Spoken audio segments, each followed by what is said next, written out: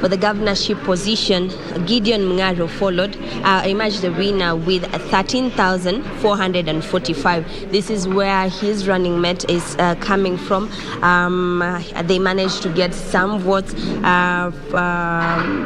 for the ODM party. So Gideon Mng'aro managed to get 13,445 votes, followed by Aisha Jumwa with 8,269 votes. George Kithi secured 5,585 votes. In that constituency, Gideon Mng'aro emerged the winner. For the senatorship position, Madzayo took the lead with 13,565 votes. Benjamin Kai followed with 5,796, then followed by Mabonje with 4,749 votes. For the women rep position, Gertrude Mbeyu took the lead with 11,306 votes, followed by Christine with 6,528 votes. Juliet followed with 4,000 votes. For the parliamentary seat, this seat was taken by a candidate of the PAR party, that is Anthony Kenga, with 10,737 votes, followed by Digo, who is the late Kamote's brother, with 7,682 votes. Followed by Carol Kalume with 5,884 votes. In this constituency, the next, the parliamentary elect is Anthony Kenga of the PAR party. Let's head over to Ganze constituency. Raila Odinga also emerged the winner in that constituency with 30,402 votes. William Ruto followed with 6,985 votes. For the women rep position, Zawadi of the PAR party, Christine Zawadi managed to emerge the winner in Ganze with 18,290. Gertrude Mbeyu followed with 14,343. The current member of parliament did not secure his seat, Teddy Mombire. He lost to Tungule, who managed to secure 24,497 votes, followed by Teddy Mombire with 11,482 votes. For the governorship position, Gideon Mng'aro took the lead with 14,343 votes, followed by George Kithi of the PAR party with 18,000. George Kithi emerged the winner in Ganze constituency with 18,689 votes, followed by Gideon Mng'aro with 14,343 votes, followed by Jumwa with 3,888 votes. For the senatorship position, we have Benjamin Kai of the PAR party, who took the lead with 19,234 votes, followed by Madzayo with 14,287 votes, Carol with 3,250 votes, then Mobonje of the UDA party with 2,124 votes. The Kilifi North, before I head over to Kilifi North, in Ganze, the PAR party has managed to secure several seats, including the MCA position. So this constituency, the PAR popularity has been rated high, meaning the results is not a surprise from the member of parliament all through to the governor, the senator, and the women rep position. As I conclude with Kilifi North, the results have just been announced. I am just getting some of the seats position. I have the member of parliament, Owen Bayer, has managed to secure his seat with 27,558 votes. Eliud Kalama of the ODM party got 19,699, and Amani Jeffo of the PAR party managed to get 4,502 votes. For the governorship position, Gideon Mng'aro, this is his hometown, he managed to get 31,247 votes. Aisha Juma followed with 11,369 votes. George Kithi followed with 8,940 votes. For the women rep position, Juliet Gertrude Mbeyu emerged the winner with 23,133 votes. Zawadi followed with of the PAR party followed with 13,430 votes. Juliet of the UDA party finished with 10,680 votes. I'm still waiting for the senatorship results as well as the member of county assembly results. This is the final constituency to table its results at the constituency Tallying Center. So, Kyoria, we have the results for the governorship position, and you can see that Gideon Ngaro is leading by around over 150,000. He is followed by Aisha Juma. It's a distant second.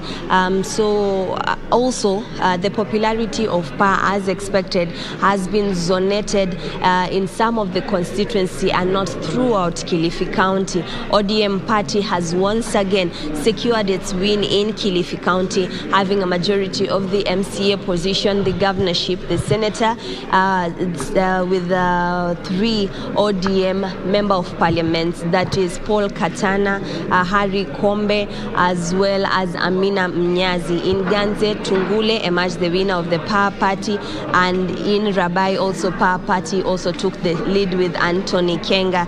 And the UDA party managed to secure only 1 seat with Owen Bayer for the Kilifi North Parliamentary seat. So as you can see, the ODM party has managed to secure its win once again. However, it may not be like 2017, but it's still, with the popularity of the PA party in place, it was proving as a challenge. However, they have managed to secure its win. So we are here at the County Tallying Center. We are waiting for Hussein Gure to receive the results at the constituency level, continue with its tallying, and expect that any moment from now he will announce the governorship, the senatorship, the women rep position, as well as the presidential results from Kilifi County. So this is day 5, and we are hoping that we are wrapping up Kyoria, and we are expecting that from here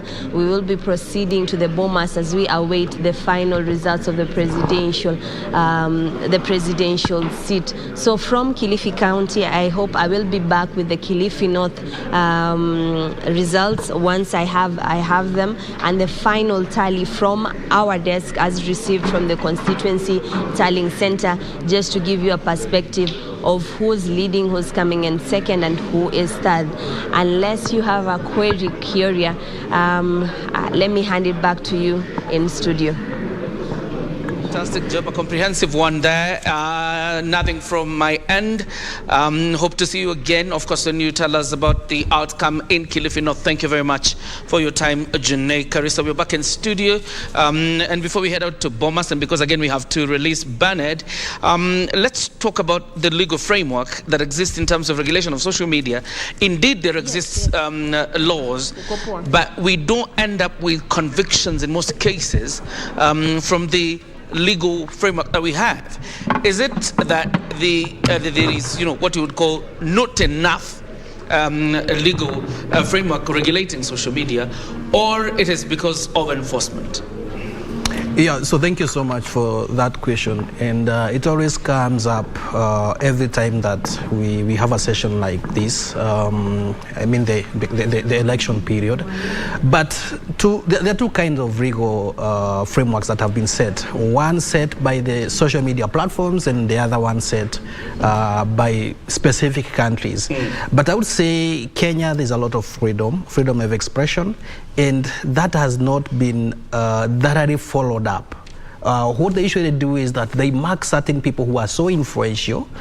We have seen them following up with people like Extiandela. They have been following up with people like Alai, Itumbi, Wahome Dhuku, and the rest. So they just mark a few, and then they keep on track on those, but not majorly someone seated somewhere in the up country, but majorly they mark a few, and then they follow up with them and make sure that whatever they are posting is something that can be put in the court, and of course they can be prosecuted. But in the general public, not really. But sometimes by bad luck, of course, there are some that have been held accountable. I can give you an example. There was a case in a bus in Githurai. You remember some years back, and someone shot a very uncomfortable kind of a video. That person was jailed. You see? So there are those things that are done because people have been doing it, but when you're caught, then it's up to you. So I would just say the rules under the country, they are specific to certain people, or maybe a kind of a trending issue, and then it end up someone like going to the jail. But in terms of social media, they are neutral, or rather it's a kind of a general law. But as I said before, that's not a human, or rather someone who flags down the post, kind of a bot. And even for advertising, for us who does advertising, there's some categories that you cannot advertise to. Like even politicians, you may not be able to promote. Some do, but you have to be very choosy with your words. Otherwise, the ad will be flagged down. That is to say, they are also following the legal framework. I mean, the Facebook and Instagram and Twitter, they're also doing that. And even things to do with health, things to do with pharmaceutical products, cosmetics, they are quite hard to promote on social. And even health, if you have to set up an ad for that, you need a certification to upload on the ads, and of course say that you are a legal doctor or practitioner in terms of the health sector. So there are those frameworks that have been put, but as I say, the local legal framework is not something that has been followed up to the latter. All right. Yeah. So particularly when you talk about the election and the misinformation happening around the outcome of this election, which is yet to be announced in any case, the fact that there's no action taken against the perpetrators of these ills, is it probably inaction from police officers, or it's simply the fear to confront freedom of expression? Yeah, and the other thing also that I've seen is there's that kind of educational skill that has not been, or rather educated to our legal frameworks. Like you have mentioned police. I know there are some of those short courses they have gone to maybe study and of course learn, but it's not something that has been deeply followed. So sometimes it becomes hard to follow those legal. This campaign period, or this election period, there's so much that IEBC is worrying of, or rather the legal practitioners are worrying of, than what is being posted.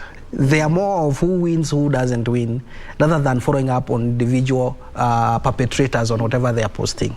Because at this session, or rather at this kind of period, it's expected. People will post any kind of information, any kind of lies, but it's upon an individual person to verify which source they are following. Of course, as you give your final remarks, so we head over to Bomas. What would you advise people? Because I mean, there are people who obviously were getting sick after watching what is happening on social media. Some kind of depression or distress. What would be your advice for people suffering from the bouts of depression because of what they're seeing on social media? Credible sources. That's what they need to follow, and that is IEBC.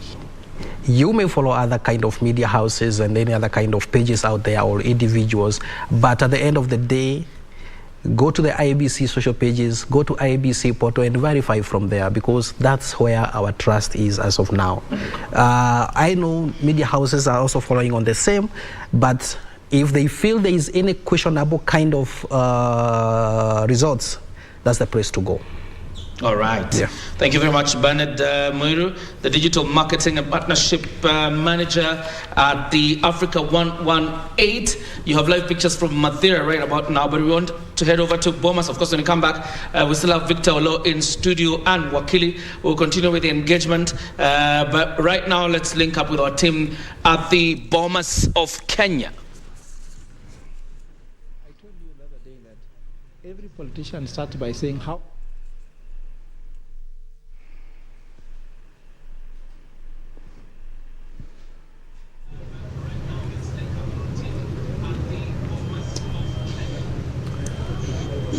Well, thank you, John Jacob Curia there at Broadcasting House. That's right, we are here at the Bomas of Kenya, the National Tallying Center, whereby things are a bit slow at this point. We are yet to get any other briefing from the IEBC, and of course we are much waiting to hear how are the numbers looking like. Apart from yesterday's briefing where Webuye West, we were given the numbers for Webuye West, and we are still waiting for the numbers from Bungoma, as promised by Wafula Chebukati. We do not know how many numbers are likely to come through today. Your guess is as good as mine, but we're keeping an eye to see what exactly Wafula Chebukati is or has in store for us. The social media now is becoming quieter as now IEBC takes charge of this tallying process. Everyone has kept their numbers aside, and that's a conversation we just want to have here. This place is becoming busier by the minute as various political party agents as well as local and international observers troop in here to try and get a glimpse of what is happening here. We are keeping an eye, as I said, to see any signs of the white smoke here coming from IEBC. We've been here the whole week. We are not giving up until the last count comes through. Well, I'm now joined on the set by my team of analysts, that is Churchill Saoke Doctor. He's a public policy analyst at the Jomo Kenyatta University of Agriculture and Technology. He's been faithful to us. He's been with us. And he's joining us this morning. Thank you very much indeed, Dr. Saoke, for your time.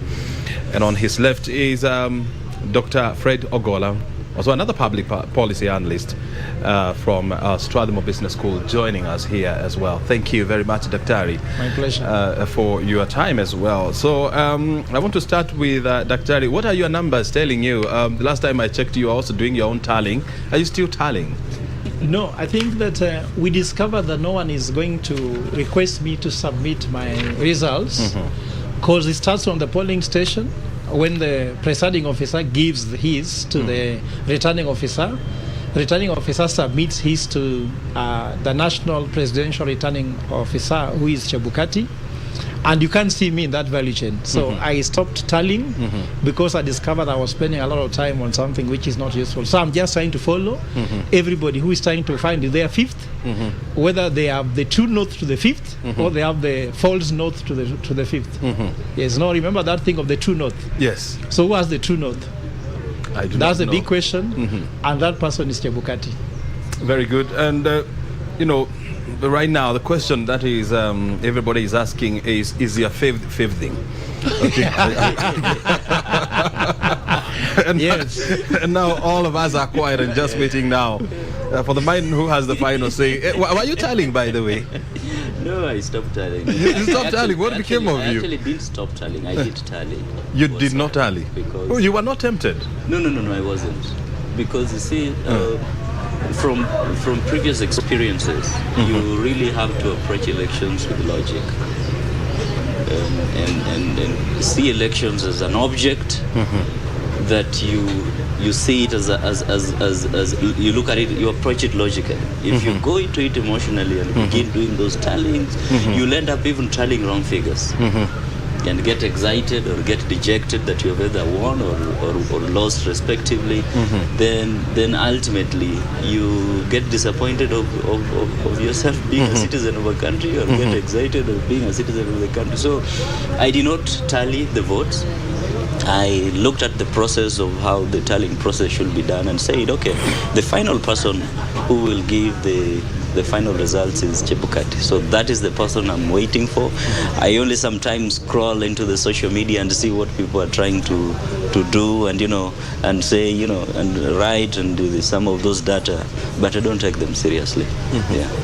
So why have we been tallying, by the way? Why have we been tallying? Curiosity is very important, and I think that even if my brother Doc says he didn't tally, I'm sure even his head was trying to do some numbers, because you're like, who is likely to win? For example, you see some figures, who has won in most of the counties, who has won most of the seats, who is likely to win, who has more the numbers. So it's curiosity. But the only thing also is that some of us have a position whereby you cannot avoid somebody asking you, how are things? So let's, for example, you are a senior lecturer at JKWAT. People believe that you're a political analyst. They believe you should be able to be in a position of knowledge, not the position of ignorance. So some of us are under pressure to know what's going on. Like someone asked you, has the election been rigged? So if you are in forensic, you should be saying yes or no. Is there a way this election can be rigged? So you could be asking this question. So you try to tally and see who is right. Sometimes what I've been doing is to falsify numbers. I've been doing falsification because I discovered there's the most powerful evidence you cannot give is called falsification evidence. Let me give you why this is important. There are two types of evidence: falsification evidence and confirmatory evidence. The sun has been rising from east, setting on the west, is it not, since we were born? Do you know that has been for millions of years? The day the sun will rise from west and go to the east, just one instance, no one will ever say again that the sun rises from the east and sets in the west. So what I will tell you to do is, when you see Kenya Kwanza tallying theirs, you see Azimio tallying theirs, don't waste time on you also tallying. Just look at what they're doing, falsify with some clear facts. Just find a way to raise a doubt in each of those numbers. Then you discover that no one has still got these figures right. Because I saw one whereby some coalition saying, for example, we have 7.4 million votes, and they give these guys the other side 6 point something million votes. When you add up with the fact that some votes are spoiled and the turnout of 14.3 million votes, you discover it just cannot add up. There's what we call the principle of non-contradiction. Something cannot be and not be in the same way, in the same place, at the same time. So I've been doing more of that, but of course, where is the source? For me, what's important is the source. Before we are told the source of data is IEBC portal. Then someone has made us now wonder, so if we're being told somebody claims it has been hacked, so then where is the source? So when you are tallying results, you don't believe they are not the real source because they have been hacked. Can you imagine how this is difficult? So that's why I stopped tallying. Because you are tallying from which, if you have no evidence that they have been hacked or not been hacked. I believe that it has not been hacked because the IEBC should have reported that we have been hacked. So I'm waiting for Chebukati to say, have we been hacked? I'm sure this question will come in the media briefing. Is the portal secure? I'm sure they have a firewall to secure their portal. So I think Kenyans, unless it is confirmed otherwise, let us believe that the portal is secure. The IB system has not been hacked, isn't it? If it has been hacked, let us bring the evidence being hacked. So that's why it is difficult to tally, because now we don't know where are you getting your results from. And I think, I'm not an IT expert, and I do not hold any brief, for IEBC. But from the conversation that we've been having here with IEBC, with election observers, with IT experts, one thing is clearly coming out, that it's practically impossible,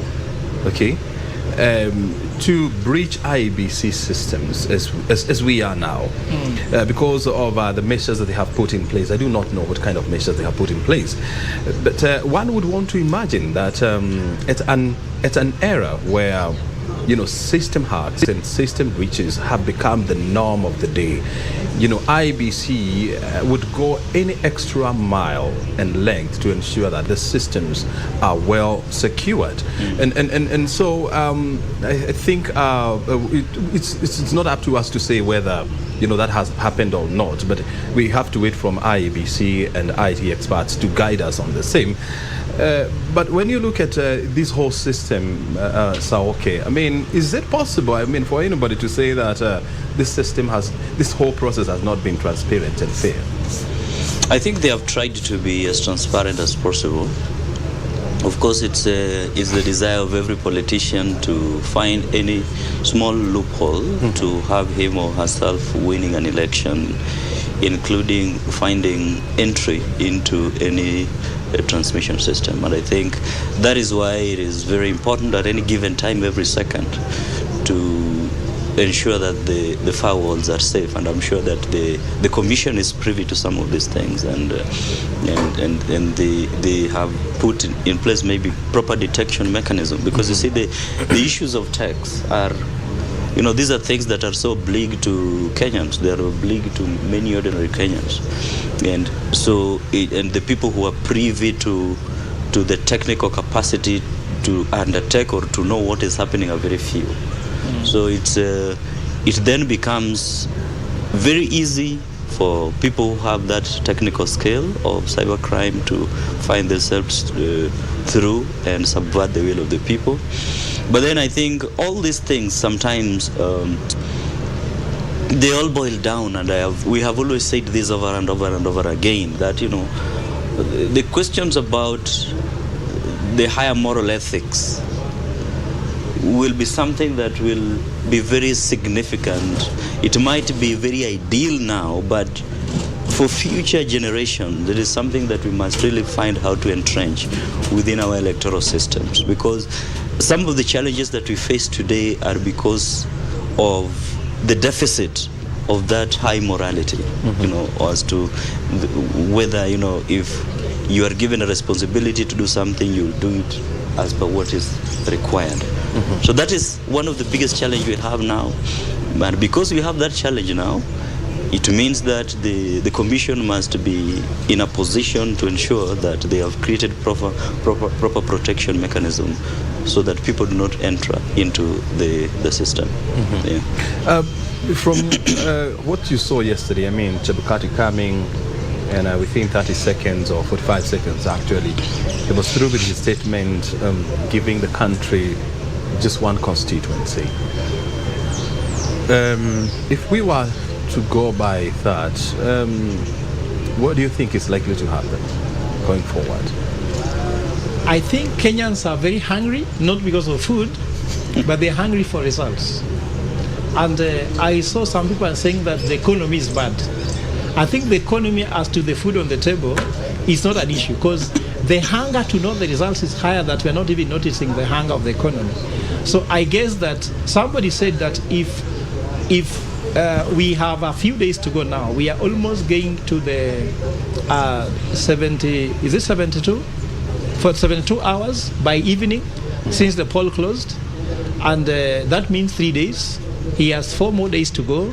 We have 291 constituencies to read. We have read one. How many forms should he be reading? Form 34B should he be reading per minute? We discovered that every 20 minutes he should be reading at least a constituency to make that number work. So if you look at it by time going, are we getting there?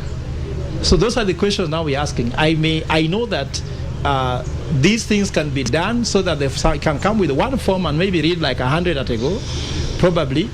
But I'm trying to say now he has to move at that pace so that we can get the results on time. But maybe to weigh into the discussion about the security system of IEBC, you know that the banking fraud in Kenya has been going up. Penetration of the banking system fraud has been going up.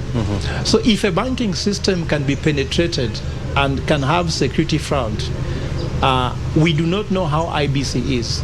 I'm only banking on the fact that IEBC was given 44.6 billion shillings, and they should have bought technology, the best that money can buy, to protect, because IEBC's most important thing is not money. In the bank, you try to hack it to make money. But here, imagine you're hacking for data, just for information. Can you imagine? Now, the tallying process, the numbers in the servers are so important that somebody can hack. Can you imagine when information can become so valuable? So I guess that before they went live with the system, they should have done what's called penetration tests. And with penetration tests, you can see what are the loopholes in this system that can stop someone from penetrating it. But at the same time, we could be secure this way. Remember, after uploading the Form 34As into the portal, the physical 34 A's are still coming to IEBC, and you saw them using a phone, scanning through the codes just to check whether those ones were actually original IEBC form, and that's a kind of a complementary system to confirm it could at least help us to see that even if someone goes to hack the portal now, we still have the physical 34 A's coming to IBC, and that can cure this deficiency. Yesterday we had a conversation with the IEBC Commissioner in charge of ICT. This is Justus Nyangaya, and he said that the Commission has now hired a fixed wing and plane and helicopter that will be used yesterday and today to bring returning officers from far-flung areas of this country, like the northern parts of this country, Lamu, and so much. And so the expectation is that today we are supposed to start seeing hundreds of returning officers, coming from far-flung areas, delivering those physical forms. If that was to happen, then they're estimating that by tomorrow we should have concluded this process of tallying those Form 34Bs, and who knows, then we're likely to have the major announcements tomorrow or the day thereafter. But the question is now slowly turning into, then how do you start managing the expectations of people? Because the public is every minute, every second. I mean, the expectation is growing, and how do you then manage that expectation to ensure that people remain sane? The first, I think that what that commissioner said, they should have even done it for even more other counties. I mean, more other constituencies or electoral areas, because it would have helped reduce the time, one, and also two, they would have also helped in increase the security of some of these voting materials. So I think this is something that they should consider even in future, to deploy as many of those choppers in different parts of the constituencies. On the issue about managing public expectation, this is something that I think the Commission will really need to think about in future, even beyond this election. The issues around communication, you cannot manage people's expectations without proper communication. Communication and people management or public management are very coherent. And when you look at, for example, the report that was given by one of the observer missions by Jakaya Kikwete, one of the things that they actually emphasized was the issue of communication. In fact, they actually gave a recommendation that for future elections, maybe the Commission should actually even partner with the state broadcaster to ensure that, they are able to give timely communication. You see, right now, one of the reasons why you find there is a lot of anxiety is because of decentralized and confusing communication that is coming from different sources, providing non-authentic data, some of which are even trying to override the authentic data that is coming from the Commission, because they lagged behind on their communication strategy. So I think this is one of the things that they really have to think through very carefully if they really have to manage the expectations of people in future. But as is now, sometimes the best way to manage people's expectations is just to give what is right. Right? Yeah. Just give what is right. And when you give people what is right, there are people who are going to doubt that, and if they are doubting it, let them go and verify through the right procedure. And when they verify through the right procedure and find it is right, you'll be vindicated. Yeah, for my take is that most important is, let's look at running election as a project. And then there are three things that you have to use to measure the performance of IEBC. One, on budget. Budget is 44.6 billion shillings. By the end of this, will they have spent that money and delivered a credible election? The second thing, quality. What's the quality of the results they are going to give out, which is supposed to be tested with 3 words according to Supreme Court: verifiable, transparent, and credible. Then the last one is time. We need to be executed within the timelines set out to do this. And of course, the Constitution gives them 7 days. But look at this. When some people have tallied theirs now, you see, for example, media houses are around 6.5 million for each of the candidates, either side. Remember now, it is very easy for the media houses to declare result and say, according to us, so and so is the president. So we shall have a media president, but also we can have an IEBC president. But of course, the media cannot give a certificate of election, isn't it? Only IEBC. But look here, there are 2 types of biases we have to consider here. Like a child, I have a son called Matty, he's a young boy. What he hears first, he takes it to be very important than what he hears second. And if media says these are the numbers, if IEBC come with different numbers, even if they're the legitimate, people may tend to oscillate towards these people even got theirs earlier. You came later, why are you cooking them? Remember, the ones of cooking normally means you are taking longer time to give us what we should actually know earlier. Look here, how should the media be ahead of IEBC, and IEBC has staff and they are funded to do it? You see, these are the questions now Kenyans are now trying to raise. So for me, the earlier IEBC comes, declare the results, the better, because as time goes by, people are cooking, people are sending to each other data, and they're saying we have finished telling, we know who has won, swear as in. IEBC should go faster and declare the results, because tensions are taking place. And tension taking place, for example, buses are not leaving Kampala coming to Nairobi. That's a fact. Because I had something I was supposed to send from Kampala to come to Nairobi.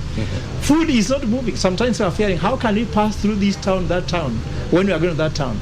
So people are saying that it seems we are in a standstill. Why don't IEBC come and announce these results early and quickly? So the question here of him coming to read a few forms, talking about choppers and the rest, this is not a reaction. They have run this election. Chebukati is not presiding over the first election. He's even did 2 of them in 2017. They could foresee this situation. The distance in Kenya has only increased overnight. We know them. Logistical challenges are not things that came in 2022. They have always been there. So roads have improved. Uhuru says he's built 11,000 kilometers of road, which means that we should be having better communication transport system. ICT, fiber has been increased. All the telecoms have been doing more upgrade of their system, G4. 3G so I'm saying that 4G. we cannot be able to do worse than we did last time, and we have improved in infrastructure, systems, knowledge, and experience. But where are you basing your argument that, or where do you draw a conclusion that we are doing worse than we did in 2017? Of course, looking at the point whereby it is taking longer. By this time last year, IEBC had announced more results.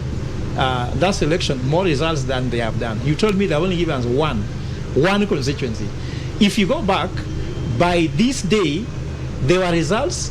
Politicians were doing press conferences. They are contesting them. Now there's nothing to contest because actually they are not yet out. But don't you think that's a better, public nervousness management process as opposed to people just seeing numbers, going up? And that's what I'm telling you. You have to balance now. The issue is balance, quality, budget, and time, because people are reacting to which one most. People are reacting to time even more than the quality. You got my point? So what is the balance? I'm saying there must be a balance. Because sometimes you need to have deployed these choppers earlier. It costs you more money, but you save on time, and also you bring more credible results. But of course you cannot, look, until last evening, we still had constituencies that were still going on with their tallying process. And so even if you are to deploy a helicopter, 24 hours in advance, until the returning officer declares that this process is now closed, the person cannot be airlifted to Nairobi. Yeah. So it will be an exercise in futility. But IEBC has been very consistent and very clear on this, that we are playing within the legal time frame given to us by the Constitution or by the law. And so if the country deems it fit that we need to hasten this process, then should it be now up to Parliament to relook into this and come up with maybe timing that they think favors the public? It could be a double-edged sword because, you see, if you try to reduce the timing again, other implications will arise. You know, they might try to do a shoddy job and run over it and then still declare a wrong result on the basis of the short time. So it's a tough balance. All these things are balances that all depend on, you know, you want to provide credibility of election within the constitutionally laid out guidelines. Are you ready to provide a credible election? Because if you're ready to, you will provide it however time you're given. But if you are not ready to, however long the time is or however short the time is, you will still not provide the credible election. So it all still depends on whether you want to provide credible election or not. But you see, O'Brien, look here. We grew up knowing that you start for exams, KCP, in November, and you see the results somewhere in January, if not February. KCSE was even taking longer. Someone came there by the name Atiangi and said, no way, before you eat that chapati on Christmas, because for us, we used to eat chapati on Christmas Day, you will have seen the results, so that when eating chapati, you feel guilty if you didn't do well. Now, I know there's what you call legal, but what makes you sound? If you're just a Kenyan who does the bare minimum the Constitution requires, that's the bare minimum. Doing it in 7 days, there's a bare minimum. That's called efficiency. Could you not be a Kenya setting pace? Kenya has among the best fiber optic, among the best roads infrastructure, among the best in terms of human resources. I'm sorry to say this. If Kenya takes this long, what should happen in Sudan? What should happen in DRC Congo? They should take 3 months to know the results. So I'm saying we should also look. They say we can't compare with America. How long did it take to get an American president? It never took more than 4 days, isn't it? For us, we are talking about 7 days. If Chebukati surprises Kenyans by giving these results tomorrow, we will really applaud him, because the day after tomorrow, we start wondering whether kids will go to school on Monday. Should there be another Gazette notice to push the school to understand? So we're also looking at this thing within a very tight ropes. Everybody's walking a very tight rope. Kenyans, some of them ran to supermarkets to buy more food. So we are looking at all these implications of this. You see, I mean, anyone who's driving through the city center and coming to this place, would definitely tell you that it looks like it's a holiday. It's a holiday. Yes. Okay, it looks like it's a holiday. Yeah. But Chebukati has not stopped anyone from working, has he? No, but it's because, look, in Strathmore, they have issued an order I should not be seen until after 2 weeks. Yourself? Yes. Why? The office is locked. Why? Why such a reaction? Is it because of the elections? Yes, it's election. Election break, they call it. Of course, now what's happening? They're going to pay me for 2 weeks where I'm not working actually in the office. Of course, I'm working through emails, but I'm saying we're working remotely. All services are still being given all to the students, everything. But you see, the thing is that the fear of between my house and the school, isn't it? There's a fear. So I'm saying... But it is not that you live in a good estate. No, whereby security is guaranteed. But you see, I have to pass somewhere where... It still just boils down to the anxiety of, you know, like as I was coming today, I received 2 calls. One from a friend in Uganda, in Kampala, who actually, she alluded to how much the Ugandans are following the Kenyan elections, more than the Kenyans do, by the way. And in fact, the first statement, the first word she mentioned is that there is tension in Kampala. And I asked, what do you mean there's tension in Kampala? Yes. They have because said of the Kenyan election? They say that your election is like a pendulum. Even I got a friend from Kinshasa. You cannot detect or determine where it's going. So I said, okay, you know, as we have never seen this, so we are so glued to it. That was one. The second person was, you know, he was he was asking me whether it is safe to go to work. Should they be, nervous or excited or because, look, the Ugandan electoral process is completely different from ours. I think they're excited about it because, for them, they really want to see how democracy works. And they see Kenya and they see it as a model to look up to. So that's why they are so excited about it. But Obra, let's just discuss this on a bit of international politics also. There are statements that were issued by, you see, in Uganda, there's a way these different candidates are taken. In DRC Congo, there's a statement that came from the deputy president talking about DRC Congo that was like, if this guy becomes the president, the international relations between DRC and Kenya has some implications. At the same time, I told you, there's a lot of interdependency. Buses that move from Kampala to Nairobi, what do they carry? They carry people, they carry goods and services, and they can't breathe. They are thinking, will we have scarcity of fuel because of the elections in Kenya? Will railway be uplifted again?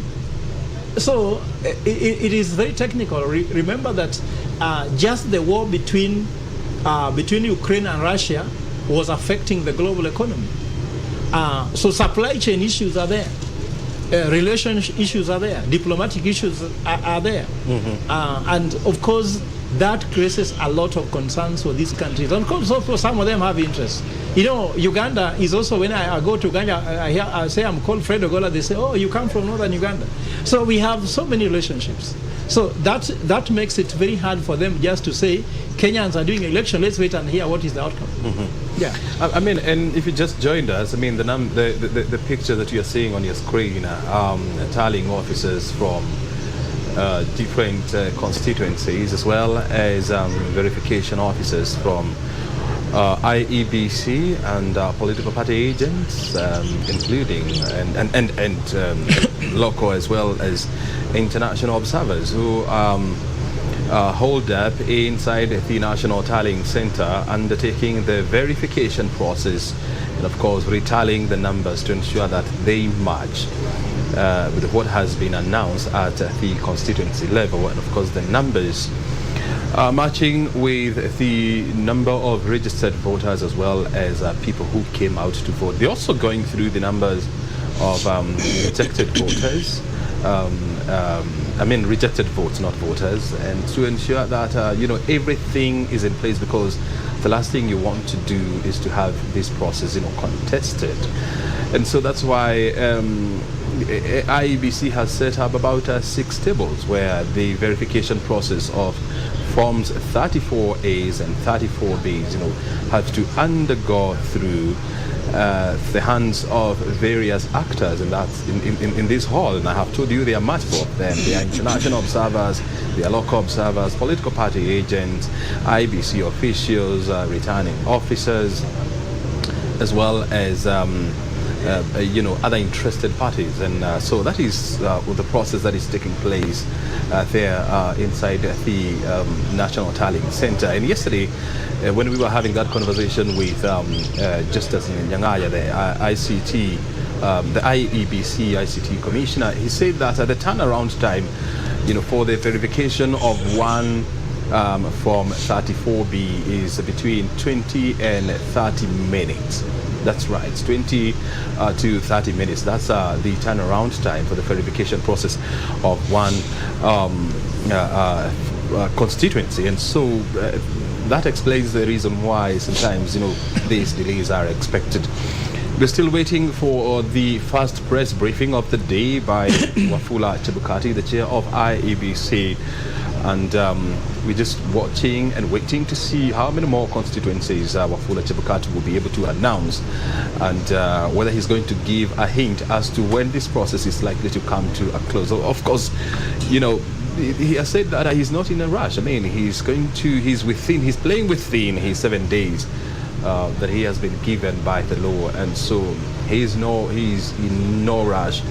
And what they are doing is to ensure that the process is smooth, and of course it meets the required legal threshold. We are still in the House talking to Churchill Saoke. He has been our in-house or resident analyst since we began this process, and Fred Ogola, he has also been our resident analyst here at the Bomas of Kenya. We are going through what has been happening and asking ourselves questions, and I now want to turn to Fred Ogola and ask him this question. Suppose we conducted the elections on Tuesday. Suppose Wafula Chebukati announced the winner on Wednesday. Would you buy that? The day after? Yeah. Of course, I'm not the one to buy it. you see. But yourself, I mean, you're saying that this process is taking too long. Of course, but what if he came on Wednesday, the following day, and announced? We can question how fast has this happened, but. So you still question if it is fast. You still question. Either way, because you see, I told you, and you're still questioning the fact that it is taking long. I told you the three things to measure it: quality, on budget, and time. You have to balance it. Nevertheless, the person that Chebukati is so scared about and is trying to report to now is Supreme Court. So the person who need to see whether that is the correct or not is the Supreme Court. So for that matter, if you're trying to say that Chebukati is doing this process for the Supreme Court or for Kenyans? But the person who can deny this is only the Supreme Court, because the candidates cannot deny it. Legitimately, no, they can't. They can raise concerns, but the person who has the last word now is Supreme Court. I told you, when you're doing this game looks like game theory. You know what game theory is about? Who is the player? The candidates themselves, the parties. Then we have the arena, the field. Is here political field. The voter is the one who voted. Now we have the referee. The referee is IEBC headed by Chebukati.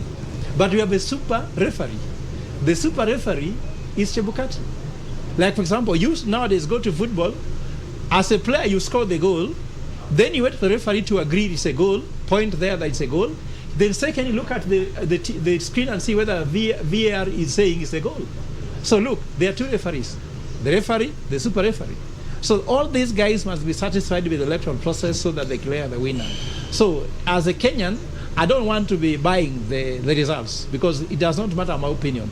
It's the Supreme Court. So at the same time, of course, I can just say, hey, IEBC has to convince us how this was done. Like I told you yesterday, it took a media house, the Tallying Center, 8 hours to tally 5,000 polling station papers. Now, to tally all this, if you go by that number, should take 73.5 hours. We haven't reached that hour yet. But the point is, we also don't want to reach Monday, because we don't want another Gazette notice telling children to go to school the week after next week. But you see, I mean, when you look at the whole process, of tallying and declaring the winner, I mean, anyone else who is tallying, they don't have to wait for the returning officer to bring the physical forms to them. Yeah. They're just going to IEBC website, downloading the photo. I mean, the IEBC portal, downloading the form, looking at the numbers, and then tallying and coming up their numbers. But for IEBC, the process is completely different for them. Apart from downloading those forms, from the portal and doing their own counting and tallying, they have to wait now again for 34 A's from the polling stations and 34 B's from the constituencies, to land here, to receive them, to confirm that indeed it is true, to certify, and of course to verify. That is definitely a longer process than all of us are doing. And so it will be expected that the turnaround time for media houses or individuals would definitely be faster than IEBC, because again, your threshold, my threshold, the media house's threshold is completely different from the one for IEBC, because no one is going to take us to Supreme Court, right? They have the staff and the money. Did Treasury give you 44.6 billion shillings? Me? Yes, as media houses to tally. Do you have a budget for tally? Well, these people have been given 44.6 billion to organize the voting, tallying, logistics, everything. So I'm saying you would require them to use their resources effectively and efficiently and deliver. How many staff have they had? I hear apart from the full-time staff, some of them are going into around 300, 400 staff. And also their volunteers. So we are looking at a bigger organization, bigger than the media houses, and we expect faster speed in this. Actually, the 34 A's, they are not for telling. They are for verification. It's just for verification. Yes. And I mean, you've been inside there, Saoke, and you have seen how many tables? I think there are 6. I've lost the count. So there are 6 of them. And each form, must go through all the tables. And one table has about 8 people. And so for all these 8 people, they have to go through this process of verifying and certifying this form.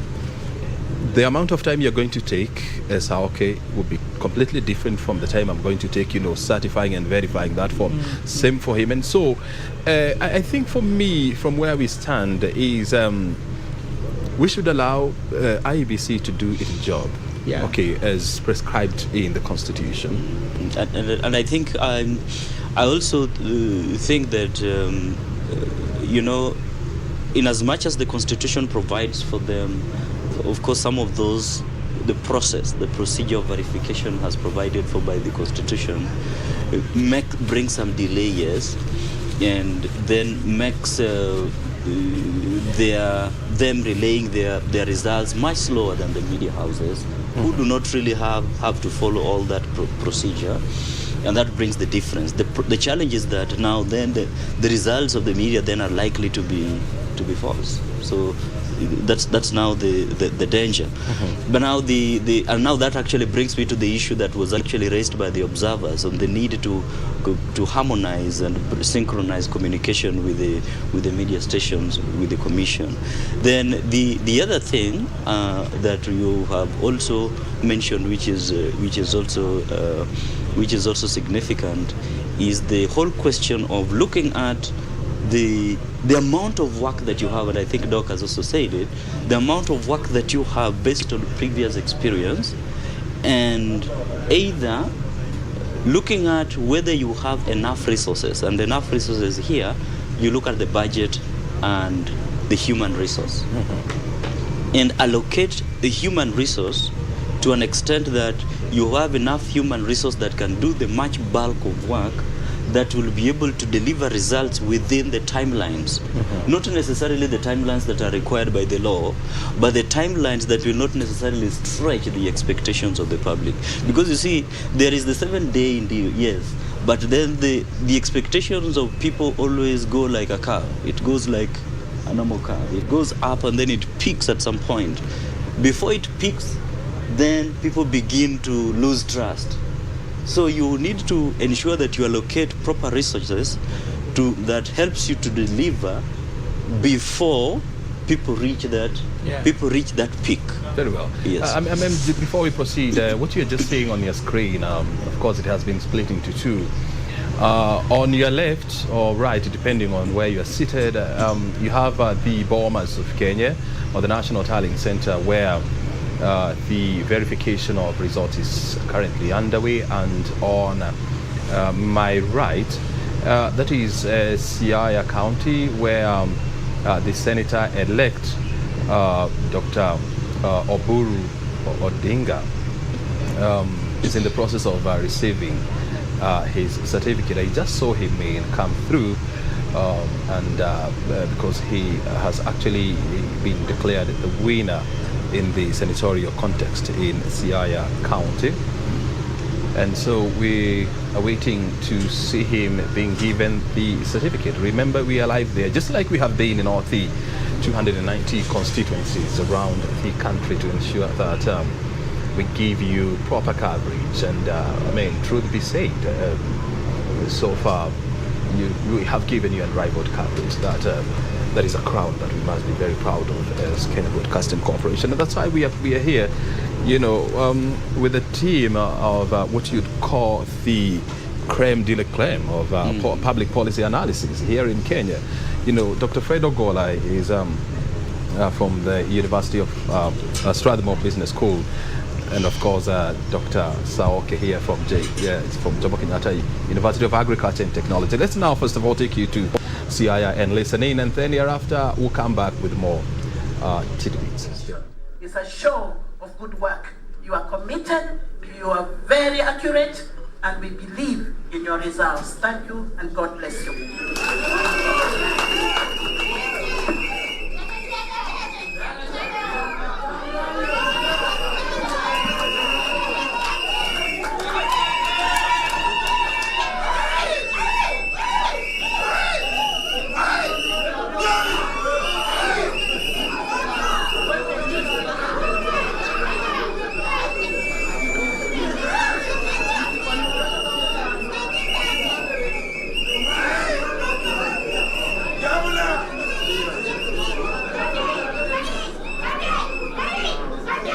Now you will shout more, and let's be patient as we listen. Now is the culmination of everything, of all your works and campaigns, and you've gotten used to calling Senator. I don't know what you'll be called. You'll continue calling him Senator, Senator Olengo.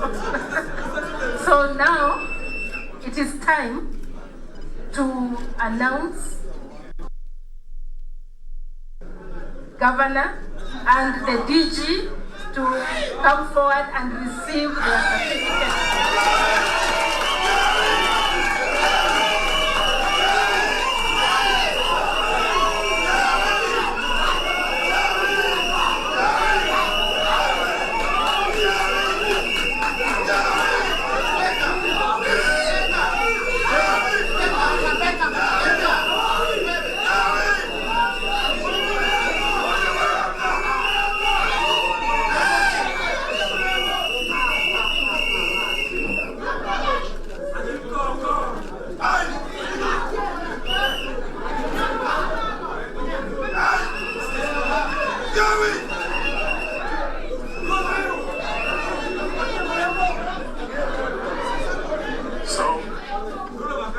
Good morning, everyone. I also want to join the rest of my colleagues in thanking the good people of Siaya for bestowing their trust in us. We commit to impacting their lives. We want to thank the media, the security team, and IEBC for conducting peaceful and transparent exercise. Thank you very much, Governor.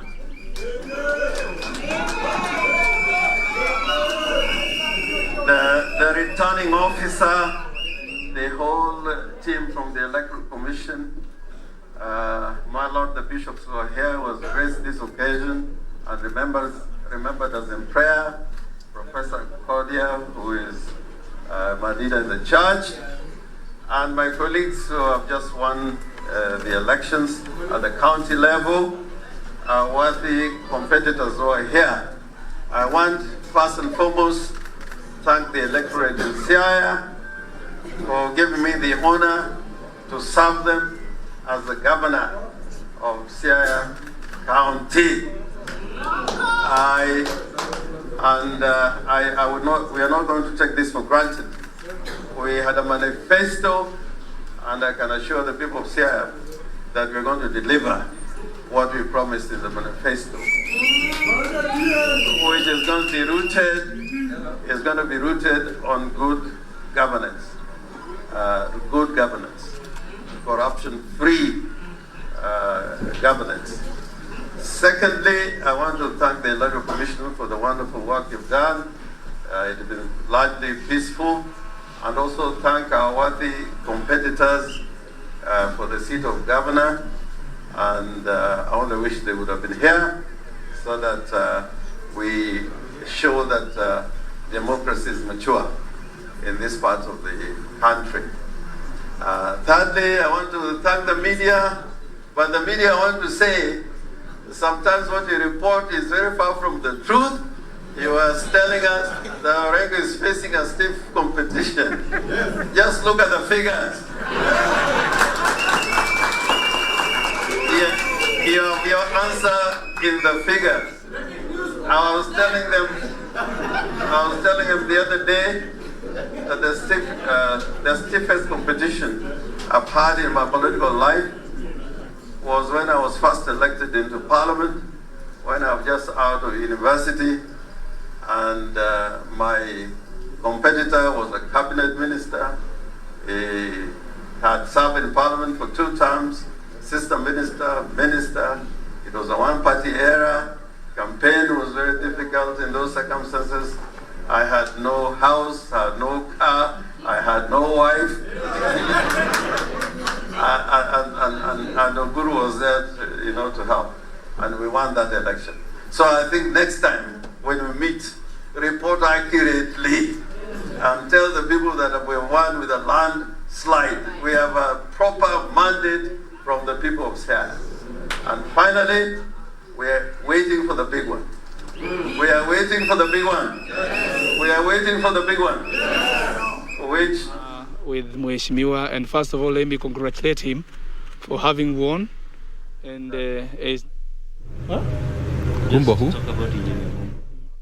no assembly. And we want to thank all those who have been in this process to share information.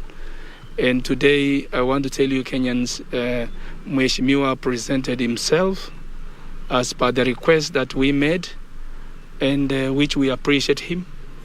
And after this, what we can inform you is the police processes have started. Mheshimiwa has recorded his statement, and the normal procedures in terms of fingerprints and the court processes. So he's more than willing to go to court. We have no issues with him in terms of resistance to comply. He's been complying since he came here, and which we appreciate. And I think that is the way to go, and unless you have more questions to ask. Yeah, maybe you'd share at what time did you, if you remember the time? 10:20. 10:20. Yeah. Was exactly at your office? Or? Yes, that's when he arrived here, where we are. Alone? Yes, and there is lawyers. And Sydney commented if he had filed for anticipatory bail. That one is upon him. That is upon him to answer. Yes. Do you have more questions? Maybe if the case is going to be handled here, we have had different orders from the DCI in Nairobi, from Kakamega County. There are no orders from our leaders. What is there is the normal process. We have courts here. So the issue of orders coming from somewhere, no. We are not aware of orders. What we are aware of is Mheshimiwa is here with us, and we are following the normal police processes, and that's all. Thank you. Asanteni sana.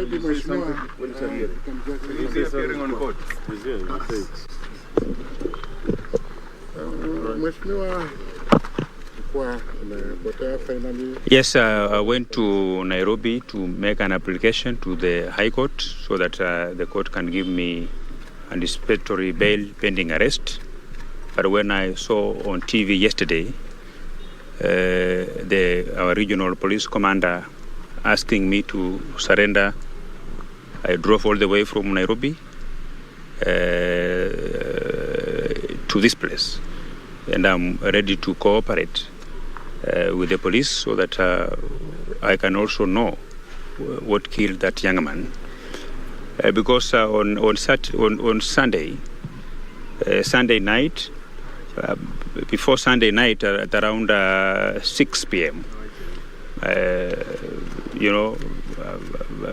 my private bodyguard was attacked badly.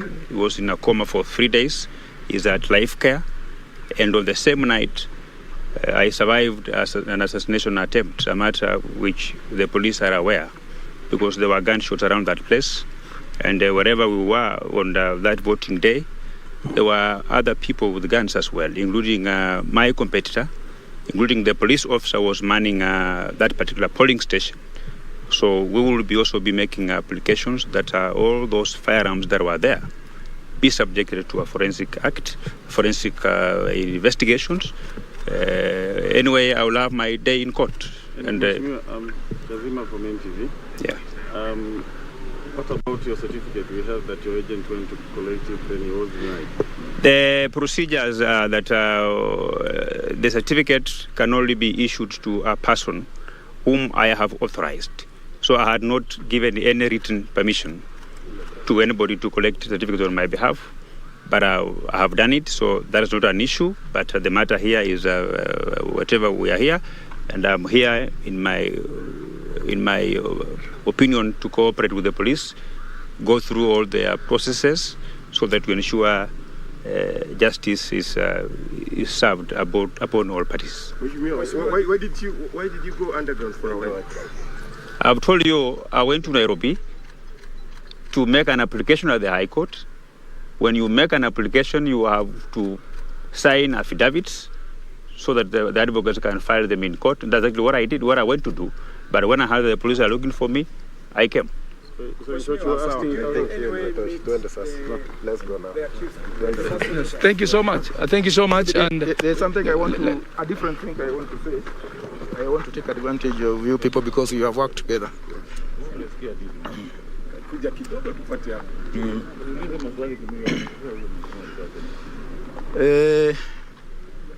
Sasa nataka kuongea kidogo kuhusu hii shughuli tumekuwa naye ya uchaguzi.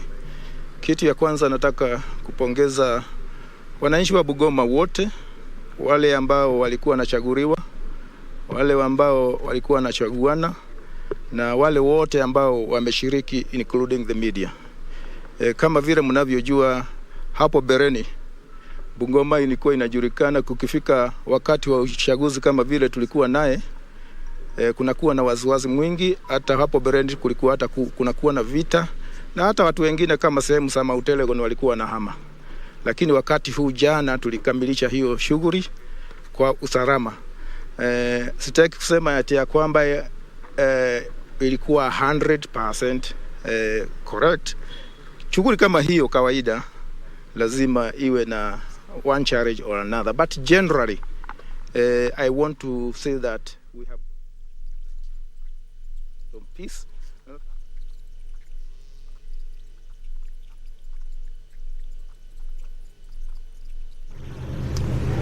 Well, that is Bungoma County, actually outside Bungoma Police Station, where MP-elect for Kimilili, Didmas Baraza, has just presented himself to the police.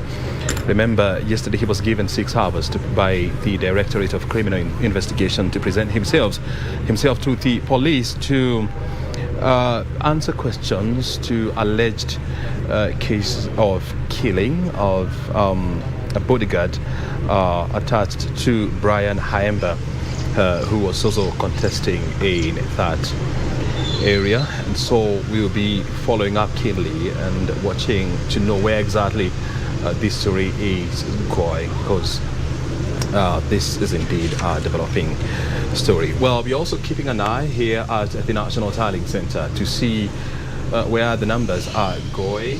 Wafula Chebukati, the IEBC, is the man of the moment.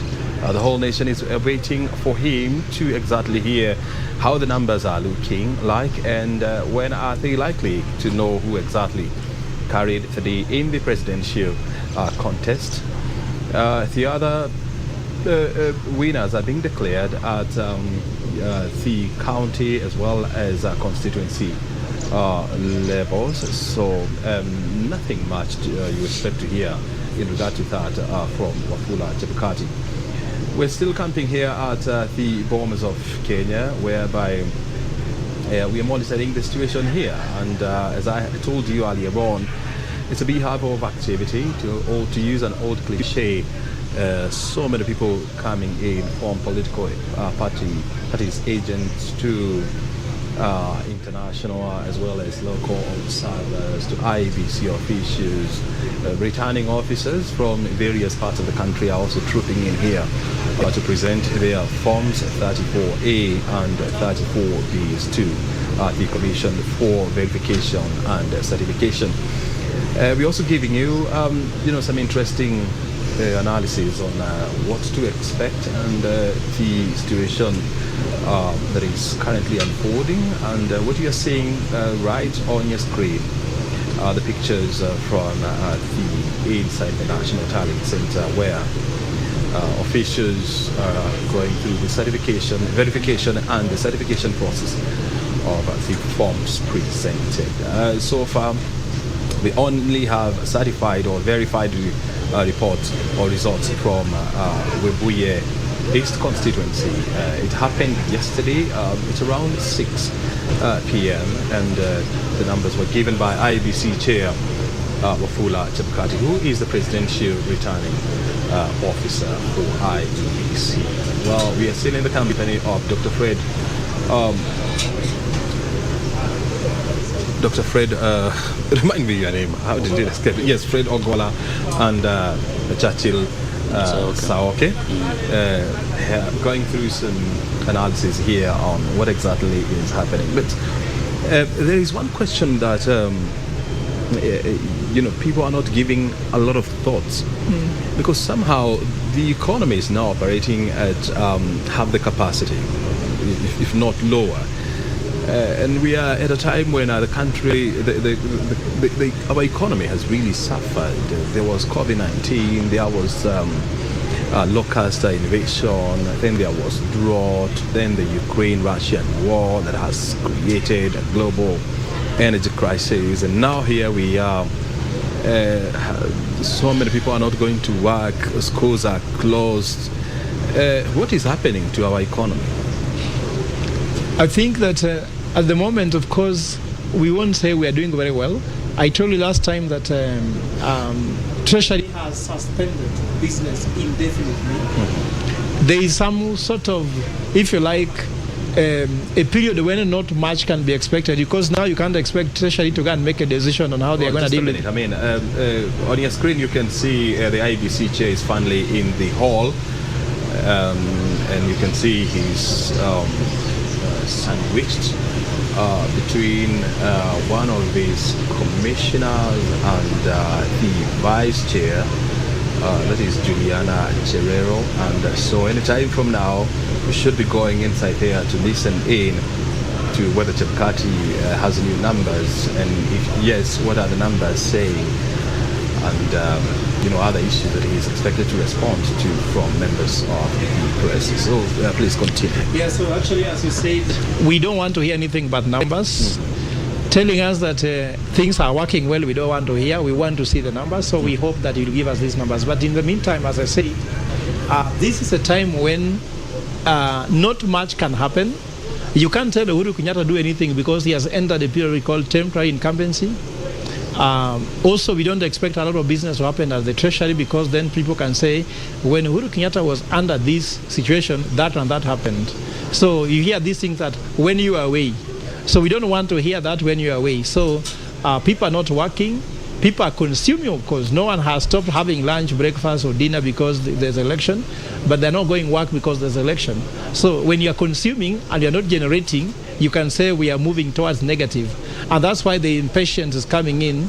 And I think that it's a sacrifice every country makes at any given time. Like, for example, in the US last election, even people had to cordon the streets to protect the streets if somebody may want to break into a shop. So it is a cycle that everybody goes through. America does it every 4 years. Kenyans are now doing it every 5 years. Some countries do it every 7 years, for example, Rwanda. So it's something which is a necessary evil. Go through it like China. Well, I mean, they are very lucky. And that's why some will say maybe you just need that system to work. Nevertheless, they also have their own issues that they deal with. In China, freedom is not something you can just talk about. For example, if you go to China, you can't call on WhatsApp. You may never access Facebook. So there is what they pay for and there's what they get. So that is a very teething issue. But if you ask me, what should we be doing? As I told you, read a book, take a walk, do research, not researching for results, but do research. Do the things you can do when you don't have to be in your station. For example, I am here analyst. When I'm not on TV, I have my laptop in the car. I go there, I can answer some emails. There's something I need to read. Very good. And now, as you can see, time now that we've been waiting for is IEBC Chair Wafula Chebukati, and now let's listen in.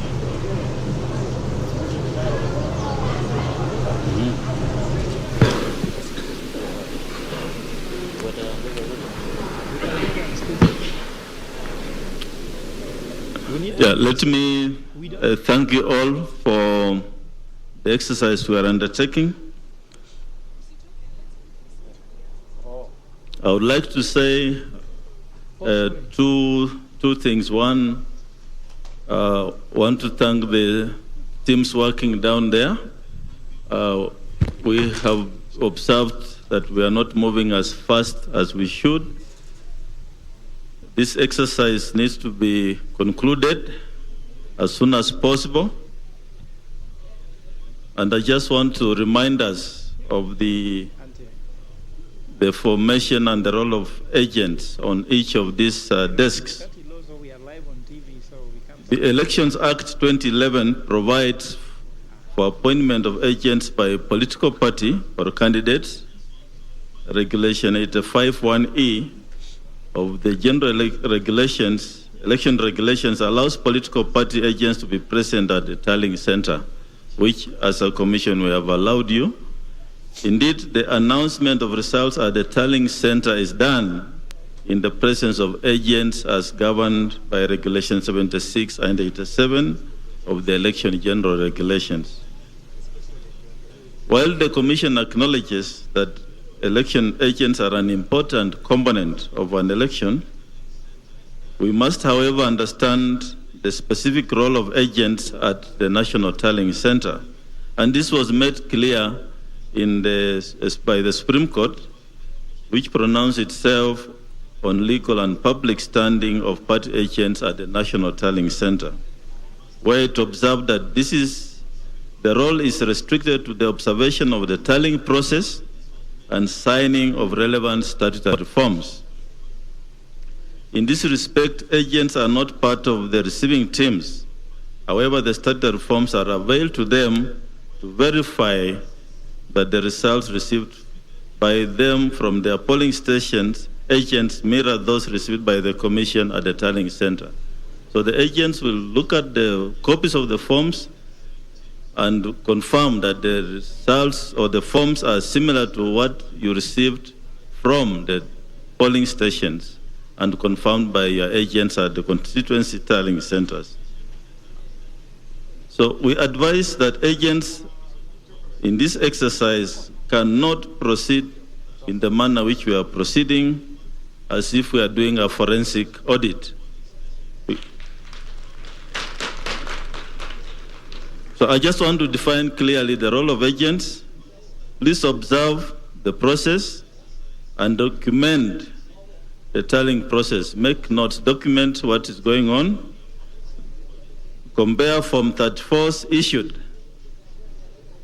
and you are being given copies to the party agents and those received by the presidential returning officer at the tallying center, and bring to the attention of election officials any errors, irregularities noted in the comparison of the forms, and make notes of those errors and sign declaration forms at the end of the tallying.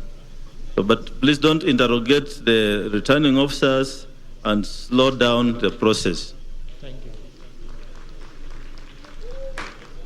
If we do that, then we shall not be able to finish this exercise. So agents play a role, observe, make notes, and then let the process move on. And we expect that we shall have a few more desks to make 7. I'm directing that each desk should not take more than 15 minutes per returning officer. So those who, and perhaps I was here the whole of last night until this morning. I observed a few incidents of disruption of the process. Please restrain yourselves from disrupting this national exercise. If there are any incidents of disruption, we shall remove you from this tallying center. So please restrain yourselves from disrupting the process. If you have any concerns, make note of the concerns and raise them with me. Do not disrupt the teams that are carrying out this exercise. To the returning officers who are sitting patiently waiting to be served, please arrange your papers. Don't come with their incomplete or disarranged papers, because if you come with their documents not arranged, you're also going to waste time at the clearance desk. Put your papers in order We have over 130 returning officers in the House. They need to be cleared so they go back to their stations. We have a few results which we want to announce. Ndia constituency in Kirinyaga,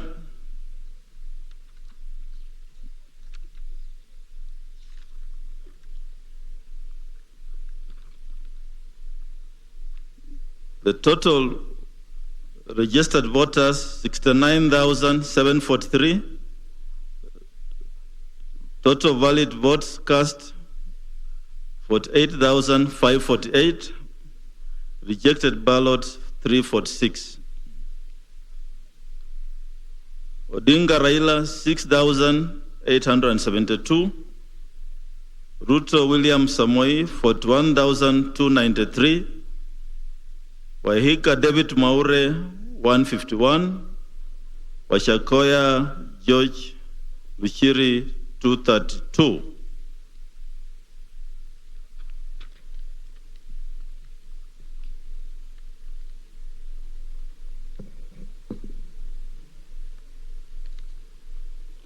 Katuntu South in Kiambu County, Katuntu South constituency in Kiambu.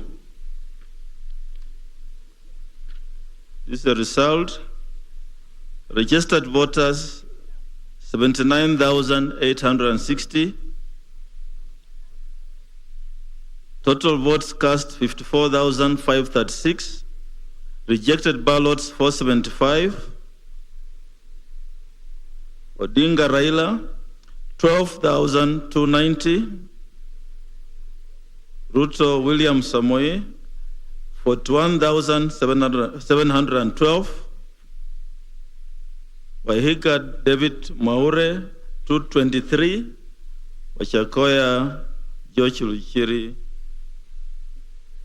311.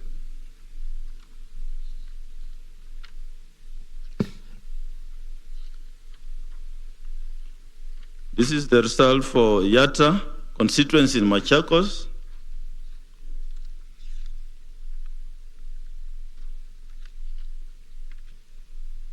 The number of registered voters 82,446. Rejected, the number of votes cast 49,062. Rejected ballots 402.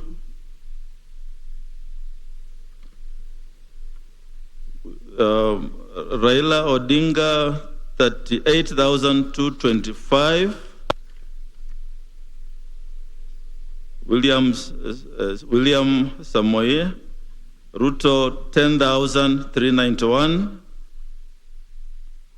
Wahika David Maure 121. And Wachakoya George Luchiri 325. Then we have Aina Bukoi constituency in Uasin Gishu. The number of registered voters is 62,611. Votes cast 44,102. Rejected ballots 265. Odinga Raila 8,620. Ruto William Samoei 35,401. Wahika David Maure 51. Wachakoya George Luchiri 90. We are processing the rest of the results we have received, and we shall continue announcing. Perhaps the chief agents, if you are here, we can give you some 15 minutes break with your teams. Maybe you can consult on the remarks I've made and come back for us to proceed with the process. We can take a 15 minutes break. Thank you.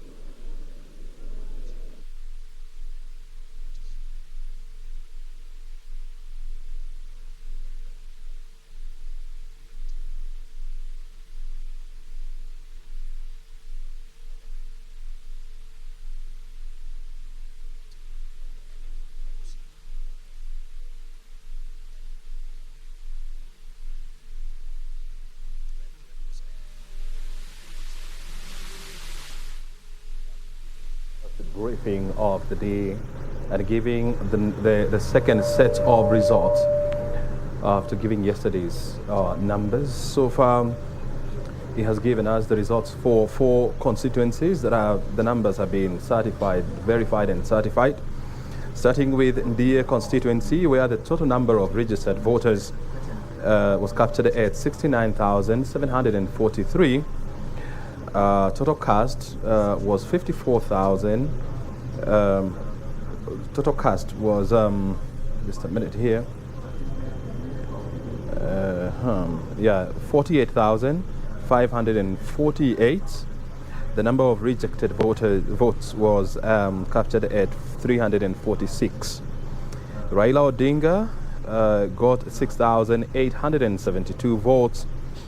William Ruto managed to garner 41,293.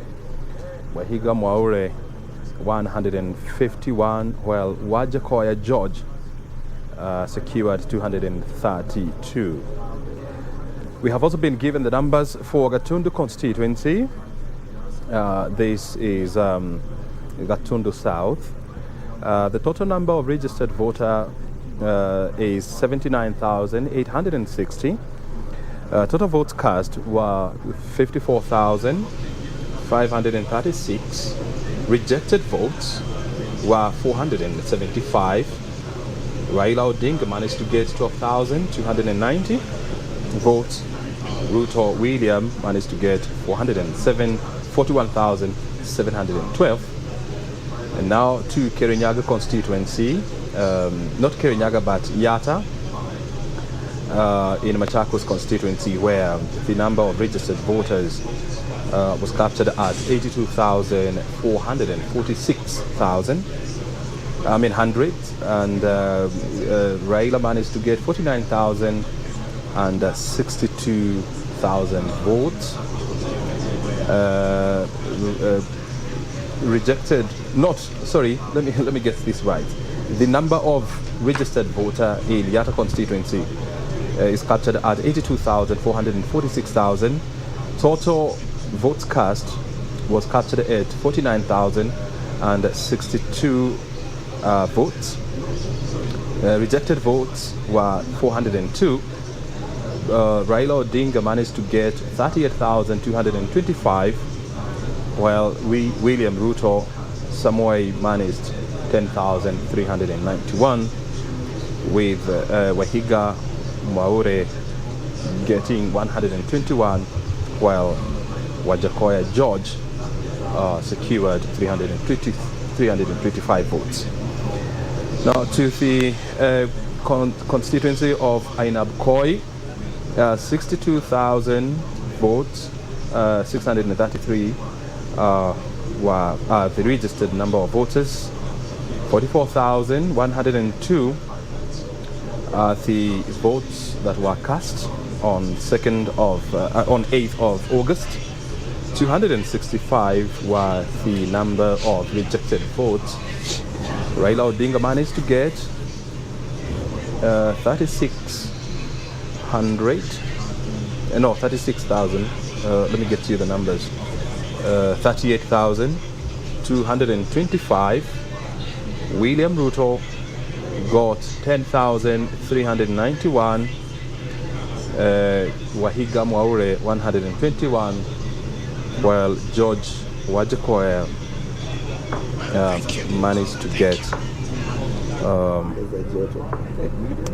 how many votes? Managed to get 325. That is Yatta constituency. And in the constituency of Ainabkoi, the total number of registered voters stood at 52,611. Total number of votes cast was captured at 44,112. Rejected votes was 265, and Raila Odinga managed to get 8,620 votes. William Samoei Ruto secured 35,401, while Wahiga Mwaure managed to get 51 votes, and Wajakoya George 90 votes. This brings to total to 5 the number of constituencies so far cast. And it means that we still have 285 constituencies remaining, while IEBC Chair Wafula Chebukati has bemoaned the fact that, the verification process is taking too long, and he's blaming these on party agents who are taking more time than expected to verify the numbers. And of course, he has actually directed that each constituency to take about 15 seconds, and when you 15 minutes, sorry, and bearing in mind that there are 285 constituencies that are yet to bring in their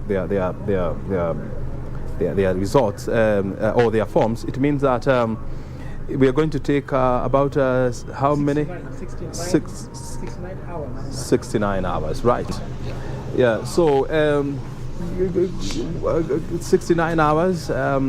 If we were to use an average of 15 minutes, that take us to when? This will be like another 3 days, but of course, he said maximum, so the verification should actually take a shorter period of time, because we believe you cannot verify what you have no evidence about. So each of the agents of the presidential candidate should have theirs. For example, there you have it in your hands. You look here, you have it in your hands. And he's directed something very interesting. Don't question or interrogate the returning officer. Not where there's an error. Then we're using that error, then you can use the right channel to address it. Because the issue was yesterday, for around 2 hours, when one of the agents raised an issue, the process was delayed by 2 hours of the verification. So he's avoiding that, because if you're losing 2 hours every time we come from every constituency returning officer, then we could be talking about a month. Actually, he said we may not finish. He didn't even say we may finish late. We may not finish. Yes, if we continue with this trend. Yes. You have seen the numbers, and what do you make of them? I mean, the numbers aren't bad. I mean, when you look at some of these, like for example, you see India, which was quite a stronghold of UDA. He's garnering. This was of course expected. UDA gathering 41,293 votes, and Azimio getting around 6,000 and something votes. The interesting thing that I see in all these figures is the representativeness in terms of how each and every candidate is getting votes. I mean, even Mwaure he's gotten votes, and Wajakoya, people thought that Wajakoya is not going to get anything. So people took him as a joker, and he appears to be actually getting consistently number of votes from all these constituencies. The other thing, sorry, Doc, before you say something, is the number of rejected voters that are coming out. Yeah, that is actually it's quite also alarming. It's like, for example, if you are tying up Koi, the number of rejected votes were actually much higher than the number of votes that Wajakoya and Mwaure managed to garner. But those are the dynamics that we are watching here. Of course, here at the National Tallying Center. We will be bringing you more numbers, in the course of the day. That was IEBC Wafula Chebukati. IEBC Chair Wafula Chebukati's first briefing of the day. Many more are expected. 4 polling stations, 4 constituencies have already given in their numbers. More will come in the course of the day. Now we want to take you back to Broadcasting House. We're taking a breather here, but we'll be back with more numbers and analysis later on. Back to you in Broadcasting House, John Jacob Curia.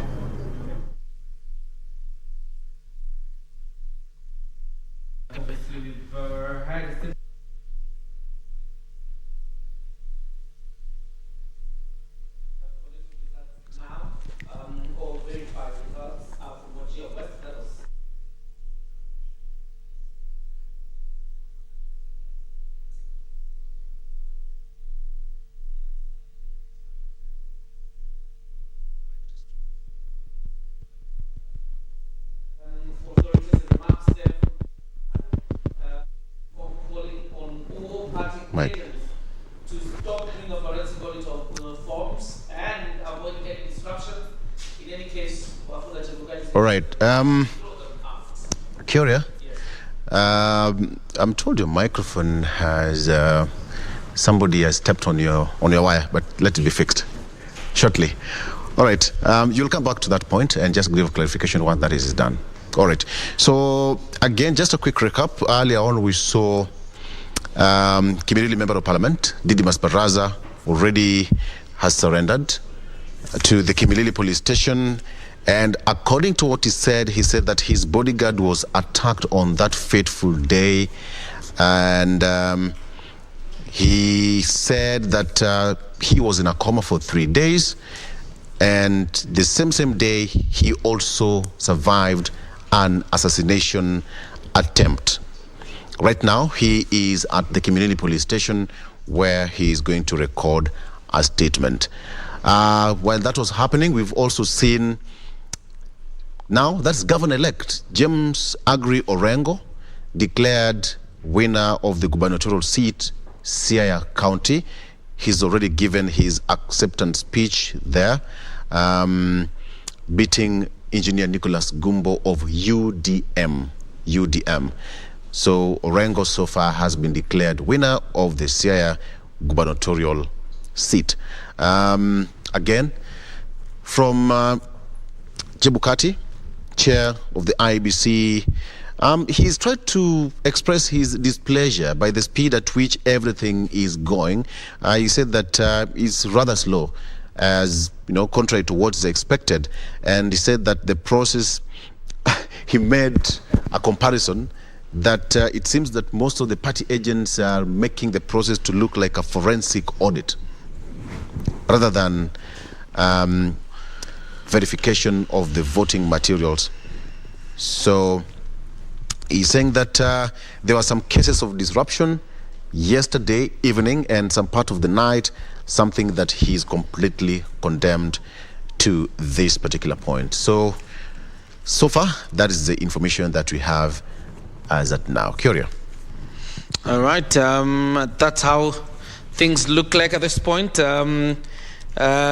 He's talked about, adding more desks to the tallying exercise, or rather the verification exercise, but says each returning officer will take 15 minutes. Anything beyond 15 minutes at this point, Chebukati will not allow it. Says he will not allow disruptions. If anything, he will kick those who bring disruptions out. He has powers to do so because the interest is to expedite the process. So the results you see, there will be update obviously from Wajir West that was announced yesterday after verification. Ndia has been announced today, as well as Gatundu South, in Kiambu, Yatta, in Machakos, as well as Ainabkoi in Uasin Gishu, and those results will be displaying on your screen. So far are the verified results from Wajir West, Ndia, Gatundu South, Yatta, and Ainabkoi. That makes 5 constituencies, Jane, that have verified their results. Absolutely, and at the end of the day, much as every media house had its own version of results, at the end of the day, IEBC has the final say. So far, the figures that they give out are the final and verified numbers and names. So we keep on awaiting what more the IEBC has to say. But this far, we still continue with Kenya Decides 2022. Victor. All right, so Wakili Kevin Katisia, before we literally probably can give your final remarks, but you've heard what Chebukati said. That is something we also talked about here in the morning. The speed at which, and what if the grace period is not met? And this is something that is now worrying the chair. Yes. Yeah. And so, Victor, the chair had to take control of the entire exercise because he is the one responsible for the tallying and declaration of the results. Yes. And if he doesn't take control, then it means the entire process will be interfered with and slowed down. And remember we discussed about the need for IEBC to add more officials. Yes. And you have heard him say we'll add more extra 7 desks, which I think will help But the issue of the agents, which he said categorically, and I agree with him, he's a senior advocate, and he quoted the regulations very well. The role of the agent is not to interrogate the Form 34B. The role of the agent is just to confirm that 34A and B, they are matching. The interrogation part was supposed to be done at the polling station on the issue of whether a vote is valid, is supposed to be rejected, is supposed to be stray. All those issues were supposed to be done at the polling station. At the tallying center is a matter of verifying. So the agents the agents at the tallying center should not really interfere with the process and slow down the process. So I think the chair is right. But however, where there are good concerns by the agents, those concerns must be addressed. But remember, Victor, in Form 34C, which now will be signed by the Chebukati, the presidential returning officer, the agents for the candidates will have a chance to sign and give any reservations in case they have any reservations. Then now, if somebody's reservations were not addressed by the returning officer, they can move to court, and those issues will be addressed at that point. But at the point of tallying, the whole idea is just to verify and announce. And that's why he's talked about it's like a forensic audit. Exactly, because now what happens at Bomas, Victor, the RO for each constituency will come with the forms. The forms will be verified, but now the officials at Bomas in the presence of the agents for each candidate. So now if they take, and I think he gave even timelines of 15 minutes, because if you take more than 1 hour, and remember, Victor, we are now at 695, only 695 forms have been verified, and we have other 40,000 remaining. So it will take us a whole 2-3 months. So I think I agree with the chair. However, the entire process should be transparent. Let the agents be given a chance. I think he should also address the issue of the candidates being allowed to swap agents, whereby they can have maybe 5 agents, for example, who can be alternating. That is an issue which the chair should also be able to address. All right. Yes. Curio. Yes. Absolutely. That's how things are looking. For example, probably we could take up Bomas of Kenya. Let's go back to our table.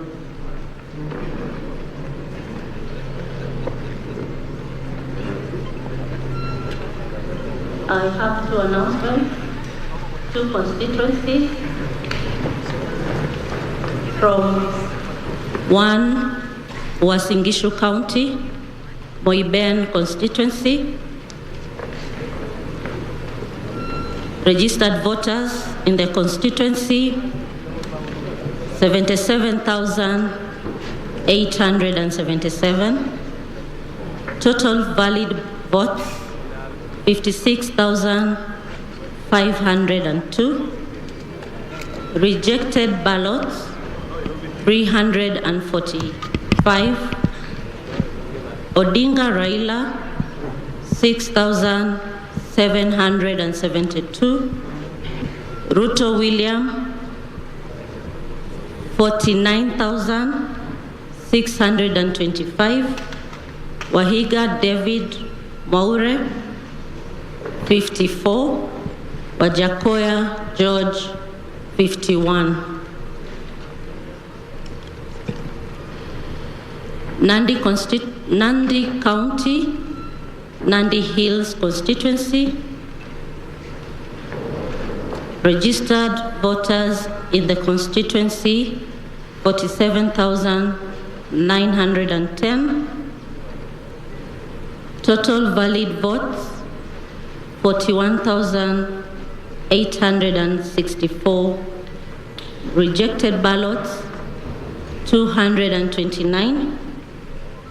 Odinga Raila, 3,471.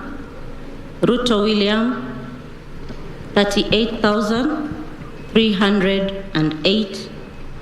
Waiga David Maure, 40. Wajakoya George, 45. Thank you.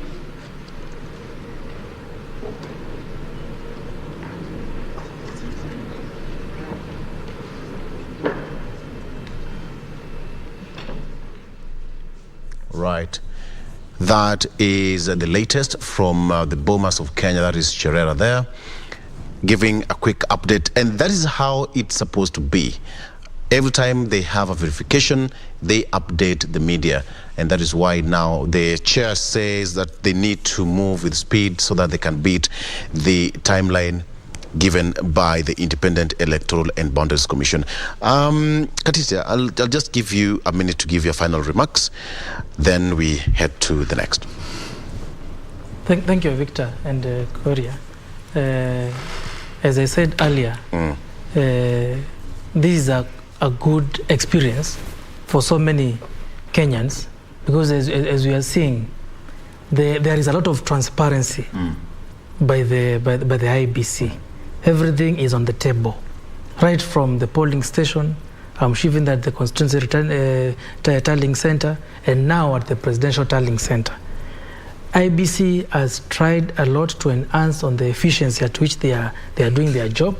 Now, as you have seen in the other positions, MCA, MP, Senator, there are not many issues.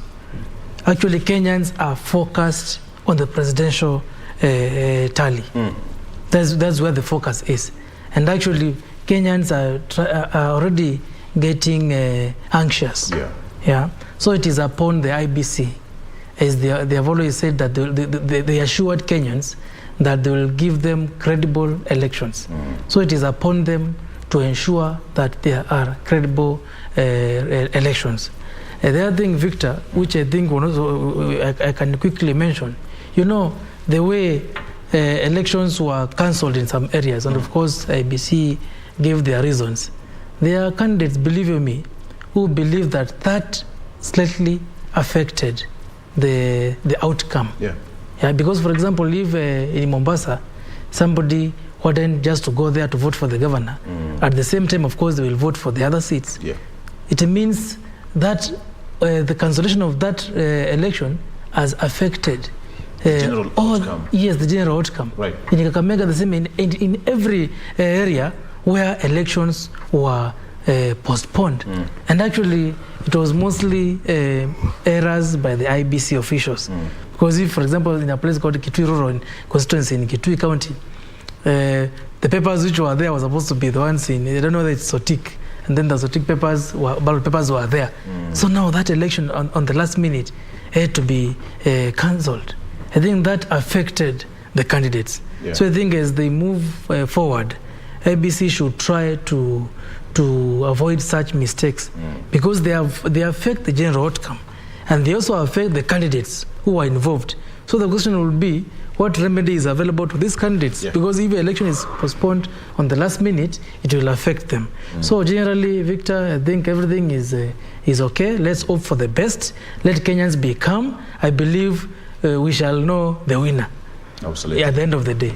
Thank you very much. Thank you so much, Kevin Katisia, advocate of the High Court, and Kalonzo Musyoka Secretariat, as well as our political analyst. Thank you so much for your valid comments and interruption. All right. That is live from Harambee House.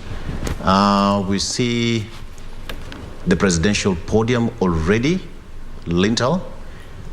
Harambee House, it should be the Ministry of Interior. Exactly. At the Harambee House. This must be a security briefing, probably, from Interior Cabinet Secretary Dr. Fred Matiang'i, or the Cabinet Subcommittee, because he chairs, you remember he chairs the Coordination Committee of the Cabinet. So therefore that looks like we'll receive. And we are on standby also, the Pangani officers of the Jubilee Party, where the Secretary General of the party, Jeremiah Kioni, is going to address the members of the press today. He said at 12 p.m., it's 19 minutes past 12. We are still on standby for that. So the live pictures on your screen are Bomas of Kenya and Harambee House, where we expect a briefing, and most probably from Interior Cabinet Secretary Dr. Fred Matiang'i. Victor. All right. So a lot is probably going to happen today. Waiting to see what will be the brief from the Harambee House. What are the concerns, or what is something good for the country? Either way, we can only wait and see how it will go. At this particular point, I think we have to release Kevin Katisia to head to the next assignment. All right. All right. And all the best, Wakili Katisia. Thank you for being with us this morning, throughout this morning. Of course, talking about the complexities of this election and obviously what you would say are the complexities of a process. Maybe your last word as you head out. Thank you, Kiori. Actually, I'm very glad to have you host me this morning and this afternoon. One thing I can say, this process is not as complex as many Kenyans think. Actually, it's a very simple exercise, but it's technical and procedural. Yeah. So the IEBC officials, of course, in the presence of the agents, must follow the procedure and all the technicalities involved. And by the end of the day, Victor, and of course, since we haven't had any complaint by any candidate, and we have heard the comments of the international observers, so far so good. Kenyans should just relax. I know they are anxious. Yeah. Believe you me, the way the two top contenders are neck to neck, their supporters are. They don't know how to react. But maybe I can plead with my fellow Kenyans to ensure that we remain peaceful. Whether it is Raila or Ruto, our country must move on. Yeah. One of them will become our president, and we must move on. That is the meaning of democracy. Yeah, it doesn't matter whether you did not like so and so. So long as somebody is elected by the majority, which is the law, we must move on. Yeah. And Victor, maybe perhaps we can be alive to the reality of the issue of maybe, I don't know whether any of them will attend the 50% plus one, all those issues. So we are hoping that, and of course, we hope that the winner will attend 50% plus one, because now going for a runoff, there's also an extra expense on the country, and also the anxiety will continue. Yeah. So let's hope for the best, and I believe the best candidate will take the day. Absolutely. So Victor and Kioria, thank you very much for having me. Maybe before you go, you can tell us very quickly, have you been able to speak to His Excellency Kalonzo Musyoka? What does he think about this process so far? I can't comment on that, Kioria. Yeah, for obvious reasons. Since, of course, you remember when we began, we said it is advisable for all candidates and the key players to remain silent. All right. And wait for the outcome. Fair enough. Yes. Fair enough. Thank you very much. Fair enough. Yes. Thank you very much, Wakili Mutisia. Been with us since morning, obviously looking at the things they pan out in this election. Quite some addition to the candidates have been declared winners, and Jen will be taking us through some of those. Maybe probably, Jen, if you have them, you can tell us who and who is winning where. Absolutely. Just to take a step back from the governors that were named officially by the IEBC, and this was verified information. The number standing at 9 so far in West Pokot. We have Simon Kachapin under a UDA ticket with 86,476 votes. In Busia, Paul Otuoma, ODM, he garnered 164,478 votes. George Natembea did emerge the governor-elect in Trans Nzoia County. In Bungoma County, we have Kenneth Lusaka under a Ford Kenya ticket, having garnered 244,298 votes. In Homa Bay County, Gladys Wanga is the governor-elect with 244,559 votes. In Nandi, we have Stephen Sang under a UDA ticket, having garnered 237,045 votes. And in Migori County, Ochilo Ayako, ODM ticket with 175,226 votes. In Uasin Gishu County, Jonathan Chelilim he garnered 214,036 votes. And of course, in Kisumu County, Anyang' Nyong'o with 319,951 votes.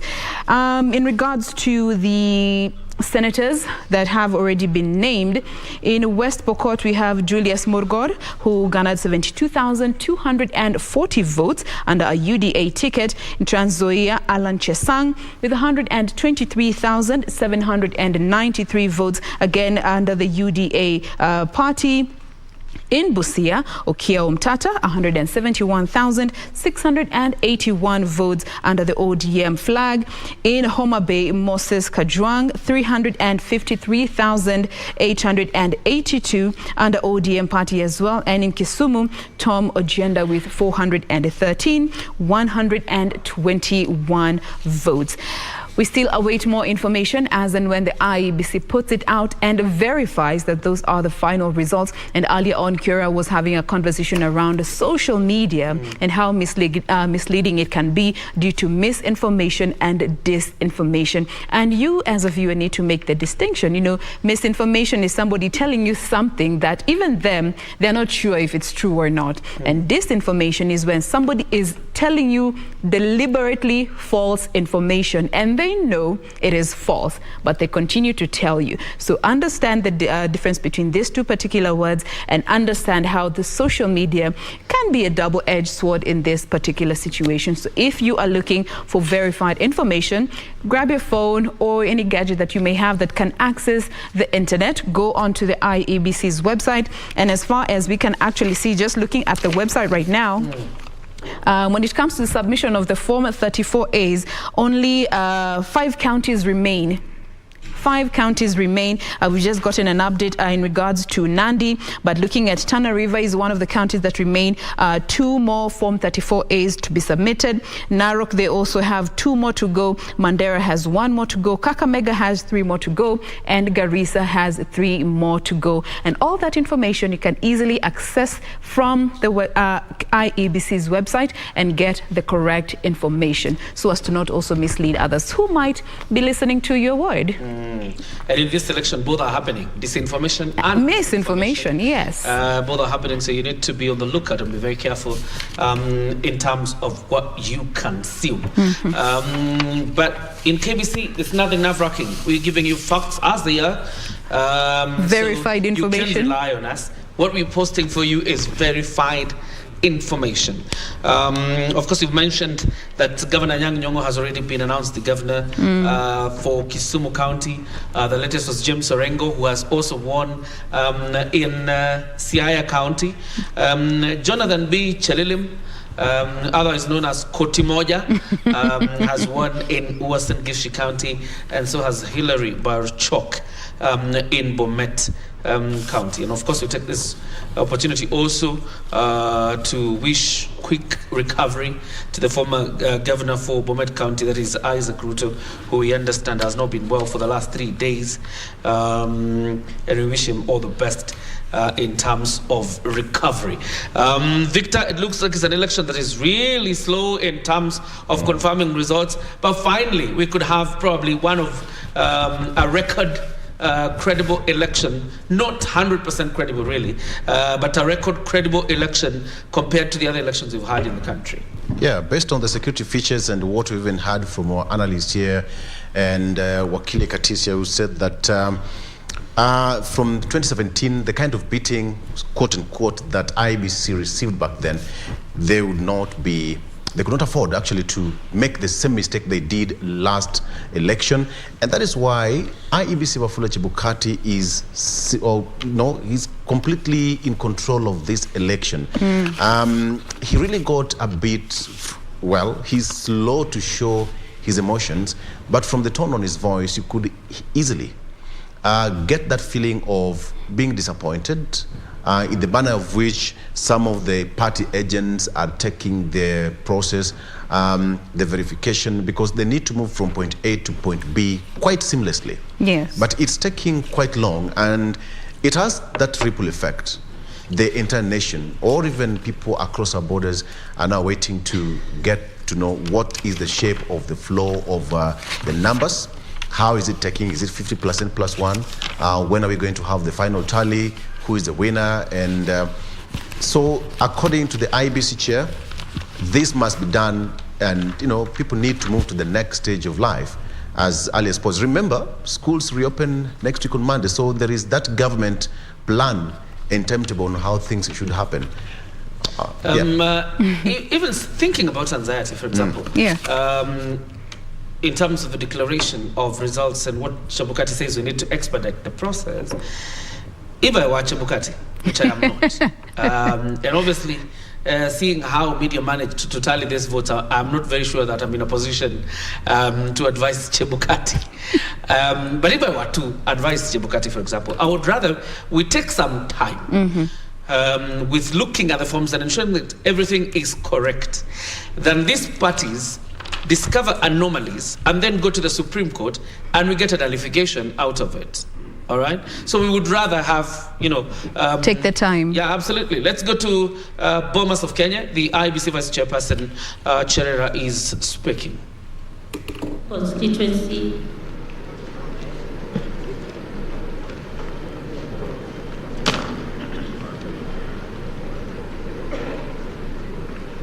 Registered voters, 95,645 and 54, registered voters, 95,654. Total valid votes, 60,743. Rejected ballot, 609. Odinga Raila, 20,997. Ruto William Samoe, 39,225. Wahiga David Maure, 246.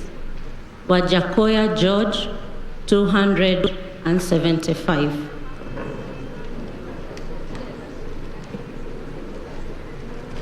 Makueni County, Kaiti Constituency,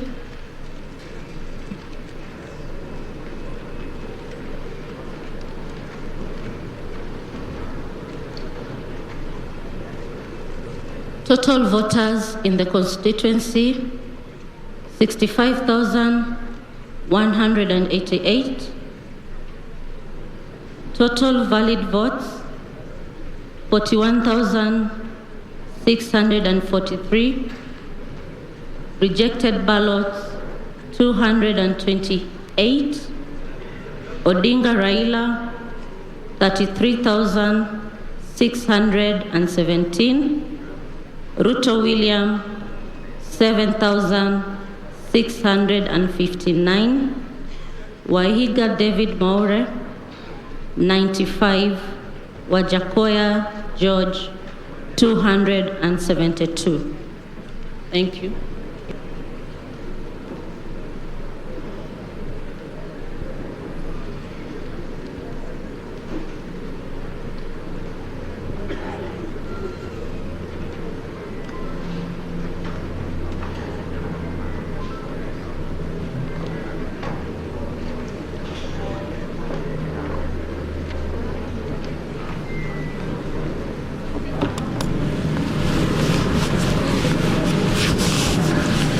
All right, you have results there from two constituencies, and of course that tells you that we continue to sail through.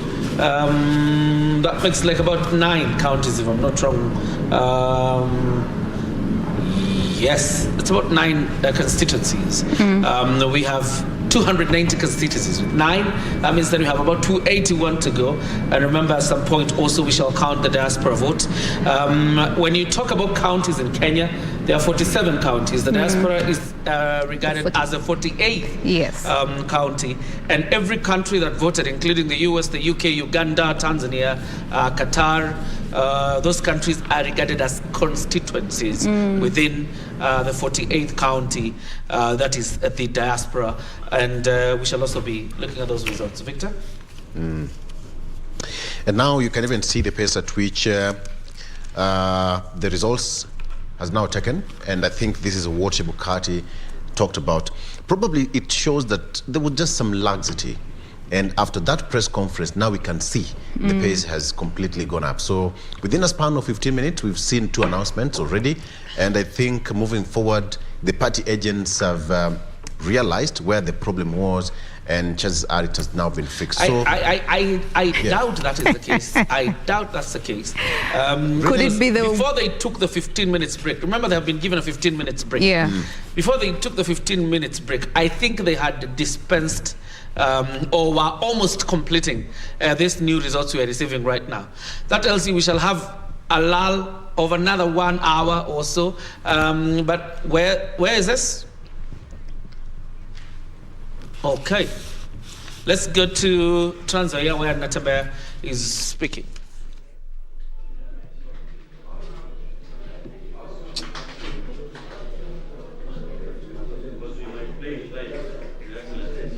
Manu, you're Mulango, Yes, please. Governor-elect George Natembeya and the former Rift Valley Regional Commissioner. And clearly he's going to be a man in charge. Even when he has won, you can see the seriousness with which his face appears. But in any case, Jenna was saying, looking at the fact that they have been given a 15 minutes break by Chebukati during that announcement, I would imagine they didn't take it almost immediately if there was something they were clearing up with. So they have cleared up with these constituencies and then handed over to the commission, obviously for announcement. So if they take the 15 minutes break as instructed by Chebukati, it looks like we'll have a lull of another probably 1 hour or 30 minutes before we can get results from other constituencies. But let's give them the benefit of doubt. Let them prove us wrong, because I mean, judging, and it's rightfully so as you're speaking, from what we have seen so far, from history, and you know, if history is anything to go by, it is meant to give you, to help you make a projection. Now we can go to Natembeya? Yes. All right. We fight all the challenges that have been tabled this county for the longest time, including very high levels of poverty, food insecurity, poor infrastructure, lack of health services, amongst many other challenges. There is a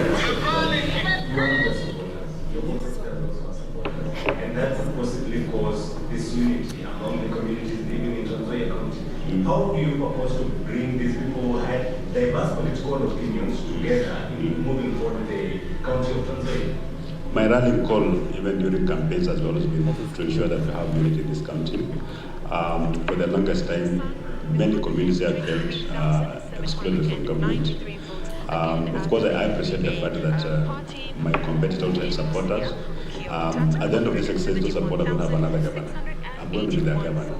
And therefore, I'm going to ensure that we include everybody in the general government to form, so that nobody feels excluded. Actually, I have that other task of ensuring that we enhance unity in this county. There are a lot of undercurrent issues that we need to address, so that we harness the potential that lies within the communities. So I'll assure everybody that for me, it's not looking back. Those who voted for me, very fast. Those who didn't vote for me, they're all my people, and I'm going to do them as such. Kuna presenter wa Tanzania alikuwa na mouth Twitter. Health number one. You know, the health sector has basically collapsed here. Number two, of course, we want to revitalize agriculture. Trans Nzoia being known as a bread basket of Kenya. But we still have so many households that don't have food. We're going to look at even at value addition and also ensuring that farm inputs are subsidized. Then, of course, one of the key roles of the county government is about ECD.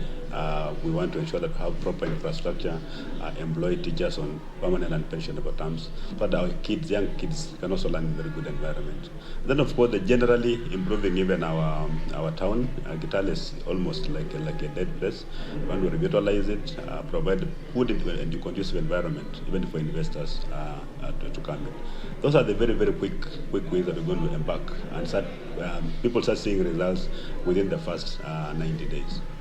During this campaign period, we saw a lot of tension, even in terms of the outcome in which they made the announcement of the results. Then now there is this position of the presidency. and it's as well causing a lot of chaos. What is your call to the residents of Trans Nzoia?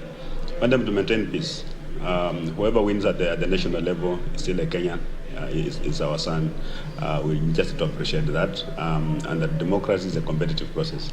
We must have winners and losers. It's for the winners to embrace those who have lost. I want our people in Trans Nzoia to focus more on our county and not what's happening at the national level, so we don't have unnecessary tension. Of course, during the campaign, the governor-elect for Trans Nzoia County, that is George Natembeya, elected on a DAP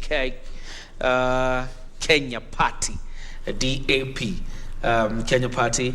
That is the new governor for Trans Nzoia County. Of course, fielding questions there from journalists regarding his win. We shall keep shuffling between studio, the field, and the Bomas of Kenya, which is the nerve center of the elections and the National Tallying Center of the presidential election. But Victor was saying, if I were Chebukati, for example, I think I would allow the agents of presidential candidates who have any doubt about any form to deal with it first, is so that you eliminate the possibility of them going to the Supreme Court and having a nullification. Because you would rather deal with any doubts in this form at this point, rather than say, no forensic audits. Oh Lord, we're going back to Bomas.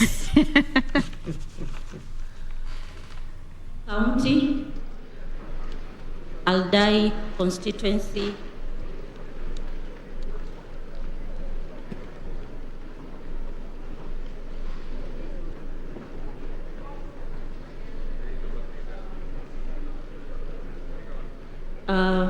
total voters in the constituency, 78,005. Total valid votes, 58,506. Rejected ballots, 279. Odinga Raila, 6,919. Ruto William Samoe, 51,402. Waiga David Maure, 60. Wajakoya George, 125.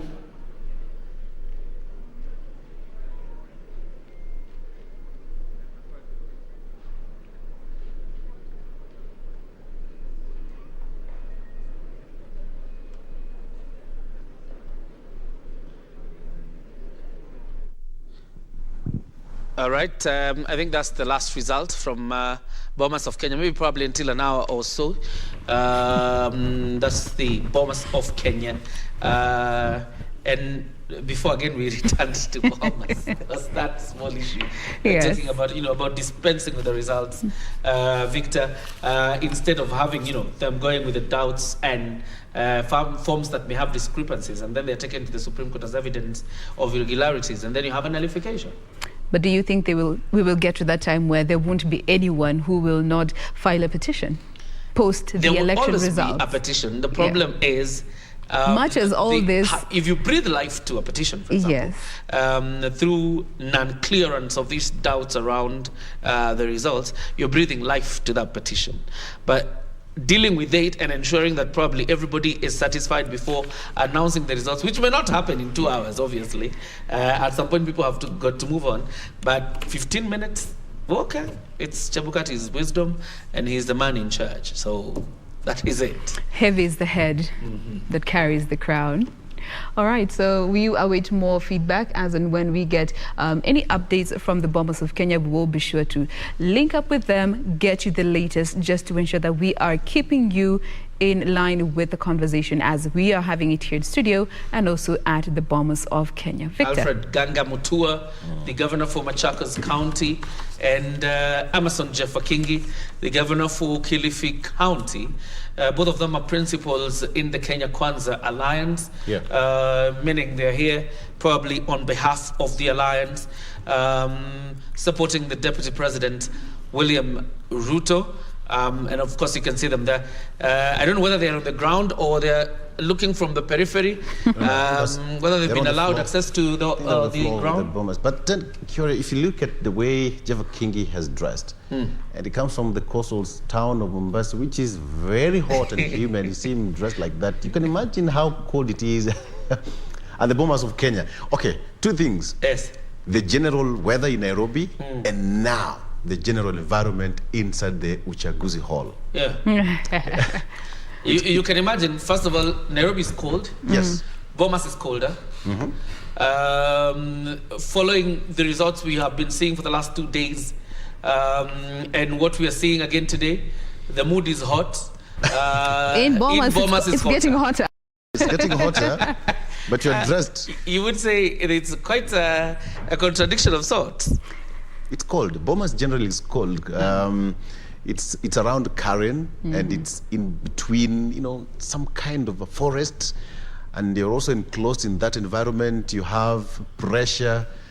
Can I say the pressure has dropped or has gone so high? Because for you to dress like that, it means that... I don't think the pressure has dropped, because when you consider how many Kenyans are outside running about their business, going about their day activities, the number is quite low. So many Kenyans are at home, glued to their TVs, waiting for these updates. And most of them are just waiting for the results to be named, and especially that of the president, so that they feel like, okay, now we can go back to normal, But for now, pressure on IEBC to actually ensure that they deliver the credible and transparent election that they promised Kenyans. There are those who think if we go at this rate, particularly the rate from yesterday night, because from the results they announced about Wajir West, we have had the first update at around 12, right? It was around 12. Yes. There are those who say if we continued with that pace, probably Christmas would have found us a Bomas of Kenya. And probably the urgency with which Chebukati is saying we must deal with these things. But very quickly, if we could just take some of the results that were announced today by Chebukati in Dia Constituency in Kirinyaga County. Total registered voters 69,743, valid votes 48,548, rejected 346. Raila Odinga got 6,872, William Ruto 41,233, Mwaura Wahiga 151 votes, Wajakoya 232. Gatundu South in Kiambu, the total registered voters is 79,860, valid votes 54,536, rejected 475. Raila Odinga got 12,290. Ruto got 41,712. Mwaura got 223. Wajakoya 311.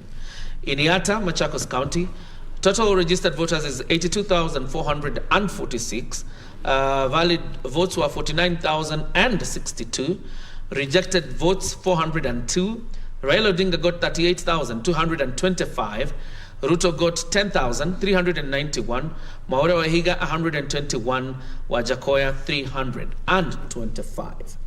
In Ainabkoi, Uasin Gishu County, total number of registered voters 62,611, valid votes 44,102, rejected votes were 265. Raila got 8,620. Ruto got 35,401. Mwaura Wahiga 51. Wajakoya 90 votes. There has also been an update on the votes in Moi Ben constituency in Uasin Gishu County. The registered voters being 77,877. Valid votes were 56,502. Rejected ballots were about 354. Then you have Raila getting 6,772, Ruto getting 49,625, Wahiga Mwaura 54, Wajakoya 51. Nandi Hills in Nandi constituency, registered voters 47,910, valid votes 41,864. Rejected ballot papers 229. Raila Odinga gets 3,471. Ruto 38,308. Wahiga Mwaura 40, and Wajakoya got 45. Gilgil constituency in Nakuru County, registered voters are about 95,654. Valid votes were 60,743. Rejected ballots 609. Raila got 20,997. Ruto got 39,225. Wahiga Maure got 246, Wajakoya got 275. In Kaiti, constituency of Makueni County, registered voters were 65,188, valid votes 41,643, rejected ballots 228, Raila got 33,617, Ruto got 7,659, Wahiga Maure 95, while Wajakoya got 272. To finish off with the results that have been announced today, so far by the IEBC, Aldai constituency in Nandi County.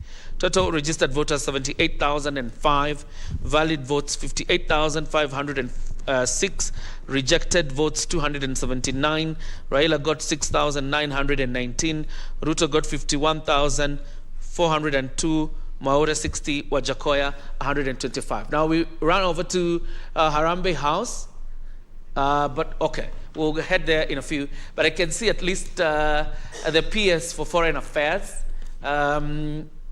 is there. That is Ambassador Macharia Kamau, who is the PS for Foreign Affairs. And several other people there, senior government officials, of course, and we'll see who emerges from that door any minute from now. But we are live from Harambee House. Looking at these results, Jane, as announced by the IEBC, the total number of registered voters vis-a-vis the number of people who came out to vote tells you it's a quite number of people who avoided this exercise completely. Again, and just looking at how historic these elections will be. Number one, looking at the voter turnout. Number two, looking at the thorough process that IEBC has undertaken. When they were telling us they're preparing for these general elections, we can clearly see that's what they meant. And number three, I've actually just seen a tweet of somebody saying that this year the elections were designed to be slow deliberately to ensure that transparency is at the center of this conversation. And much as the numbers were not as was expected by both the IEBC and even as the general population and the media fraternity, we still await to see the final numbers as it will be verified and announced by the chair, that is Wafula Chebukati. Victor. Just to add on top of that list that you've given out, Curia, there's an information here that Kirinyaga Governor Anne Waiguru has successfully defended her seat, brushing off a scare from, woman representative Purity Ngirishi.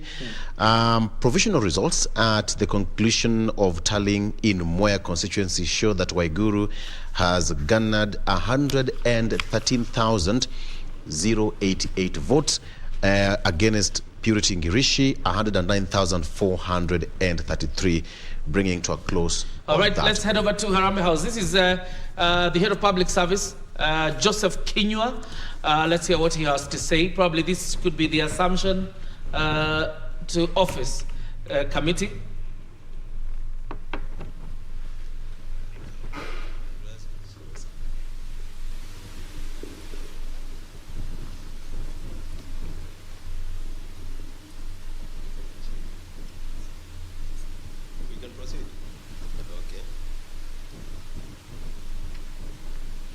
Ladies and gentlemen of the press, fellow Kenyans, good afternoon.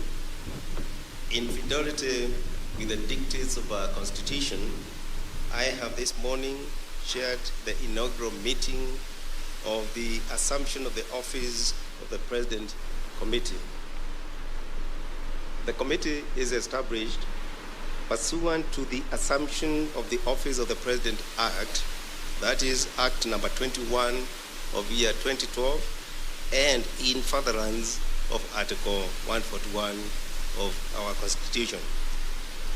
The committee's core mandate is to facilitate a smooth transition from the current administration to the incoming administration. Substantively, the mandate of the committee will be triggered once the Independent Electoral and Boundaries Commission formally announces the results of the 9th August 2022 presidential election and declares a president-elect. In accordance with the primary act of Parliament, the functions of the assumption of the office of the President Committee are to 1, facilitate handing over the process of the outgoing President to the President-elect. 2, organize for the security of the President-elect. 3, organize for the necessary facilities and personnel for the President-elect. 4, coordinate the briefings of the President-elect by relevant public officers. 5, facilitate communication between the outgoing President and the President-elect. And last but not least, prepare the program and organize for the swearing-in ceremony. Finally, I wish to inform you we will be making periodic briefings to the nation as the transition process kicks off. I thank you.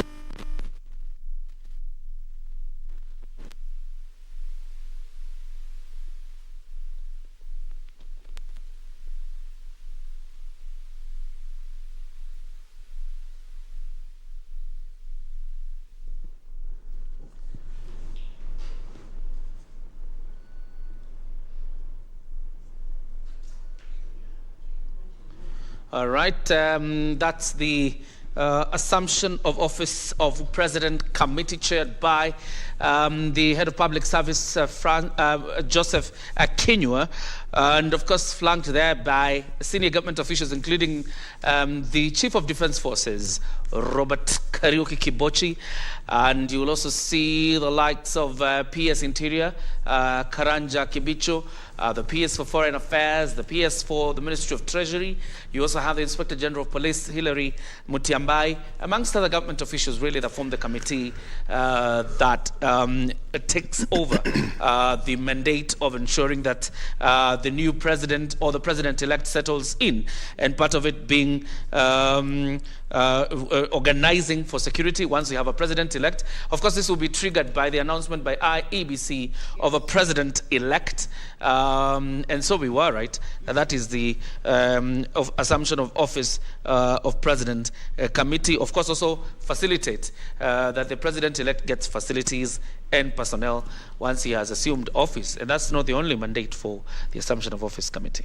And I think it's a right time for even Kenyans to understand what to expect once we get to this time that we're all looking forward to, that Chebukati will announce the president right there. And what you also need to understand as a viewer, once the Chebukati announces the president-elect, there will be a 14-day period that is constitutionally allowed for any petitions to be filed at the Supreme Court to challenge the president-elect, to challenge the results of the IEBC. And once that 14-day period lapses, the IEBC chair communicates the same information of who the president-elect is to the incumbent and the Chief Justice in written form. Now, once the chair has communicated this information in a written form to the Chief Justice and the incumbent president, the president will then be sworn in 2 Tuesdays after the official communication by the chair of the IEBC, and from then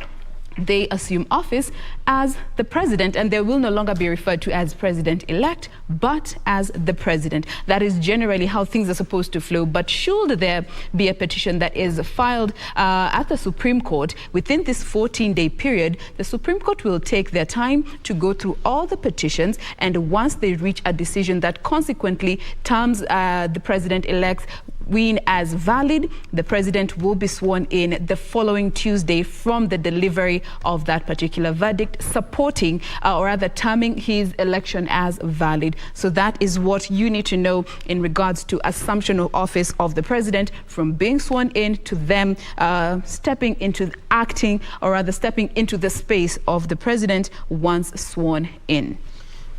Yeah, quite an interesting one. And Victor, you will remember there has been some level of haggling in the National Assembly as regards this committee, with the argument that it is supposed to be chaired by the Secretary to the Cabinet. And you remember the Garissa Township Member of Parliament, Aden Duale, has tried to introduce a motion in Parliament seeking to compel the Executive to appoint the Secretary to the Cabinet so he can chair the Assumption of Office Committee. This is the first briefing that we are getting from that committee. I don't know whether it is late in the day or they have done it in good time, but clearly the committee is now being chaired by the head of public service, who probably would assume then also acts as the secretary to the cabinet. Victor. Yeah, just giving their commandate there. Actually, he's given a number of responsibility, and again, coupled with what you said, is just to plan for the program for that particular event and facilitate communication between the outgoing and the incoming head of state. But as you correctly put it, he said that will only commence once and should be triggered by the final outcome of the general election. And they said probably this is the first one, as you correctly put it, and we are likely to see or whether they'll have another press briefing, or could be the last one now that he's already outlined their commandate, how it's going to be. But it's encouraging that they are actually showing the people that, once this is done, this is what is going to happen. Expect this. Yeah. These are our role when it comes to in the transition process. This is what we need to ensure that President-elect has been facilitated with. Because most of these protocols, many Kenyans don't know. And you can remember even from previous elections, they walk in as a candidate, but when they walk out, they are the president. And from there, protocols come alive, So what happens from that particular point? And this is definitely encouraging for our viewers and all Kenyans at large, just even showing the people that we expect a peaceful transition of power from the incumbent to the president-elect once announced by the IEBC. And I don't think it's too early for them to be having such briefings with the press, Now, there's nothing wrong with the press briefings. Actually, at this point, when we are talking about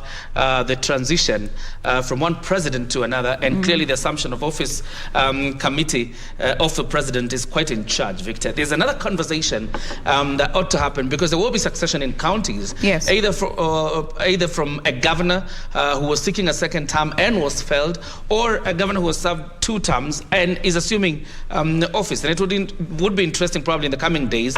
We will talk to the Intergovernmental Relations Technical Committee, because on the handover of assets and liabilities to the incoming administration, it doesn't appear really like there's a good inventory that is ever taken. So you end up having a situation where even property that is supposed to be in the hands of government ends up in people's pockets, or ends up being in private hands. And we have seen that happen a lot in counties. So in the coming days, probably we need to also engage the Intergovernmental Relations Technical Committee to tell us the process of handing over of government from one governor to the next administration. And you can imagine now the international community is so focused on Kenya. I mean, our brothers and sisters across the border in Uganda, following this conversation live in Tanzania as well, just seeing how Kenya, and even just yesterday we were having this conversation, how Kenya has set the bar high. And the question will be, can we maintain this standard of having general elections moving forward? And 2027 will be the ultimate test.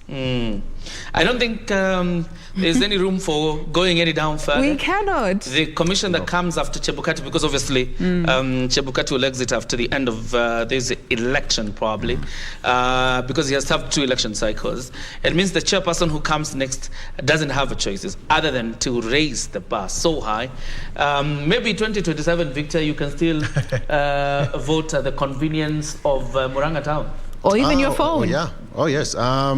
Something that we've been discussing here, and even the analysts have been talking about throughout the week, the introduction of technology in conducting an election, something that should be considered probably in the future. We've come a long way up to this particular day, now that we are still using the physical papers from one corner of the country coming all the way to the Bomas of Kenya for verification.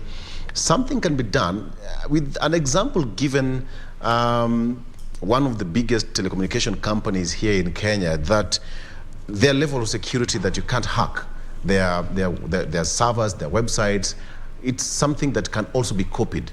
But the level of trust also came into the picture that as a nation, we are still lagging behind. That is why the issue of technology in conducting an election in this country is something that can, should also be looked into.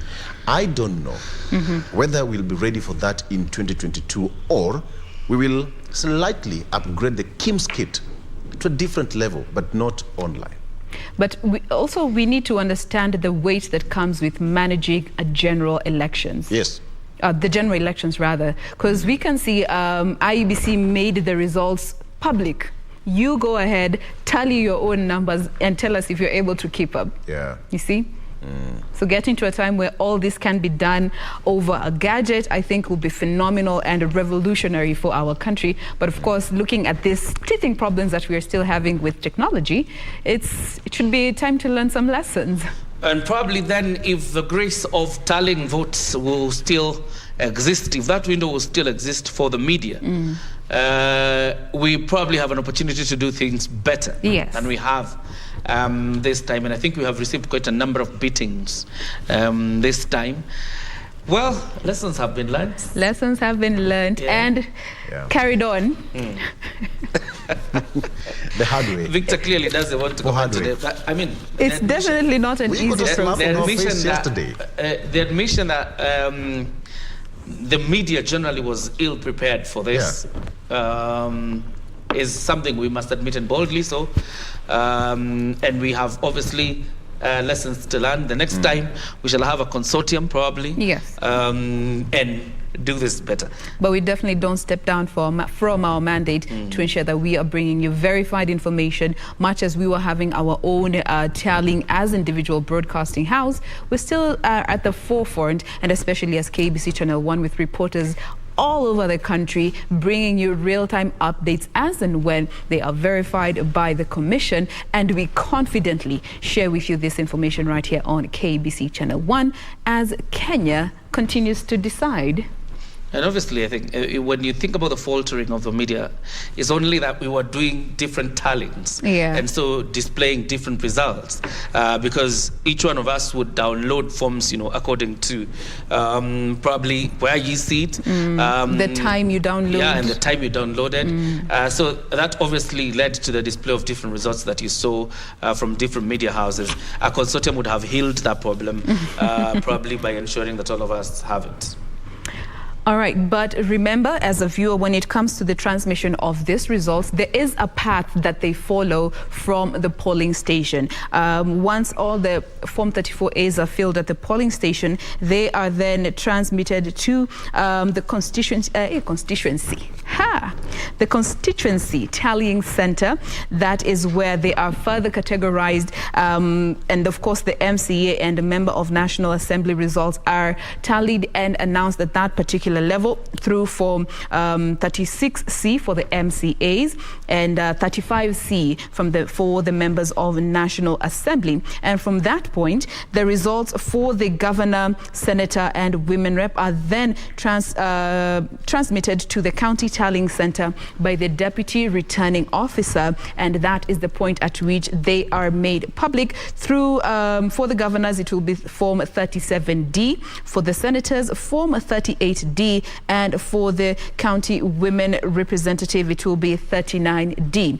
Now, from the constituency tallying center, the presidential, or rather Form 34C that carries the results of the presidential elections, they are transmitted to the National Tallying Center by the returning officer. And finally, the chair of the commission, that is Chebukati, will be announcing the final presidential results using Form 34D. So that is the path that the results get to follow. So as you can see, every level needs to be tallied and verified before they are made public. Again, the question of time comes into play. Looking at the number of polling stations that we had from that particular point up until they get to the National Tallying Center, it is a process that needs to be thorough, authentic, and verified.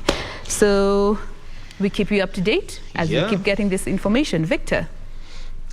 All right, so this is the place to be. We are just about to finish here, paving way for the next team that is going to steer you for the next hours. We're giving you 24-hour coverage of this historic election. Already a number of polling stations arriving at the Bomas of Kenya, with Wafula Chebukati and his team giving you updated figures, so that you can also follow that. Meanwhile, you can also go to the IEBC website or portal and follow that, everything that is happening there. You can also take a look at that, so that we dispense of all the fears and rumors milling around. My keyword is do not depend on what's happening on social media. We've had the discussion with Bernard, and clearly social media can play a very key role. Pressure is a panda, and it should be the same and the case at this particular point. Just take your time, believe on the IBC, because the chair and the team are doing everything possible so that this is done within the timelines required by the Constitution. And all right, just curious. It's a slow but sure process. Looking at what the IEBC is saying, slow but sure process, and obviously it behooves all of us in one way or another to give IEBC ample time to do what they are doing, but probably also hope that our election will come out as credible. I think one of the African nations that have conducted a very credible election in the African continent is only Ghana. I think the election has been labeled as credible.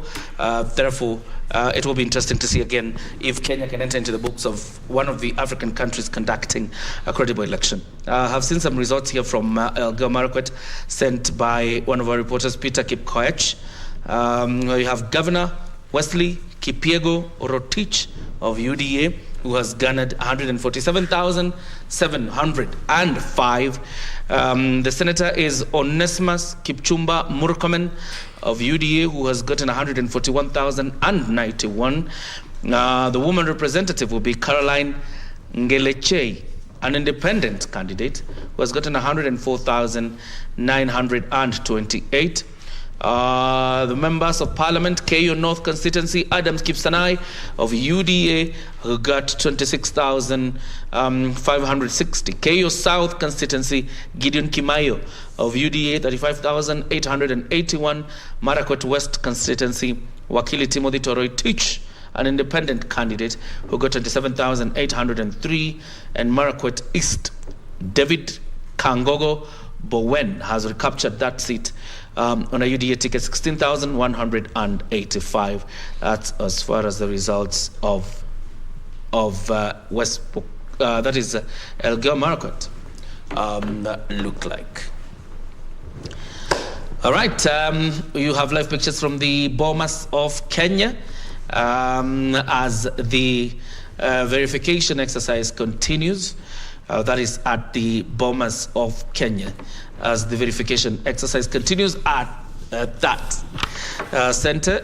It appears like there's a small break. They indeed actualized the break given to them by Wafula Chebukati. Let's see when they come back what it will be looking like. Right. And just to mention that, remember Alex Tolgos was running against Kipchumba Murkomen, and he's come second to Kipchumba. Of course, Kipchumba Murkomen retaining his seat as the senator of Elgeyo Marakwet. Tolgos is the outgoing governor of Elgeyo Marakwet's county. So it was a tight race. Now Kipchumba Murkomen is back to the Senate. He was a debater par excellence. He's a debater, so it has to be given over to him. And you will say his contribution again in the Senate has been quite significant in a way, because he's been the legislator or the senator for the Elgeyo-Marakwet County, majority leader at some point. He was deputy majority leader 2013 to 2017. 2017 for about 2 years or 3. He was the majority leader until the fallout between the deputy president and the president when he was ousted as the majority leader in the Senate. But his contribution in the floor of the Senate has been quite significant, and his contribution to legislation also significant. He has been re-elected for the third term in Elgeyo-Marakwet as the county senator. You have live pictures from Bomas of Kenya. This is the nerve center of everything there is to talk about the presidential election, Jane. Now, from the screens, it may appear to be very calm. They are indeed taking that break, but we are sure to know that they will be coming up, having a brief, going back to the tables, continuing with the verification, then keeping us updated with each figure as updated, to just make sure that they're also exacerbating the process to take as little time as possible. But remember, they have until 7 days as constitutionally provided for the announcement of this particular results. But we hope they will do so in the most practical and realistic time possible. Absolutely. The results will keep streaming in, and we shall keep returning to the Bomas of Kenya every single time the commission wants to announce verified results. Probably will expect the process to pick up quicker now that there are directions from the IEBC chairperson Wafula Chebukati. But that's just it. We need to roll it up here and wind up, Jane. Absolutely. It's been a beautiful time keeping you up to date with what we have as the national broadcaster. Of course, also informing you what's happening at the Bomas of Kenya from 6 a.m. up until now, just 15 minutes past 1 p.m. But the coverage does not end here with us on KBC. We do have our subsequent teams that will be relieving us and allowing you to stay updated with all this information, not just from the Bomas of Kenya, but across the country with our different reporters where they are stationed. For now, we want to take a very quick breather before we get to come back and get to wrap up the show with you. But let's catch a quick breather. We'll be right back. Absolutely, and want to acknowledge a bit about the number of people watching us from Chepterit in Nandi County. Thank you for your time. We're taking a breather. Coming back in a minute.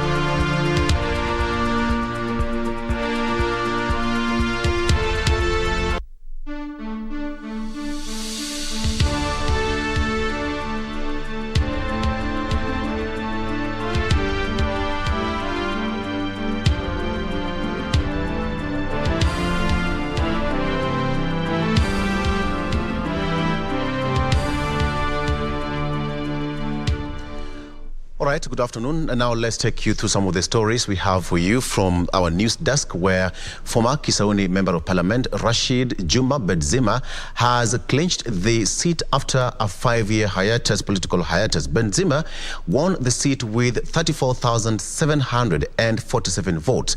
Now, the returning officer, Ibrahim Wario, declared Benzema winner at the Constituency Tallying Center within Shanzu Teachers Training College, where he also issued him with the certificate of victory.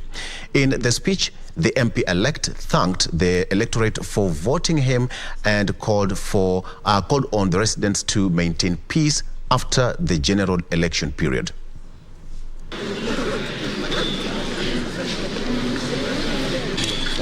Zuma Henry with 382 votes. So, pertaining this election, I declare Benzema Rashid Juma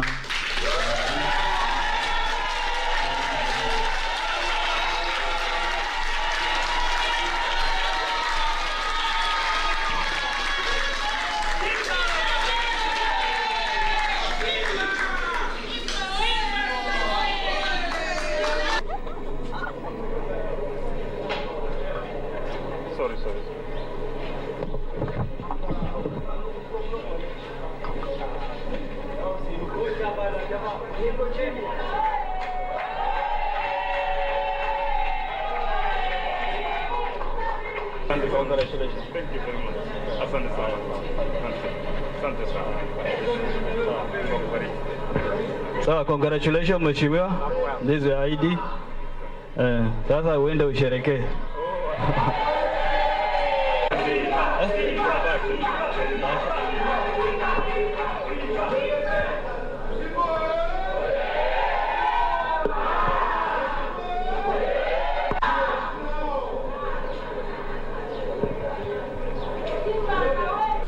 Leo ni siku kubwa sana kwa watu wa Kisauni, wametoa sauti yao na wamenipa mimi uaminifu wa kuwa mtumishi wao.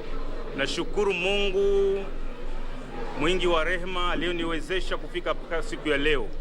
Nashukuru ndugu na familia yangu imesimama na mimi wakati wa kampeni. Na washukuru watu wa Kisauni kwa kufanya maamuzi ya busara wa kunichagua kuwa mtumishi wao. Na washukuru vile vile wamedumisha amani wakati wa kampeni na baada ya kampeni. Na bado ninawahimiza kwamba katika sehemu zote Kisauni imeongoza kwa amani iliyokuwepo wakati wa uchaguzi huu. Na nimeshukuru sana ndugu watu wa IEBC kwa kufanya uchaguzi wa huru na haki. Na washukuru, tumeanza nao mbali mpaka mahali tumefikia hapa. Na washukuru sana, Mungu awabariki. Now, elsewhere in Malindi, Amina Mnyazi of ODM is the new Malindi Member of Parliament elect. Amina garnered 21,634 votes. Mnyazi went ahead to beat 7 men to emerge the winner and become the second woman MP for Malindi. Mnyazi was followed by former MP William Tengo of PAA, who garnered 9,437 votes, while Daniel Chai Chiriba of UDA emerged third with 7,221 votes. Nixon Kingi Nyule of Safina, a teacher who is also a newcomer in the race, was fourth with 1,782 votes. Malindi had a total of 94,605 registered voters.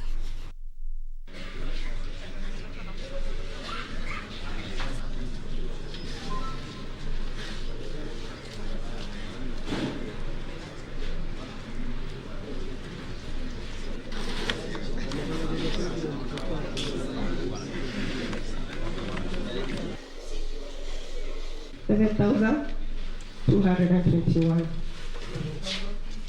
Candidate 2, Kazeha Peter Ponda. Kazeha Peter Ponda with 505.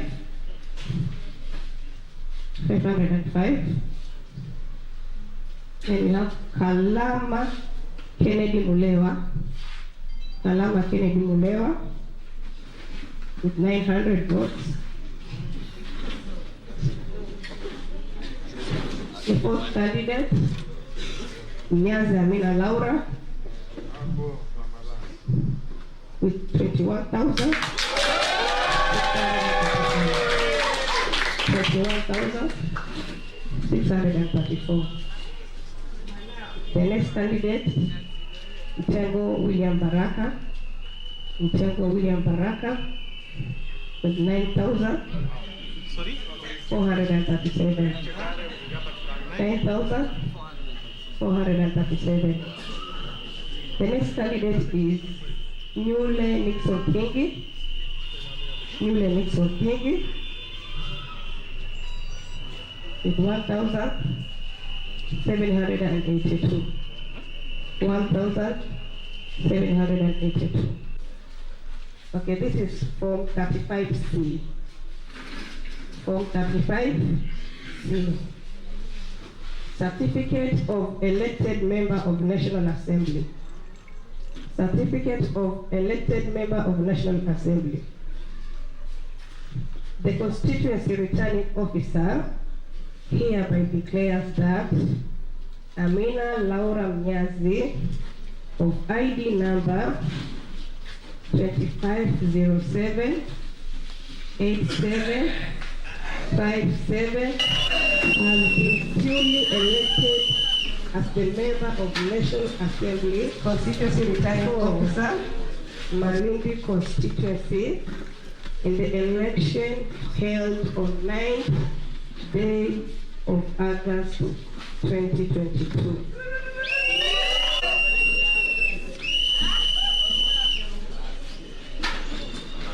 Constituency Returning Officer was Mwanajuma Ali Bendani. I must obtain my signature. Dated was on 11th day of August 2022. And the certificate is stamped by IEBC Constituency Returning Officer.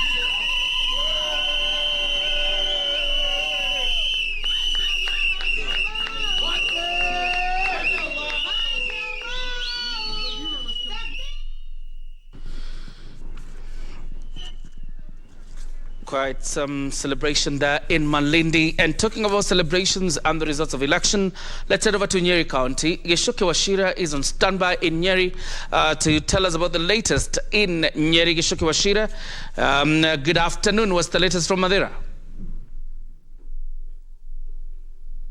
Good afternoon, John Jacob. It's a cold afternoon here in Nyeri County. Now, for the last 1 week, we've been tracking election and the final campaign period from Mathira constituency here in Nyeri County. And now today, finally, the election results for Mathira constituency were released, and the candidates were declared winners from the member of county assemblies, member of the National Assembly. The deputy returning officer also declared winners of the woman representative position, member of parliament, governor, and also the Senate. And now we've moved from the constituency tallying center in Karatina of Mathira constituency to Nyeri town, where the county tallying center is based. Now here at the tallying center, it's what you're seeing behind me is people are waiting for election results from Mathira constituency, where we've come from, and also election results from Kieni constituency, which are yet to be concluded. And just to give you a peek of what happened in Mathira constituency, incumbent Nyeri Governor Mutahi Kahiga of United Democratic Alliance was declared the winner in Mathira constituency, garnered the highest number of votes in Mathira constituency, getting 48,637 votes. Jubilee's candidate Ephraim Maina got 759 votes. The New Democrats Party candidate Dr. Thuo Mathenge was the second, getting 15,993 votes. And Peter Munyiri of Chama Chakazi got 1,381 votes. For the senatorial position, NAK Kenya's candidate Kabando Akabando got 2,428 votes, and Jubilee's candidate Nyokabi Priscilla got 10,973 votes. Wambugu Nyamo of Democratic Party getting 1,351 votes. The winner of the senatorial position was declared is Wahome Wamatinga of UDA's party, who got 57,704 votes. The county woman representative position results were also given at Mathira constituency, and Jerry Njori of Jubilee party got 6,296 votes. Rose Wamboi of Chama Chakazi getting 2,781 votes. Karungaro Margaret getting 2,024 votes. And the winner was United Democratic Alliance's candidate Rahab Mukami, who is the current member, woman representative here in Nyeri, getting 50,302 votes. Now, the Mathira parliamentary seat was also declared, and the winner was UDA's candidate Eric Mwangi wa Mombi, getting 49,377 votes. NAK Kenya's candidate Waroru Gekandi got 3,056 votes.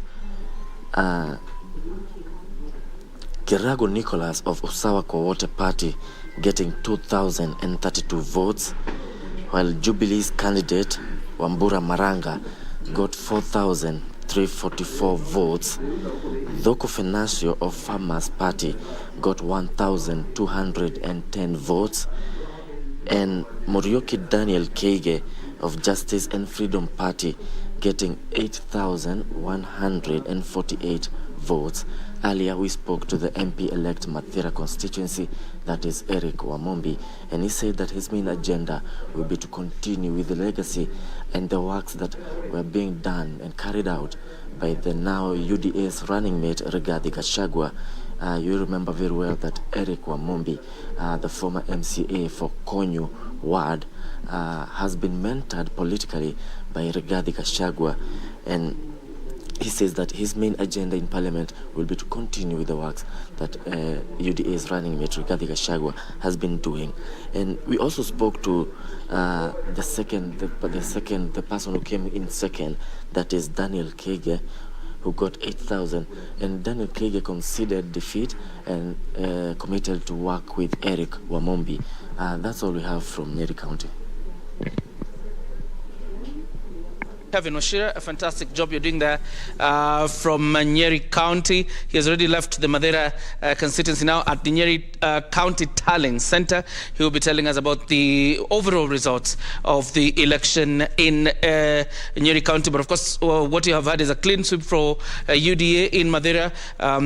Governor Mutahi Kahiga got the majority votes in Mathira, so did Wahome Wamatinga, Senator, as well as Rahab Mukami, the woman representative, and Eric Mwangi wa Mombi, an MCA who was just picked after Kenya Kwanza announced that Rigathi Gachagua would be the running mate for Kenya Kwanza. Now let's head over to Kilifi. Janae Karisa is also on standby. Let's see how the results in Kilifi look like. Janae? Good afternoon, John Jacob. We are coming to you live from Kilifi North constituency in Kilifi County, where the constituency returning officers are bringing in results from the 7 constituencies of Kilifi County, so that the county returning officer can do the tallying at the county level and declare the winners of the governorship, senator, women rep positions, and of course the presidential official results. All in all, we understand that 6 out of the 7 constituencies have already declared all the seats and have declared at the constituency levels. And so most of the numbers we have, that is what we have used to come up with our own tally. Please note, this is our own compilation, not from the IEBC data. The county returning officer is yet to give us their side of the data. So this is just from the constituency tallying centers, the results that were relayed. We have just done our own tallying as we wait for the county returning officer to announce the official results. So for the president, Raila Odinga is leading with 204,128 votes, followed by William Ruto with 77,138 votes. So Raila Odinga has managed to garner more votes in Kilifi County. For the governorship position, Gideon Mung'aro is leading with 145,576 votes, followed by Aisha Jumwa, a distant second with 65,732 votes. George Kithi of the Power Party is coming in third with 64,233 votes. He has managed to clinch more seats, more votes from Ganze constituency, where the Power Party has managed to sweep the electorates in that area. For the senatorship position, we are yet to receive results from Kilifi North constituency. However, Stewart Mazayo is leading with 116 votes, 116,946 votes, followed by Benjamin Kai of the Power Party with 57,968 votes, and then Mwabonje Shukurani comes in third with 36,651 votes.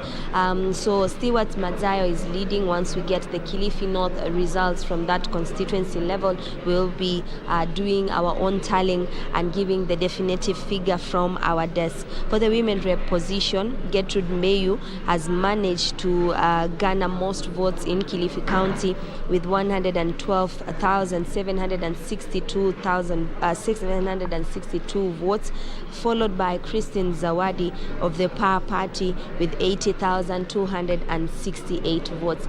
Something to note, Kioria, is that the Power Party that is popular in Kilifi, whose flag bearer is the current governor, Amason Kingi, really did some groundwork, and they have managed to put up a good fight for the senatorship and women rep position, that they're coming in second, as opposed to the governorship position, where Aisha Juma of the UDA party is coming in second. For the parliamentary results, the ODM party has managed to clinch 4 seats. The Power Party comes in with 2 seats, and the UDA party with 1. In Kilifi South, Ken Chonga has managed to fight for his seat with 24,300 votes. In Kilifi North, Owen Bayer has also secured his seat with 27,558 votes. In Malindi, Amina Mnyazi, as you had seen earlier, has come into the political scene, being the second woman to govern the constituency of Malindi with 21,634 votes. In Ganze, we have Teddy Mwambire, who lost his bid to Kennedy Tungule with 24,497 votes. Kennedy Tungule is from the Power Party, was vying on a Power Party, and he has managed to secure his win. Ganze constituency has dominated its seat with the Power Party. Most of the MCAs, as well as the Member of Parliament, has taken its win in that region. In the Kaloleni parliamentary seat, Paul Katana has managed to secure his seat with 16,968. His opponent coming in a very far second with 4,500 votes. So he managed to secure his seat, Paul Katana. In Rabai, a new entrant into the political scene, that is Anthony Kenga, he managed to clinch that seat. Remember, ODM candidate William Kamoti succumbed to an accident earlier during the campaign season, and so that seat was left vacant. His brother managed to succeed him. However, he lost in his bid for the parliamentary seat to Anthony Kenga. This seat also has been dominated by the PAR party. At least the PAR party has managed to clinch a seat in Rabai constituency, and with 10,737 votes. Also, the MCA position in that region also is not predominantly for the ODM party. However, they have managed to secure the win for PAR. In Magarini constituency, the current member of parliament, Michael Kingi, has come in a distant third. He has managed to be beaten by ODM's candidate Harrison Kombe, who managed to get 11,946 votes during this election, and he is followed by the UDA candidate, who also managed to garner some votes. Then the PAR candidate, who is Michael Kingi, and the current member of parliament coming in at a distant third. So in total, ODM has managed to secure 4 seats, the PAR party has managed to secure 2 seats, and the UDA party only 1 seat. For the MCA position, out of the 35 wards, 16 have gone to the ODM party. The PAR party has managed to get 7 seats. The UDA party has managed to get 5 seats. The independent candidates who have won are 4. Shirikisho party is 1. Jubilee under the Azimio flag is 1. And the ANC under the Kenya Kwanza coalition is 1. So in total, the Azimio fraternity has managed to clinch 17 seats, and the PAR, UDA, and ANC fraternity under the Kenya Kwanza alliance have managed to garner some substantive seats, numbering to about 10.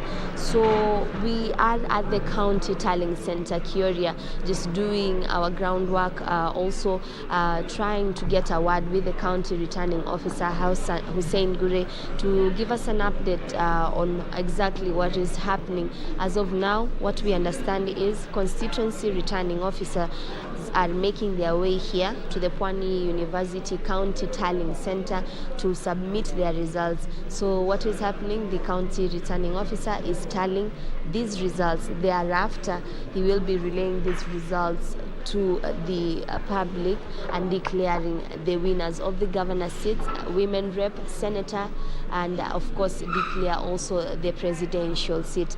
But the supremacy battle between the PAR party as well as the ODM party has been put to rest. We have seen that the ODM party has garnered a win in this region. However, the PAR party has put up a brave fight and managed to get seats in the MCA position and as well as the parliamentary position. So we await the announcement, which will come a bit later, because we are still waiting for the constituency results to be submitted, and thereafter the tallying process to take place. It takes about some hours before the official announcement of the governor is declared here at the county tallying center. Kioria, if you have any other query, I put it to rest as we continue camping here for the 5th day. My colleagues who have been assisting me, Hibak, Caroline Mramba, Asha Hamis, Nisi, as well as Rabjab Wanje in Kaloleni, have done a tremendous job in coming up with this tallying for the Kilifi County, and I am left to give the final results before we put the matter to rest. So Kioria, we are still waiting for the official announcement. As I said earlier, this is our tallying from the reporters of KBC who are on the ground. So we are waiting for the official announcement to give the numbers per the county returning officer. As of now, I hand it back to you, Kioria. Thank you very much, Janae Karisa and the team in Mombasa, in Kilifi, who are doing a fantastic job in terms of updating us with happenings in Kilifi. Of course, the contest between ODM and PAR, the new entrant or a new party associated with Kilifi Governor Amason Jeffa Kingi. Over to you, Victor. from Kilifi, let's head to Nyamira, where Patrick Kibagendi Osero of Azimio is the new MP-elect for Borabu constituency after garnering 18,826 votes. Osero emerged victorious in a race that attracted 11 candidates. The closest political rival, that is Aben Daniel Rogena, garnered 14,334 votes. Immediate former area legislator, that is Ben Mwani, did not contest, but instead opted to run for the gubernatorial race.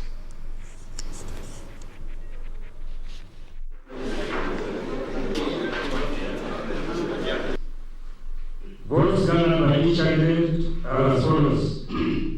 According to Moseti, 413, David Ogali Ubiero, 393, Ekaraba Jared Maaka Siso, 1,539, Kambi Yabesh Nandoro, 3,791,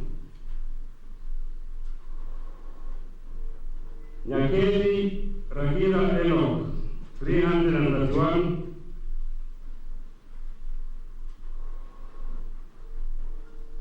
Nyalige Nyarela Josephine Kerupo, 1,128, Nyalige Peter Nyonga, 1,546, Onshaba Fred Montio, 175, Osero Patrick Bagendi, 15,829, Rogena Aben Daniel, 13,591, Socorro James Mogaka, 447. Total valid votes cast, 39,163. Rejected ballots, 627. So those are the results. I'll ask Mr. Patrick Osero.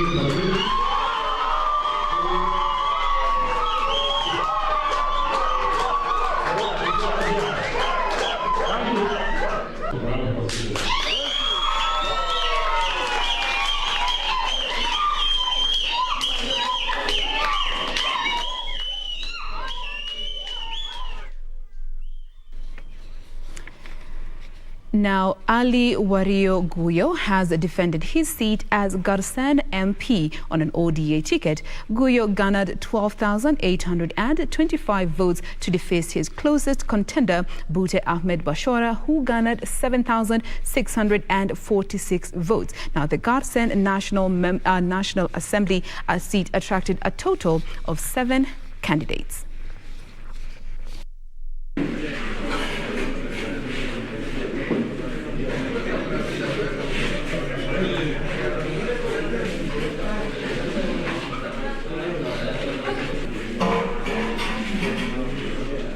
Mine is to assure the residents of the same constituency, and we'll make sure we'll bring cohesion, we'll bring them together during this period.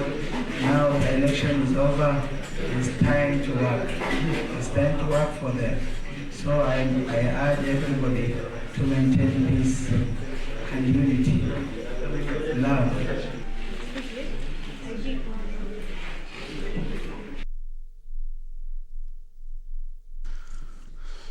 All right, from Tana River County, we come back to Nairobi. We are linking up with our team in Nairobi, led by Beatrice Ketonya. Let's just focus on what is happening in the race in Nairobi. And of course, we've seen rumors about a declaration of results for the governor position. Beatrice will tell us whether that is true. Beatrice?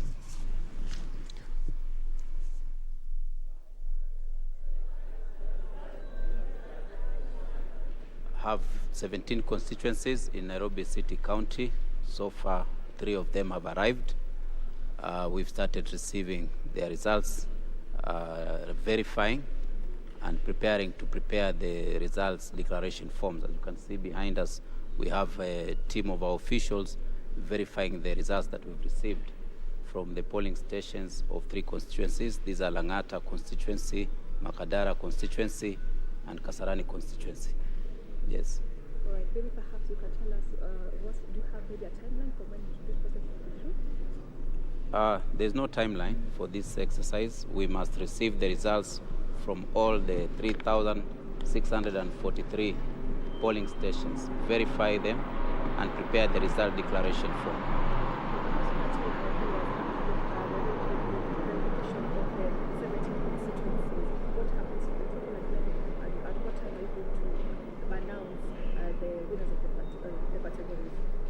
Like I've explained, we must process the results of all the 3,643 polling stations. These polling stations belong to constituencies. So as a returning officer presents results from their respective constituencies, we shall process for that specific constituency and put it in our result declaration form that must have all the 3,643 results before we can be able to declare winners. Yes. All right, maybe now we can just release him to head. As I said earlier, he has quite a busy task ahead of him. Asante sana for joining us here at KT News. Like I said, we are here at the County Parliament Center of Kasarani, and as you can see on the cameraman, quite a busy. Probably the last one. Pardon? Probably the last one. There are some outcomes that is out there regards the gubernatorial. Are you in agreement with the Tallying Center? Agreement for? For the numbers that are out there for the gubernatorial race. Results are declared by the county returning officer. I have not declared any results, so I cannot speak for any other record out there. So, sir, you're saying you have only received from 3 constituencies so far? 3 constituencies have arrived. Yes. We are starting with the first one. Oh. So we'll process each one in turn until we are done with the 17 returning officers. So you're waiting for 14 from 14 constituencies? 14 constituencies are yet to come. Okay, sir. Yes. An estimation of when this will be done? We can't estimate. Yes. The law requires that once we receive results from the constituencies, we speedily process them. Yes. So that's what will happen Yes. until we process the last polling station Yes. in Nairobi City County. Okay. Yes. So give it maybe 2 days. Yes. We should be able to see final results. On Monday? Yes. Stay here with us. You will see when we'll finish. Okay. Thank you. Thank you very much. Karibu.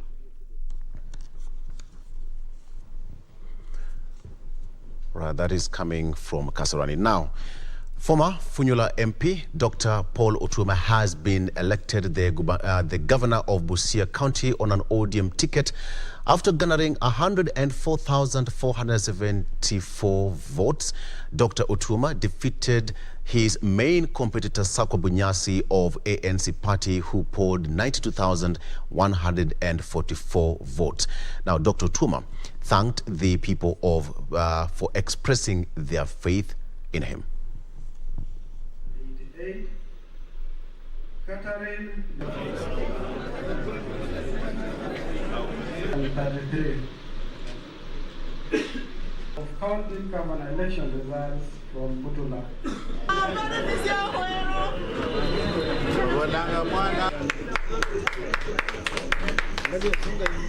We know that our business community needs opportunities to be able to create wealth in this county. We know that our agriculture basically needs to be fixed in terms of providing food security and economic opportunity to the people of Busia, and we are going to make our contribution to our country. A walk in the park. I love what the people of Busia have done by choosing potential and not anything else. Other than that, only God understands. 7,000. Simon Kingara, a candidate from the UDA party, has been elected as the Member of Parliament for Ruiru constituency after having garnered 68,784 votes. His closest opponent, former MP Esther Kadhogo of the Jubilee party, got 27,674 votes. Now, Ruiru constituency has over 172,000 registered voters, but this time around they posted only 62% of the voter turnout turnout, with slightly over 102,000 having shown up to vote.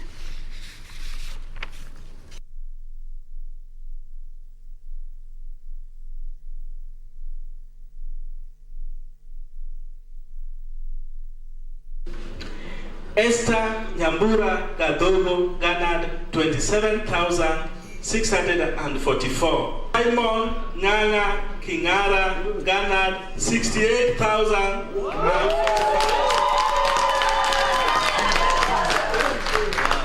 Constituency returning officer hereby declares that Simon Nyanga Kingara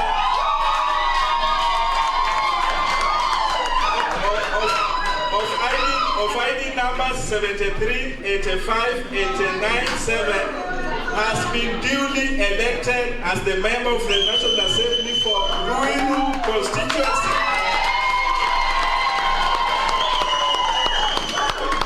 In the election held on the 9th day of August 2022. Congratulations. Shukuru sana watu wa Ruiru walitokea kwa wingi sana.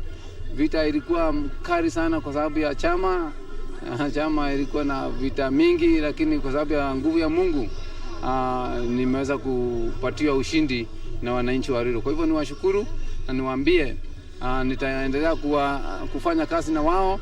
Wale walisimama na mimi, asante sana sana sana. Wale hawakusimama na mimi na bado ni watu wa Ruiru, bado tuko pamoja na tutakafanya kazi kama kongamano moja. Kwa sababu gani? Kama nimechaguliwa kama mtumishi wa watu wa Ruiru, itabidi nifanye kazi na watu wote wale wanaishi Ruiru. Kwa hivyo hakuna yule atapuswa katika Ruiru kimaendeleo. Kabila zote zitahushishwa katika kimaendeleo. Ofisi kama ilivyo kawaida yangu, tutafanya na watu wote bila ubaguzi wowote, na hapo ndio tutaweza kuwa na ushindi kama Joseph Mburu Kahangara is the Lari MP-elect. Kahangara polled 26,702 votes to defeat the incumbent Jonah Mburu Mwangi, who garnered 10,931 votes. Now, in his remarks, Joe Kahangara termed the election as very challenging, noting that unlike his competitor who was funded, he funded their respective parties. He financed his campaigns. Now, he thanked his supporters for working with him during the 5 years he was out of Parliament. The first, in that order, we have Joseph Mburu Kahangara, 26,702 votes. The next one in order is Frederick Ngige Kiguru, 779 votes. The third in order is Viscount James Kimathi, 1,208 votes. The fourth in that order of the ballot paper is Jonah Mburu Mwangi, 16,931 votes. The fifth is Devin Jogona Mwaura, 7,137 votes. Then the sixth is Naomi Wanjiko Wainaina, who has 396 votes.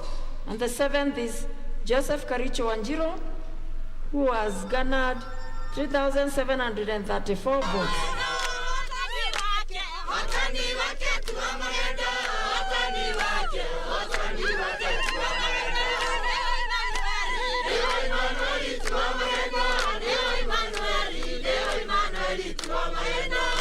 Political journey is never smooth. There are ups and downs. I also, let me mention my worthy competitors who have also worked, towards getting this position. They have not made it easy for me. There are some who had a lot of resources, maybe.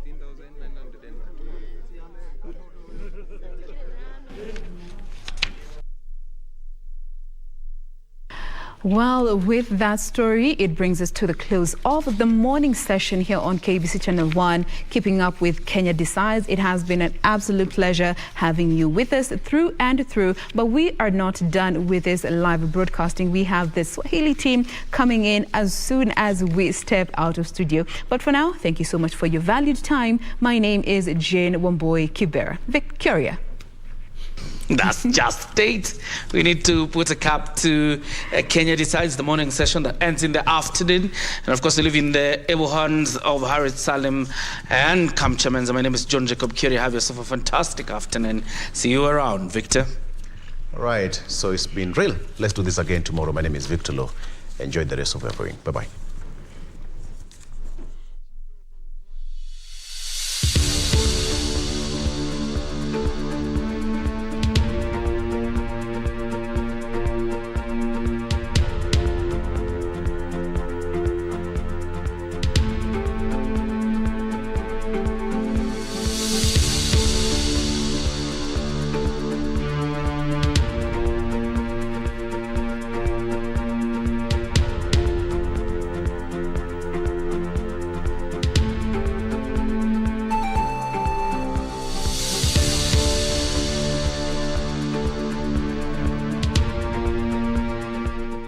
Kanchari,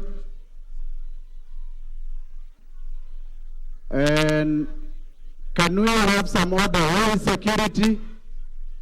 Where is security? Can we have security maintaining order here? I'm calling upon the security officers to come and maintain order here. Yes, yes. I am asking the chief agents to come for a meeting.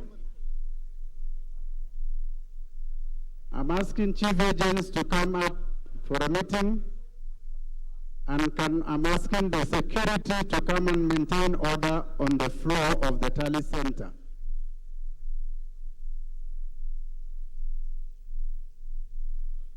Kanchari, can you come up, please? Paul Mwangi, can you come up, please? Paul and Kanchari, can you come up? I don't see Governor. Where is he? Kanchari and Mwangi, please come up. Kanchari and Mwangi.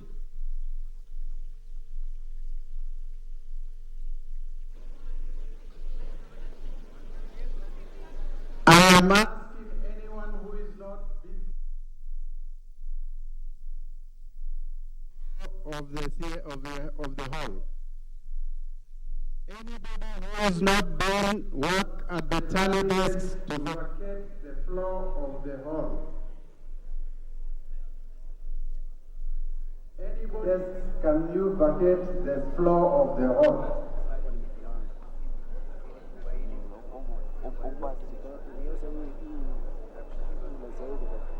Anybody who is not doing work at the tally, if you are not an agent doing work at the tally desk, can you vacate the floor of the hall?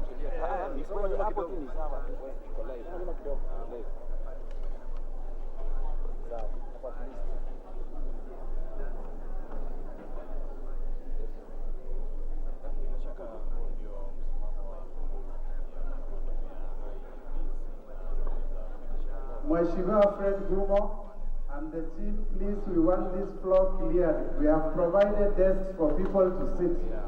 We have provided seats for people to sit. Please clear the floor of the tally center. Clear the floor of the tally center. If you are not an agent and if you have nothing to do at the tally desk, can you leave the floor of the tally center?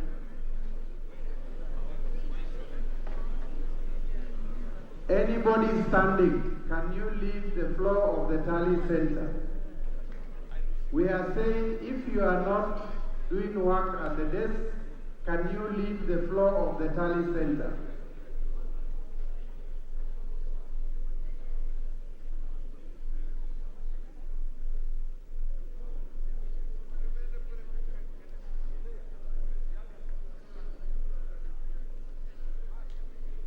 The people on the floor of the tally center who are not doing any work, can you leave the floor of the tally center?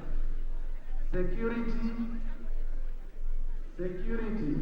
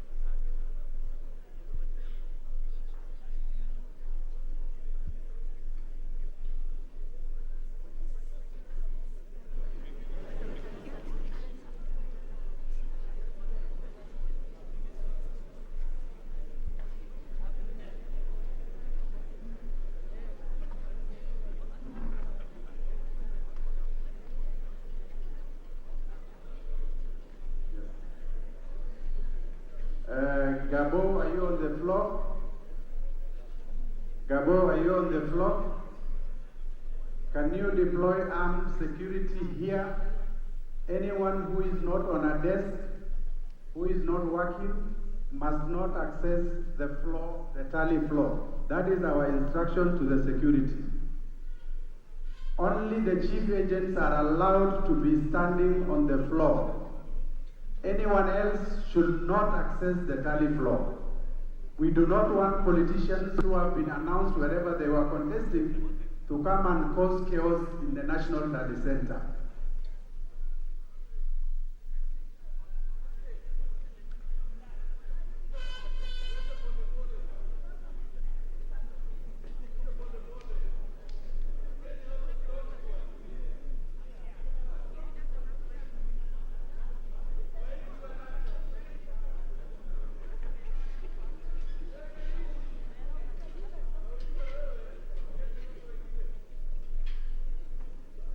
It must be.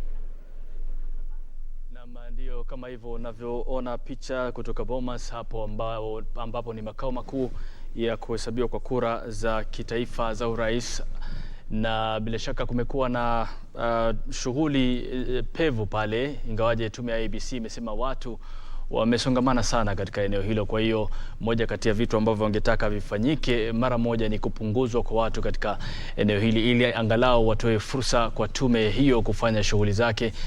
Nakumbuka hapo awali walipokuwa wanatoa taarifa walisema kwamba watu wamekuwa wakiwasumbua wale maafisa wa uchaguzi katika maeneo tofauti, na wakasema kwamba iwapo kuna mtu ana malalamiko yote, basi malalamiko yanafaa kuwasilishwa moja kwa moja kwake kama mwenyekiti wa tume hiyo, na sio kusumbuliwa kwa maafisa wa vituo mbalimbali ambao wamekuwa wakiendelea na shughuli zao, wengine wakileta karatasi zile za uchaguzi kupitia visanduku ambavyo vilitumika katika maeneo tofauti ya kupigia kura. Kwa hiyo wanapendekeza kwamba watu wapunguzwe, na vile vile wanatizama hali ilivyo kuhakikisha kwamba idadi ya watu wanaopaswa kuwa pale ndio iko pale. Iwapo kuna yote ambaye amezidi na hatakikani kuwa pale, basi anatimuliwa mara moja ili kuhakikisha kwamba kunaendeshwa shughuli kama inavyotakikana, kwa sababu kwa mujibu wa IEBC watu wameongezeka kiasi cha kwamba imekuwa vigumu kwa IEBC kufanya shughuli zake na vile vile kuwatatiza maafisa husika katika shughuli zao. Picha unazoziona hivi sasa ni moja kwa moja, unaona maafisa wa usalama wako pale kuhakikisha kwamba pia wao wanathibitisha ile idadi ya watu pamoja na wale wanaofaa kuwa pale katika shughuli nzima. Kumbuka cha msingi kinachotakikana katika eneo lile ni kwanza wale mawakala wa rais wa wagombea wa rais ndio wanatakana kuwa pale ili kusaidia katika kuthibitisha, na vile vile mbali na hayo kama wengine wapo na hawahusiki na hayo, basi wanafaa kuwa mbali na eneo lile.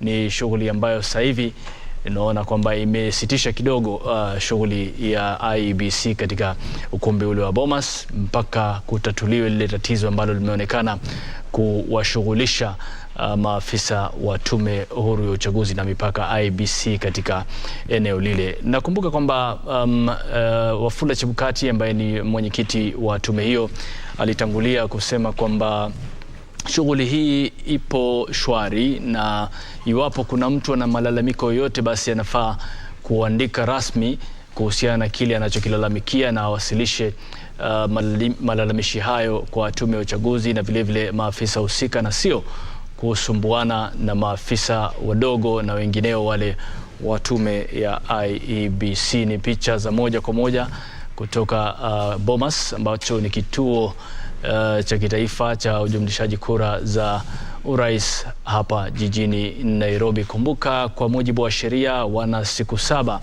kuhakikisha shughuli hii inakamilika, na ndani ya hizi siku 7 ndio matangazo yatatolewa iwapo kutapatikana mshindi, na iwapo itakuwa vinginevyo, basi kama kuna uwezekano wa kwenda katika raundi ya pili kwa mujibu wa kura zitakavyohesabiwa, basi pia kutakuwa na maelezo na maelekezo ya jinsi gani mambo hayo yatakavyofanyika. Lakini kwa sasa amewataka watu wawe na subra, huku wakipokea matokeo na kuhesabu na kuyathibitisha moja baada ya matokeo mengine, kuhakikisha kwamba yote yako sawa kupitia zile KIMS kit na karatasi ambazo zilikuwepo katika ama form 34A zilizokuwepo katika vituo vya kupigia kura katika maeneo tofauti nchini. Kamche, unaona maafisa wa usalama pale wakizunguka na kukagua pamoja na maafisa wa IEBC kuhakikisha kwamba wale ambao wahusiki wasalie kule watizame tu na waachie wahusika wakuu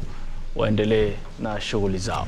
Kweli Harith, manake kama unavyoona pale ni kama IEBC inajitayarisha kutoa taarifa tu kuhusu zoezi zima linaloendelea pale, ni wapi wamefika. Manake kinachoendelea pale ndani ya ule ukumbi kwa sasa ni kule kuainisha na kuhakikisha kwamba zile fomu zilizofikishwa pale, zile za picha na zile zilizofikishwa pale na wale wasimamizi wa uchaguzi katika kaunti mbalimbali zinaoana ama zinawiana. Kwa hivyo ni zoezi ambalo linahitaji umakinifu na inahitaji utulivu, na imewalazimu kwamba waweze kuleta maafisa wa usalama wakaweze kupunguza ile idadi iliyo pale. Ndio maana jana, kama unakumbuka Harith, kwa nakuuliza huu kumbi mimi nauona umejaa, sijui kama ni nani anayepaswa kuwa pale, na iwapo walio pale ndani kwa sasa wanajua kazi wanayostahili kuifanya, ama iwapo wanajua utulivu unaohitajika pale ndani kwa sasa. Manake fujo zozote basi hazihitajiki wala hazistahili pale ndani. Panahitaji utulivu na mwelekeo. Kama itakuwa ile hesabu na ifanywe kwa njia ya utulivu, kwa njia ya kueleweka, basi panahitaji upungufu wa watu, pasiwe pamejaa kiasi cha kwamba palete hofu ama palete wasiwasi wa jinsi shughuli yoyote inayofanyika. Kwa hivyo naona pale kamishna wapo tayari kutueleza ama kuzungumza mambo yanavyoendelea. Kumbuka awali walikuja kuzungumzia maeneo bunge 10, wakisema maeneo bunge 10 tayari yameweza kuainishwa zile hesabu za kiti cha urais. Matokeo kutoka maeneo bunge 10 yameweza kuainishwa pale, na kwamba wanaendelea kupokea fomu kutoka maeneo bunge mbalimbali, na pindi watakapokuwa wameweza kuainisha yote, basi ndipo wataweza kuzungumza na Wakenya. Kumbuka siku zinazidi kuyoyoma, nayo IEBC inahitaji wakati mwafaka, ama inahitaji wakati wa kutosha, utulivu, pasiwe na vurugu yoyote, ama pasiwe na mchanganyiko wowote ambao utawafanya kwamba wahisi watu walioko pale ndani pengine waondolewe. Hawafai kuondolewa, manake kama inavyohitajika kuna waangalizi, kuna wale mawakala wakuu wa vyama mbalimbali, kunao wanahabari wa pale ambao wanapeperusha taarifa hizo kwa njia moja kwa moja kwa kila Mkenya aliyeko nyumbani anahitaji kujua naendelea pale. Kwa hivyo utulivu ndio utakaohitajika kwa hali ya juu, na mwelekeo unaoeleweka na kila mmoja, pasiwe na yoyote aliye na tashwishi kwamba mbona huyu yafanya hivi ama mbona huyu yafanya hivi. Manake atakapotokea vile, basi IEBC itajikuta katika hali ya kutatizika.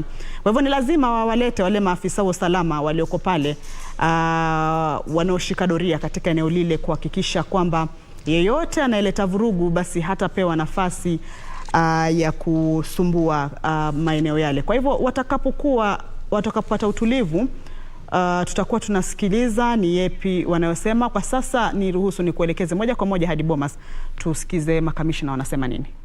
Anybody having a bag, security must search those bags. Anybody accessing the tally center with a bag must be thoroughly searched.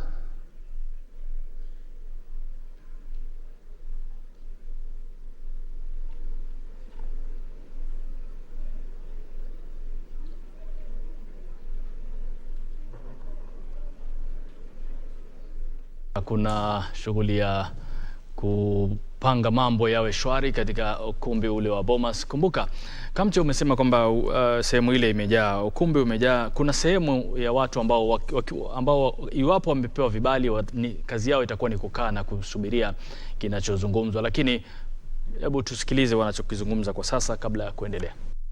The chairman said, this is a tally center, it is not an interrogation center. Observers and agents will watch. If there are any issues, they will record for their own use. It is not going to be an interrogation center for returning officers. Our officers must be respected, and all the desks must enforce that arrangement. We are not here to interrogate returning officers. So as you do your work, ensure that the returning officers are respected.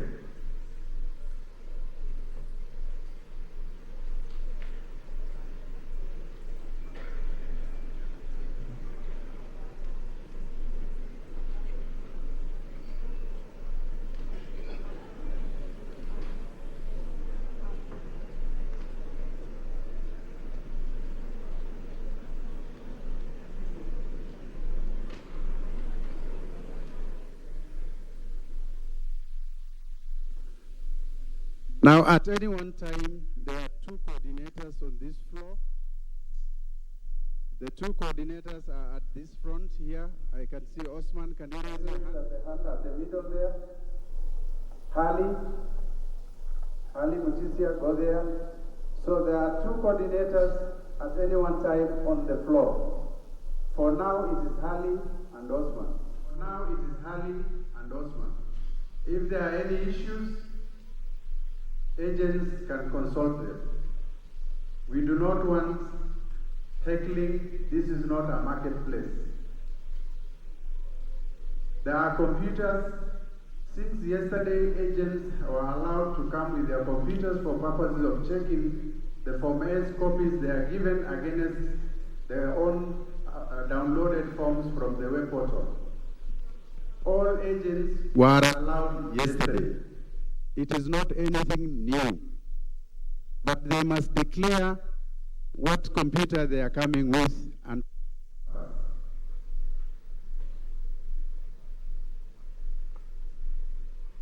once again, no photos on the floor of this study center. Whether you are an observer or whoever you are, no photos. We do not want to see our officers, their photos being paraded everywhere.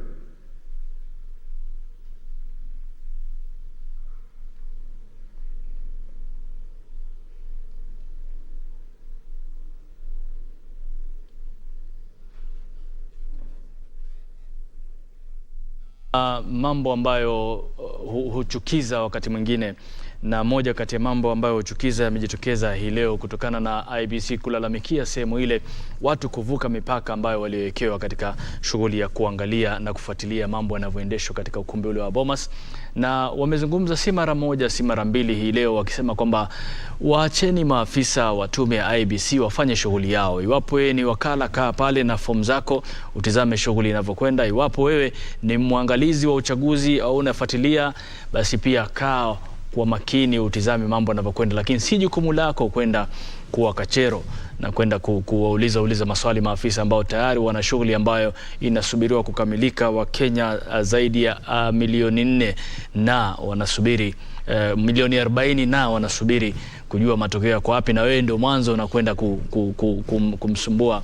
Kwa hiyo makamishna wamesema kwamba waacheni hao watu wafanye shughuli zao, la sivyo walitoa onyo kwamba huenda yote ambaye atakaidi amri hiyo basi atatimuliwa kutoka eneo lile, na baadaye ukishatimuliwa tena usiwe ni wa kulalamika kwa nini nimetimuliwa, na tayari mmeelezwa mara 1, 2, 3 na zaidi kuhusiana na taratibu zinazotakana mahali pale. Unafahamu kwamba Kamche, eneo lile ni eneo ambalo watu wanasema kwamba macho yote yako pale, a very sensitive area kwa sasa. Kila mtu anataka kujua, kwa sababu pakikoseka kitu pale basi kidogo mchuzi wote unakuwa hauliki.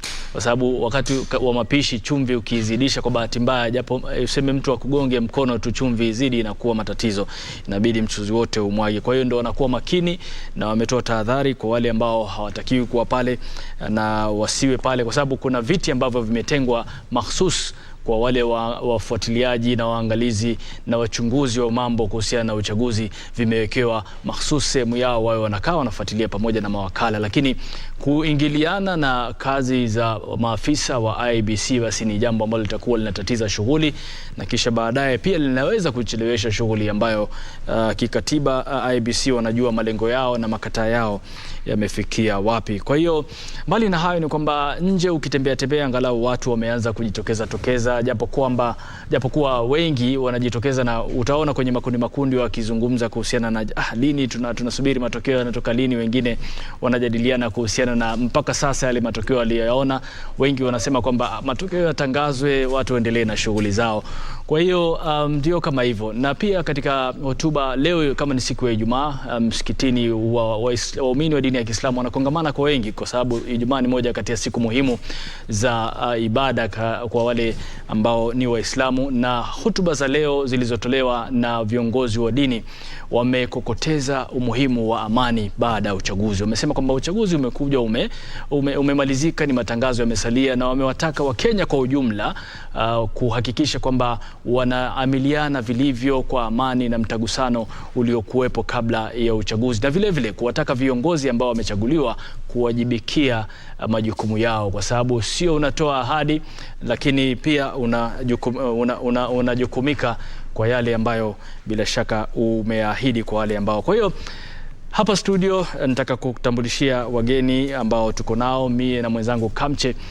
Hapa karibu yangu naye Otieno Mjomba ambaye ni mchanganuzi wa masuala ya kisiasa. Kwa hiyo Otieno, karibu sana. Naona itakuwa ni maendelezo ya tulipoachia jana. Na Kamche, upande wako unasemaje huko? Mgeni kwa jina Charles Omanga ambaye ni wakili na vile vile ni mchanganuzi wa masuala ya siasa. Kwa hivyo ni wageni ambao wataweza kutusaidia kuelewa hali ilivyo kwa sasa. Uchaguzi umekamilika, matokeo yamejulikana kwa viti mbalimbali vya ubunge, vya wakilishi wadi, vya ugavana katika maeneo mengine. Watu wakiwa wanasubiri sana kwa hamu na gamu kujua mshindi wa kiti cha urais. Kwa hivyo IEBC nayo ikiwa imesalia na hadi siku ya Jumanne ambapo itakuwa ni siku 7 imekamilisha kuyaweka wazi matokeo ya ushindani wa kiti cha urais, kila mtu ajue upande wake umefanya vipi. Kwa hivyo ni wageni ambao wataweza kutusaidia kuelewa hali ilivyo kwa sasa, ni yapi wa Kenya wanafaa kuyajua, ni masuala gani ambayo IEBC itakuwa inafaa kuzingatia kwa sasa, na mambo mengi, na jinsi uchaguzi ulivyofanyika. Ushindi umekuwa kwa mirengo ipi, viti vya bunge, viti vya ugavana, maeneo mbalimbali, kama ni pwani, kama ni eneo la Mlima Kenya, kama ni Nyanza. Je, ushindi umekuwa wa aina gani na itakuwa na maana gani kwa chaguzi zijazo? Itakuwa na maana gani kwa uongozi ujao? Kwa hivyo ni masuala mengi ambayo tutaweza kuyaangazia hapa Harith, kumfahamisha tu Mkenya hatua zilizosalia na mambo yatakapokwenda, hata matokeo yatakapotangazwa. Tunaelewa kwamba yule aliyetangazwa kuwa mshindi wa kiti cha urais atakuwa anafaa kuchukua mamlaka ama kuanza hatamu yake afisini. Kuna kamati ambayo tayari inajipanga kuweza kuhakikisha kwamba hatua hiyo itakuwa ipo tayari wakati mshindi atakapotangazwa, ikiwa ni kamati inayoongozwa na mkuu wa masuala ya umma ambaye ni Joseph Kinyua. Kwa hivyo hayo ni mambo ambayo yanaendelea kwa sasa, lakini tutakuwa tunayachanganua polepole hapa na wageni wetu Harith. Naam, asante sana. Kwa hiyo Otieno, nataka kuanza sasa mazungumzo yetu kuhusiana na kinachoendelea. Kwanza Bomas, umeona hali ilivyo, mpaka Chebukati na makamishna wenzake wamekuja juu.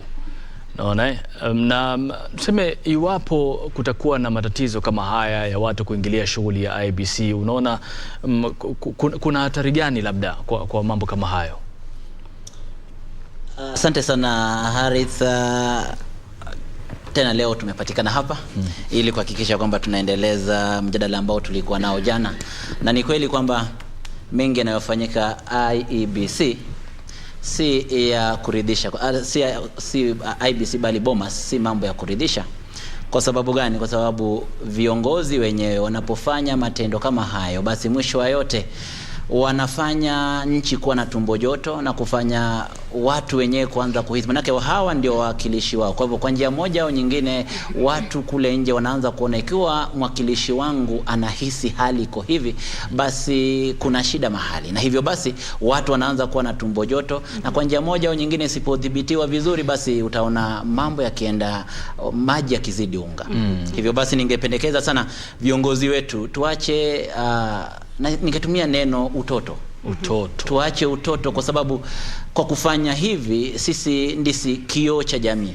Na ikiwa sisi ni kioo cha jamii, basi yale yote ambayo tunafanya sasa hivi Bomas inaangaziwa na watu wote kote nchini. Kidogo Otieno, tutakuja kwako hapo kwamba hao ndio kioo cha jamii, na bila shaka jamii ikijiona kwenye kioo kwamba hali ni hii, basi ndio kama hivyo. Lakini mbali na hapo Kamche, labda kupitia mgeni ambaye yuko karibu nawe, labda elezee kidogo kuhusiana na ni kipi ambacho kinajitokeza kutokana na viongozi kuonyesha hali kama ile na kutatiza shughuli katika shughuli za IEBC kwa sasa. Naam, Charles. Asante sana. Nadhani kile ambacho kinashuhudiwa katika ukumbi wa Bomas kwa sasa hivi kufuatia jinsi ambavyo viongozi ambavyo wako pale sio jambo ya kuridhisha. Na ni mambo ya kutamausha sana, kwa sababu hao viongozi ni wanajua ya kwamba IEBC ni tume huru, na sasa wakati ambao tumefika ni wakati muhimu sana ambaye yafaa viongozi na wananchi kwa ujumla na wale wagombezi, wale wamepata, wale wamepoteza, tuwe na subira ili tuhakikishe kwamba hatutatizi shughuli nzima ya kuhesabu kura. So kufuatia jambo ambalo limeshuhudiwa pale sio jambo la kufurahisha, na kwa maoni yangu mimi ningependa kuwashauri wale ambao wako pale wahakikisha ya kwamba wasitatize shughuli hii nzima, kwa sababu wakati huu watu wamekuwa na hiyo tumbo joto, watu wako na ile roho ambayo haijatulia, kwa sababu kila mrengo inavutia kwao, wanahakikisha wanasema tumetoa ushindi. Sasa masuala kama haya sio masuala ya kutiliwa mzaha. Ni jambo ambalo yafaa tuhakikisha kwamba tunaonyesha picha na sura ya uongozi, tusiwe ni kama watu ambao wako katika kiwanja cha densi ambaye hakuna taratibu yoyote. Kwa wakati kama huu Charles, ambao tumeona washindani hawa wanne ikiwa wawili wa mrengo wa Azimio na mrengo wa Kenya Kwanza ndio ushindani wao upo karibu sana. Je, hali hii tunayoiona Bomas ni jambo ambalo ni la kutarajiwa tukizingatia kwamba ushindani ni mkali sana na karibu sana? Wakati ambapo kura inakuwa kura ambao ushindani inakuwa mkali na tofauti ya kura haikui nyingi, mara nyingi huwa inaleta hiyo tension. So ile jambo ambalo yafaa ifanyike ni kwamba viongozi yafaa wahakikishe watu wakakamavu, kwa sababu kama viongozi wao wenyewe ndio wameanza tabia ya kutokuwa na mpangilio, kutofuata utaratibu wowote, sasa wananchi je ama wafuasi wao?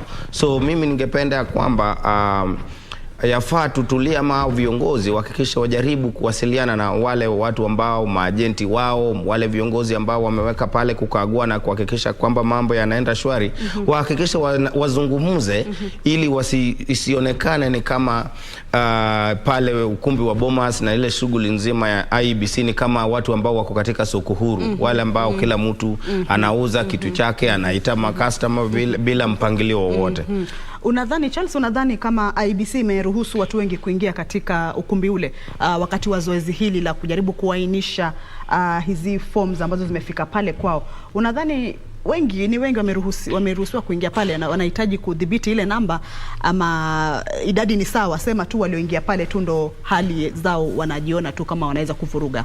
Idadi si sawa. Kile ambacho ningeshauri ni kwamba wale maajenti, wale ambao wamehusika katika ile hali ya kunakili na kuhakikisha ya kwamba zile fomu zinaambatana na zile ambazo zilitumwa katika mtandao, ndio wawe pale mbele. Viongozi pia huwezi ukaweka hii shughuli nzima iwe tu ni maajenti na maobserver peke yao kukaa pale, lakini wawe wakuwe na ile mahali ya mwisho, wale viongozi wengine wanaweza kaa kando, lakini sasa wakizidi ndani ya ukumbi, alafu pengine pia unajua wakiwa hapo pia wanazungumza hapa na pale kwa sauti ya juu, huenda ikatatiza shughuli ile ya wale ambao wameruhusiwa kirasmi kukagua zile nakala za zile fomu ambazo zimetoka katika maeneo eneo bunge. So sidhani kama watu wameruhusu ni wengi, lakini sasa wahakikisha kwamba wale ambao sio wanahusika moja kwa moja pale wadhibitiwe, wakuwe hata kama wako ndani ya ukumbi lakini wakae mbali kidogo, wasipitie, wasiingie hapo mahali hiyo shughuli nzima inaendelea. Na Harith, Charles ameleta hoja nzuri hapa ambayo pia nikikumbuka Commissioner Abdigulia alipokuwa anazungumza hapo, amesema kwamba maafisa wa IEBC wanafaa waheshimiwe pale ndani na wale waliofika pale. Kama anavuka mpaka, mtu akiambiwa hapo alipofika si sawa warudi nyuma, basi wanafaa wasikize kauli ya wale maafisa wa IEBC na aweze kurudi nyuma kwa utulivu wa pale mahali.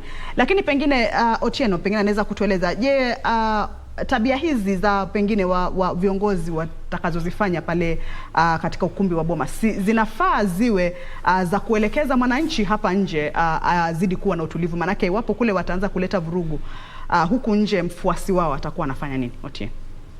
Asante tena. Wakati ambapo nilikuwa nikizungumza hapa awali nilizungumzia mambo ya kioo cha jamii, na nimefurahishwa namna ambavyo pia Bwana Charles ameweza kutoa kauli zake. Ni kweli kwamba viongozi wetu hasa lazima wao wenyewe waweze kutuongoza kwa matendo mazuri. Wanafaa kutuongoza kwa kuhakikisha kwamba wao ndio wanatimiza na wanazingatia masuala ya maadili. Lakini unapopata kwamba sasa viongozi wenyewe ndio wamekosa maadili, basi wale wafuasi wao moja kwa moja wataona kwa sababu hawa ndio wanatuwakilisha na sisi pia basi itabidi tuwe hivyo. Lakini ningependa kupanua mawazo yetu zaidi kuhusiana na haya ambayo yanafanyika Bomas, kwamba hawa viongozi wetu ndio hao sisi tumewachagua. Tumetoka kuwachagua. Tumewachagua pamoja na haya mabaya yao. Tunajua kwamba kwa njia moja au nyingine hawafanyi hivi kwa mara ya kwanza Bomas. Wamekuwa wakifanya hivi katika vikao mbalimbali popote pale. Kama umekuwa ukifuatilia katika katika constituencies mbalimbali, umeona kwamba kumekuwa na mivurutano ya hapa na pale, watu kushikana kosi za shati, watu kutaka kulimana hata na makonde. Kama uliangalia Jamhuri juzi, waliweza hata watu ikabidi vurumai ikatokea. Hii inamaanisha nini? Sisi jamii, hawa viongozi wanatuwakilisha tu moja kwa moja. Tabia zetu hizi ambazo zipo mashinani hapa ndizo zile ambazo tumepeleka pale Bomas sasa hivi. Hivyo ombi langu kwa IEBC ni kwamba wahakikishe usalama umedumishwa, wale wa kushughulikia wale ambao wanafaa kuwa pale ukumbini wabaki wale ambao wanafaa kuwa pale. Tusikubali kuruhusu mmoja wawili, mwishowe tutaruhusu kila mtu. Na tukiruhusu kila mtu pale katika ukumbi, basi mchuzi ndio hivyo tutakuwa tumezidisha maji, na sasa urojorojo wake na utamu wake hautakuwepo. Sasa Otieno, kuna hili swala la unajua kumekuwa katika mitandao ya kijamii nchi jirani hususan Tanzania na Uganda wamekuwa wakishangaa jinsi uchaguzi ulivyoendeshwa Kenya. Na wamesema kwamba ni jambo la kushangaza kwamba Wakenya wamekuwa na uhuru mwingi tu sana katika uchaguzi huu, kuanzia kuwepo kwa mtandao, kuweza kuwasiliana kupitia mitandao, na vile vile tume ya uchaguzi kuruhusu Wakenya kujitizamia kupitia portal yao, na vile vile mpaka sasa hivi tunaona kwamba katika eneo la Bomas watu wanaingia tu kama kiholela hivi. Inawezekana kwamba kumekuwa na uhuru kupita kiasi walioruhusu IEBC wenyewe mpaka sasa hivi unakuja kuathiri wao wenyewe?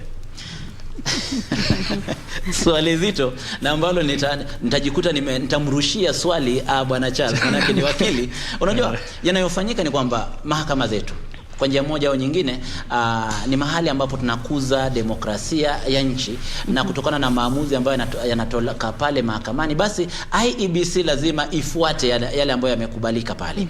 Na kwa ukiangalia kesi, nadhani kesi ya NASA mwaka 2017 pale Supreme Court, palitokea mjadala huu ambapo lazima mambo yangewekwa wazi hivi namna yalivyo. Na uwazi huu tunajua kwa Kiswahili kwamba sana ikizidi sana sio nzuri sana. Si nzuri. Tutakuwa tumeharibu. Na kwa sababu ya hiyo sasa tunafaa kuhakikisha tuna dhibiti mambo yetu. Zaidi ya kwamba tuna demokrasia, tuna uhuru, lakini uhuru usiodhibitika mwisho wa yote basi huleta ghasia. Na hivyo lazima tudhibiti uhuru huu ili mwisho wa yote mambo yawe mazuri. Kila kitu na mipaka yake.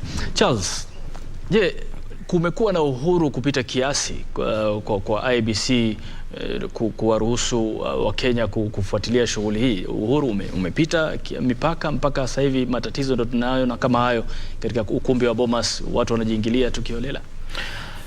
Sidhani kuwa uhuru umekuwa kupita kiasi, kwa maana uhuru wenyewe kuna udhibiti wake na pia pale jambo ambalo tunashuhudia sio makosa ya wananchi wenyewe, ni pale kuna viongozi ambao wanaelewa sheria na wanajua ya kwamba jinsi ambavyo yafaa wakae wakiwa pale, kwa sababu unajua uhuru ni jambo ambalo hatuwezi tupa na maji ya kuosha mtoto, kwa sababu hata katiba yenyewe katika kipengele cha 35 34 imeleta uhuru huu, na hii uhuru kuna jinsi ambavyo yafaa tunaikuza.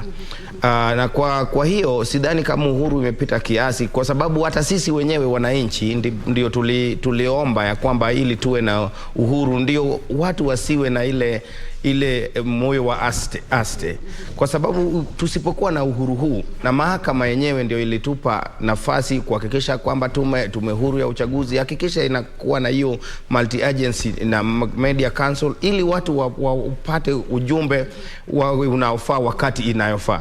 Sasa kwa upande wangu sidhani kama uhuru ndio imekuwa zaidi, lakini sasa viongozi ambao wako pale ni ile hali tu, unajua hii ni sasa kama ushindani, lakini ushindani wa karibu sana ya watu wanakuwa kama kitu akiendi sawa, kunakuwa na hiyo tension. Sasa ndio hiyo vurugu ya watu kujaribu kuangalia, yani hawajaamini wale watu ambao wameweka pale, kwa sababu wale wanaleta tabu ni wanasiasa na viongozi mbalimbali ambao wameruhusiwa katika ukumbi ule.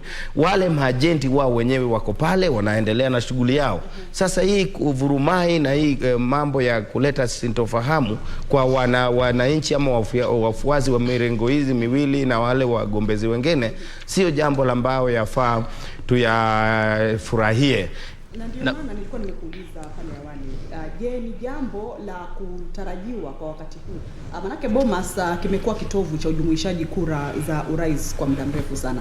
Hata sijui kama ukirudi nyuma unaona kama miaka ya nyuma pia hali ilikuwa hivyo, ama kwa sasa je, kuna wageni wapi ambao wamekuja kwa sasa ambao tutasema wameongeza idadi wakawa wengi, ama idadi imekuwa ni ile ile, waangalizi, mawakala wakuu wa vyama vya kisiasa, wanahabari?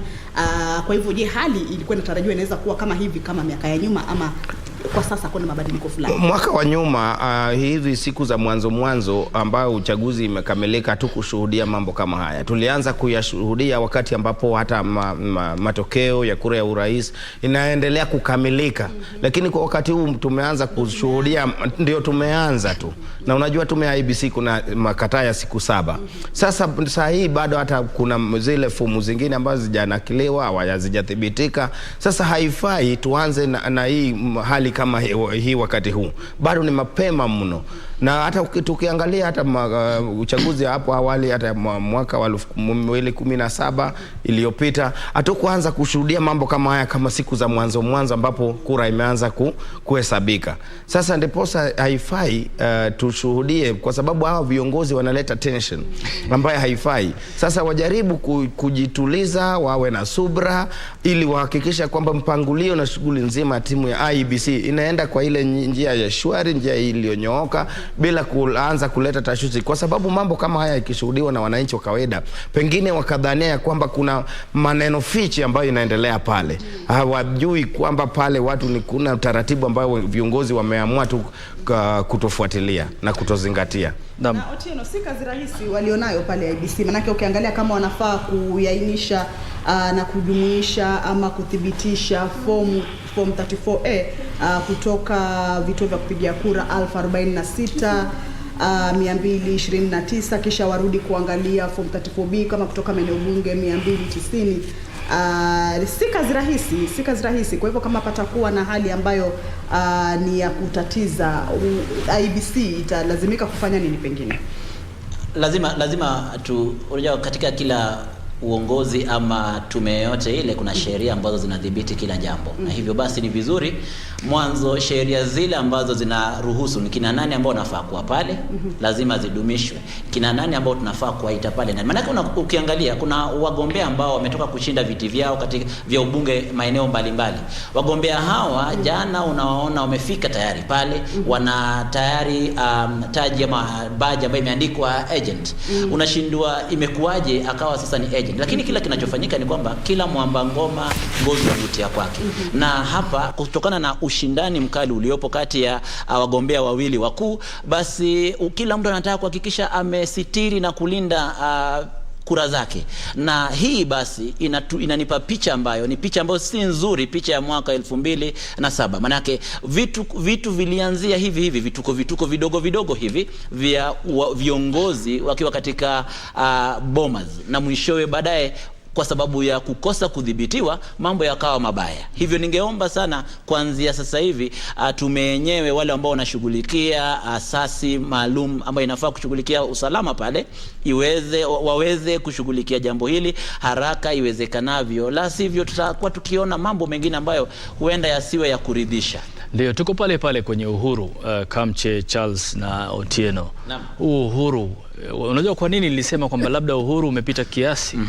Unajua Waswahili wanasema, Charles amesema vizuri kwamba ni uhuru ambao bila shaka tumeuomba kutoka kwa mahakama, na mahakama imetupatia uhuru kama wa Kenya. Lakini kabla ya kuja hapo, maana kuna kitu nilikuwa nataka kuzungumza kwamba ukiomba mvua basi ujiandae na tope. Lakini kabla ya kwenda huko Charles, Kamche, kuna wenzetu ambao katika maeneo tofauti, sijui umewasiliana na wanasema ukiomba mvua ujitayarishe na tope, ujitayarishe na miamvuli, na ujitayarishe kwenda shamba, manake rotba itazidi pale. Na tunaarifiwa kwamba tuungane na mwanahabari mwenza aliyeko kaunti ya Kirinyaga, Gladys Mungai. Gladys, iwapo unanipata kwa njia sawa, basi tueleze siku ya 3 tangu wapiga kura wakamilishe shughuli hiyo. Washindi wameshajijua, washindwa wameshajijua, ingawaje kuna wengine bado hawajajua matokeo ya kura zilizofanywa katika maeneo yao. Tueleze kwa sasa halipo vipi, na washindi ni kina nani? Waliorudi katika viti vyao ama waliohifadhi katika viti vyao ni kina nani? Watu wamekubali kushindwa na mambo yanaendaje?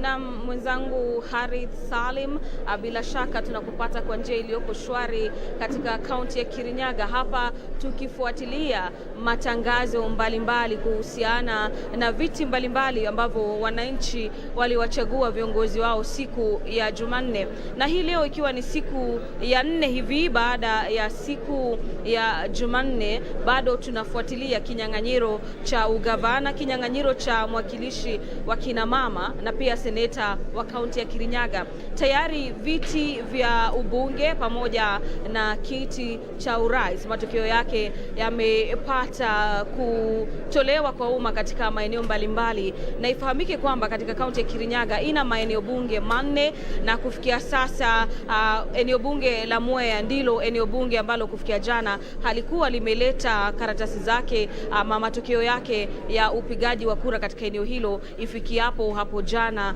mwendo wa saa 8 usiku. Lakini hii leo karatasi hizo ziliweza kufika mwendo wa saa 6, na shughuli ya kuratibu na pia kuhakikisha kwamba karatasi hizo pamoja na matokeo yaliyoko katika fomu hizo ni sahihi inaendelea kwa sasa nyuma yangu na maafisa wa IEBC, na punde tu watakapokuwa wakikamilisha shughuli hiyo, basi wataelekea moja kwa moja katika kuwatangaza washindi katika viti hivyo. Katika kuangalia takwimu ambazo zimerekodiwa katika uchaguzi katika kaunti ya Kirinyaga ni kwamba katika kiti cha urais Daktari William Ruto anaongoza kwa kura ambazo zimepigwa kufikia sasa katika eneo hili. Katika kiti cha ugavana, gavana wa sasa ambaye ni Anne Waiguru ndiye anayeongoza katika zile kura ambazo zimepigwa katika eneo hili, lakini hilo mtazamaji litafahamika kwa ukamilifu punde tu afisa wa IEBC atakapokuwa akitangaza. Awali tumeshuhudia mambo mengi tu.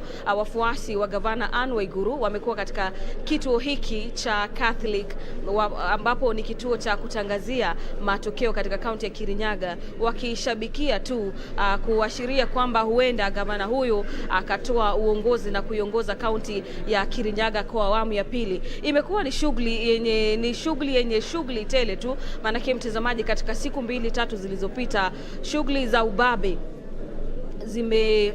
banana tu katika kaunti ya Kirinyaga, pale ambapo wale ambao wanahisi kwamba shughuli hii haijakuwa huru na haki wamekuwa wakizua rabsha katika maeneo haya. Ni shughuli ama ni hatua ambayo imefuatia maafisa wa usalama kuletwa katika maeneo haya ili kuimarisha usalama.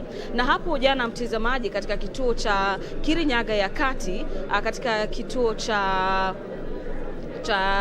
Kirinyaga ya kati, ni kwamba hapo jana mwendo wa saa 1 hivi kulikuwapo na rabsha pale ambapo mashini pamoja na karatasi za kupigia kura ziliweza kuharibiwa na kusababisha maafisa wa tume ya IEBC kurejelea shughuli hiyo, lakini hapakuharibika neno, mtazamaji, manake tayari maafisa wa tume ya IEBC walikuwa na takwimu za kulingana na jinsi ambavyo wananchi katika eneo bunge la Kirinyaga ya kati walipiga kura, na baada ya kurejelea zoezi hilo basi matokeo yakaletwa katika kituo cha Katoliki ambapo ndipo tume ya IEBC inapojumuisha kura.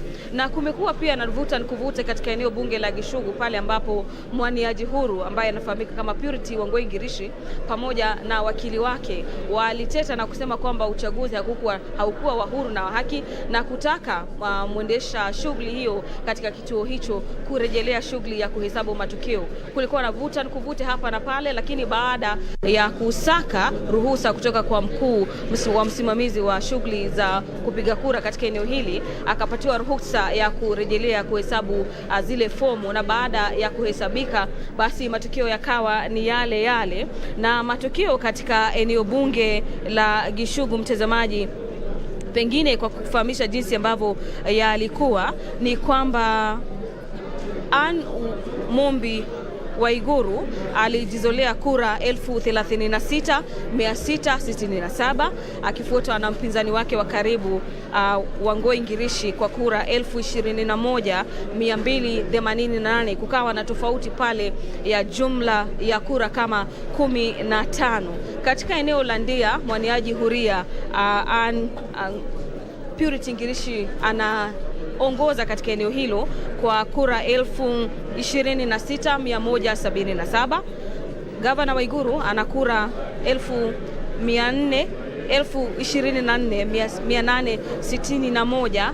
Wanafuatwa kwa nambari ya 3 hivi na seneta wa eneo hili ambaye tayari ameshatangaza kwamba amejiondoa ama amekubali kushindwa katika eneo hilo. Basi mtazamaji, imekuwa ni shughuli tene, ni shughuli imekuwa na mambo mengi yamekuwa kijiri, mtazamaji, manake shughuli za utoaji matumizi ya gesi ya kutoa machozi imekuwa tu ni yenye kujikita katika eneo hili, na kufikia sasa waniaji wote wa viti mbalimbali wametakiwa kufika katika ukumbi huu wa Katoliki kusubiria matokeo. Afisa anayesimamia shughuli hii Jen Gitonga amewambia kwamba waje, lakini hakutakubaliwa kuzushwa kwa rabsha katika eneo hili pale ambapo watakuwa wanatangaza mshindi. Anasema kwamba wakubali tu matokeo jinsi ambavyo yatakavyokuwa, na yule ambaye pengine hajaridhishwa na jinsi mambo yalivyo atakuwa anaelekea mahakamani. Na hapo jana katika eneo bunge la Gishugu tulishuhudia Wangoi Ngirishi pamoja na wakili wake Degwa Njiru wakisema kwamba kinyang'anyiro hiki hawatakubali wapo Wangoi Ngirishi atashindwa, na kwamba tayari wameanza kukusanya ushahidi watakaokuwa wanaelekea nao pengine mahakamani ili kupinga uongozi ama ushindi wa gavana Anne Waiguru iwapo atatangazwa kuwa mshindi katika matokeo yanayotarajiwa kutangazwa baada ya muda usiokuwa mrefu. Kwako Harith. Gladys, bila shaka ni taarifa ambazo sio sisi tu hapa studio bali wengi wamekuwa wakisubiria, hususan katika kaunti ile ambayo tulijua itakuwa na kupimana nguvu kwa njia tofauti, ukiangazia yote ambayo yamekuwa yakitokea katika eneo hilo. Lakini kuna jambo ambalo limejitokeza hapa, Charles na Otieno. Tumeona kwamba visa vya watu kuanza kulalamika na kutokubali matokeo vimeanza. Kumbuka Kirinyaga ndio hiyo, Eldas pia kulikuwa na hali sawia na hiyo, na vile vile Isiolo mgombea wa gavana anasema kwamba kuna hali iliyokuwepo pale haikuridhisha katika hesabu ya matokeo ya kura. Kwa hiyo hili labda linaashiria nini? Kwamba kwa sababu shughuli tangu ilipoanza tuliona watu wanakubali, wanasema sawa, tumekubali, wanawapongeza wenzao. Sasa hili limeanza kutokea katika maeneo haya matatu. Ya leo kuna shida, kuna tofauti na jana. Ukiangalia jana watu wengi walikuwa kikubali. Ndio. Na tukabaki kwamba ikiwa hali itaendelea hivi basi demokrasia, Kenya imekuwa kidemokrasia. Lakini leo hii ukomavu huo tumeutupilia mbali. Na umeona tumeambiwa pale kwamba kuna vitoa machozi vimekuwa vikirushwa. Na kama wamezoea sasa kule Kirinyaga wamezoea vitoa machozi. Njoo Bomas uanze kuona sasa dalili zenyewe. Tabia za wale wanatoka pale wakienda tena wapi? Wakichaguliwa watakimbia tena Bomas. Pale Bomas. Bomas mtu anaenda bado na mihemuko hiyo na hali ile aliyokuwa nayo. Hasira za huku zinabebwa kupelekwa kule. Na mwisho wa yote tunaona yale yanayofanyika pale Bomas. Ndipo tunasema kwamba wale wanaofaa kushughulikia masuala ya usalama wa pale wanafaa kuwa makinifu zaidi. Kwa sababu gani? Ujue ulitueleza kuhusu mvua. Na wakasema pia kwamba hakuna masika yasiyokuwa na mbu. Bila shaka kumenyesha tayari. Kunyesha hapa kuna maanisha tulitarajia uchaguzi umekuepo, mambo yanaendelea vizuri, tumepata viongozi tunaowataka, lakini mwisho yote mbu wanatokea wapi? Vituko hivi, vurumai, tuna mikorofishano, tuna mivutano ya hapa na pale. Tusipodhibiti mambo haya mapema na kuanzia kule chini hadi katika Bomas kwenyewe, basi hatutakuwa tumetimiza yanayofaa kutimizwa. Kwa hivyo jana tulipokuwa tukizungumza nikasema kwamba IEBC japo imefanya vizuri na watu wengi wakaguzi na waangalizi wengi wanasema imefanya vizuri, lakini ikiwa hatutadhibiti pressure hiyo, tukizungumzia jana pressure nzuri na mbaya, basi italeta hali ambayo haitakuwa. Lakini Otieno, nafikiri hali hii haitoki kwa tume ya IEBC, kwa sababu kama tulivyoona shughuli za IEBC tangu waanze mpaka sasa. Ndio maana pia tume ya IEBC katika eneo la Bomas wamekuwa wakilalamika kwamba wanasumbuliwa na hawa viongozi wanaokuja ambao umewataja wanapeleka. Kwa hiyo tatizo linatokana na hawa viongozi ambao wanakuja kutatiza watu ambao wanaendelea na shughuli yao. Na jana tulimsikia Commissioner Justice akisema vizuri tu kwa upole na kwa njia ya ucheshi kwamba tulieni, tuachieni ya mambo tuyafanye, mtapata matokeo ambayo yanaridhisha. Kwa hiyo IEBC mpaka sasa bado tunaipatia asilimia kubwa tu ya ufanisi katika uchaguzi huu. Kwa hiyo wasumbufu wanajulikana. Hata hivyo ninachomaanisha ni kwamba japo wasumbufu wanajulikana, wale ambao IEBC tayari wana nguvu ambazo wanafaa kutumia kuhakikisha kwamba wamedhibiti hali hii. Bila shaka ndio maana mwenyekiti wa IEBC akisema kwamba akatoa tahadhari na onyo kwamba yeyote ambaye itakuwa na kaidi amri zetu hapa tutamtimua. Na tumeona tayari dalili zimeanza, maafisa wa usalama wamekuwa wakizunguka pale, wanapiga doria pale ndani kuona ni nani ambaye anastahili kuwa pale, na kama hutakiwi kuwa pale bila shaka unatupwa nje. Na jambo ambalo ni zuri na nakubaliana na hilo, na ningeomba lizidi kuendelea zaidi ili tudhibiti viongozi hawa ambao kwao kuleta michafuko kwao ni fahari kwao. Naam, Charles. Naam. Nafikiri yale tulikuwa tunayazungumzia labda kuhusiana na matokeo ambayo yanaendelea kumiminika na kutiririka katika sehemu ile ya Bomas. Kumekuwa na shughuli nyingi tu. Sasa kwa mfano tuseme kupitia wewe kama wakili, na tunajua kwamba wengi walioko pale ni wakili akiwemo mwenyekiti mwenyewe Wafula Chebukati, ni kipi ambacho sasa hivi labda kitakuwa akilini mwa mwenyekiti tuseme wa IEBC? Manake wanasheria mnajuana wenyewe mnaitana, nyinyi ndio mnaitana wasomi, nyinyi ndio mmesoma. Hebu tupeni kisomo chenu. Nadhani kwa wakati huu wacha tupe tume ya IEBC na mwenyekiti kongole kwa kazi nzuri kabisa. Kwa sababu masuala kama haya ambayo yanachipuka haswa kulingana na hizi tetezi ambazo zinatokea kwanza katika maeneo bunge na makaunti mbalimbali, sio kwa sababu ya kutokuwa na uongozi bora wa chairman wa tume huru wa uchaguzi. Lakini ikumbukwe kuwa hawa viongozi ambao wengi wao ambao wameenda pale ni wale ambao wameshinda. Kwa sababu wale wameshindwa bado wako mashinani wakijaribu kujua ni hatua gani ambacho watachukua kuenda mbele. Lakini sasa mimi yafaa hawa viongozi wakae mahali mbali sana na hapa kwa ukumbi kuu ambacho shughuli nzima inaendelea. Lakini kulingana na wale ambao sasa wameanza kukataa matokeo ya uchaguzi, kuanzia leo, kwa sababu tulifurahia jana, lakini hata bado, hata kama wanazidi kukataa, yafaa tujue ya kwamba asilimia kubwa ama idadi kubwa ya wagombezi ambao wamepoteza tumeona wakikubali. Hii ni swala ambalo hatukuwahi shuhudia hapo awali, wakati kila mtu alikuwa anakata matokeo. Hii yafaa inatujulisha kuwa tume huru ya IEBC kwa wakati umejaribu kuzuia zile makosa ambayo yalifanyika wakati wa uchaguzi ambazo zimepita.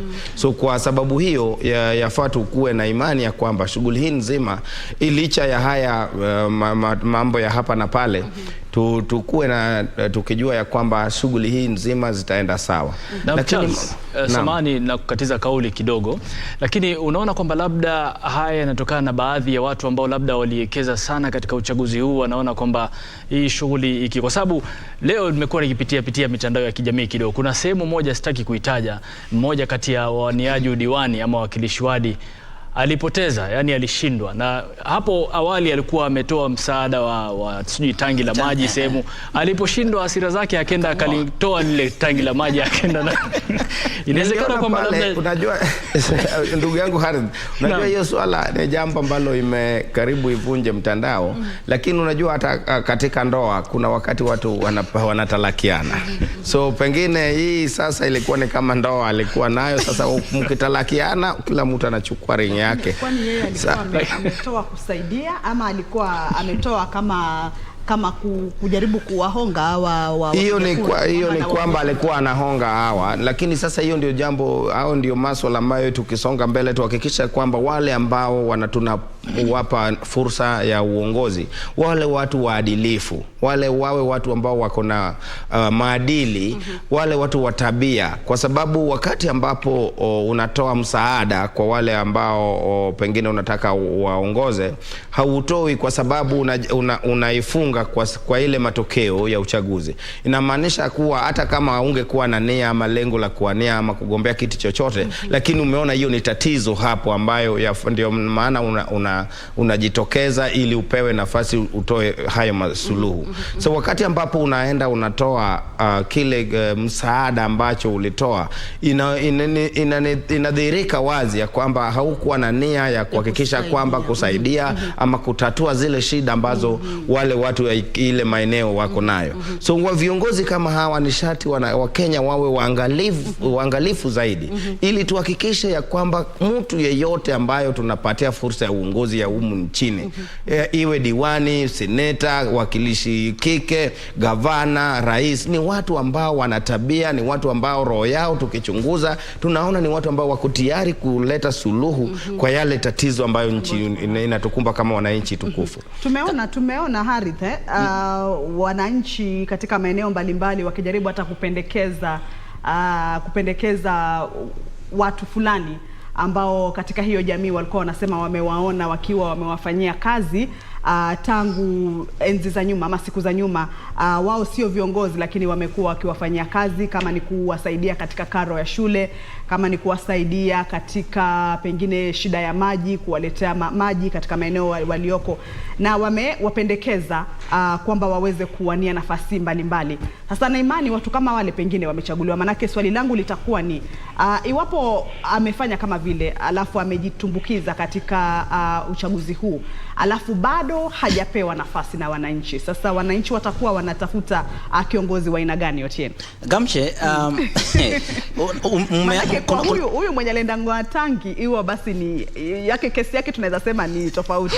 Lakini kwa wale ambao umeona kabisa wamejaribu kujitolea kuleta maendeleo, alafu ameingia kwenye kinyang'anyiro, alafu bado amebwagwa na wananchi, utasikia wananchi wakikwambia siasa ni tofauti na kile ambacho umekuwa ukitufanyia. Huku tunaangalia mrengo wenyewe, ama tunaangalia ufuasi wenyewe wa viongozi katika sehemu hii. Hata hivyo, kuna mtu ambaye ningependa, umetaja jambo ambalo ningependa kulirejelea, na ni kuhusu mwanadada Migori ambaye amechaguliwa women rep, anaitwa Fatuma Mohamed, ambaye kwa miaka karibu 15 amekuwa akijihusisha na miradi mbalimbali na hata kushindwa, lakini hakukata tamaa, na mwisho wa yote leo hii ameweza kutawazwa. Hapo ndo unaposema kutoa ni moyo.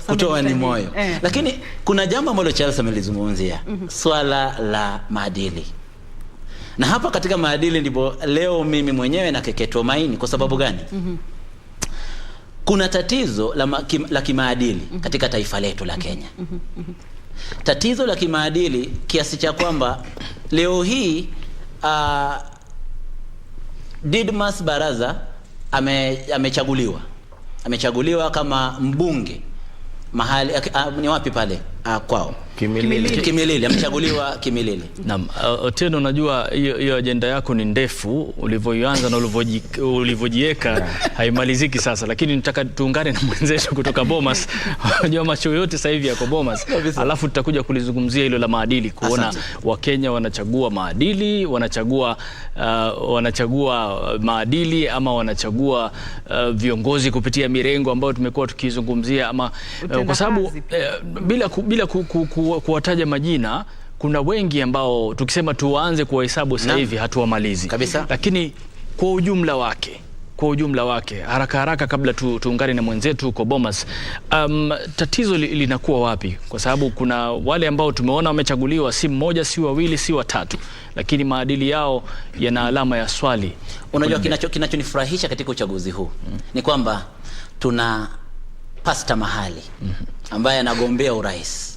Sawa?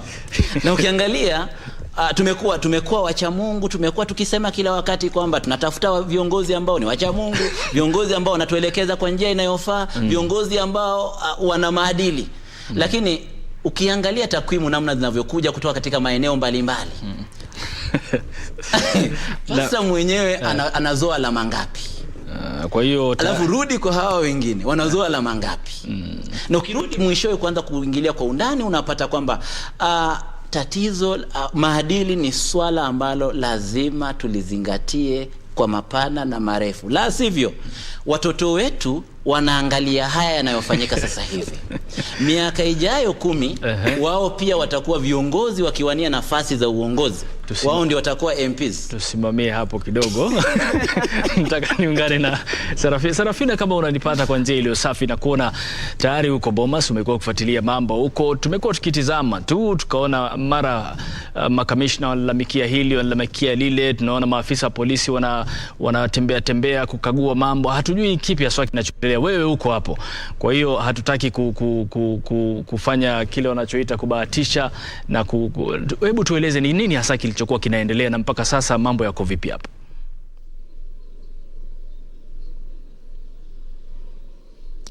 Bila shaka Harith, kama ulivyosema ndivyo hali ilivyokuwa hapo awali, ambapo tuliweza kushuhudia mtafaruku kidogo ambao uliweza kutokea hapa katika jumba la uchaguzi ama uchaguzi hall, ambapo tuliweza kuwaona baadhi ya wanasiasa wa mirengo miwili mikuu ambayo ni Azimio na ule wa Kenya Kwanza, ambapo waliweza kuzozana kutokana na kile walichokuwa wakishuku kuhusiana na begi ambalo mmoja wapo wa wanasiasa kutoka kwenye mrengo wa Kenya Kwanza ambaye ni Boss Sholei alikuwa amebeba begi hilo. Basi walikuwa wanashuku tu vitu ambavyo vilikuwa kwenye begi hilo. Basi wakaweza kuzua mtafaruku mkubwa sana hapa kwenye jumba hili la uchaguzi hall. Hivyo basi kupelekea wale makamishna wa Tume Huru ya Uchaguzi na Mipaka IEBC kuweza kufika hapa ili kuweza kudhibiti kisa hicho ambacho kilikuwa kinaendelea, ambapo tulimuona yule kamishna anaitwa Gulie ambaye aliweza kusema kwa kufikia hivi sasa basi hawatataka kuwaona wanasiasa wakiwa hapa katikati, ambapo shughuli nzima ya kuhesabu na vile vile kudhibitisha fomu za 34A na 34B zinaendelea. Akasema kwa wale ambao tu wanakubaliwa hapo ndani ni mawakala wa mirengo hiyo miwili mikuu ambayo ni Azimio na Kenya Kwanza, ambao ndio wanatarajiwa ama kama wanavyotarajiwa vile vile na sheria wanakubaliwa kuwa hapa ndani, vile vile kulingana na maelezo yaliyotolewa na mahakama kuu kuhusiana kuwa ndio wanatarajiwa kuwa hapa ndani, ila hawatarajii kuweza kuwaongoza ama kuwahusisha hawa maafisa wa Tume Huru ya Uchaguzi na Mipaka IEBC, bali tu wanafaa wawe pale ili kushuhudia jinsi ambavyo shughuli nzima ya kuhesabu inaendelea, vile vile kudhibitisha fomu hizo za 34A na 34B na vile vile kutiwa sahihi kabla ya fomu hizo kuweza kupewa mwenyekiti wa Tume Huru ya Uchaguzi na Mipaka Wafula Chebukati ili aweze kutangaza. Vile vile Harith na Kamche, kama mnaweza mkaona ni kuwa meza ambazo zipo hapa katikati zimeza kuongezwa kutokana na hapo awali, kwani hapo awali kulikuwa na meza kama vile 7-6, lakini kufikia sasa tukihesabu ni meza karibia vile 9 ambazo zimeza kuongezwa hapa katikati.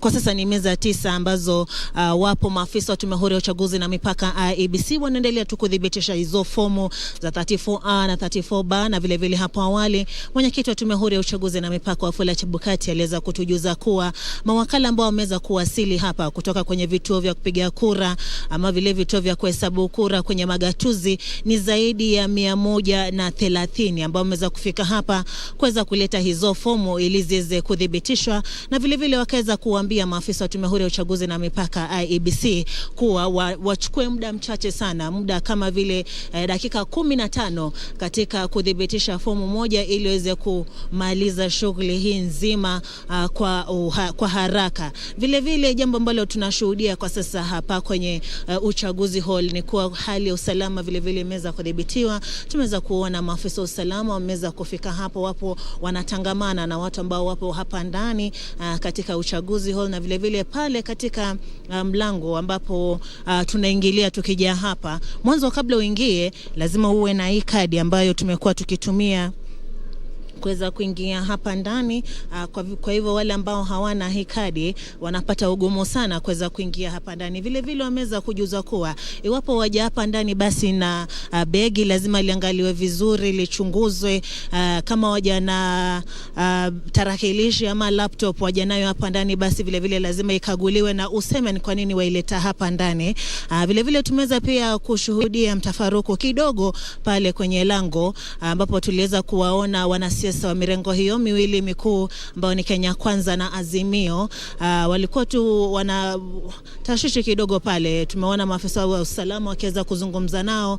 Basi tunatarajia kuwa wameweza kutulizwa, manake tunawaona wameshaketi kwenye viti vyao katika sehemu ambao walikuwa wametengewa, na tunaendelea kusubiri tu hao makamishna wa Tume Huru ya Uchaguzi na IEBC waendelee kuja hapa na kutujuza wameweza kudhibitisha fomu ngapi, kwani mwisho walipokuwa hapa wamedhibitisha, walitueleza kwa walikuwa wamedhibitisha kama vile kutoka kwenye maeneo bunge karibu 15. Kwa hivyo kwa sasa tunatarajia kuwa nambari hiyo imeweza kuongezeka. Kwako Harith na Kamche. Sarafina, labda baadaye tukiungana nawe tena tutataka utujuze, kwa sababu tunaona sehemu tofauti watu wanazokaa. Utujue labda ni wapi maafisa wa IEBC wanafaa kukaa, ni hizo meza za katikati peke yake ama vipi? Ikiwa utatuonyesha taswira ilivyo na mawakala wanafaa kukaa wapi au maajenti, na vile vile wafuatilizaji na waangalizi wa uchaguzi huu wanafaa kukaa wapi, ndio angalau tupate kuona, kwa sababu kiwambo chetu kikija tunaona tu viti vimetengwa katika maeneo tofauti, watu wamekaa, wengine wanatembea. Angalau tukijua wapi kina nani wanakaa itakuwa vyema zaidi. Kwa hiyo tutakapojitayarisha kutujuza hayo, bila shaka tutawasiliana na wewe angalau tupate kujua ni yapi ambayo yanaendelea katika sehemu hiyo, nani anafaa kukaa wapi, kwa nini, ndio tujue kile chanzo cha tume ya IEBC kusema iwapo hufai kuwa hapa. Sasa hapa tujue ni hapa wapi. Lakini kile kizuri ambacho kimejitokeza kutokana na hayo yote ni kwamba umesikia tume yenyewe imechukua kushughulikia tatizo la usalama katika kule Bomas. Kwa hivyo jambo ambalo limekuwa zuri. Na tumsikize kidogo Sarafina atueleze. Katikati ni mawakala wakuu wa mirengo tofauti ama vyama hivyo vine vya kisiasa ndio wanaruhusiwa hapa ndani, na sio kila mtu, sio wanasiasa wote ambao wamekuja hapa. Manake sehemu ambayo wanasiasa wanakubaliwa kukaa, basi sijui kama tutaweza kuipata vizuri. Acha nimwelekeze basi mpiga picha wangu aweze kuonyesha ni sehemu hili ambapo ndipo wanasiasa ambao wameweza kufika katika jumba hili ndipo wanapokubaliwa waweze kukaa, na vile vile wanahabari tupo hapa ambapo nimesimama, na vile vile wapo waangalizi ambao wapo nyuma yetu, nyuma ya sehemu ambayo tumesimama, lakini sehemu ambapo mpiga picha wangu anaweza kuonyesha hapo katikati ndio sehemu ambayo inachungwa sana ili kuzuia mtafaruku mwingine usiweze kuzuka kama ulivyozuka hapo awali. Nimeuliza hivyo maksudi kwa sababu Kamche alikuwa anatatizika sana akisema watu ni wengi pale. Sasa labda ilikuwa tunataka au vipi Kamche? Tunataka kujua,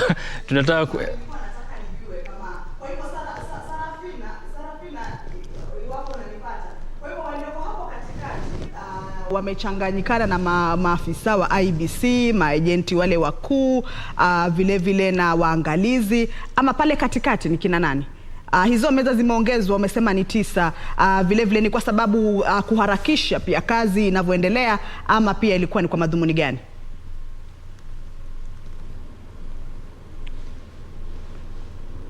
Bila shaka Kamche, hapa katikati, hapo jana kulikuwa na meza 7 peke yake, ama zilikuwa 5 6 hivi, lakini kwa sasa ni meza 9.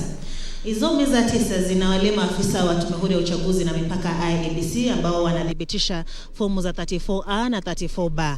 Kwenye hizo meza pia kuna wale mawakala ama wale agents wa vyama mbalimbali, hasa hiyo mirengo mikubwa ambayo ni Kenya Kwanza na Azimio, vile vile Agano na Roots Party, ambao pia nia yao haswa ya kuwa kwenye meza hizo, kama vile mwenyekiti wa Tume Huru ya Uchaguzi na Mipaka alivyosema, sio kuambia maafisa hao wa IEBC jinsi ya kufanya kazi, bali ni kuangalia tu jinsi shughuli hiyo ya kuhesabu na vile vile kudhibitisha inavyoendelea. Basi hapa katikati ni mawakala ama hao agents na vile vile maafisa wa Tume Huru ya Uchaguzi na Mipaka IEBC ambao wanadhibitisha fomu hizo za 34A na B, lakini waangalizi wamekaa nyuma yetu.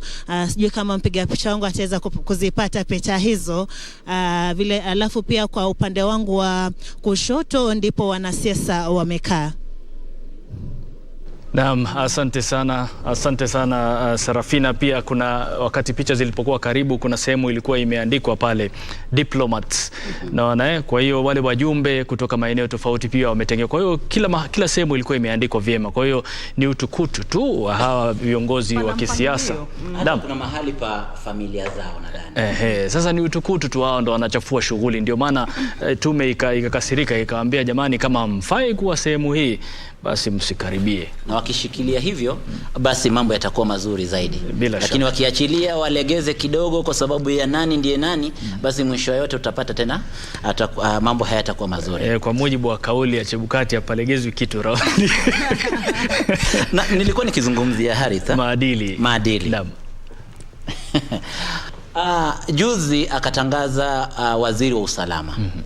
Akasema kwamba shilingi denomination za 200 ni kama hazipatikani kwenye benki, zimepungua. Na akasema zaidi ya kwamba kuna wakati ambapo alisema kwamba viongozi wengi tutakaowachagua watakuwa viongozi ambao watakosa maadili kwa sababu ya biashara ambazo wamejihusisha nazo sasa hivi wakati huo. Jambo ambalo linazua mjadala kuhusu maadili yetu, kiwango cha maadili yetu kimefikia wapi. Angalia tunavyokwenda. Tunampiga kuna viongozi ambao tumewachagua na tunajua kuhusu tabia zao. Kwa njia moja au nyingine wameweza kujeruhi wengine kwa risasi ama kuua wengine. Kwa njia nyingine mtu amefurushwa kwenye kutoka katika uamuzi wadhifa fulani, na zaidi ya kwamba ametolewa pia katika mashirika ya umma. Ametolewa pale kutokana na kukosa uadilifu. Pesa zimepotea, vitu vimepungua. Kuna mashirika ya umma ambayo yameanguka tayari, yameharibika zaidi. Tukisonga mbele, kuna mtu ambaye amenyakua mashamba vijijini, amenyakua mashamba katika eneo bunge, amenyakua mashamba jijini na pamoja na miji tofauti. Ni watu ambao kule vijijini na wanaopiga kura, wapiga kura wanawajua. Tukisonga zaidi unapata amehusika katika sakata ya mambo mbalimbali. Sakata ya ile ya juzi wakati wa COVID kulikuwa na KEMSA. Kukatokea kesi mbalimbali. Kukatokea zaidi ya yote kuhusu CDF, hazina ya maendeleo ya eneo bunge ambayo sasa hivi imetolewa.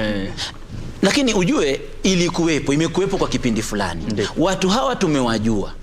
Lakini waliporudi na pesa zao, pesa hizi ambazo zimekuwa zikiibwa, ambazo zimetumika kwa njia mbaya, watu hao ambao tunajua kwamba wamekuwa wakifanya maovu, tukaamua kwamba afadhali tubaki na wabaya wetu, tukaamua kuwachagua. na tunawachagua tukijua vizuri kwamba maendeleo yao hayajakuwa vizuri na watakuja tena kuendeleza hali hiyo hiyo. Haya, tutaendelea kutokea hapo, lakini huku tunaelekea sasa ni Baringo. Moja kwa moja, iwapo tunaweza kuwapata vyema, ni matangazo sasa hivi na upokezwaji wa cheti kwa walioshinda. Hebu tusikilize tu kidogo tujue ni kipi kinaendelea.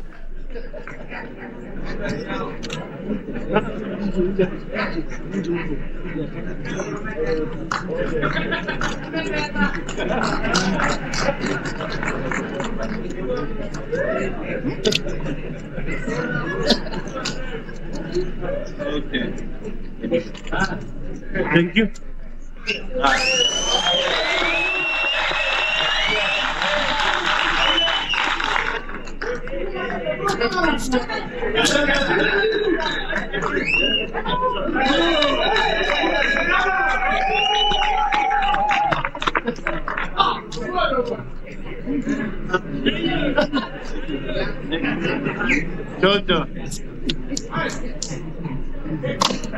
Once again, we also had an election that is for the councilwoman member of National Assembly, and these are the results that we achieved.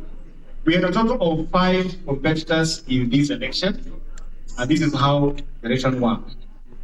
Once again, there are 281,053 registered voters in Baringo. And out of that, the one who came to vote, this is how they pair. Cheruyot, Gradwell, Desire, Tumbo. 40,302 votes. Kipkoge, Sarah Jemkoril, 4,605 votes. Lomong, Rebecca Arupe Ruto, 25,129 votes. Sargon Florence Gematia, 144,039 votes.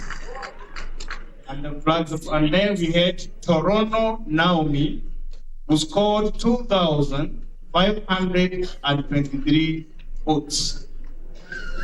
And now, may I call over Madam Florence Gematia Sargon.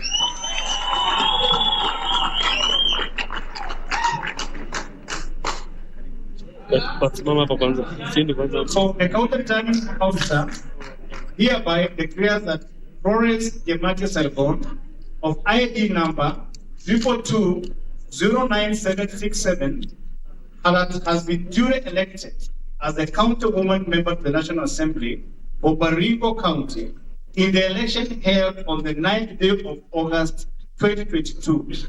I, the county returning officer, Don Mwangi, of this signature, dated 12th of the day of August 2022. Congratulations, Mheshimiwa.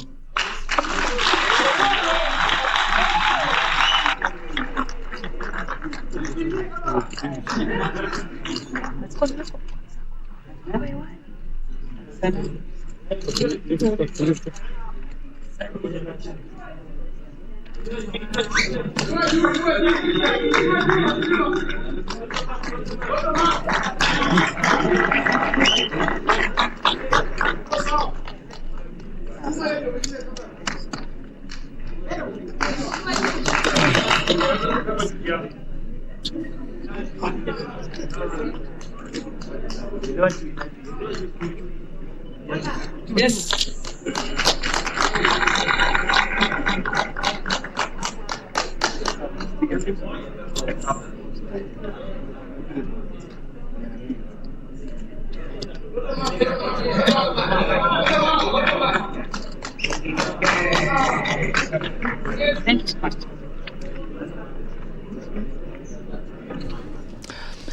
Naam, ndio kama hivyo.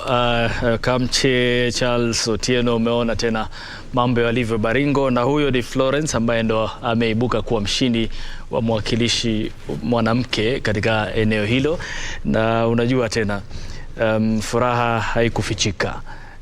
Ingawaje unajua kuna kazi inasubiri hapo mbele. Kuna kazi. Charles, hebu kabla, nafikiri Otieno alikuwa anazungumzia masuala ya maadili na akawa anachambua kwamba wale viongozi ambao labda wanajulikana na matukio ambayo wamekuwa wakifanya ni kinyume cha sheria ndio wale wanatumia fedha ambazo wanakupatia wewe kama Mkenya kuendelea kuchafua shughuli, kwa sababu inakuwa mnashirikiana katika kuchafua shughuli pamoja na maadili yanakuwa yana uozo mkubwa. Charles, unaona hili labda linaweza kuwa linatokana na kiwango cha umaskini humu nchini mpaka ukipewa shilingi 500 unaona ni kitu ambacho ni tunu kwako? Nadhani jambo ambalo huchangia mambo kama haya ya kuchagua wale ambao wanakosa maadili ni hali ya umaskini unachangia. Maana unapata ya kwamba sio hata hali ya umaskini, lakini ni ile hali ya viongozi ambao wanachaguliwa. Maana unapata mtu wakati anajipigania upatu ili achaguliwe, anasema nitafanya hili, nitafanya lile, lakini wakati ambapo wanapewa fursa hiyo ili wakue katika hizo nyadhifa za uongozi, huwa unapata hawatimizi yale ambao waliahidi. Sasa ndiposa inakuwa ya kwamba kile ambacho umepewa wakati huo unasema wacha mimi nikule yangu, kwa sababu wakienda hatutamuona tena. So hii ni jambo pia ambalo linachangia masuala kama haya, kwa sababu unaona viongozi wengi ambao wamechaguliwa wanakisiwa ama huwa wako na zile makesi ambayo inawaandama ya kwamba wamehusika na masuala ambalo sio ya kisawa kwa njia moja au nyingine. Kwa sababu hata dada yetu ambaye tumeona sahihi alishuhudiwa, alikisiwa kuwa ni wale ambao wanajaribu kuchochea vijana pale maeneo ya Baringo Kusini kwa ile mambo ya ile uibazi wa mbuzi. Ni tumeona hata akipelekwa kwa maafisa wa polisi, lakini bado unaona wanafanya nini? Wanajipa umaarufu kwa mambo kama hayo, kwa sababu watu wanasema kwa siasa hata ukianikwa umeiba ama ulitembea uchi yote sawa. Lakini sasa mambo kama hayo ndio huwa huchangia masuala kama haya, kwa sababu tumezoea tabia mbaya. Sasa wananchi wamekuwa, katika lugha ya Kimombo tumekuwa complacent. Yani tumeyachukulia ni kama mambo ya kawaida tu. So mambo kama haya, na ndiposa tunasihi zile vitengo vya kiserikali ambao yafaa wafanye uchunguzi yao na makesi zimakamilike haraka. Charles, wacha nikukate kauli kidogo. Naona tukielekea moja kwa moja hadi kaunti ya Baringo, matangazo hapo ya kupewa cheti cha ushindi wa gavana. Yule ni Benjamin Cheboi ambaye ndiye aliyekuwa awamu ya kwanza ya ugavana wa kaunti ya Baringo, kisha akaja akachukua Stanley Kiptis, lakini namuona sasa amerudi tena. Tusikize.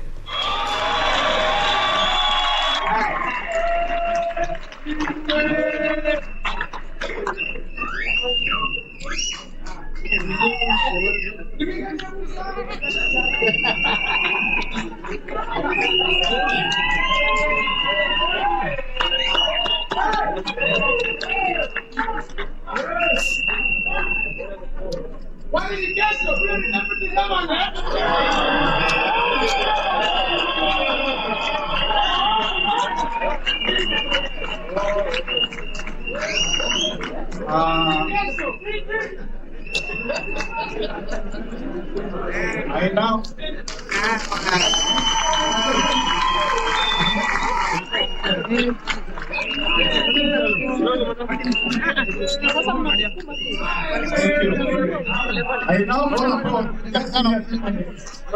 call upon the new elected leaders for the county. Just in the order they appeared here, I'll give them 1 minute.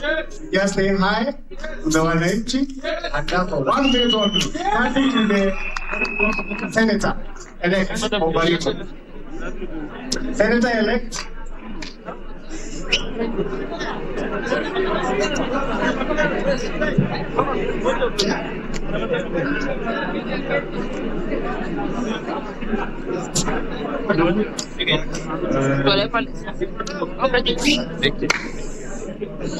Our Parliament, ndugu wangu in the entire IEBC team, the great people of Baringo County, our governor-elect, Bwana Cheboi, and the first lady, our women-elect, Honorable Chairman Chair, our county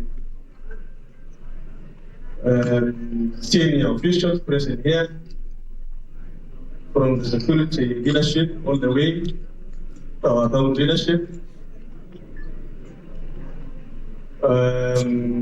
all our chief agents, our elected MCs present here, the great people of Bariki County present here. I would like to take this opportunity to very, very sincere thank God for this very special. It's been a journey for the last 2 months. Not even 2 months, actually, from April, when we went through the nomination process. That is when the people of Barito did experience their time. Na mtazamaji, ni kauli za wale waliopokezwa vyeti vya ushindi katika kaunti ya Baringo, huyo akiwa ni seneta mteule. Wamesherekea ushindi wao hapo wakitoa kauli za kuwashukuru wale wafuasi na wale waliowapigia kura. Bila shaka huwa ni wakati mzuri, wakati unapongangana, kwenda mbio kuanzia mwanzo wa kampeni hadi kukamilisha kampeni, alafu kisha nakuta matokeo yanakwenda upande wako. Tulikuwa tunazungumzia kuhusu maadili ya viongozi, tulikuwa tunazungumza hapa na Charles, lakini na imani kwamba umeweka hoja zako tayari. Nilikuwa niko na swali ambalo nitaka na kurudia ulielezee, manake hawa viongozi wanapochaguliwa, kumbuka ama wengi wanapoonekana kwamba wako na tashwishi katika maadili, huwa inamponja Mkenya ama inamweka Mkenya katika njia panda iwapo kutakuwa na ile kesi imeenda mahakamani alafu hapajaeleweka ni je kweli amepatikana na zile hatia ama hajapatikana. Sasa anaporudi huku kufanya kampeni, na sisi tunafahamu kwamba kama alikupelekwa mahakamani hakuna kilichosemekana, mnamwacha Mkenya katika hali gani? Manake yeye atakuwa anasema koti yenyewe bado haijamfunga, pengine ama koti yenyewe bado haijampata na makosa. Sasa kwa nini sisi tumhukumu tukiwa upande wa huku? Kwa dakika kidogo tu alafu tuvuke upande wa Bomas. Kwa upande wangu, I think jambo ambalo huwa inachangia, because kwa sababu hao viongozi wengi hao ambao wako na mambo ya maadili, huenda unapata ya kwamba wale ambao waliruhusiwa kugombea ni wale ambao kesi zao bado yako kotini, hajakamilika.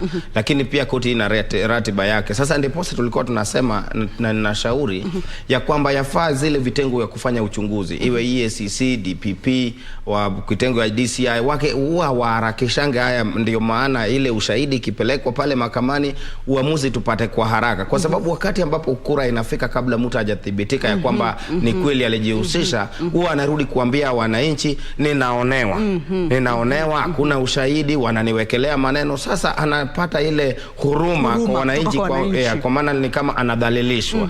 Naam. Kwa hivyo yote 9-10 ni pia mahakama, upande wa maadili mahakama ijikaze katika kuweza kuhakikisha kwamba kesi kama hizo zinashughulikiwa na mapema. Harith, naarifiwa kwamba tuvuke upande wa Bomas ambapo O'Brien Kimani sijui kama yupo tayari.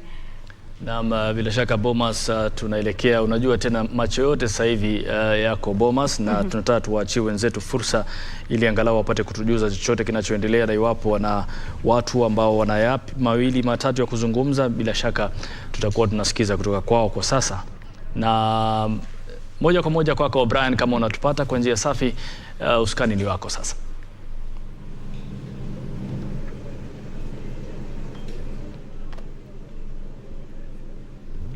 Going to 4. Asante sana mwenzangu pale Kamchemenza na wenzangu pale Kamchemenza na Harith Salim. Sasa tunataka kugeuka sasa na tuanze kuongea lugha ya Kimombo hapa. And of course we still here at the Bomas of Kenya. This is the National Tallying Center, where now the action is, the numbers are trooping in though slowly. And the IEBC continues to announce the numbers as they are coming from the polling stations. And of course, now the certification process and verification is currently underway inside the National Tallying Center.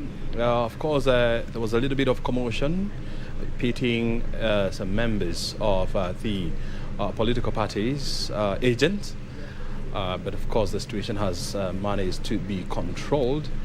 And now they have agreed somehow that they're not going to just allow any other political party agent inside the hall, because this is also somehow delaying in the verification process of the forms that are coming from the polling, from the constituencies as well as from the polling centers.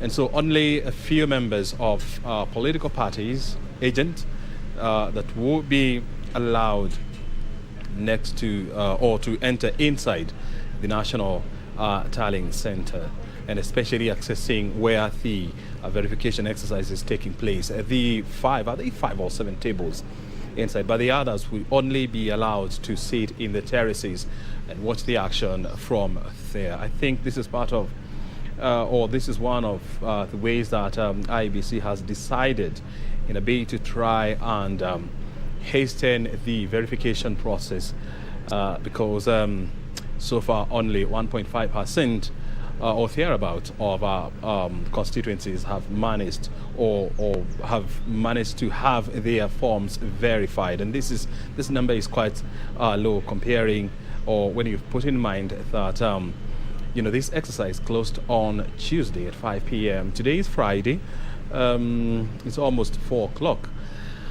So the IEBC is very firm that they need to move this process forward, and of course to hasten the process.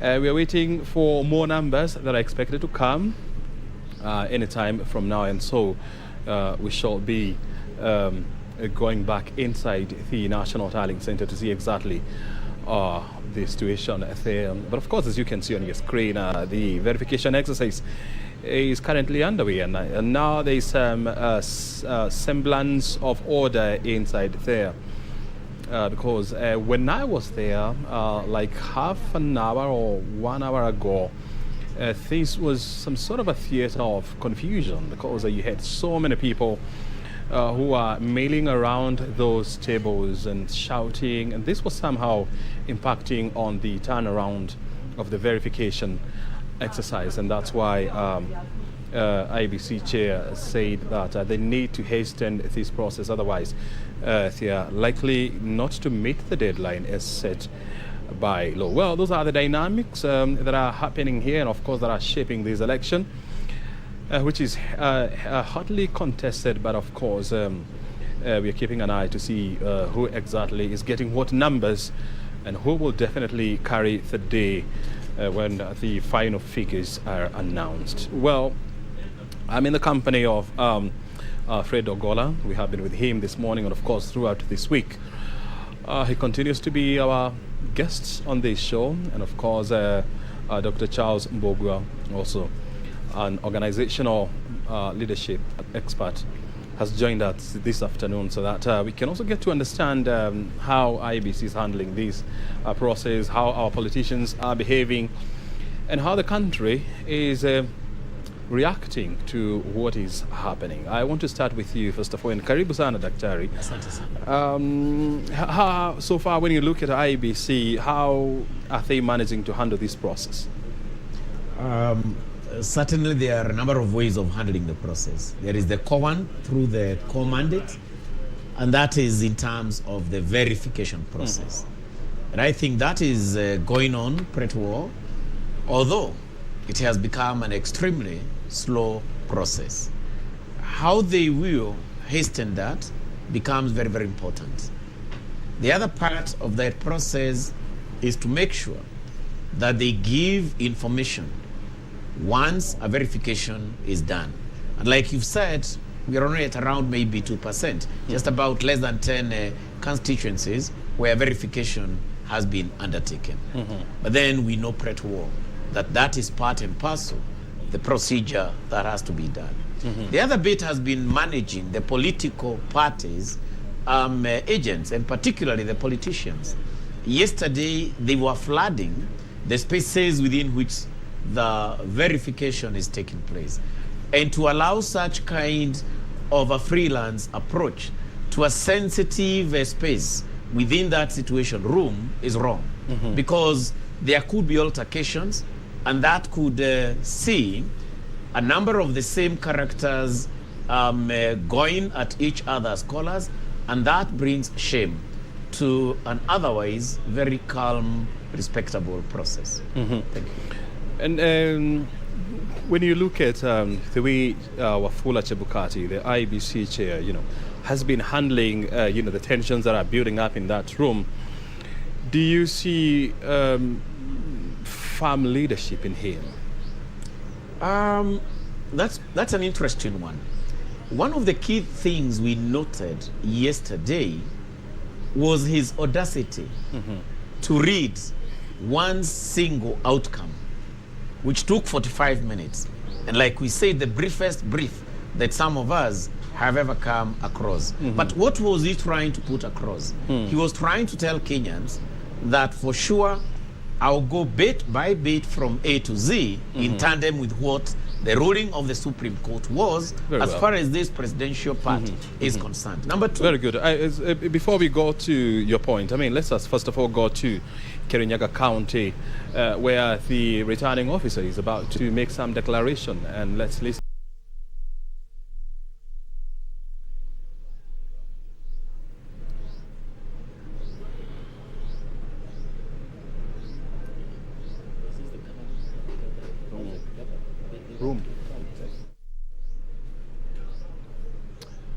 Well, that is what exactly is happening at in Kirinyaga County. The tallying process is still underway.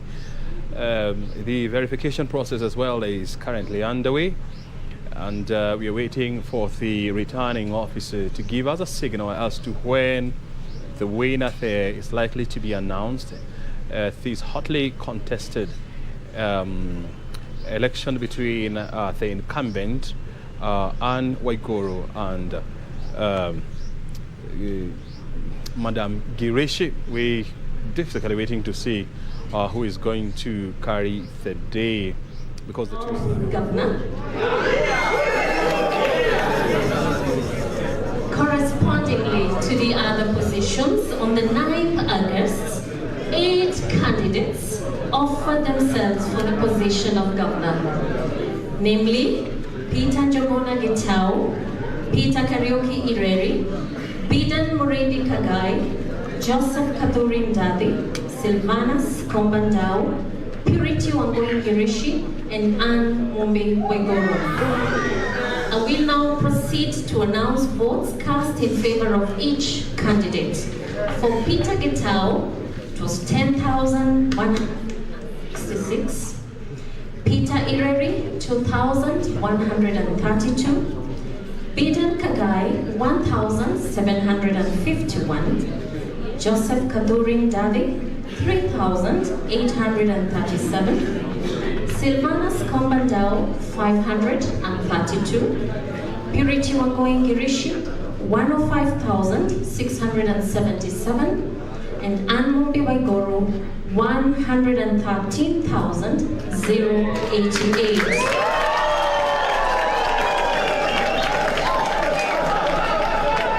From the foregoing, I thus declare that Anne Mumbi Waiguru is the governor-elect of Kirinyaga.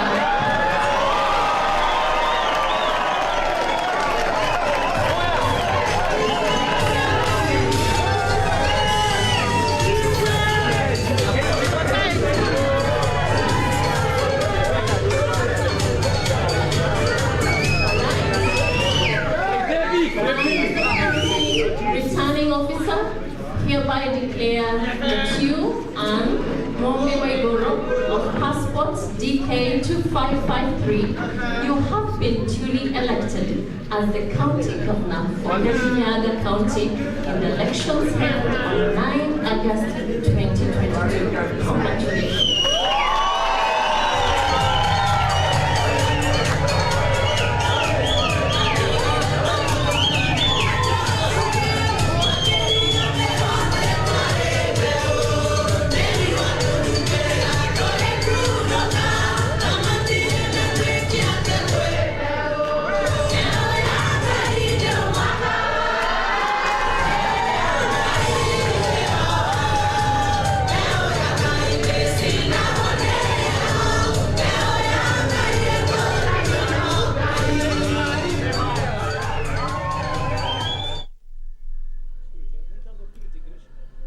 Tallying Wow. Wow. Finally, the results are out, and it's Anne Waiguru. What a farm hug from her husband there. And of course, the numbers as follow. Anne Waiguru has clinched the Kirinyaga gubernatorial seat with 113 votes against Purity Girishi, who managed to secure 105 votes.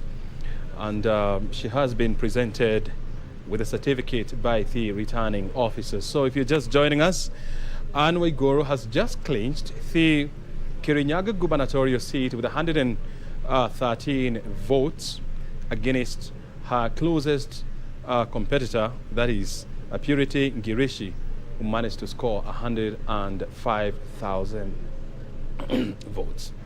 So that is the situation, and she has just been presented with the certificate by the returning officer. So the pictures that you can see are from Kirinyaga County. I do not know who is on the floor, but now we have to come back here at the National Tallying Center, where the conversation is taking place about what's going on around the country as well as here at the National Tallying Center. But before we continue with our conversation that we were having here, I want to first of all to hear from you. I mean, gentlemen, this was a hotly contested case between Waiguru and, of course, Girishi.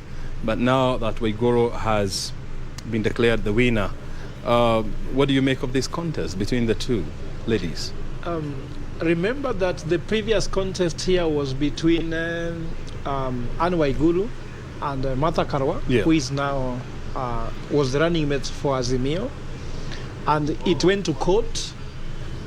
So this is a very close contest, a difference of around 5,000. Now the question is the next move. Unfortunately, we haven't seen anybody conceding defeat. So that still could be that somebody may want to go to court again, could create a precedence. Remember, here is a battle of Girishi was in UDA before. Then she left UDA and went to another party when Anne Waiguru took up. So this was a very serious. There's a lot of history and context here, and the fact that they are very close also says a lot that the county was not able to separate clearly. Let's say A from B, but of course now down to numbers, it was just, you can say this was down to a few details. A few details somebody got right and wrong. Maybe you could see that this was a very UDA area. The fact that Girishi was seen to be, for example, leaning towards Azimio also could be another reason.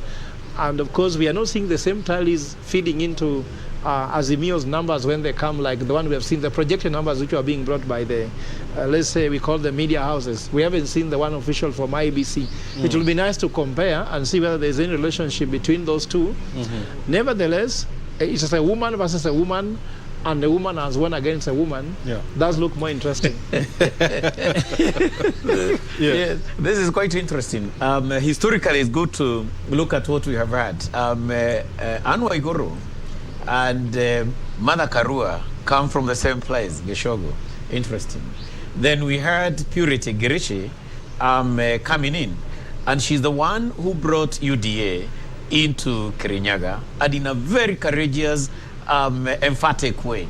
Then along the way, she had a conflict with Waiguru, and she opted out. And indeed, she was vying as an independent candidate. So one of the key contexts that we need to focus on is that this contest had men in it, for your information. But they are nowhere to be seen when it comes to the massive votes that went the way of the women.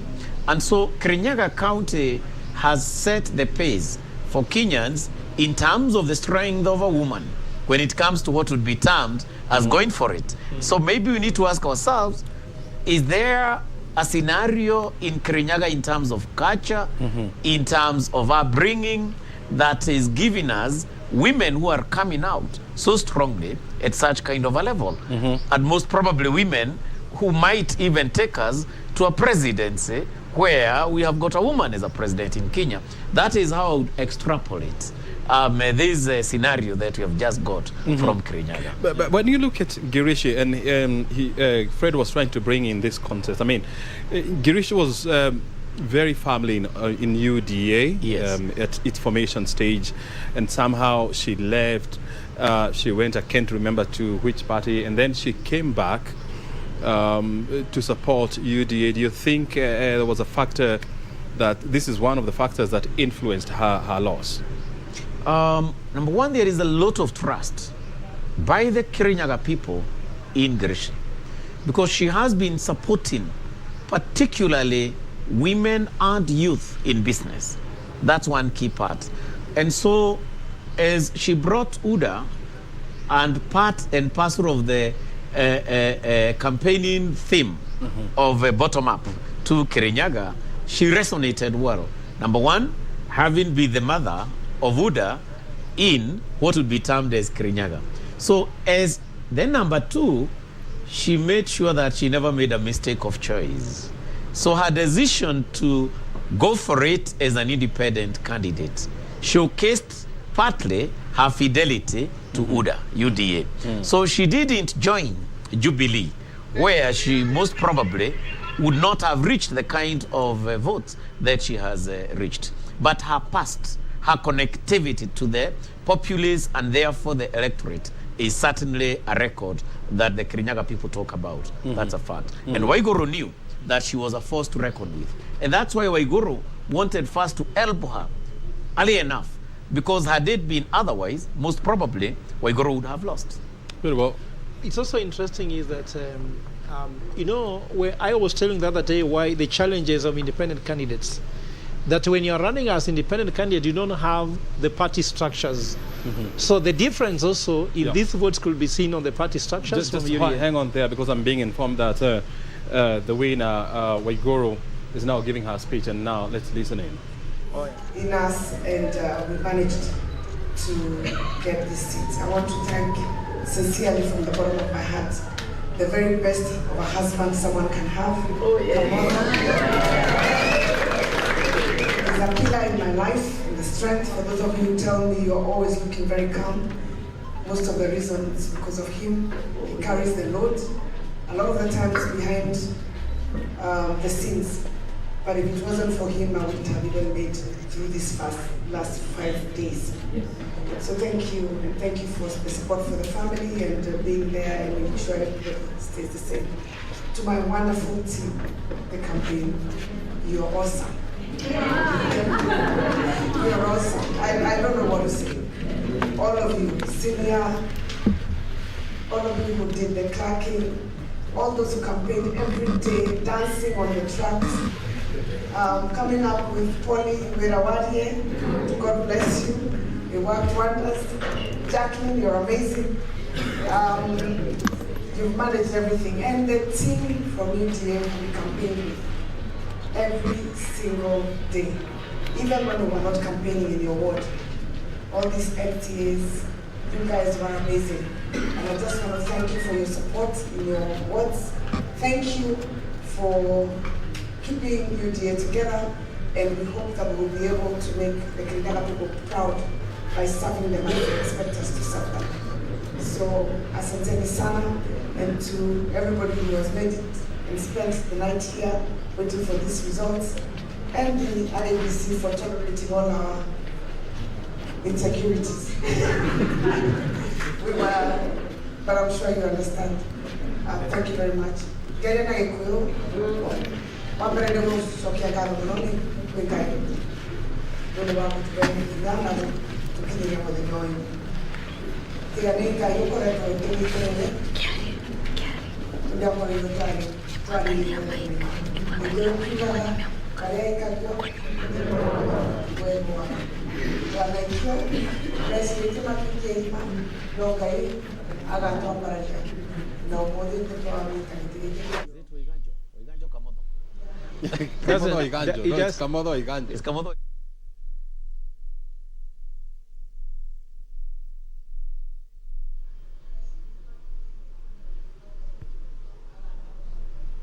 Well, that is Kirinyaga County Governor-elect Anne Waiguru, giving her victory speech there at in one of the polling stations in Kirinyaga County. Remember, she has just been declared as the winner of the gubernatorial contest, where she managed to garner 113,000 votes against her closest rival, that is Purity Ngirishi, who managed to secure 105,000 votes. We just rounded up the numbers because they can be mouthy. And so that's the way the situation is in Kirinyaga County. And so now it's time to put the differences apart, and of course now to embark on building Kirinyaga, and of course delivering their mandates to the people of Kirinyaga. And I was asking you, you were saying something before we went for that. I was just saying that because the numbers are so close, very two strong women, it could be down to a few details. For example, the party structure, because you see, independent candidates normally have to create their own structure that they can use to win. I'm sure whenever there's an UDA campaign in Kirinyaga, it favored more the person who was with a UDA ticket. All the support that you can be able to get from your party leaders, you get what you call geopolitical alignment. That was working very well in her favor. But also at the same time, we have to be privy to the fact that Anne Waiguru is a second-term governor, and she did beat the first-term governor to take this seat, because we are in the third, the third election after the new constitution that created the devolved system of government. And of course, also it will be nice here to start looking at who are those governors that have been re-elected. And across the country, we see quite a number. And we don't know, is it because they are performed, or that they had resources to campaign, or they had the party alignment? Maybe this could be a very interesting discussion, because this could be something what you call UDA was not there in the 2017 election. She contested a problem on Jubilee. Now she's contesting in UDA. Also, you look and understand maybe the dynamics of politics in Kirinyaga. Maybe Dr. Charles could know more. How comes a party from Jubilee had a candidate, in this election. I don't think even we mentioned his name. Even no one knows his name, maybe much because they didn't give a good contest. Independent candidates become stronger than a party like Jubilee, and UDA wins. For me, that's a very interesting dynamics. Well, I do not want us to devolve our conversation to the counties. I still want us to remain at the national level, because that's why we are here at the National Tallying Center. And so we really have to be strategic and ensure that our conversation is national. That's why we are here at the National Tallying Center. If you're just joining us, we're still expecting IEBC to give out more numbers from the constituencies. I understand as of 4 p.m., which is about 4:02 now, more than 60 returning officers from different or from various constituencies have made their way into the National Tallying Center. They have handed over their forms 34A and 34B, which are now supposed to go through the verification exercise or process before they are verified and certified as the true representation of the situation on the ground. And then thereafter, the national returning officer, that is IEBC Chair Wafula Chebukati, will go ahead and announce the numbers from those constituencies. That is what we are waiting for here.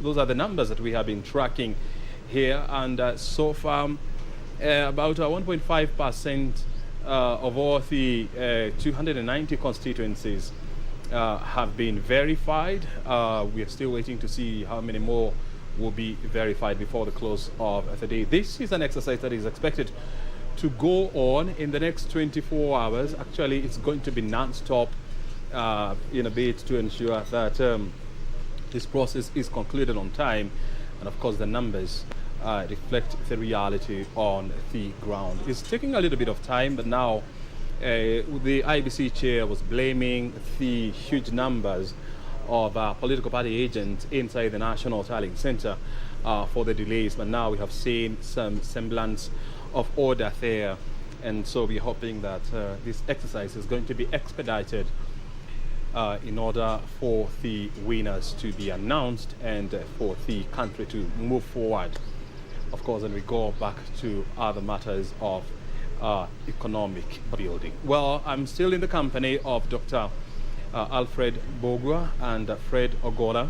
They have been with us throughout this week. They have been with us here, brazing the morning chills and of course the afternoon sunshine to ensure that we get the best analysis, you know. There's no sunshine. Of course, today there's no sunshine. I mean, it's a little bit gloomy here. Yeah. With, you know, actually the sun has been, you know, playing poker. Yes. It's always in and out, and so it's freezing here. So it's not fun being around here. But of course, we have a national duty to ensure that we keep you updated and, of course, informed. You know, I before we went to Kirinyaga, you know, I was asking you, when you look at Chebukati and the way he is now handling this process, we you know, you could hear from him, you know, when he came to the floor the first time this morning, that he had now with a voice of command, you know, and using, you know, words like I direct, you know, positioning or trying to position himself to be the man in charge. Of course, he's now the man in charge, definitely. And so I was asking you, number one, what do you make of his tone when he came here, and when you analyze the words that he was using, like I direct and we must, what are those words telling us? One of the key things that Chebukati was showing Kenyans is that at this stage, IEBC is fully in control. In control of what? In control, number one, of the repository of what would be termed as the scanned Forms 34A. Then number two, he is in control of a stage whereby it is only through his pronouncements that the final verdict can be taken. And so what he was telling us is that he wants to run this as IEBC. He also wanted to tell us that there is no interference whatsoever from other angles without saying the same. But it would have been very important, even as he stamped his authority and that confidence that he was exuding, that he is on top of things, unlike some other times when he could not be in a position to come out. He should have, in one way or the other, disclosed, if there is, some of the hitches that IEBC is going through, be they technical, be they ethical issues pertaining to Forms 34A, so that he diffuses the tension that is coming from narratives about compromise as far as a difference between the scanned images and what is within the portals is concerned. That, to me, members, is key.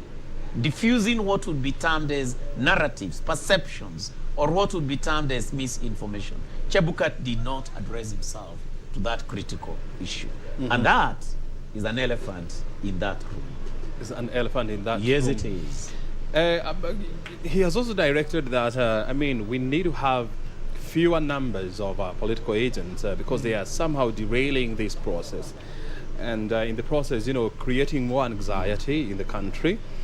And there was a little bit of commotion here, you know, pitting some members of these political parties. But somehow they have managed to be ushered out. And so do you expect now this process, you know, to be expedited? Yeah, we expect, and we expect nothing less than that. Look at this way. There are different people in this Bomas or Kenya with different KPIs. Some people have KPIs to be seen on camera. Some people have KPIs to be seen to be fighting for their candidate. Some people have KPIs to keep security. Remember, security in Bomas of Kenya is no joke. In fact, it's a security that you can even fear. Security is too much that you even fear the security itself. So Chebukati has a KPI to release credible, transparent, and verifiable results on time. Other guys have different KPIs. So he says, excuse me, if this process does not end on time, it is not done credibly, it's not done transparently, and it's not done verifiably, I have a problem.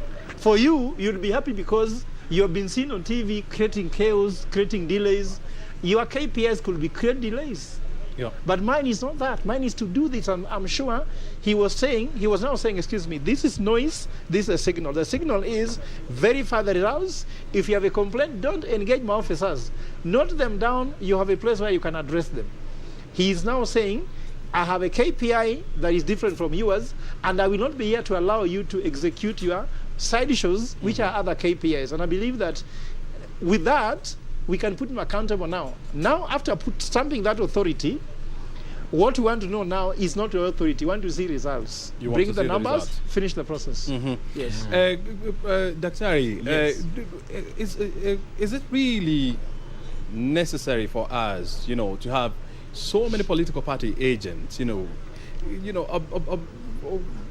that hall? I mean, don't you think this, from the word go, is likely to derail this process? That's a great question. As we talk about IEBC, having the capability of coordination is very, very important. And like we said, when you look at an incident command system, which is what you use to manage complex events, processes,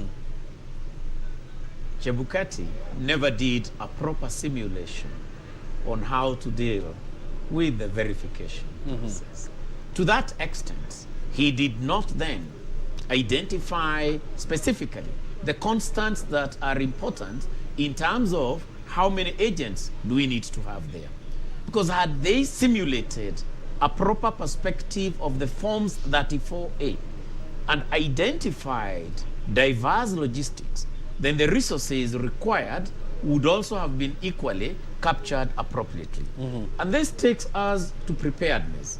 Because if you do not have a best practice in preparedness, then in terms of coordinating a complex event like what we are going through, which is part of a process, at times becomes overwhelming. And remember, members, for IEBC and this process, if they are overwhelmed in any way, they create anxiety within the nation.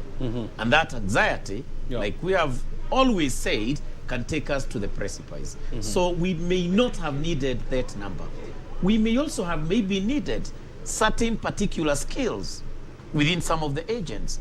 Were these skills captured accordingly by the political parties and by IEBC as a partnership of enhancing what would be termed as that verification? Those are areas that certainly need to be focused on, and that can be captured through what we term as an after-action report, because for now, this horse has bolted out of the stable. If there are any remedies to be done, he should be wise enough, because we can always revise the kind of resources that should be there and advise accordingly. But verification, in my simplest of understanding, should not be such a complex kind of a process. Well, as you can see on your screen, IEBC officials are preparing to give another list of results from various constituencies. At least I can see and recognize a few commissioners together with the CEO of IEBC. So we are getting ready to go there. And I can also see some members of,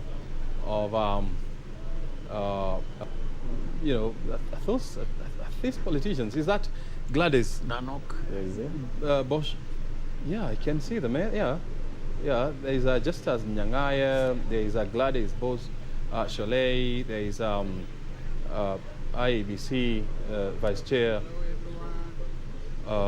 Juliana Cherea. So I think it is very important and critical at this point to hear what they are saying. So let's listen in and then we'll come back. Chief agents of representatives of the various presidential presidential candidates, and we've reached a number of resolutions. One,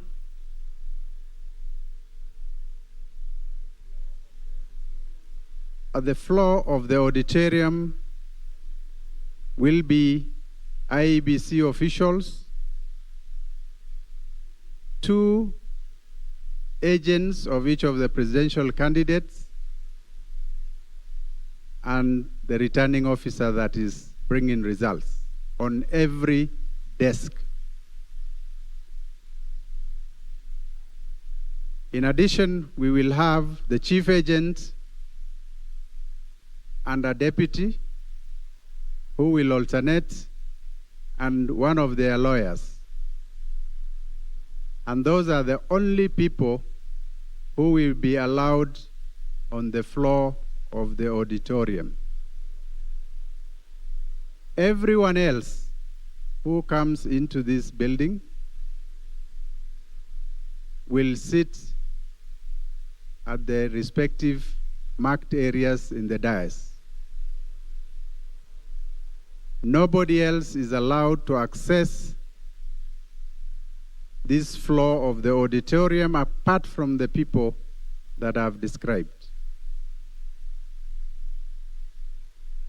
Secondly, presidential agents are allowed to have a laptop for purposes of having downloaded the forms 34A from the public portal or from the API access given to them. They can download in their one laptop, and they will be allowed to counter-check the result forms downloaded from the web portal against what the returning officers will provide them with. And so every agent will have one laptop per desk. We've allowed, even yesterday, there were some agents that had laptops. There is something circulating in the media that one politician was kicked out having brought in a laptop.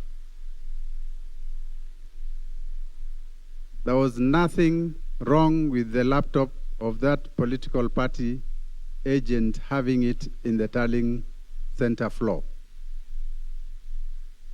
So that kind of misinformation, character assassination, the Commission does not encourage and would want those propagating such lies to restrain themselves so that the country can be peaceful. We have 2 coordinators of IEBC managing the floor each time.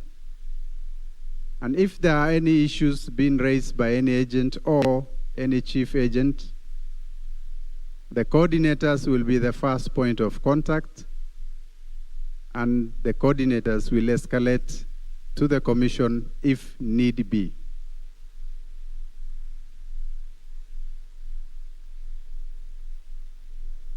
The Commission is fully aware that we have 7 days to declare the presidential results, and we are committed to ensure that we comply with the Constitution and the applicable laws.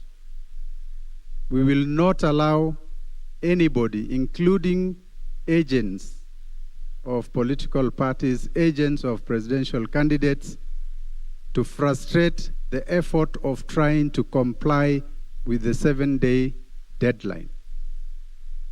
And therefore, we have agreed that agents will play facilitative role in terms of trying to expedite the verification process on the various, that is taking place in the various desks. We have deployed security around the tally floor, and if need be, we will increase. But depending on how peaceful the floor will be, we will reduce. We urge everyone coming into the floor, into the auditorium, whether you will be on the floor for specific roles or observing from the dais, to be respectful to the commission employees, to be respectful to their fellow Kenyans, and to be respectful to our guests who are here by way of election observation. Let us all maintain decency, and we have already established how we can complain, how complaints can be escalated in case there will be any. And so for all those who are coming and who are not supposed to access the floor, to remain seated calmly and observe from the comfort of the seats we provided at the dais and the stairs.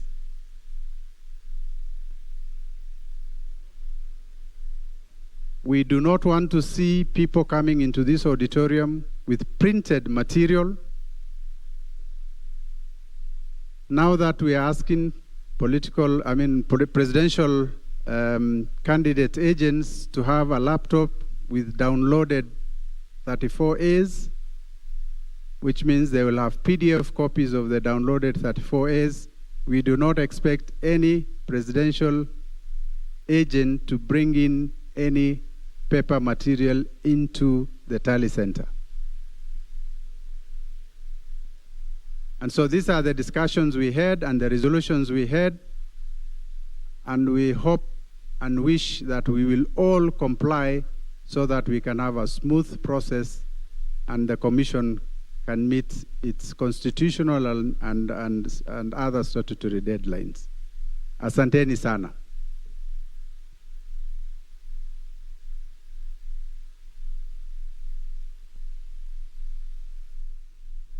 There is misinformation, disinformation, talking about the commission's systems having been compromised. I will invite the CEO to speak to that and assure the country that all is safe.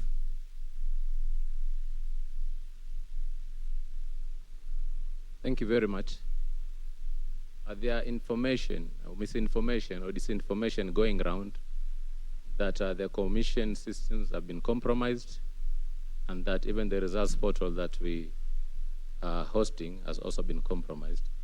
We would like to assure the country that nothing like that has happened.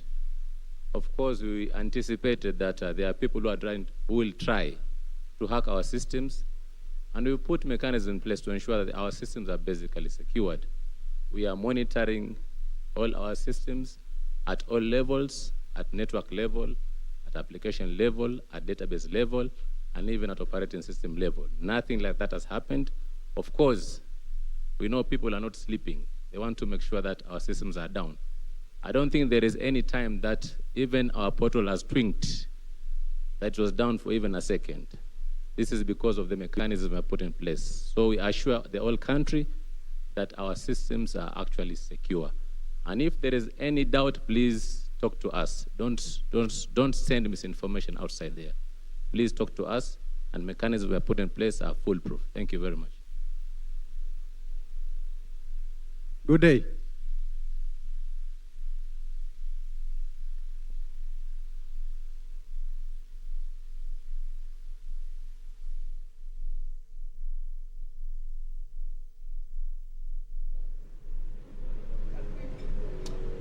Well, that is the IEBC team led by Commissioner Professor Abdi Guliye and IEBC CEO Hussein Marjan Theum, outlining some new measures that are going to be observed and that must be adhered with during this tallying process inside the National Tallying Center here at the Bomas of Kenya.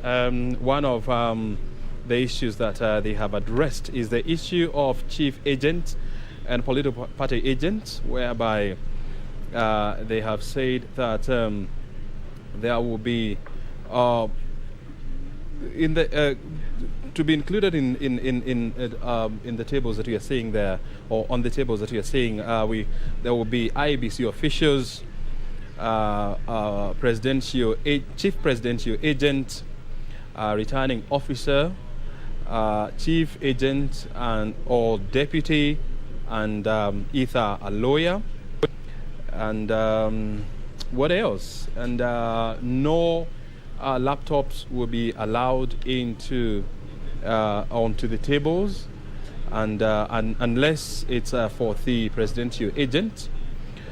And this is all meant to ensure that the process of tallying the or verifying the forms is expedited, because Gulia is on record saying that the National Tallying Center is not an interrogation center.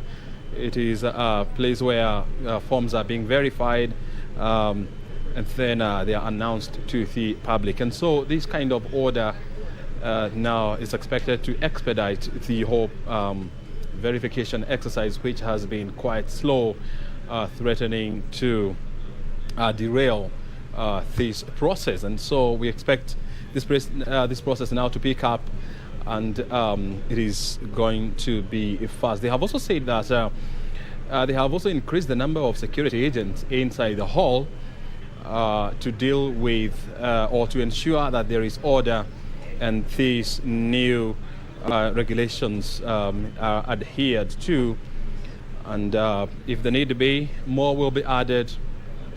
And if there is compliance, then they are likely to be, or the security officers, the numbers will be lowered accordingly. And so we continue to monitor the situation here at the National Tallying Center.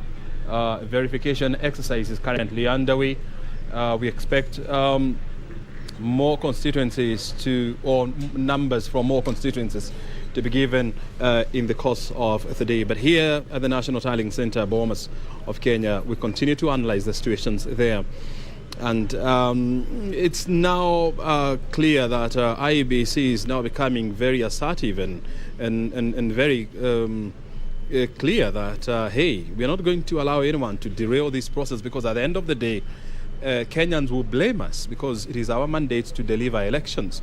Do you see this coming out from their conversations going forward? It is quite clear, evident, and they are sure-footed.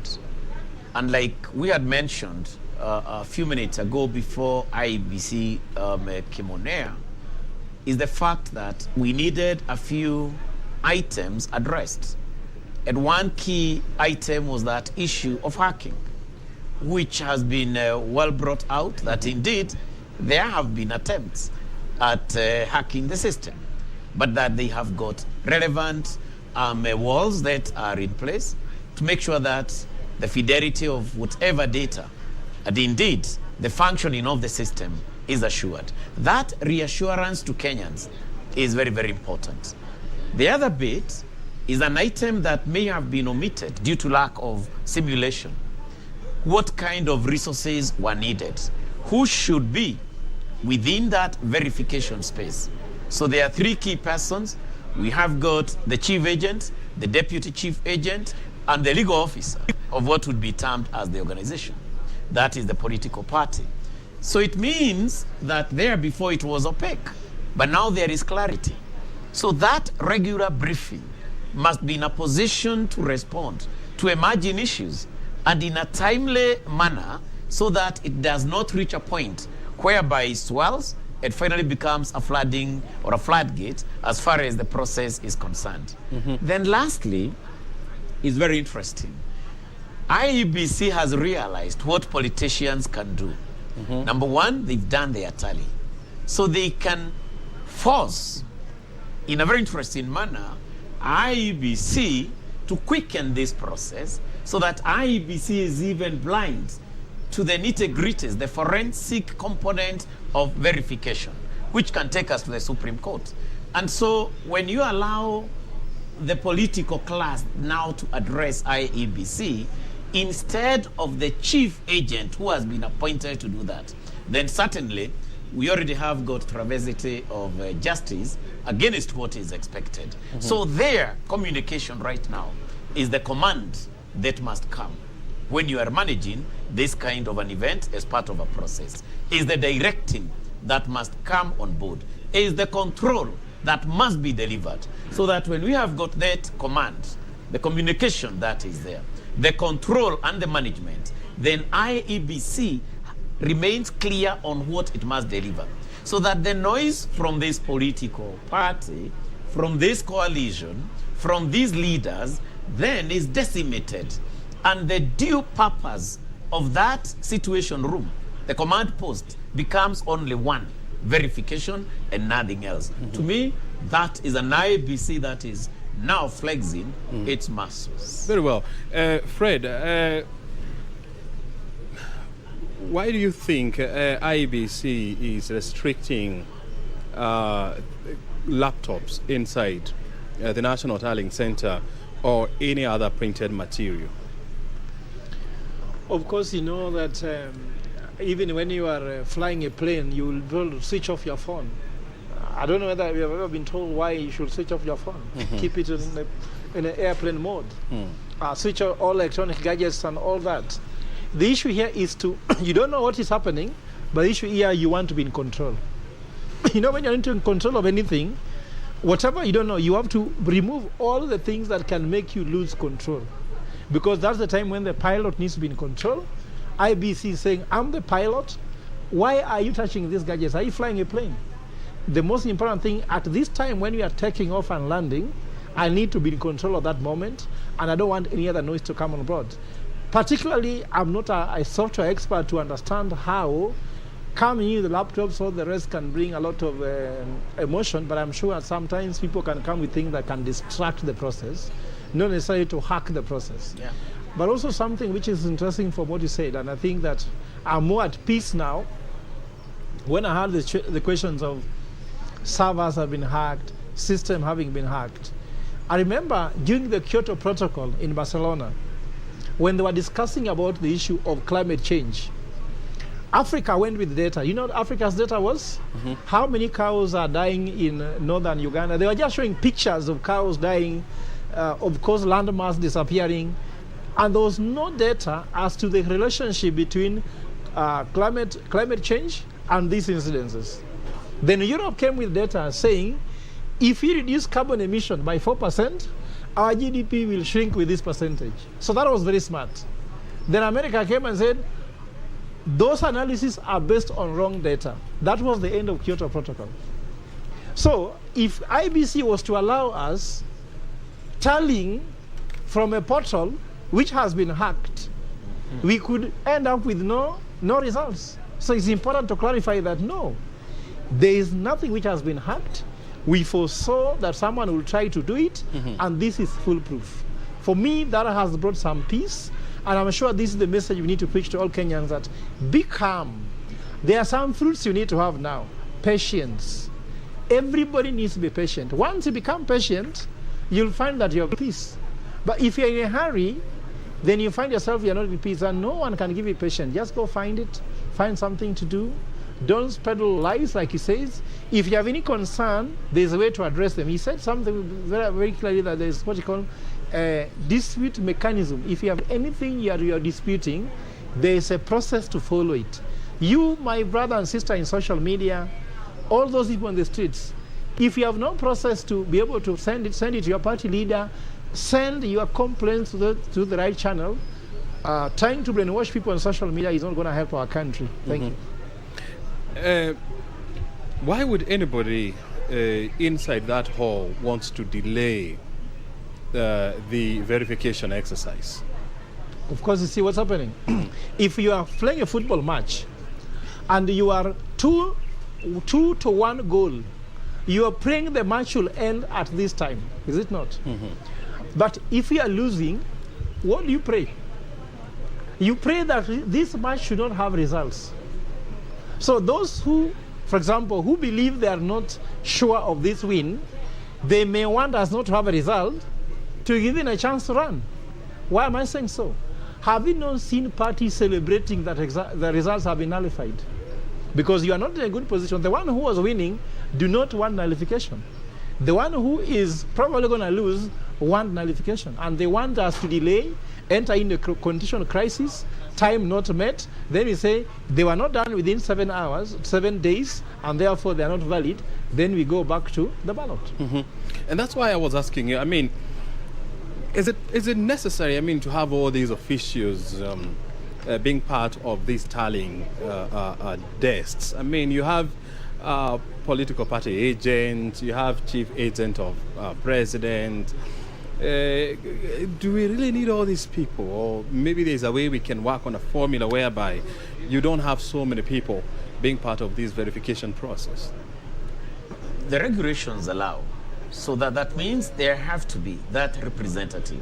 Because in the absence of that representative, and remember, they have to sign that they are in agreement that the scanned image transmitted and the physical form 34A, right, the italic, congruent, they are. So they have to sign.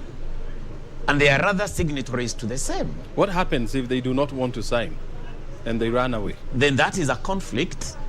If they run away and they have not given a reason, then that particular form is not duly then applicable to the next level. So of what decision happens? making. I mean, if, for example, I discover that our candidate is losing, and so I may want to sabotage this process by withdrawing myself from the tallying center or from the verification process. Is the form 34A accurate relative to what is here? Because the only time that then one would want to run away, number one, would be a person who is not of sane mind. But if truly you can see this data, you are comparing this and that. 1, 2, 3. 1, 2, 3. Signed, signed. So that it is a replica of what should have been there. Number one, I would read mischief in such kind of a party agent, and consequently such kind of a party. Which is and not it is rare possible in our political system, mischief. But then IEBC, bearing in mind their observers, among other actors, would have no option but indeed to go ahead and indicate that there is clarity of conformity between the two forms. But I think yes, the Chebukati was clear the other day that these forms, they are what they are. We cannot change them. Yes. You can only note discrepancies that can help you take to Supreme Court. So I think that even if you disagree with them, you cannot ask them to change them. You only note it, and you can be able to bring evidence. If there is something which is glaring, IEBC can say, let's verify this one, or let's make a follow-up here and there. But I think that's at their discretion. If they refuse to agree to your complaints, you can take them to Supreme Court, because that is the super referee. IEBC is the referee. Very well. And therefore, in terms of that, from where he has got into this, then the parties have got minimal opportunities, ground, leeway to actually disagree with this. Yes. Because the only time then that can be resolved, and that's what I headed to, is now going to the Supreme Court. Because that is the only one that then can sort out such kind of discrepancies or complaints that can come And remember, on board. Form 34A and B, they are constitutional documents. Yes. And when you disagree with it, which form does it become? You cannot change that form, because it was signed by your presidential agent in the polling station. Yeah. It remains a constitutional document, and no one can change. You are just verifying, is not changing. Verification is just like stakeholder engagement. You can disagree with it, but you really can't change it. The person who could have made things harder was your agent in the polling station. If they refuse to sign, then it is not Form 33A or B. Very good. Yeah. Gentlemen, thank you very much. I mean, we will keep on watching the situation inside the National Tallying Center. And of course, we'll continue to analyze the issues as they unfold here at the Bomas of Kenya. Well, the images that you are seeing on your screen coming to you live from inside the National Tallying Center here at the Bomas of Kenya, where now a order has been observed now, or is being observed now. As you can see, there is some. The tables are quiet. They look now organized, as opposed to what we were witnessing about 1 hour, 2 hours ago, whereby that floor was it was some sort of a confusion with so many people, roaming around or roaming about. But now, as you can see, people are now seated and they look settled as they go about the verification process of forms 32A and 32B. Well, we're waiting to see and to hear more numbers, coming from the constituencies. And as I was telling you, as of 4 o'clock today, around 60 returning officers from different constituencies had made their way here at the National Tallying Center to present their forms to IEBC for verification. And so in a minute from now, we expect to hear the new numbers, which is going to help in informing the direction this exercise is taking. Well, we are here, as I have been saying, for the long haul. We'll be giving you more updates and more analysis as time goes by. But time now to hand you back to Broadcasting House, because now here the sun is out and we need to do a little bit of sunbathing here, because it's quite rare to see sunshine around these areas. So Harry, then Kamche, back to you in Broadcasting House. Kimani, umesema kweli eneo hilo huwa lina baridi sana. Kwa hivyo haya, chukueni mapumziko haya mafupi, mkenda kwenda kuota jua, angalau msikie mwili umeingia joto. Studioni bado nao wageni, Charles Omanga, vile vile Otieno Mjomba, vile vile mtangazaji mwenza Harith Salim. Na mengi yamezungumziwa tangu tulipochukua pumziko haya. Harith, tumeona mengi ambayo yametokea kutoka kaunti ya Kirinyaga, ambapo aliyekuwa gavana wa kaunti hiyo Anne Waiguru vile vile ameweza kuhifadhi kiti hicho na ametangazwa kuwa mshindi wa kiti hicho, na vile vile akapewa cheti chake. Upande wa Bomas tumeona makamishna wa IEBC wakijitokeza kuelezea hali ilivyo, wakitaja masuala kadhaa ikiwemo ni kina nani ambao watakuweko pale katikati, maana ukumbi wa Bomas ni mkubwa sana. Kuna vitu huko kando kando ambapo watu wameketi, lakini pale katikati ndipo ambapo shughuli nzima sasa ya kujaribu kuainisha zile form 34 na kuweza kuthibitisha matokeo, basi ndio shughuli nzima inaendelea, wakisema kwamba wanaruhusiwa pale sio wote waliofika pale, bali ni watu tu ambao wamepewa kibali cha kuweza kuwa pale katikati, wakiwemo maafisa wa IEBC, vile vile wasimamizi wa uchaguzi kutoka county, mawakala wa vyama vya kisiasa, wale wakuu, wale ambao wamepewa ule wadhifa ama ile majukumu ya kuwa pale karibu na kuweza kuangalia, na si kwamba wataweza kufanya lolote pale, bali ni kuangalia tu ile shughuli nzima, na maafisa wa IEBC na wasimamizi wa uchaguzi wakiendelea kuifanya. Amezungumzia pia swala la kuwepo kwa tarakilishi, akisema kwamba kila wakala anaruhusiwa kuwa pale na tarakilishi moja katika kila dawati pale.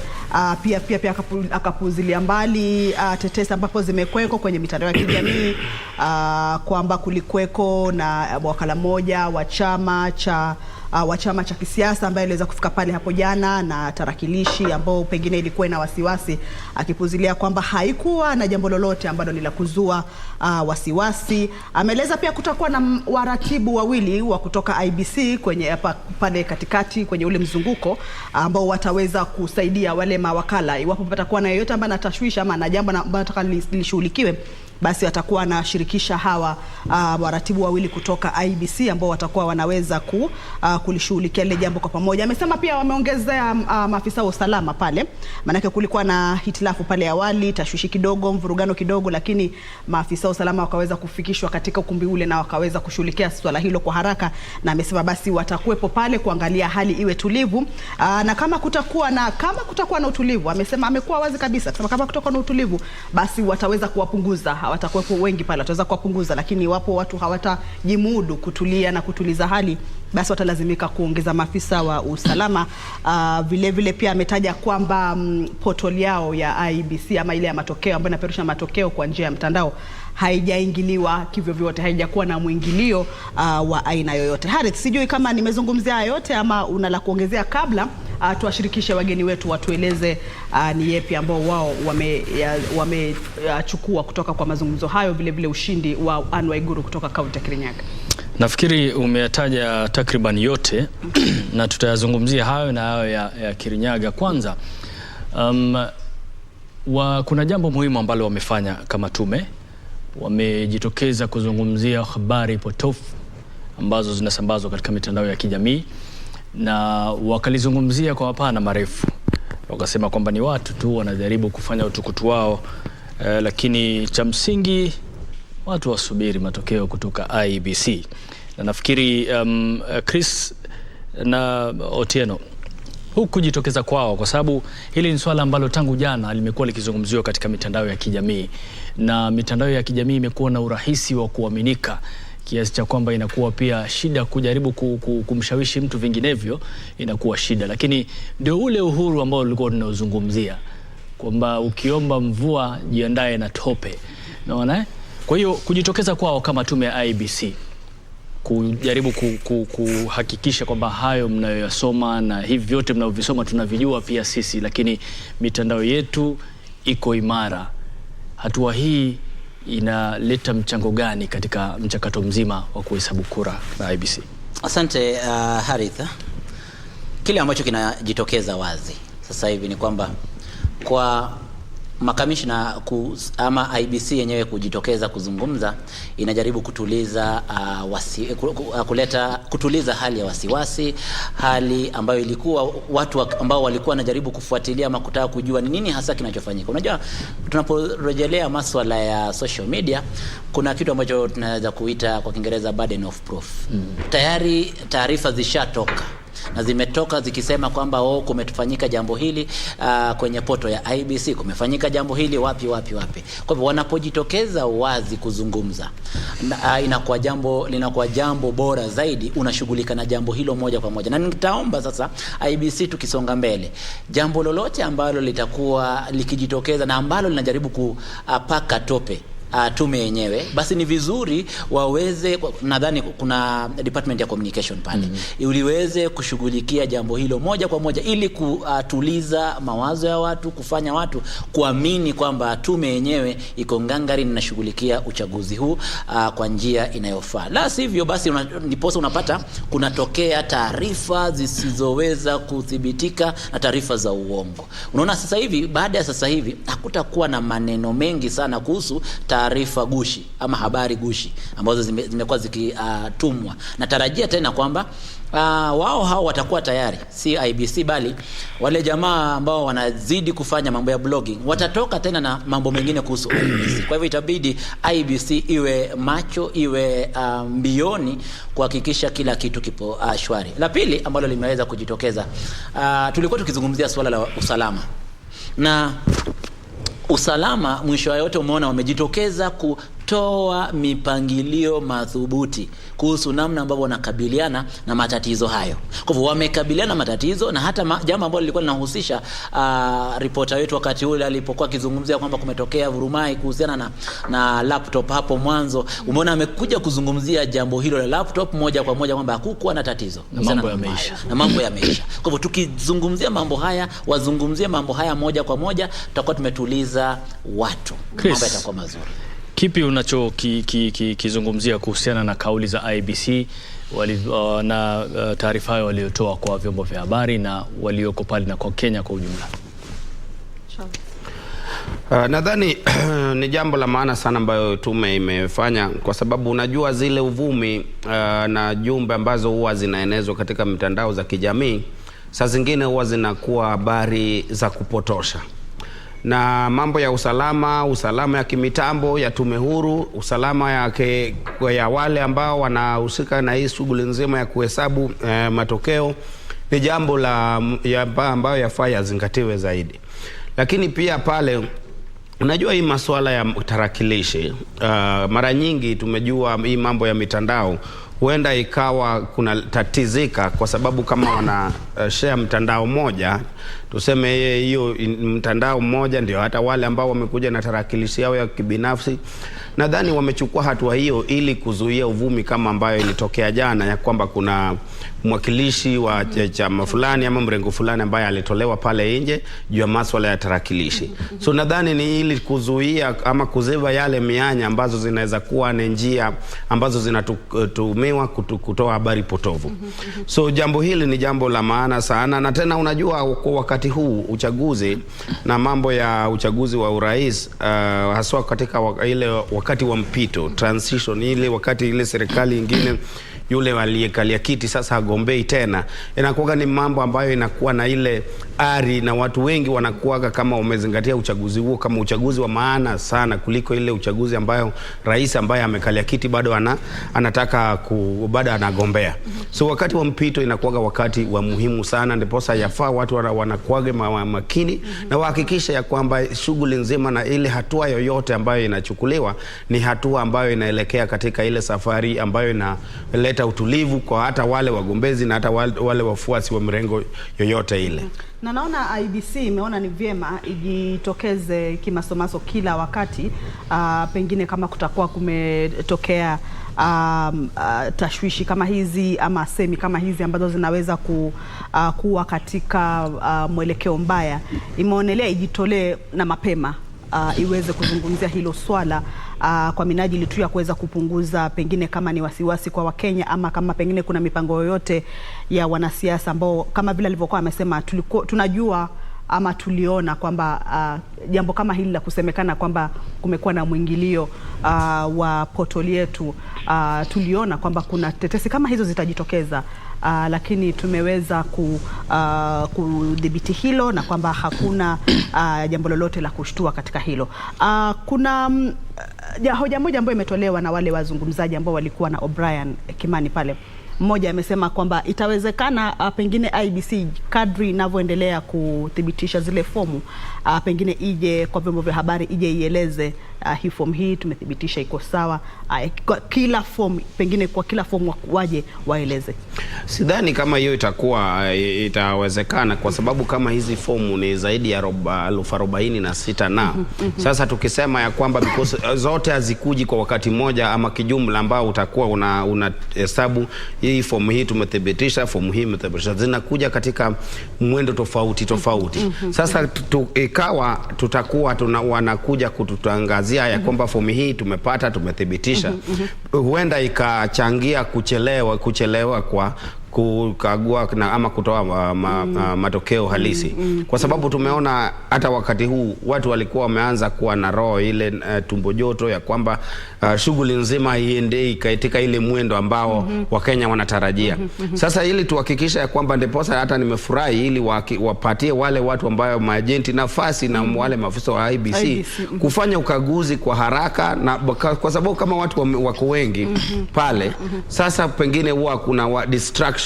Sasa hiyo inakuwa kama kizingiti katika ile kufanikisha ile shughuli iende kwa haraka. So nadhani watakuwa jinsi ambavyo hata wametangaza kwa mafomu ilifika 10, sasa zimefika zaidi ya 130 na so hiyo ndio inakuwa sawa, lakini kila fomu ili waje wakitangaza hii fomu kutoka polling station fulani ndio hii tuko nayo na tumethibitisha, sidhani kama hiyo itakuwa sawa. Na Kamche, kinachofanyika ni kwamba unaona sasa hivi wamefika kiwango cha kila wakati wanapojitokeza wanakuja kusoma taarifa kuhusu idadi ya kura za maeneo bunge fulani.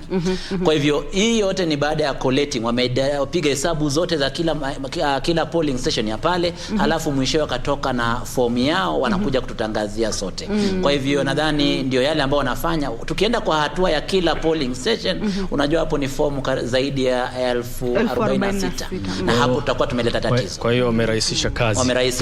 Na asante tena. Sasa tunaelekea katika kaunti ya Mombasa, ambapo nikigeuka nyuma hivi nilikuwa namuona tayari Anburu anatusubiri kwa hamu kutujuza yale ambayo aliyonayo, ambayo amekuwa akiyadurusu na kuyafuatilia tangu asubuhi. Anburu, habari za huko kwanza, na ni yapi mapi ambayo unatujia nayo? Mzuri sana Harith Salim ukiwa hapo Broadcasting House, na nakuja kwako moja kwa moja kutoka kituo cha kujumulisha kura cha kaunti ya Mombasa ambayo iko katika Kenya School of Government. Na kufikia sasa zile tali ambazo zimefika hapa, zile hesabu za kura zimefika hapa, zimetoka kutoka kaunti ya Kisauni, that is maeneo bunge ya Kisauni, Nyeri na Changamwe. Kulingana na returning officer ambaye yuko hapa, amesema bado tunasubiria hesabu za kutoka Mvita, Jomvu na Likoni. Na kwa sababu mimi nilikuwa maeneo ya Nyeri, tuliweza kujumlisha za kule Nyeri, tukapata kuwa mbunge wa kule ambaye alikuwa ni Mohamed Ali aliweza kupata kura 32,988 akiweza kumshinda mwenzake ambaye ni Said Abdallah wa chama cha ODM, na ambaye alipata kura 18,642. Na ukiangalia upande wa Jomvu pia zile kura za kule zimeweza kujumlishwa, na pia mbunge wa eneo lile aliweza kupata kura Badi Twalib alipata kura 13,850 akifuatwa unyo kwa unyo na Renson Thoya wa chama cha Jubilee ambaye alipata kura 9,404, na mwisho wa tatu alipata ni Karisa Nzai wa UDA ambaye alipata kura 5,439. Maeneo ya Kisauni pia vile yameweza kujumlisha, na yule mbunge wa upande ule ambaye ni Rashid Bezimba mwenye kushinda kiti hicho alipata kura 34,747 akifuatiwa na Mbarak Hamid wa chama cha UDA ambaye alipata kura 12,336, na pia tukapata Beatrice Gambo wa chama cha Jubilee ambaye pia alipata kura 6,533. Katika eneo bunge hili la Mvita nilikuwa na mwenzangu ambaye aitwa Mwanamkuu Kombo ambaye ataweza kutuambia tu labda zile jumlishi za kura walizopata katika eneo bunge hili, na pia kutuambia ni yapi ambayo yalijiri kutoka kwa eneo bunge hili. Karibu sana Mako. Labda tueleze tu kumejiri nini huko katika eneo bunge la Mvita. Asante sana Ann. Na mtazamaji, kukuarifu tu yale ambayo yalikuwa yakitokea katika eneo bunge hili la Mvita ni kwamba tumekuwa na changamoto si haba siku tatu hizi, ambapo awali kulikuwa na sintofahamu 2-3 katika vituo mbalimbali. Tashwishi ya kwanza ikiwa vituo vingi vilifungua kuchelewa, hii ikapelekea mpaka kufungwa kuchelewa kwa vituo hivi, hali ambayo iliweza pia kuathiri ile shughuli ya kuhesabu kura. Kwa hiyo ile shughuli ya kuhesabu kura ilianzwa kuchelewa, pia ikapelekea shughuli kuisha kuchelewa, na hii ikapelekea pia ujumlishaji wa kura, ambapo kituo kikuu cha kujumlisha kura kilikuwa Sheikh Nasor Kibwana, ambapo pale ilikuwa the Constituency Tallying Center, ambapo tulikuwa pale kwa siku 2 za nyuma, na mpaka sasa hivi tulikuwa tumekita kambi kule, ambapo tulikuwa tunatarajia kupata matokeo. Na jana usiku mida saa 3 hivi tuliweza kupata mbunge ambaye amechaguliwa MP elect wa eneo bunge hili la Mvita. Kumbuka kwamba mtazamaji, kiti hiki kimeachwa wazi baada ya Abdulswamad Sharif Nasir kutoka na kuenda kugombea ugavana, na sasa hivi kiti hichi kilikuwa wazi na kilikuwa kinapiganiwa na candidates 12. Yani kuna wawaniaji 12 ambao walikuwa wanapigania kiti hichi, lakini mmoja tu ndio alifanikiwa kupata ushindi, ambaye ni Mohamed Sud Machele. Na Mohamed Sud Machele kupitia tiketi ya ODM aliweza kupata kura 22,611. ambapo aliweza kumpiku mwenzake kutoka chama cha ODM Omar Mahmoud Shalo, ambaye ndio alikuwa mpinzani wake mkubwa sana ama mpinzani wake mkali, ambapo alijizolea kura 11,628. Na kitu ambacho tunafurahia katika eneo bunge la Mvita hili ni kwamba tunashukuru kwamba Omar Shalo aliweza kukubali matokeo na akasema kwamba amekubali kushindwa. Endapo awali kulikuwa kuna sintofahamu kidogo, tulikuwa tunatarajia ama yeye mwenyewe alikuwa amesema awali kwamba endapo matokeo yatatokea vizuri atakwenda kuelekea mahakamani, lakini baadaye jioni aliweza kukubali na akasema kwamba hataenda tena mahakamani. Kwa hivyo kufikia sasa labda ni kipi kinachoendelea katika eneo bunge upande huo wa kuhesabia hizo kura, kwa sababu tumebakia na kura za seneta na kura za mwanamke mwakilishi wa eneo bunge? Na mtazamaji, ni kwamba kwa sasa hivi kulikuwa na pia tatizo kidogo, ambapo matokeo yale ya urais kujumlishwa pale kutoka vile vituo vyote katika eneo bunge la Mvita. Tulikuwa na vituo 203 ambavyo vyote vilifika pale kujumlishwa katika kile kituo cha ujumlishaji, lakini matokeo yale ya urais yalishindwa kujumlishwa kwa sababu system ama vitandawazi vilikuwa vinaleta shida. Yule returning officer pale ama msimamizi wa kura katika kituo kile cha eneo bunge la Mvita, mpaka kufikia leo asubuhi alituarifu kwamba kuna mikakati ambayo inafuatwa na maafisa wa IEBC kuhakikisha kwamba matokeo ya mwanzo ya kutoka eneo bunge la Mvita yataweza kuwasilishwa, lakini mpaka sasa hivi tulikuwa hatujafanikiwa kupata ile form 34B.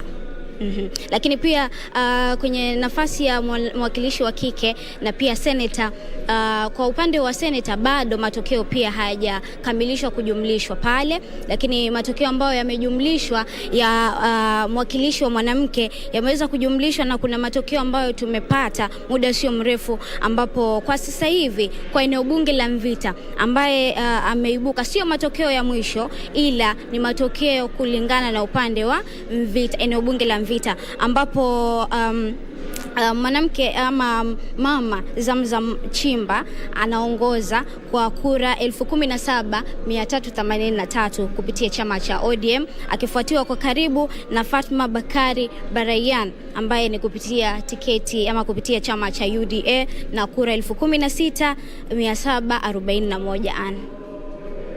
Sawa, nitakuruhusu urudi upate kutuletea hesabu zenye ziko. Sasa Harith, ulivyosikia ni kuwa kwamba chama cha ODM kimeweza kupata wabunge wale ambao walikuwa hapa ndio wameweza kuretain seats zao, ila tu Machele ambaye ameweza kuwa mbunge wa kwanza, yani mbunge mpya katika eneo la Mvita.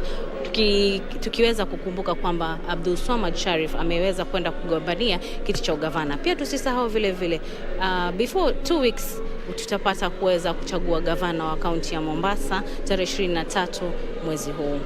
Kwako Harith, labda kuna kitu ungetaka niweze ku-clarify? Asante sana Anburu. Bila shaka wabunge wapya wamepatikana, lakini katika eneo la Kisauni nafikiri Bedzimba alikuwa amebwagwa katika kipindi kilichopita. Kwa hiyo nafikiri mbunge alikuwa Ali Mbogo ambaye alitaka kuwania ugavana kupitia Wiper pamoja na Sonko, lakini nafikiri amepata majira na amerudi tena kuchukua nafasi aliyokuwa nayo kabla ya kuondolewa na Bedzimba. Lakini swali ni kwamba umesikia mwenzako akizungumzia kwamba katika eneo la Mvita Shalo amekubali matokeo. Hayo maeneo mengine yako vipi?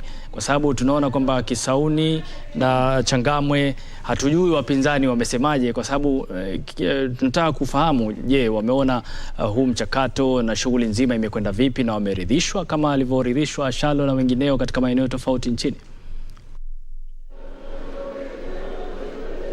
Eneo la Nyali pia hawakuridhishwa, wapinzani hawakuridhishwa, na pia wamesema wangetaka baada ya kila kitu kufanyika wataenda kotini kuhakikisha kwamba wanaweza kupata usawa, kwa sababu wanasema kwa kura ziliweza kuibiwa upande wa Nyali, lakini hayo tutajua baadaye, kwa sababu wamejiunga pamoja. Wale wote wapinzani wamesema wataenda kotini.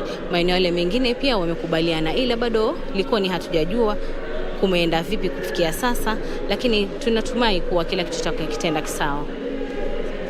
Sidhani kama kuna Ulichotupa hivi sasa nafikiri ni cha muhimu zaidi. Asante sana, endelea na shughuli zako, tutakutafuta baadaye kuzungumzia mawili matatu ambayo yanaendelea katika kaunti hiyo ya Mombasa. Kumbuka Mombasa, kinyang'anyiro cha ugavana hakijafanyika bado. Na vile vile tunasubiri matokeo ya seneta, mwakilishi mwanamke na maeneo mengine kama Likoni, tujue mbunge ni nani. Lakini kuna jambo ambalo limejitokeza katika haya ambayo wametuonyesha. Kwa sababu Kisauni, Nyali, Changamwe, ukiangalia washindi kama nimenakili vizuri, walioshinda wameshinda na idadi maradufu ya wale wanaofuata tuseme kwa karibu, manake ni maradufu ya idadi. Charles Kamche, mmeona hizo idadi zilizotangazwa. Kwa mfano Changamwe aliyekidedea ana kura 13,000. Anaifuata wa pili 8,000. Nyali 32,000, anaifuata 18,000. Yaani ukiangalia ni kama tuko nusu kwa nusu kwa mshindi wa kwanza na mshindi wa pili.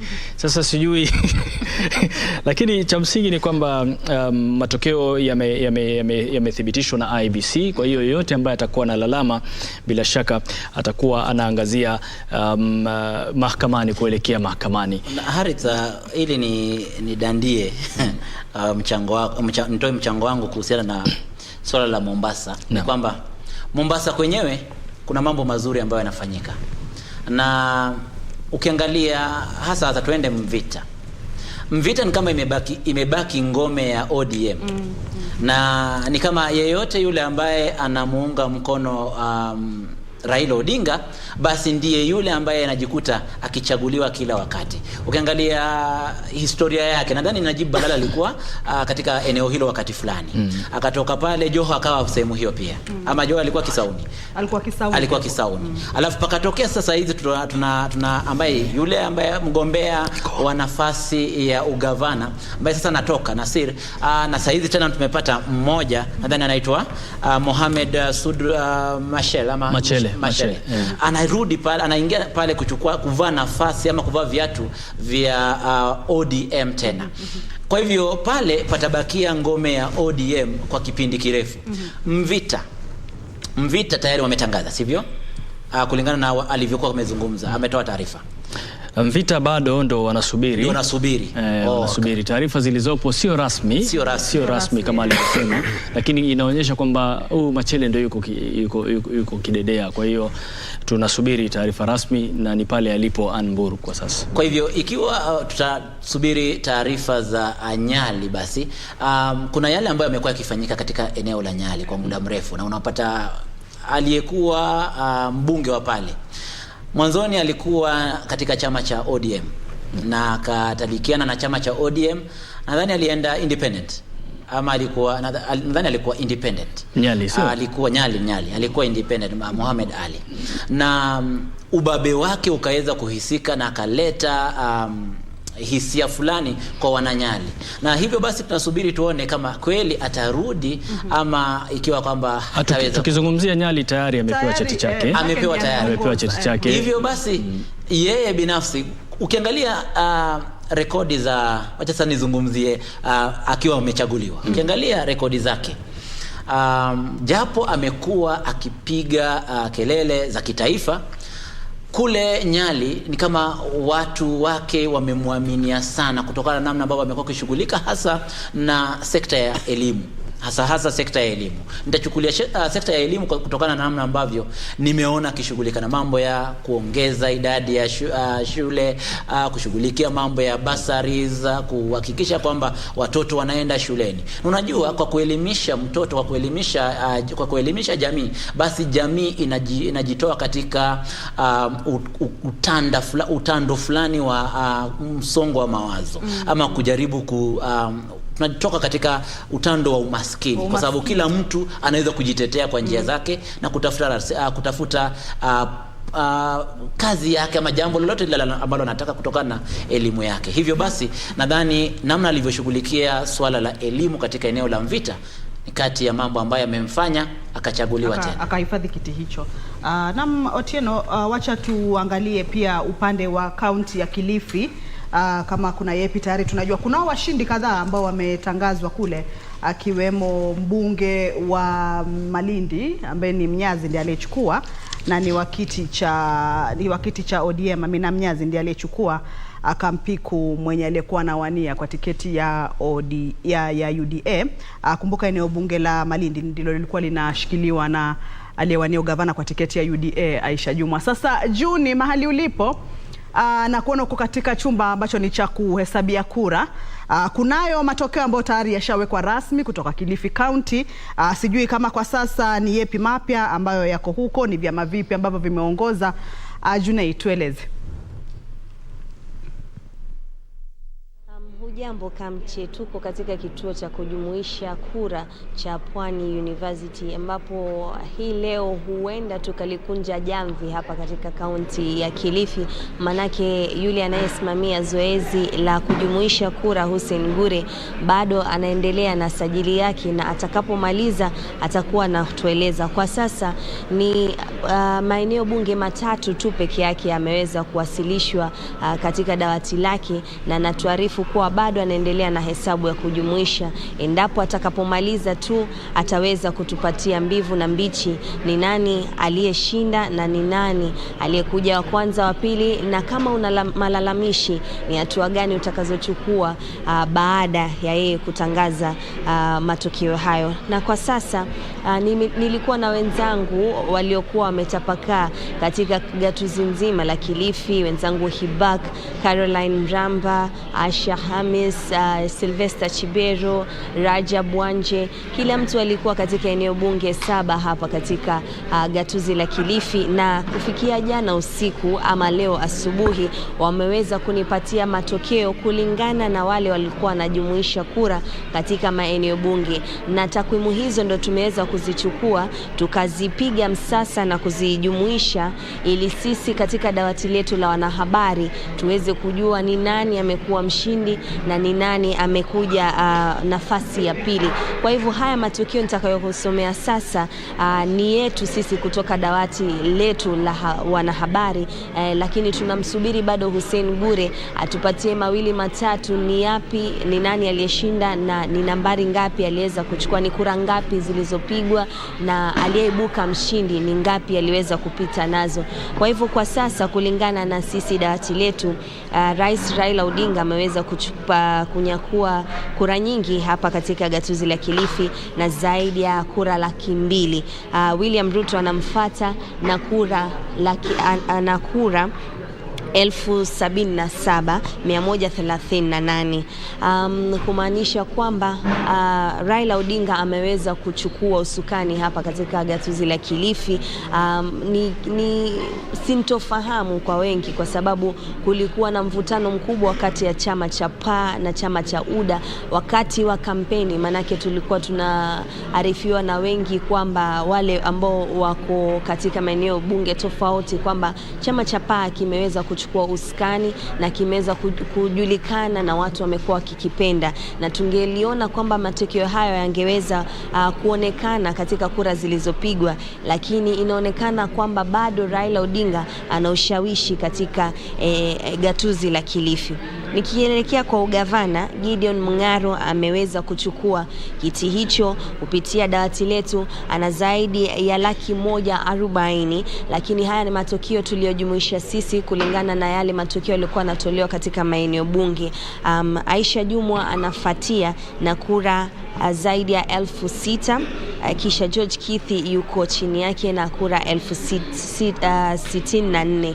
Hayo tu ni takwimu, hizo ni takwimu zetu Kamche, na tunasubiria anayesimamia zoezi hili kutupatia takwimu kamili, kumaanisha kwamba Gideon Mung'aro wa chama cha ODM ameibuka mshindi katika gatuzi la Kilifi na ataendesha kupeperusha bendera hiyo kwa miaka 5 ijayo.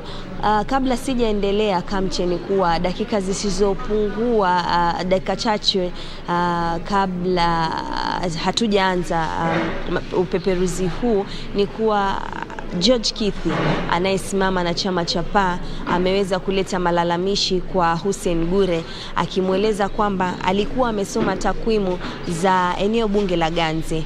Kulingana na yule aliyesoma zile taarifa ama takwimu zile katika eneo bunge lile, alisoma kwamba Gideon Mng'aro alikuwa ameweza kupata 14,336, lakini hapa Hussein Gure ameweza kuzisoma kwamba amepata 14,446. Kuna tashwishi kidogo ya kura kama 9 ama 10 hazieleweki zimetoka wapi. Akaweza kuwasilisha malalamishi hayo, lakini Gure akamweleza kuwa hapa ni kituo tu cha kujumuisha kura. Kama kuna malalamishi aweze kuchukua ushahidi alio nao, asubirie siku za kwenda kotini kuwasilisha malalamishi yake ndio aweze kupata haki yake. Hakumsimamisha, akamwambia ataweza kuichukua kama lalamishi, kisha baadaye akielekea kotini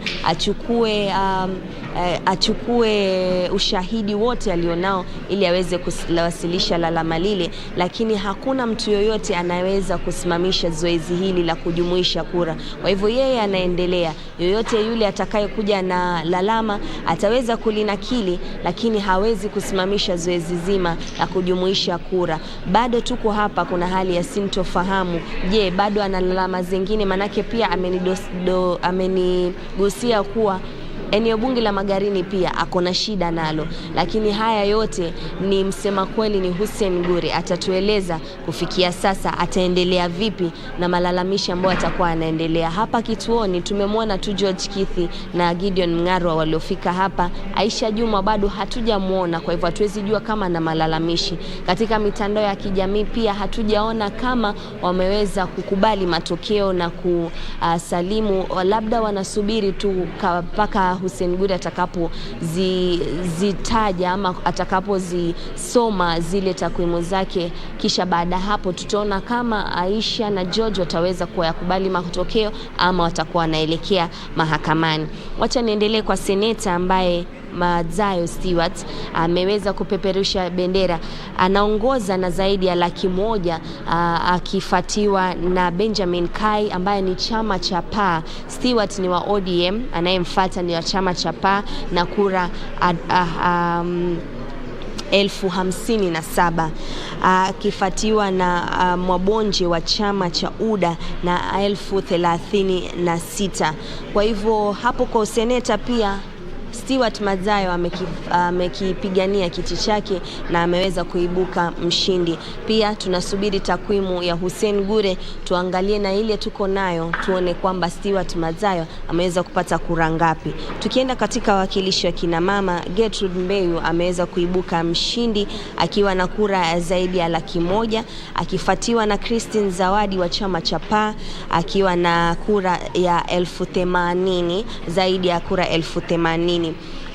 Kumaanisha kwamba Gertrude Mbeyu wa chama cha ODM ameweza kukipigania kiti chake na kuweza kuibuka tena mshindi. Kwa hivyo PA katika kinyang'anyiro cha wakilishi wa kina mama na seneta, PA ameweza kujipigadia deba. Kwa hivyo nitarudi tena nikupatie tu takwimu zingine, lakini kwa sasa na kurudisha kamchi, tuelekee Bomas. Umesema vizuri kabisa Junior, umetupatia taarifa nzuri kabisa, umetuelezea kwa kina matokeo ya huko, ingawaje tunasubiri yale ya rasmi, na kama ulivyosema basi kuna taarifa tunafaa kuipata kutoka ukumbi wa Bomas. Kumbuka mtazamaji, uko ndiko kwenye kitovu cha ujumuishaji wa kura za urais na macho yote yanaelekezwa kule. Kwa hivyo sasa tuelekee tu kule Bomas, tuone ni yapi ambayo yanaendelea ama mazungumzo gani ambao wanataka kufanya na Wakenya.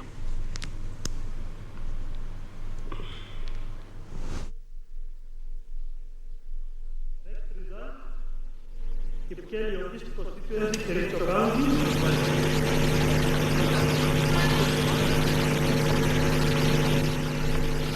Total registered voters for Kilifi Constituency, Kericho County, 63,679. Total valid vote, 47,277. Rejected ballots, 248. Raila Odinga, 3,303 votes. William Samoei Ruto, 43,898. Wahiga David Mwaure, 33 votes. George Wajakoya, 43.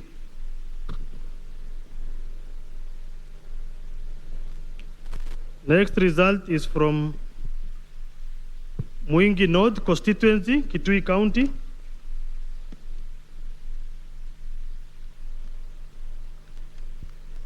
Total registered voters, 68,829. Valid vote cast, 43,817. Rejected ballot, 282. Raila Odinga, 31,655. William Ruto, 11,508. Wahiga David Mwaure, 230 votes. George Wajakoya, 424. Thank you. We'll come with more.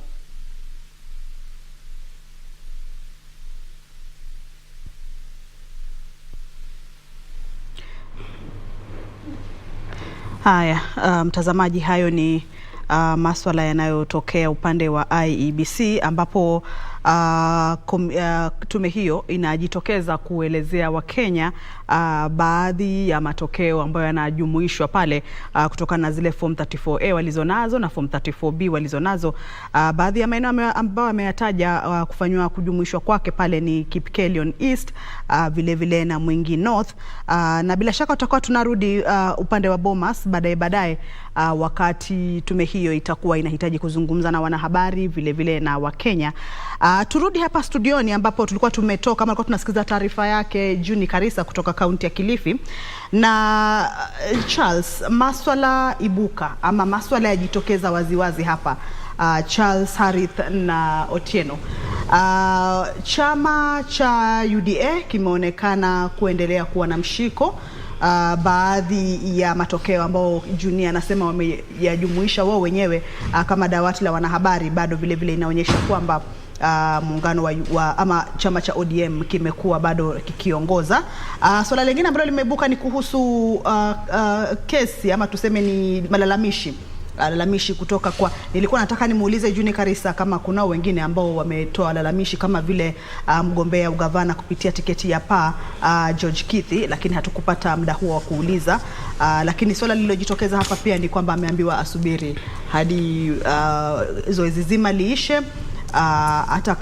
Likishakwisha atapata nafasi ya kwenda kujieleza mahakamani.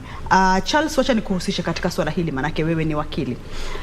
Nadhani kwanza dada yetu pale katika kaunti ya Kilifi ametueleza kwamba yule mwaniaji wa chama cha ODM Mheshimiwa Gideon Mung'aro na yule alikuwa anawania katika chama cha PA George Kithi wakili ndio wale wamefika pale kwa ukumbi, lakini yule mwaniaji wa chama cha UDA Mheshimiwa Aisha Juma bado hajaonekana pale.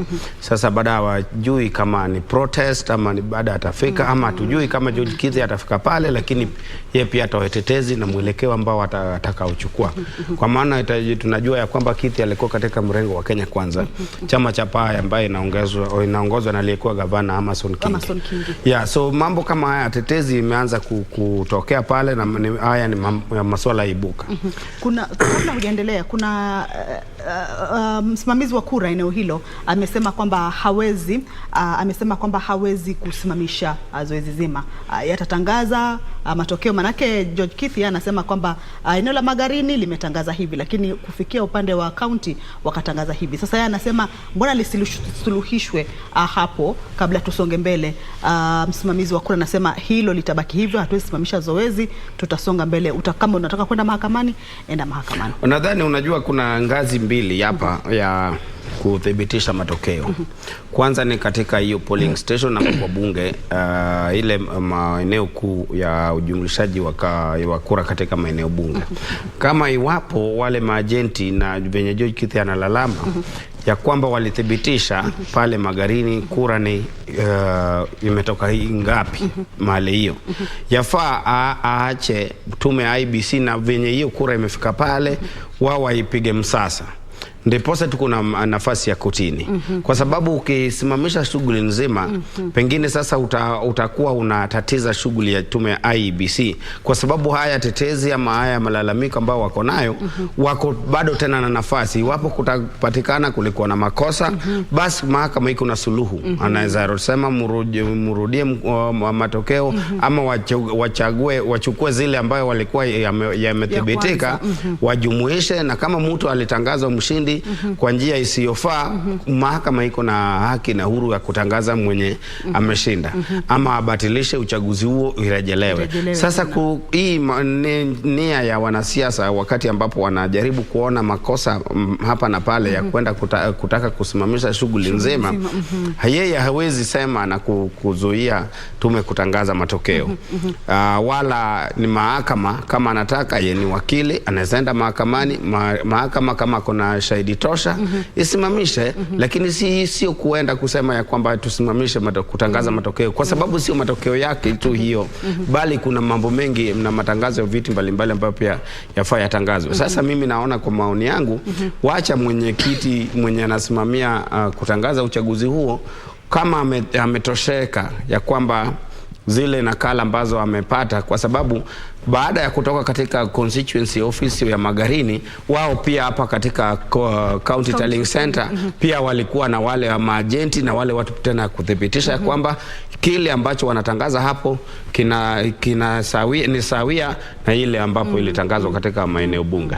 Naam, Otieno, ni lalama halali hizo, lakini swali ni hitilafu kama hiyo inaweza tokea pengine msimamizi wa kura ama msimamizi wa uchaguzi katika kiwango cha constituency anaweza tatizika, apeane idadi tofauti, alafu ikifika kule yule msimamizi wa kiwango cha county naye apeane hesabu tofauti, na ikiwa ni eneo bunge lile moja. Unajua kinachofanyika ni kwamba sisi sote ni binadamu. Na binadamu huenda tukawa na ila wakati fulani, ama tukawa tuna dosari zetu, na hawa returning officers ama presiding officers kwa njia moja au nyingine pia ndani yao wana msukumo wa mirengo. Kuna wale ambao wanapenda mrengo fulani zaidi ya mrengo mwingine, lakini pale wamejikuta wakienda kufanya kazi. Hivyo basi kuna uwezekano kwamba yule aliye na nia mbaya anaweza kufanya hivyo, akabadilisha na kubatilisha taarifa ama ripoti zenyewe. Zinapofika pale mbele unapata mambo tofauti. Kwa mfano, japo hili si la mtu kubadilisha, lakini inaonyesha irregularities ambayo ilijitokeza. Nadhani sehemu ya Garissa ama sehemu za maeneo ya North Eastern, ambapo presiding officers walipatikana badala ya wao kufika pale asubuhi na mapema kuandaa kila kitu, waliamua kwanza kwenda kupiga kura. Naam, Otieno, naambiwa kipaza sauti chako kina hitilafu fulani, kwa hivyo Charles, wacha nirudi kwako. Tuzungumzie hili swala la umaarufu wa hiki chama cha PA. Chama cha PA na chama cha UDA, tukiangalia kama eneo bunge la Malindi, ambapo tunaona mbunge wa Malindi aliyekuwa mbunge wa Malindi Aisha Juma aliyekuwa anawania kiti cha ugavana kwa tiketi ya UDA. Na imani kuna mbunge alikuwa anawania kwa tiketi ya UDA, lakini hakuweza kupata, licha kwamba Aisha mwenyewe ametoka pale na alikuwa na ushawishi wa kiasi chake, lakini mbunge pengine ambaye alikuwa anampigia upatu apate kiti kwa tiketi ya UDA pia hakupata. Nadhani kile ambacho kimeleta utatizo, lakini bado yafaa tukubali ya kwamba chama cha ODM bado kilikuwa na umaarufu kule kaunti ya Kilifi. Alafu jambo lingine ambalo huenda ikachangia ni kwamba chama cha PA ambayo pia ilikuwa katika ndani ya hii mrengo wa Kenya Kwanza pia alikuwa na mgombezi pale. Sasa na huenda ikawa sasa mgombezi wa UDA na mgombezi wa PA waenda wakagawanya kura. Lakini sasa tukiangalia hata kura ya urais jinsi ambavyo imetangazwa, tumeona ya kwamba mwaniaji wa Kenya Kwanza Mheshimiwa Ruto ameweza kuzolea kura zaidi ya 78,000. Hiyo ni kuonyesha kwamba kuna jinsi ambayo walipata upenyo na kuanza kujaribu kubadilisha sasa ile kutokuwa ngome ya chama cha ODM jinsi ambavyo ilikuwa hapo awali. Kwa sababu utakumbuka kwamba Kilifi ndicho county pekee uchaguzi uliopita waaniaji wote waliingia na chama cha ODM. Sasa chama cha PA ya Governor King ni chama kichanga sana ambacho kilibuniwa miezi michache kabla tujaendea uchaguzi ambao umekamilika. So pengine huenda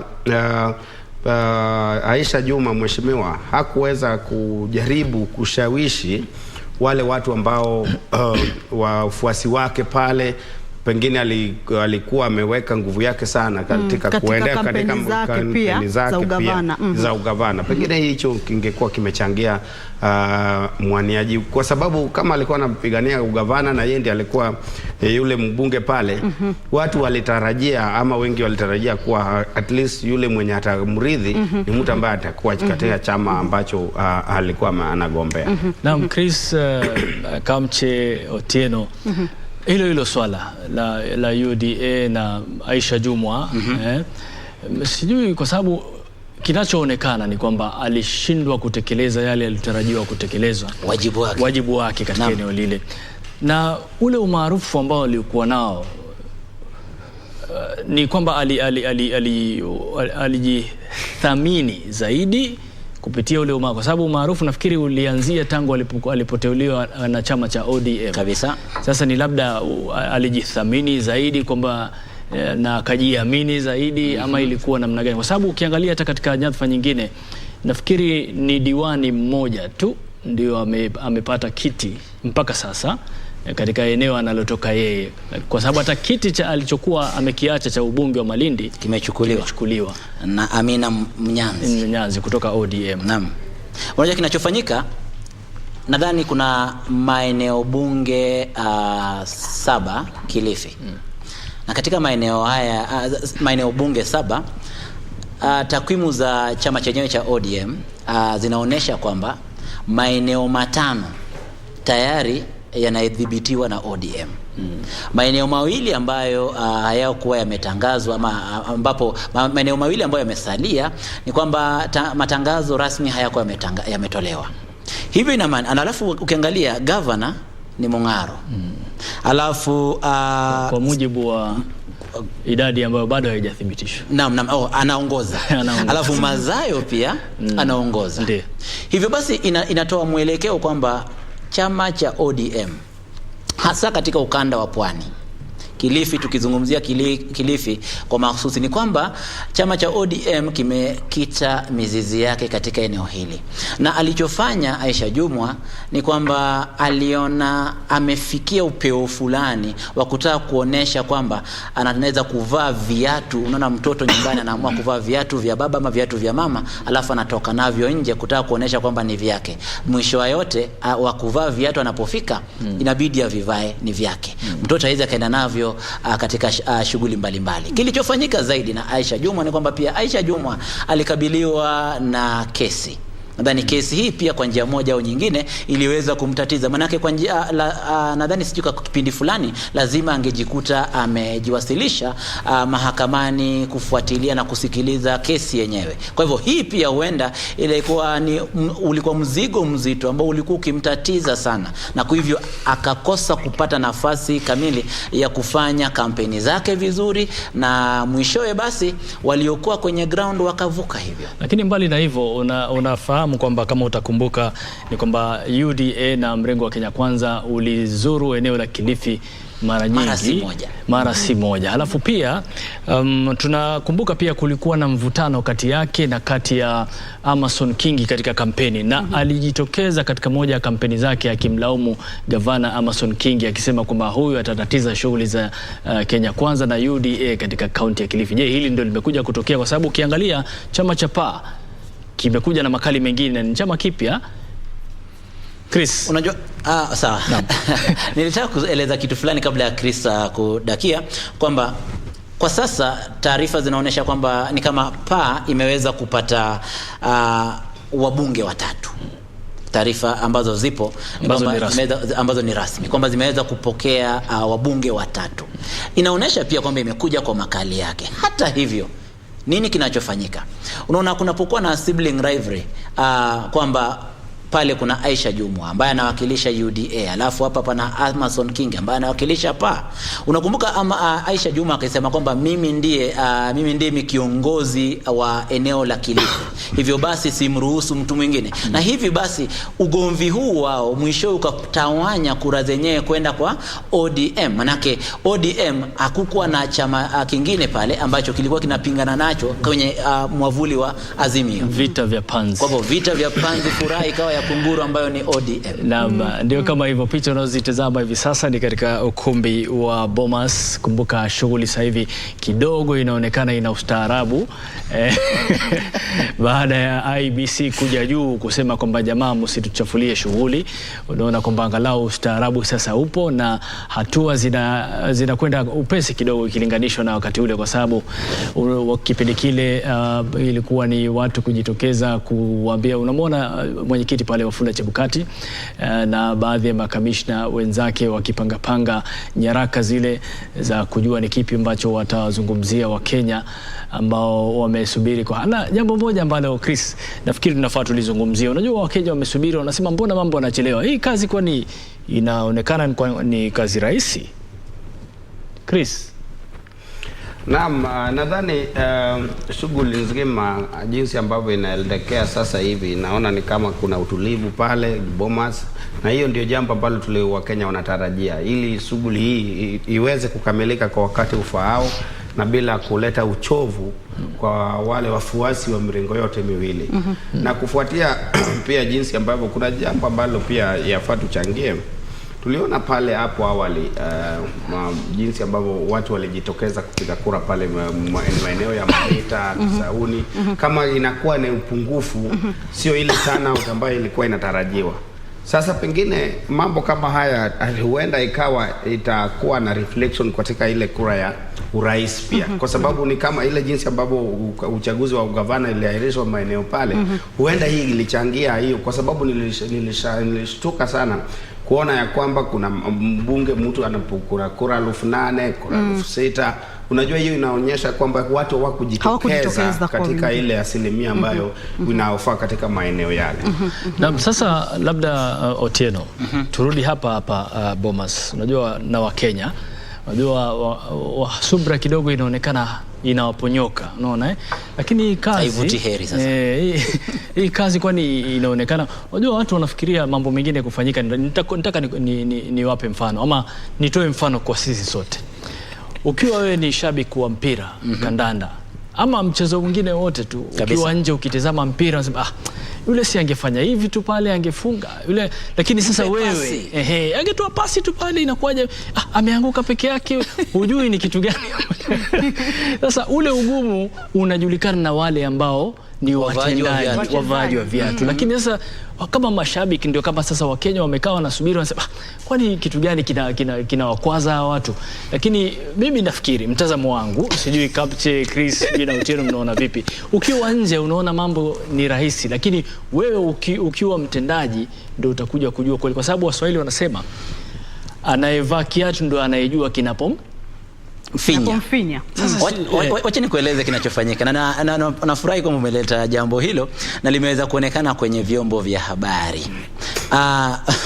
Vyombo vya habari vilipata uhuru kwa njia moja au nyingine vya kupiga hesabu za kupiga hesabu na kuhakikisha kwamba Otieno umeamua tu uyaweke paruanja hapa tu.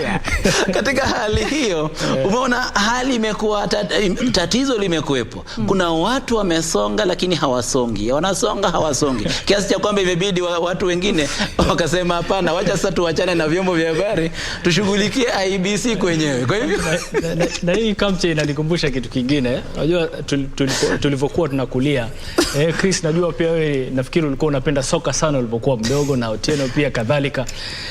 Sasa kuna makocha ambao wanafundisha watu jinsi ya kufanya mambo. Naam. Sasa kuna kocha mmoja, kulikuwa na yale mazoezi ya kupiga kona, ule mpira wa kona. Sasa jamaa akipiga unaingia ndani hivi, akipiga labda mtu ambaye si wa timu ile anasema, "Je, mnapiga vipi mpira? Hebu ngojeni niwaonyeshe, leteni mpira." Akapewa. Akaenda kwenye kipembe kile cha kupigia kona. Alipopiga hata mpira huu ulitoka nje kabisa upande huu. Alafu akasimama akacheka akasema sasa hivi ndivyo hamfai kupiga kona. Kutaka kujihifadhi tu na ule ugumu wa mambo. Kwa hiyo wakati mwingine tunaangalia jinsi gani ugumu nikuonesha ugumu wenyewe ulivyojitokeza. Siku mbili nadhani leo ni Ijumaa. Siku ya Jumatano. Alhamisi, Jumatano. Kuna jamaa anaitwa David Ndi kwenye mtandao akaambia watu kwamba wafuasi wetu tunawaomba, fomu hizi ni nyingi sana ambazo hatuwezi tukazipiga zote kwa pamoja tukamaliza. Hivyo mkutane na mkubaliane katika makundi katika maeneo bunge yenu, watu 5 mhakikishe kwamba umepiga hesabu alafu mtutumie ili tuweze kujumlisha pamoja. Hii inaonyesha kwamba kwa njia moja au nyingine tumekuwa unajua wakati ambapo we mwenyewe hujaathirika na jambo fulani, unaona kwamba wale wengine wanafanya upuzi, wanafanya utoto, hawajiwezi. Lakini wakati ambapo unaingia pale na kuona hali ilivyo, ndipo inabidi uthamini yale ambayo watu wale wanafanya. Naam, Chris. Kabla Kamche azungumze kidogo, nataka kauli yake tu moja. Alafu Kamche uzungumze, manake hii ilikuwa inaniwasha tangu tuanze mazungumzo haya, lakini nikaona mambo ibuka tukasema tuyazungumzie. Alafu Chris, kama wakili, naona mawakili sasa wameanza kutabasamu. Ni msimu wa kuvuna. Yaani nimesubiri kulisema hili kwa sababu tayari baadhi ya wagombea wameanza kulalamika, wamesema wataenda kotini. Na jana juzi hakuwa na vitu kama hivi. Na pia kulikuwa na watu kuchokozana katika mitandao ya kijamii wakisema mawakili sasa hivi wamekasirika sana, hakutokuwepo na kazi. Lakini naona tayari mshaanza kufurahia. Ama inakuwa vipi hali halisi katika mambo kama haya? Unajua sasa hii hata roho yetu sasa imekuanza kwa sababu because kama watu wengi wanakubali ushindi, sasa hata sisi tunaona hapa pengine sasa kuna jinsi ambavyo kazi inapungua. Lakini sasa kurejelea mambo hiyo, mimi nasema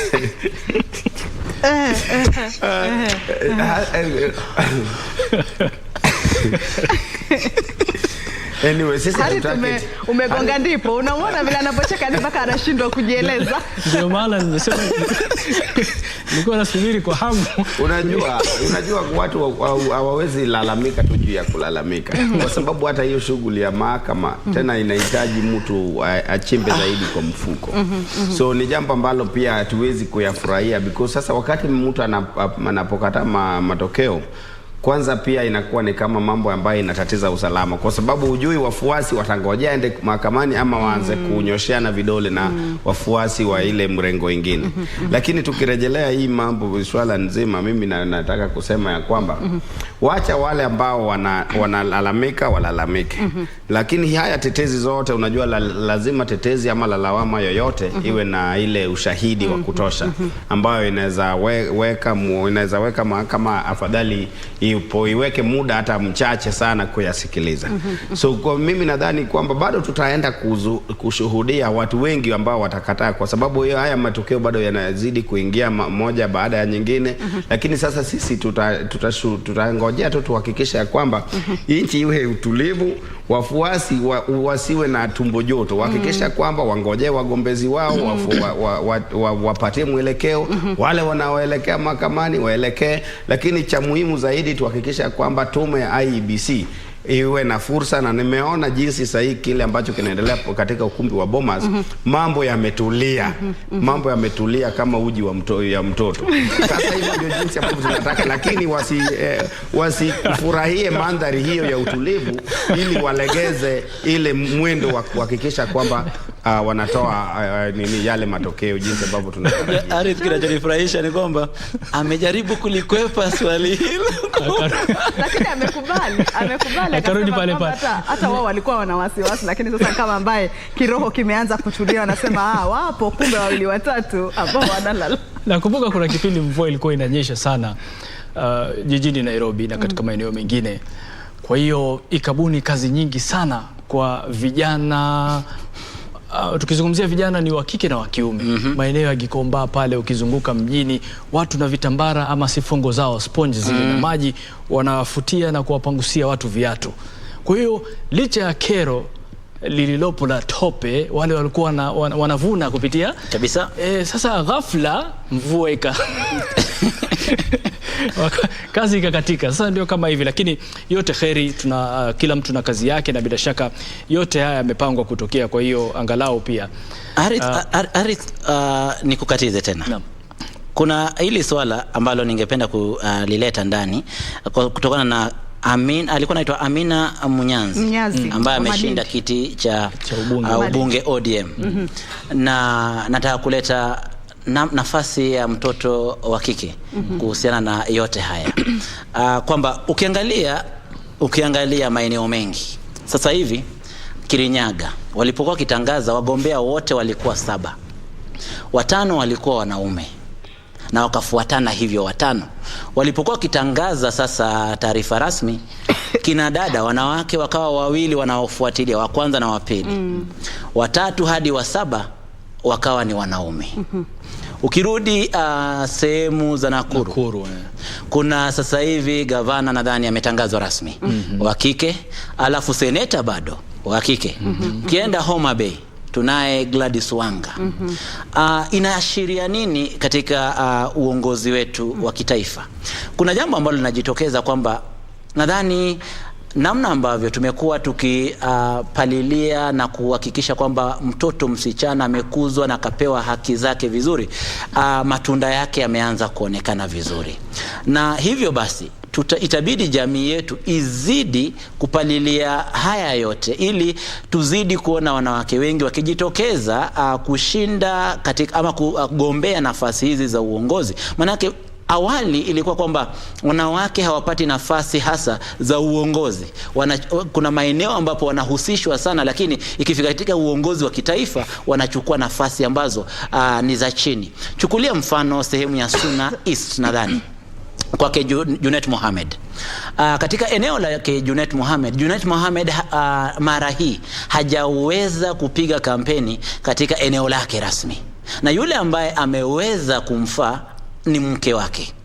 Hivyo basi ikiwa tutazidi kuchochea ari za kinadada kuchukua nafasi za uongozi, basi mambo mengi mazuri yatazidi kuwa. Hata hivyo, tunapohakikisha kwamba tunamkuza mtoto msichana, tuhakikishe pia mtoto mvulana hajaachwa pale pale, ili mwishowe ajikute hajijui, hajitambui. Kwa hivyo nilitaka tu kuleta dhana kwamba kwa sababu kutokana na namna ambavyo taarifa zipo na takwimu zipo, tumeweza sana kushughulikia swala la kuinua na kutetea mtoto msichana katika jamii.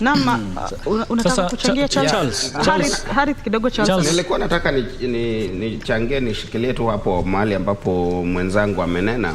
Ni kwamba hii shughuli, unaona tulikuwa na tetezi kuwa bunge ilishindwa kupitisha ile sheria ya thuluthi 3, ile 1/3 of gender rule ambayo katiba iliweka kwamba bunge lipitishe.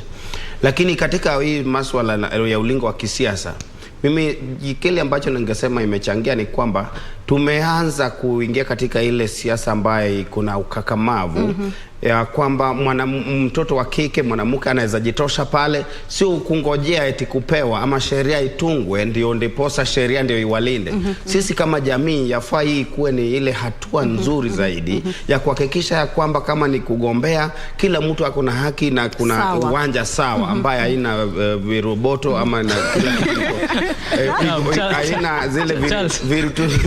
Charles, kwanza samahani, naona nimekuwa nikikuita Chris kwa muda mrefu, lakini ndio kama hivyo. Unajua wakati mwingine mazungumzo yakiwa matamu au chakula kikiwa kitamu, wakati mwingine hata mfupa unaweza kuumeza, vile vifupa unavimeza bila kutambua. Lakini Charles, naomba uniwe radhi kwa hilo. Sasa umezungumza kuhusiana na wanawake wajishirikishe katika kutafuta nyadhifa za kuchaguliwa.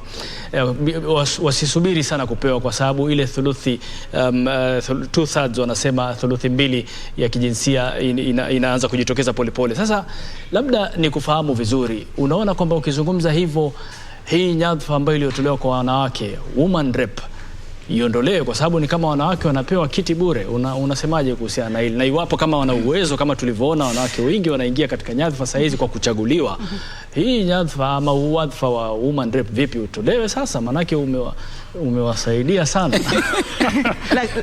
Harith, kabla Charles hajazungumza, nataka nizungumze hili moja ambalo tulipokuwa kabla wakati wa uchaguzi kulikuwa tuna hizi kampeni na katika janja zetu zile za kutafuta habari tulikuwa tunaingia kwenye mikutano mingine ya wanawake ambao walikuwa wanasema wanafanya kila juhudi, japo wanawake wamepewa hiyo nafasi kama hii ya uwakilishi wa wanawake wa eneo bunge bungeni, hiyo ni ya wanawake peke yake, lakini walikuwa wanasema hatutaki kupewa hiyo, isiwe ni kama tu zawadi ama nguo umemnunulia mtu na mwambia basi shika hii uvae, iwe ni ile yenye wao wenyewe wamejitafutia. Sasa kile kilikuwa kinaendelea kwenye ile mikutano ile ni kwamba walikuwa wanataka wafanye kila wawezalo wahakikishe wale wanawake ambao wataweza kuchaguliwa, wale ambao watu watakwenda debeni wawatumbukizie kura pale ndani, waseme mimi nimemchagua mwanamke huyu, ima ni awe ni wa MCA ama ni mbunge ama ni gavana ama ni seneta, awe amechaguliwa. Sasa wengi walisukuma hiyo, manake wanasema hata kama ni women representative tumepewa, lakini kwa nini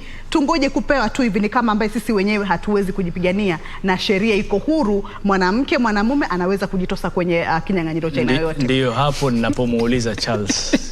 Na pia Charles, tumeona wadhifa utolewe kwa sababu ni kama wabure, ni kama mtu unapewa zawadi. Sasa nyinyi wenyewe jipangeni mutupe, kwa sababu washapewa, yani kusema ni kama timu moja, kwamba hapo awali wamekuwa kidogo hawa, lakini sasa hivi wameambiwa hii mtafuteni mnayemtaka mumpe kwenye timu yenu.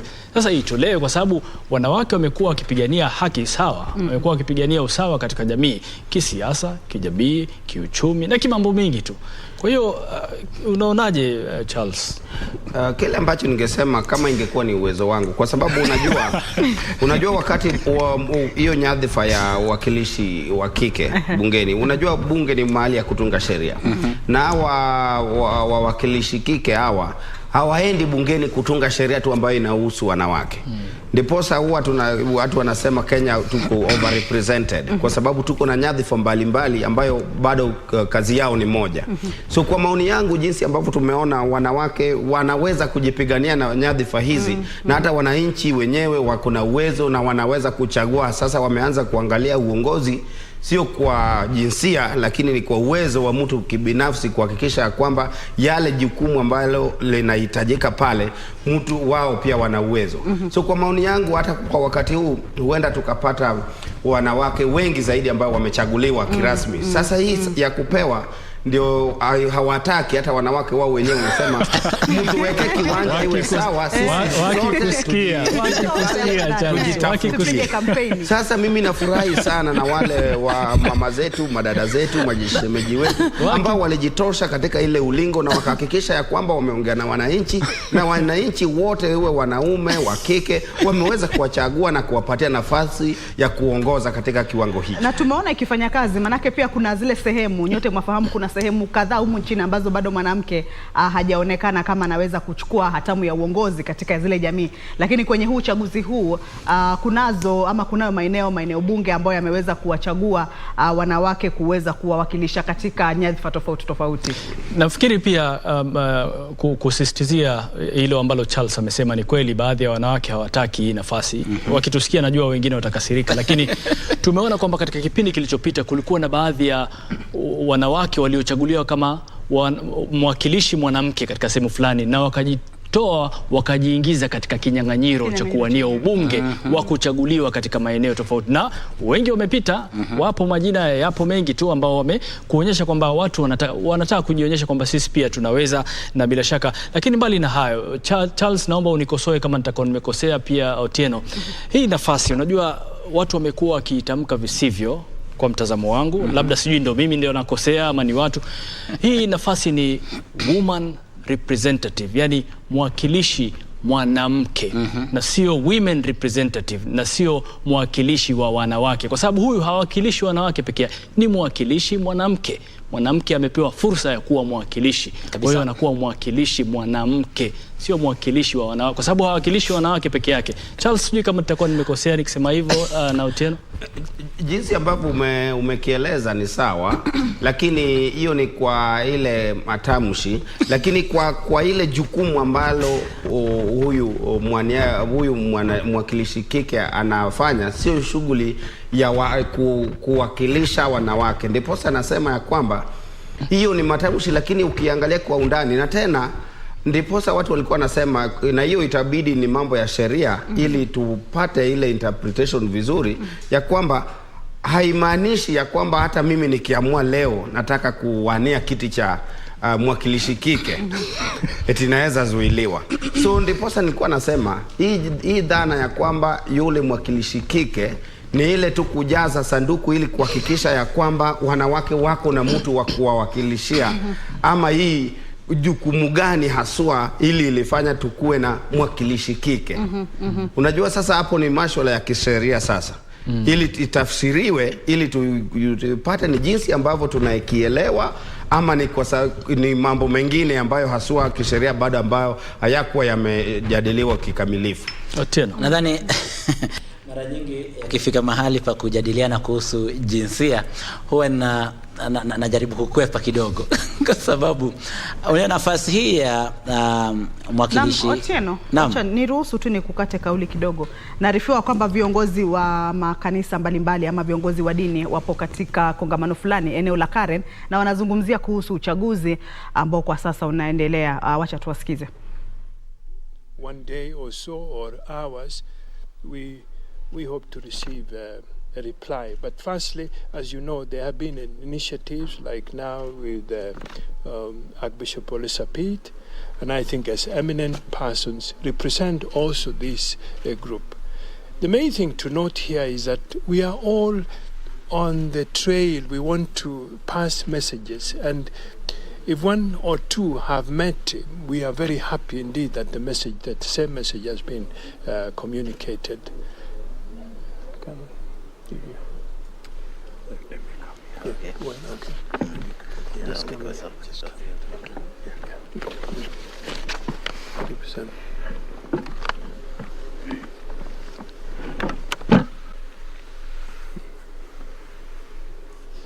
Nitaanza kusema kwa kifupi yale tumesema kwa Kiingereza. Ya kwanza, tumeshukuru wa Kenya ambao walijitokeza kwa wingi kupiga kura siku ya Jumanne na njia ya amani. Tunawapa pongezi kwa vile wameonyesha umahiri wao, pia kwa kugojea ili tume ya uchaguzi ya IEBC itangaze matokeo. Na tunaendelea kuwahimiza kwamba waendelee kugojea. Tunajua kwamba IEBC inatangaza wakati wameweza kuona original form ya form 34A ambazo zimetapakaa kokote nchini, na tunagojea tuone kwamba wamefanya hiyo, kwa kimombo inaitwa verification, waone kwamba zile kura ambazo ziko kwa mtandao ama kwa ile poto ndizo zile ambazo zitaletwa na returning officers. Na hiyo imechukua muda, na tunaomba wa Kenya tukue na uvumilivu, tugojee matokeo. Ya pili ni kwamba tumeona kwamba kuna wale wafanyikazi kama presiding officers na returning officers ambao wameshikwa na polisi na wengine wakashikwa na public, kwa sababu wameshikwa wakifanya mambo ambayo sio ya hawaruhusiwi kufanya. Wengine wameshikwa na ballot papers, wengine wameshikwa wakifungua masanduku, na tunahimiza kwamba kila yeyote ambaye anafanya kazi na IEBC ajue kwamba yeye mwenyewe binafsi atashukuliwa hatua kali ijapo atapatikana akifanya mambo ambayo hailingani na sheria. Tunaendelea kuhimiza kwamba wale ambao walisimama cheo cha urais, tunawaomba kwa heshima waendelee kuonyesha uvumilivu ili tuweze kugojea IEBC itangaze matokeo. Na tunawaomba kwamba yale watatamka maneno yao na yale watafanya yale ni ya kutuunganisha sisi kama Wakenya, sio ya kutuweka upande. Kwa hivyo ni hayo tu tunaomba, na tunaendelea kuomba Wakenya wote tuwe na subra wakati huu tunangojea matokeo ya uchaguzi. La viongozi wa kidini anayezungumza hapo akiwa ni katibu mkuu wa bodi ya kitaifa ya makanisa humu nchini, Canon Chris Kinyanjui, na wito ni ule mmoja. Harith Otieno Charles, wito ni ule mmoja tunausikia hapa kwa viongozi wa makanisa: utulivu, nao IEBC wajipange vilivyo waweze kutoa matokeo kwa muda unaofaa, angalau kupunguza wasiwasi ama mihemko yoyote miongoni mwa Wakenya. Harith. Naam, iwapo mpiga kura angekuwa anafahamu hasa thamani na umuhimu wa utulivu, basi ingekuwa raha mstarehe. Katika mitandao ya kijamii kuna kanda fupi imeenea mitandaoni hii leo. Nafikiri ni moja kati ya vivumio ama trends ambazo zipo hivi. Juzi amekuwa akizungumza baada ya watu kupiga kura, watu wamekusanyika, wengine vikundi, akatoka akizungumzia watu kwa sauti tu, sijui ni sehemu gani, akamwambia uchaguzi umekwisha, ushapiga, nenda katafute, kaanze kazi yako, mkati wa leo tulete. Yani alikuwa anawaambia watu kwamba yaliyosalia si yako, yaliyosalia ni ya tume ya IEBC. Wewe kafanya shughuli yako, uliyempigia hata kuletea riziki ya siku hiyo. Kwa hiyo haina haja kujiweka katika vikundi, haina haja ya kufunga duka lako kwa hofu. Fanya kazi yako kama kawaida, rudi pale, jitafutie riziki yako ya siku. Iwapo Wakenya wote wangekuwa wanachukua mtazamo huu wa fikra, basi nafikiri tungekuwa sehemu nyingine ambayo bila shaka tungekuwa kama kielelezo. Unajua kinachochangia haya yote ni ukosefu wa kuelewa vizuri kwamba mbona huwa tunapiga kura. Manake tunapopiga kura tunampa mtu kazi. Kwa hivyo hao wote ambao wawakilishi wote 290 ambao wale 349 ambao wote tutawachagua kuingia bungeni katika mabunge tofauti hapa National Parliament, then inamaanisha kwamba watu hawa tunawapa kazi, waende wapate mshahara, na katika kupata mshahara wao waweze kututumikia sisi. Kwa hivyo sisi waajiri wao. Hata hivyo sisi wenyewe ambao ni waajiri ndio tunajikuta tukiwa mstari wa mbele kupigania haki za mwajiriwa. Mbona mwajiriwa hajaweza kupata nafasi hii? Kama hajaweza kupata nafasi hiyo ni kwa sababu waajiri waliona kwamba huenda hatoshi unga. Mbona basi tuendelee kuumizana ama kuleta mitafaruku, ila hali ni hali ya kumpa mtu kazi. Tutakapoelewa hivyo ndipo tutakapoanza kuelewa umuhimu wa uchaguzi. Ukiangalia katika mataifa yaliyostawi, baada ya kupiga kura kila mtu anaendelea na shughuli zake. Shughuli zinaendelea, manake umempa kazi yake. Kwa hivyo tuiangazie katika mtazamo wa kumpa mwanasiasa nafasi ya kazi, wala si mwanasiasa kukupa nafasi anakutumikia wewe. Kwa hivyo ikiwa anakutumikia, basi anafaa kuhakikisha kwamba kila kitu ni amekuweka wewe mstari wa mbele. Lakini sisi tunamweka katika mstari wa mbele kuliko yeye kuwa ama kututumikia. Kati ya mambo ambayo tunafaa kuyazingatia ili mambo yawe mazuri katika usimamizi na katika uchaguzi nchini. Naam, Kamche. Aya, kwa sasa naambiwa sherehe zinaendelea kuonekana katika maeneo mbalimbali. Picha unazoziona hapo ni za kutoka eneo bunge la Westlands, kaunti hii ya Nairobi, ambapo mbunge mteule ama mbunge aliyekuwepo na bado amehifadhi kiti chake, Timothy Wanyonya, ametangazwa kuwa ndiye mshindi wa eneo bunge hilo la Westlands. Timothy Wanyonyi amekuwa mbunge wa Westlands na vile hajataka kuondoka kwenye kiti hicho. Kwa hivyo awamu hii itakuwa ni yake tena, ambapo ameweza kutangazwa kama mshindi rasmi wa kiti hicho cha ubunge.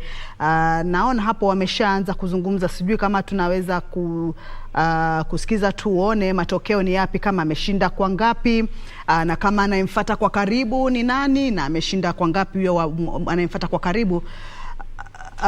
Kwa sababu kimekuwa ni kinyang'anyiro, kwa sababu imekuwa ni kinyang'anyiro ambacho kimekuwa cha karibu sana katika eneo bunge la Westlands. Hapa ni katika kituo cha KTTC. Haya mtazamaji, tusikize na naarifa kwamba sauti ipo sawa, tunaweza pata picha hizo na sauti pamoja.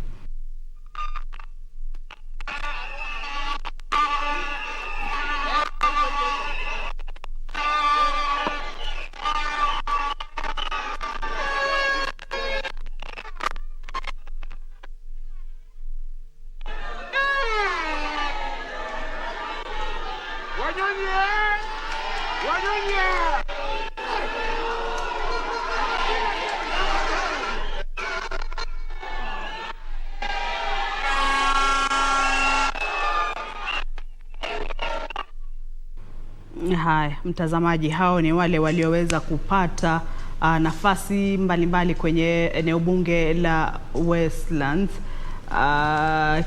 Kama unapomwona hapo chini ni Tim Wanyonyi akiwa anapokea cheti chake, na namuona msimamizi wa uchaguzi akiwa ameshika kipaza sauti, natumai kwamba anataka kutuelezea mengi zaidi. Tim Wanyonyi hapo akiinua cheti alichokipata, ushindi ama furaha kwa ushindi aliyoupata. Kumbuka hiki ilikuwa ni kinyang'anyiro cha pata potea, maana unapoingia kwenye mchezo wa siasa, unapoingia kwenye mashindano, basi inakuwa ni kama mchezo wa pata potea, kuna kupata na kuna kukosa. Sasa unapopata kama vile, inakuwa ni furaha sana kwako wewe uliyeweza kuteuliwa, na hususan kama unahifadhi kiti chako, basi inaonyesha kwamba wale wana eneo bunge lako ama wafuasi wako waliokupatia kura nyingi wana imani na wewe, wana imani na utendakazi wako.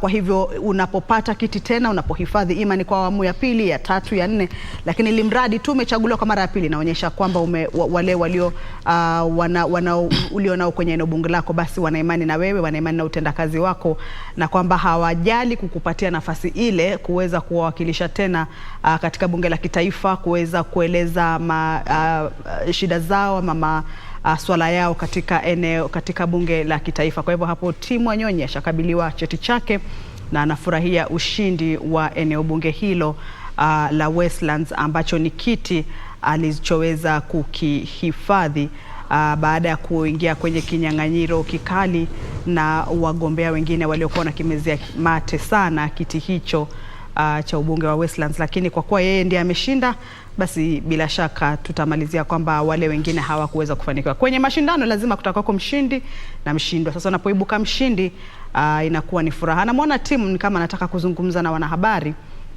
Bila shaka atakuwa anaeleza furaha yake kwa ushindi huu, na atakuwa anaeleza furaha yake na shukrani yake kwa waliomchagua. Tumsikize.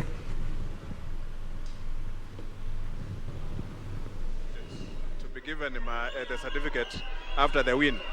But an overall feeling is good, because I feel the confidence that the people of Westland have bestowed in me.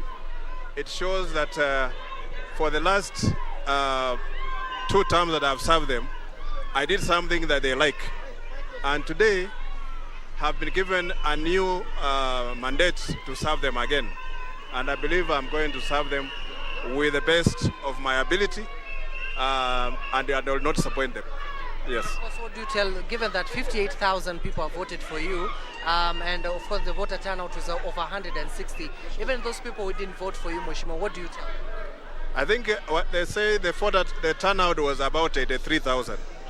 And I've managed to get 58,000, and these are the people who came out and expressed themselves and made a decision, which I believe that maybe in the whole country, I may be the only elected leader who was elected in all polling stations, because I led in every polling station that was set aside in Westlands, because when they announce the results, every polling station I won. And I believe that the people of Westlands have shown confidence that I am still their member of parliament, and I promise that I'm going to serve them to the best of my ability.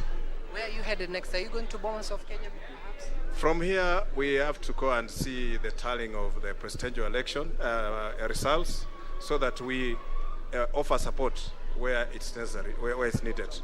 Yeah. And finally, your message of peace, given that Kenyans are watching you. I would like to tell Kenyans, my fellow Kenyans, today is a very important day for me and for all of us. As we await for the results for the presidential election, let us all remain calm. I'm sure IEBC is going to deliver the results within the time that is allowed. So for us, let us wait patiently and let us not excite anybody or make anyone to, to start rising emotions. So I believe that all of us, we have waited this long. We came out and voted. Let us wait for the results. I think nothing is going to go wrong. We wait for the results, and then we shall, all of us, make a decision either to celebrate or to support those who have won. Yeah. Maybe finally, Mheshimiwa, tell us also, how do you find the Independent Electoral and Boundaries Commission IEBC's process this time around? I think this election has been quite orderly. IEBC, let us give them credit where it is due. They have done an exemplary job. Of course, we cannot miss a few challenges here and there, but overall, I think they were above average. They have done very well. Let us support them. And the only thing that I believe we must do as a country is we must find a way to split this election, because 6 elections in one day is too much. And even the officers who are handling this, you can see they are overstretched. So if we allow ourselves to see if we can split this election into 2, maybe we have the presidential election separate from the rest, maybe it will save time and also reduce the tension that we normally have around this time. So that if we do parliamentary and maybe county election, and then the presidential election come alone, I think it will be the best decision for us. Yeah. Thank you so much. Asante. Thank you.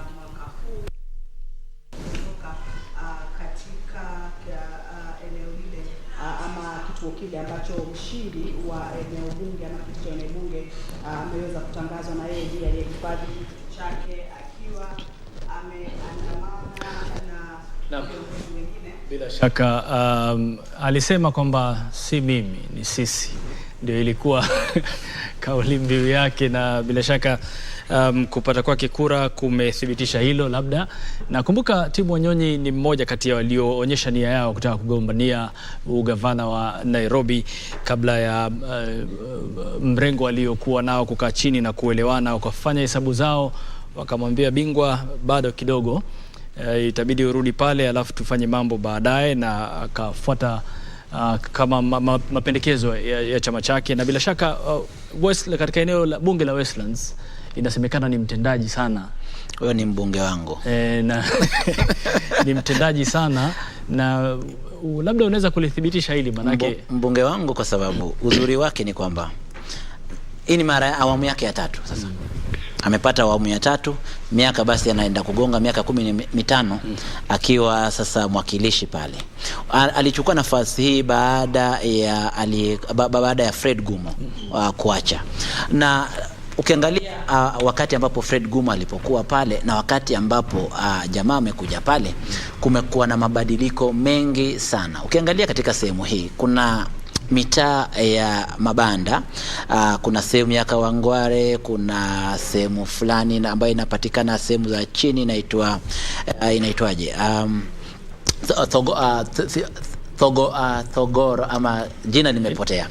Hata hivyo, katika mitaa hii ya mabanda ameweza kurahisisha maisha ya watu pale, mwanzo kwa kuhakikisha kwamba elimu, watu wengi wanathamini swala la elimu, namna nilivyozungumzia kuhusu pia Mvita kule.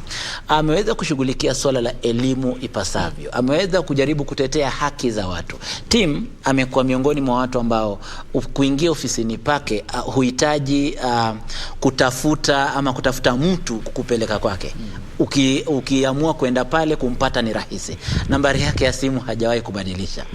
Ukimpigia kama ameshikika sana, arafa zinajibiwa. Kwa hivyo Tim kwa kawaida amekuwa steward, ameleta steward leadership katika eneo la Westlands, na nadhani ndio sababu ambazo zinafanya akachaguliwa tena. Na hii ndio ilikuwa msukumo. Watu wa Westlands ndio mwanzo walikuwa wametoka na msukumo wa Tim kwenda katika ngazi ya county ili aweze kushindania na kupigania nafasi ya ugavana Nairobi. Na kweli kwamba ikiwa kwamba Azimio itapoteza nafasi hii ya ugavana wa Nairobi, basi kutakuwa na maswali, mbona Tim hakupata nafasi. Na ikiwa Azimio itapata, basi Tim pia huenda alifanya maamuzi mazuri ya kuhakikisha kwamba amerudi chini, akaenda katika kugombea nafasi yake ile ili aweze kuitetea tena. Lakini kwa muktasari ni kwamba amekuwa mchapakazi ambaye anatetea haki za watu wake.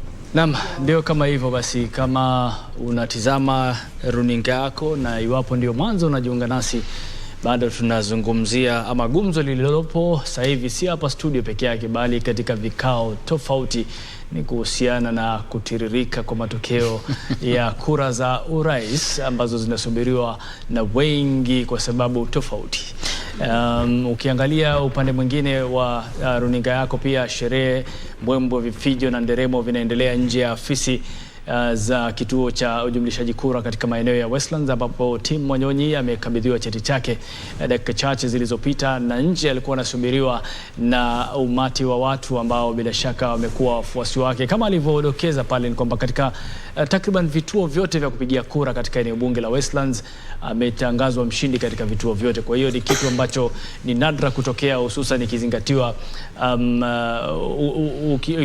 ikizingatiwa ushindani uliopo baina ya wanasiasa katika maeneo tofauti. Lakini hili limekuwa na upekee bila shaka kutokana na mambo mengi tu. Unajua alikuwa anashindana nani?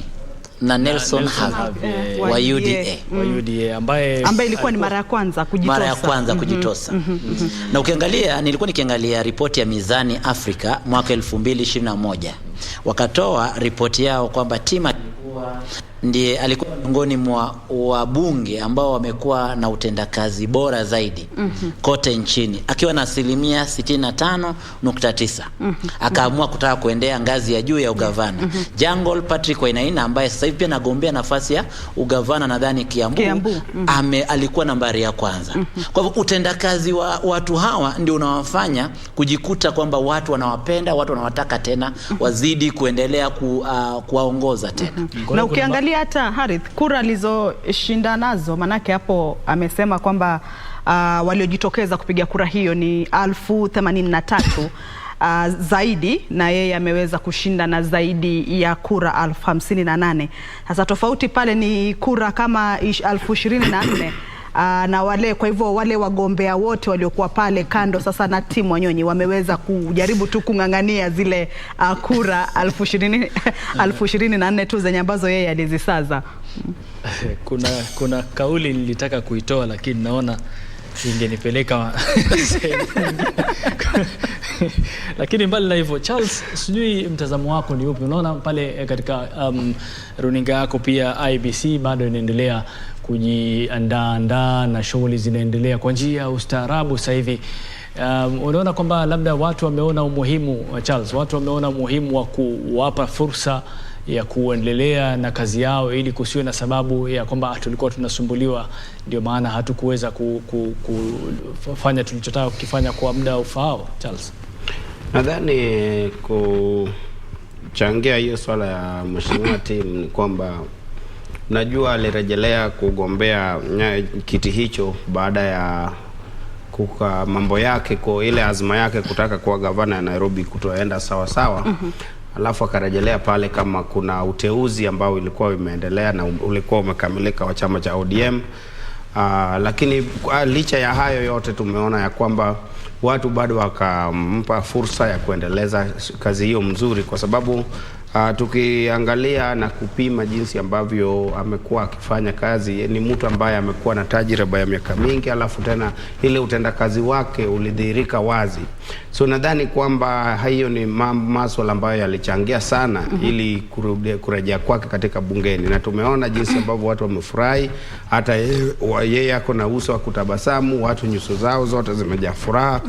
Niposa tu huwa tunasihi watu ya kwamba tukihakikisha tunapatia watu nyadhifa ya uongozi, tuhakikisha ya kwamba wale ambao tunapatia ni watu ambao mienendo na tabia na jinsi ambavyo wamehudumu katika zile nyadhifa mbalimbali, kwa sababu kuna wale pia wamehudumu katika nyadhifa sio za uongozi, lakini jinsi ambavyo walifanya kazi, utendakazi wao katika zile kiwango mbalimbali na nyadhifa mbalimbali ni kitu ambacho kinaweza fanya mtu akuwe na ile uaminifu.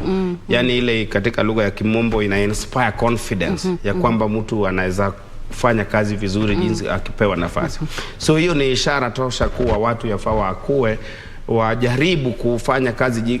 Hii mwenendo ni kwamba unaweza angalia jinsi hata mwenzako anajaribu kuchapa kazi, hata kama una uwezo, lakini uanze kufanya ili uibe angalau 1 2 3, alafu uwe na ile ishara kwamba wewe waweza kufanya jambo hilo ukipewa nafasi na ukiendelea huenda kukawa na utofauti. Naam, kuna jambo moja pia ambalo limejitokeza tukisikiza jumbe kutoka mashirika tofauti, swala la kanisa kutoa sauti yao kwa wakati kama huu. Tumeona kwamba wameita kongamano, wamejikusanya na wakatoa wito mmoja kwa Wakenya kushikilia amani, na vile vile wito kwa IEBC kuweza kuendeleza shughuli hii nzima kwa uwazi. Kanisa imekuwa kitoa sauti kuanzia wakati wa kampeni hadi kufikia sasa. Umuhimu wa sauti ya kanisa katika wakati huu ambao tuko. Nadhani hata kama wale ambao sio Wakristo, mimi ni Mkristo, ili ukiona viongozi wa makanisa mbalimbali, dhehebu mbalimbali, kwa sababu ni madhehebu tofauti ambalo wamekuja pamoja na kuhakikisha ya kwamba wanatoa kauli yao katika wakati unaofaa.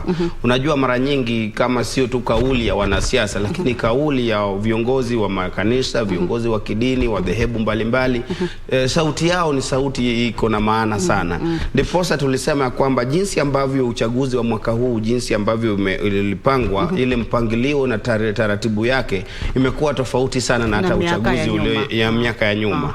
Ndiposa jinsi ambavyo hata mheshimiwa Tim amesema pale, give credit where it is due, wakati huu, kwa sababu hii mpangilio ya viongozi wa makanisa, mashirika ya vyombo vya habari na media council, jinsi ambavyo walikuja pamoja ili wahakikisha ya kwamba mambo hii na shughuli nzima na hii mchakato iwe mchakato ambayo iko na mpangilio na taratibu, na ile ambayo inafanya ile jinsi ambayo nimesema ina inspire confidence. Sasa jinsi ambavyo viongozi wa makanisa wazidi kufanya hiyo ili watu tusiwe tunasikiza tu wanasiasa na watu wa mirengo mbalimbali na wafuasi, lakini viongozi wa kanisa pia wachangie shughuli hii. Shukran sana Charles Omanga. Nukta nzuri hiyo ya kutukamilishia hapa. Harith, naarifiwa kwamba hatuna muda, kwa hivyo nataka nimpe nafasi hii Otieno atupatie pengine kauli zake za mwisho, alafu kisha tufunge tuelekee katika ukumbi wa Bomas. Kwangu ningependa kuwahimiza Wakenya wote kwa jumla kwamba zoezi hili litakuja na litatuacha tena, litatuaga. Kile kitakachobaki ni sisi Wakenya, wewe na jirani yako. Hivyo basi tukidumisha amani na tuendeleze kutangamana kwema kwetu namna ambayo tumekuwa tukifanya, basi mambo yatakuwa mazuri. Jirani yako ni rafiki yako, ndio utakuwa naye. Yule kiongozi amepata kazi, umemwajiri, hivyo basi wewe baki pale kuangalia kama kweli atafanya yale ambayo alikuahidi kufanya. Sina la kuongezea, na watakia kila laheri, amani iweze kudumu. Naam, asante sana. Sasa mimi kauli yangu ya mwisho, nitaka tufanye hesabu za haraka. Mimi Charles na Kamche na Otieno, wajua hesabu zinatatiza. Hesabu zinatatiza, ndio maana IEBC imesema tulieni, wacheni tufanye mambo yetu sisi kama wataalam. Commissioner Nyang'aya jana alizungumza, sema mambo ya sisi tuna siku 7. hesabu zinatatiza. Sasa tufanyeni hesabu za haraka haraka tukiwa hapa studio na nyumbani kama unasikiliza pia. Yani wataka kuturudisha darasani hadi haraka haraka tukuonyeshe jinsi gani. Kuonyesha jinsi gani.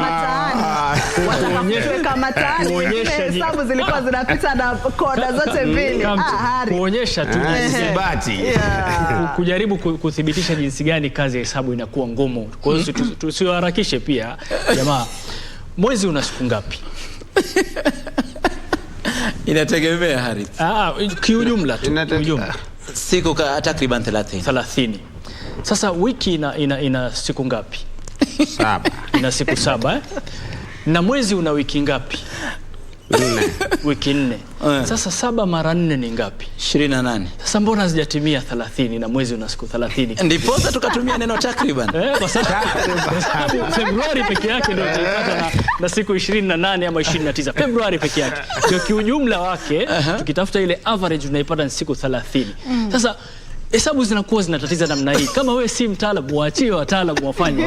Vinginevyo utapata kamche Charles. Kwa hivyo mwezi halali unataka kuniambia katika hizo hesabu zote tumezipiga mwezi halali ni ule mwezi wa Januari ambao huwa una siku 28. Siku 30. Februari ndio unakuwa na halali. Maana yake hesabu yako imetupatia siku 28. Sasa huo ndio mwezi halali. Huo ndio mwezi wenyewe tunafaa kutambua. 28 ni Februari ndio 28.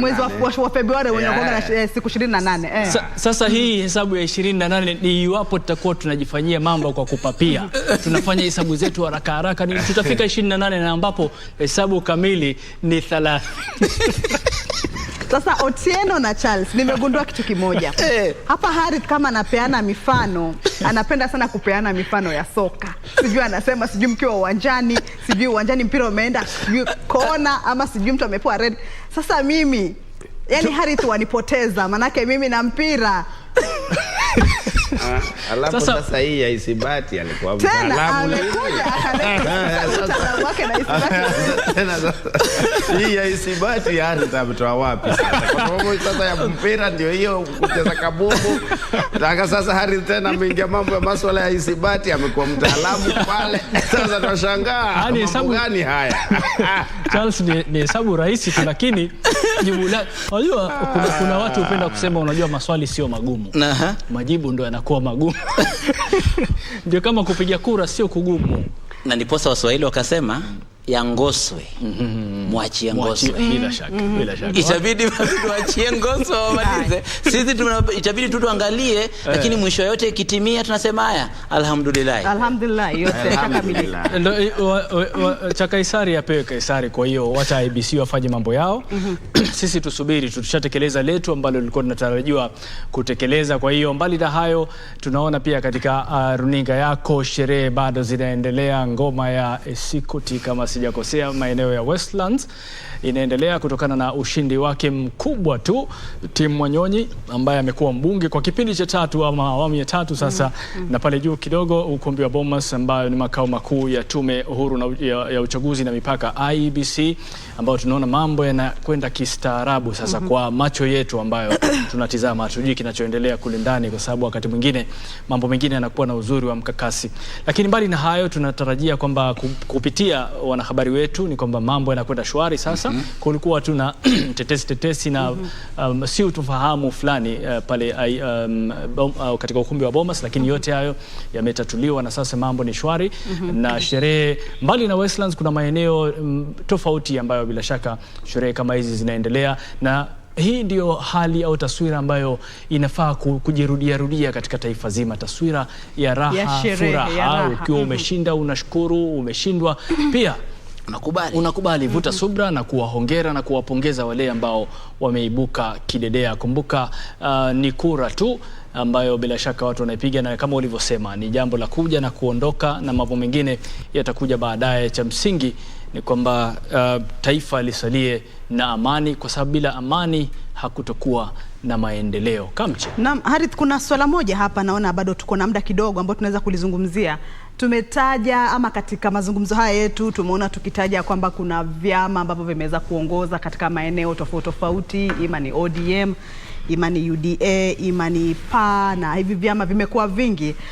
Sijui wachanganuzi wetu katika pekua zenu hizi za kuangalia huku ndiye ameshinda, huyu ndiye amepoteza, hii mirengo ama hivi vyama katika pekua zenu mumeona kama ni vyama vingi vipi ambavyo uwakilishi wake pengine unaweza kuwa wa juu kwa bunge lijalo? Tuanze na wewe Otieno. Unajua kinachofanyika ni kwamba nitakusomea takwimu fulani ambazo zilifanyika katika uchaguzi huu. Chama cha UDA kiliweza kuwa na wagombea 261 kati ya maeneo bunge 290. Kati ya maeneo bunge 290. Na ANC waliweza kuweka wagombea 71 kati ya 290. Ford Kenya walikuwa na 34, Maendeleo Chap 28, PA 17, ODM 181. Lakini kinachofanyika ni gani? Jaribu 17. Katika uchaguzi wa sasa hivi takwimu zimebadilika. Zimebadilika vipi? Kwamba Kenya Kwanza kwa jumla sasa hivi taarifa kabla ya kwenda hewani leo ni kwamba Kenya Kwanza ilikuwa imepata kwa viti 349 ambazo zipo waliweza kupata 120. Hapa Azimio ikiwa na 134. Sasa tunagawa hizi vipi? UDA ambayo ni chama chake naibu rais imepata wabunge 101. Na ANC imeweza kupata wabunge 6. Kumbuka ANC iliweza kuwa na wabunge 14 bungeni. Bunge lililopita. Mudavadi huyo. Sasa hizi ana wabunge 6. Na ujue wabunge hawa kwake kwenyewe katika eneo lake bunge, eneo bunge lake pale amekosa. Ameweza mbunge wa pale sasa hivi ni wa UDA. Ford Kenya ilikuwa imepata sasa hivi wabunge 6, waliweza kuwa na wabunge 13 bungeni bunge lililopita. PA ni chama kipya sawa na UDA. PA ina 3, alafu Maendeleo Chap kwa sasa ina wabunge 2. Kumbuka kwamba Maendeleo Chap ilikuwa na wabunge 4 hapo awali. Alafu DP na TSP ya Kiunjuri nadhani na mbunge mmoja kila chama. Alafu Azimio ODM kwa sasa ina wabunge 88. Hili ni nyongeza kwa ODM. Ifikia hapo sasa hivi ni nyongeza kwa sababu ODM hapo awali ilikuwa na wabunge 73. 76. Samahani. Sasa hivi wana 88. Kwa hivyo umeongeza 8 juu yake. Jubilee ina wabunge 23. Cha kushangaza zaidi. Kumbuka kwamba hapo awali Jubilee ilikuwa na wabunge 172. Kwa hivyo japo idadi yao inaonesha kwamba wamefanya vizuri kuliko vyama vingine, lakini ukilinganisha na rekodi ya wao wenyewe wamefanya vibaya. Na tunaelewa sababu zenyewe zinazojitokeza. Wiper ina wabunge 8 kwa sasa, ilikuwa na wabunge 23. DAP Kenya ina wabunge 5 kwa sasa. Hiki ni chama ambacho ni kipya kwa sasa, kwa hivyo hatuwezi tukateta sana kuhusu udhibiti wake. KANU chama cha baba na mama kina wabunge 3 kutoka wabunge 10 hapo awali. Alafu UDM ambayo imeweza kupata uungwaji mkono sana katika nadhani maeneo ya North Eastern ina wabunge 3 kwa sasa. Hivyo ndivyo takwimu zenyewe zinaonesha kwamba tukiangazia kwa undani kuna wale ambao wamepoteza, kuna wale ambao wamepata. Na hasa ningependa, mbona nimeleta mjadala huu, ni kwamba ukiangalia agizo lilotolewa na makubaliano ya Kenya Kwanza kuhusiana na tunataka 1% fulani kutoka kwa nyinyi ili muweze kupata nafasi fulani. Walikuwa wameahidiwa Moses Wetangula pamoja na bwana Mudavadi kwamba wanafaa kufikia 70% ngapi? 70. Hadi sasa hivi Vihiga ina wagombea wangapi? Sasa tunafaa kujua kwamba ODM, si ODM bali Azimio, limeweza kudhibiti Vihiga kwa 63.7%. UDA Kenya Kwanza ikifuata kwa 35.4%. Sasa tayari 70 haijatokea pale Vihiga. Gavana wa Vihiga na seneta wa Vihiga wote ni kutoka katika chama cha ODM. Tunaelewana?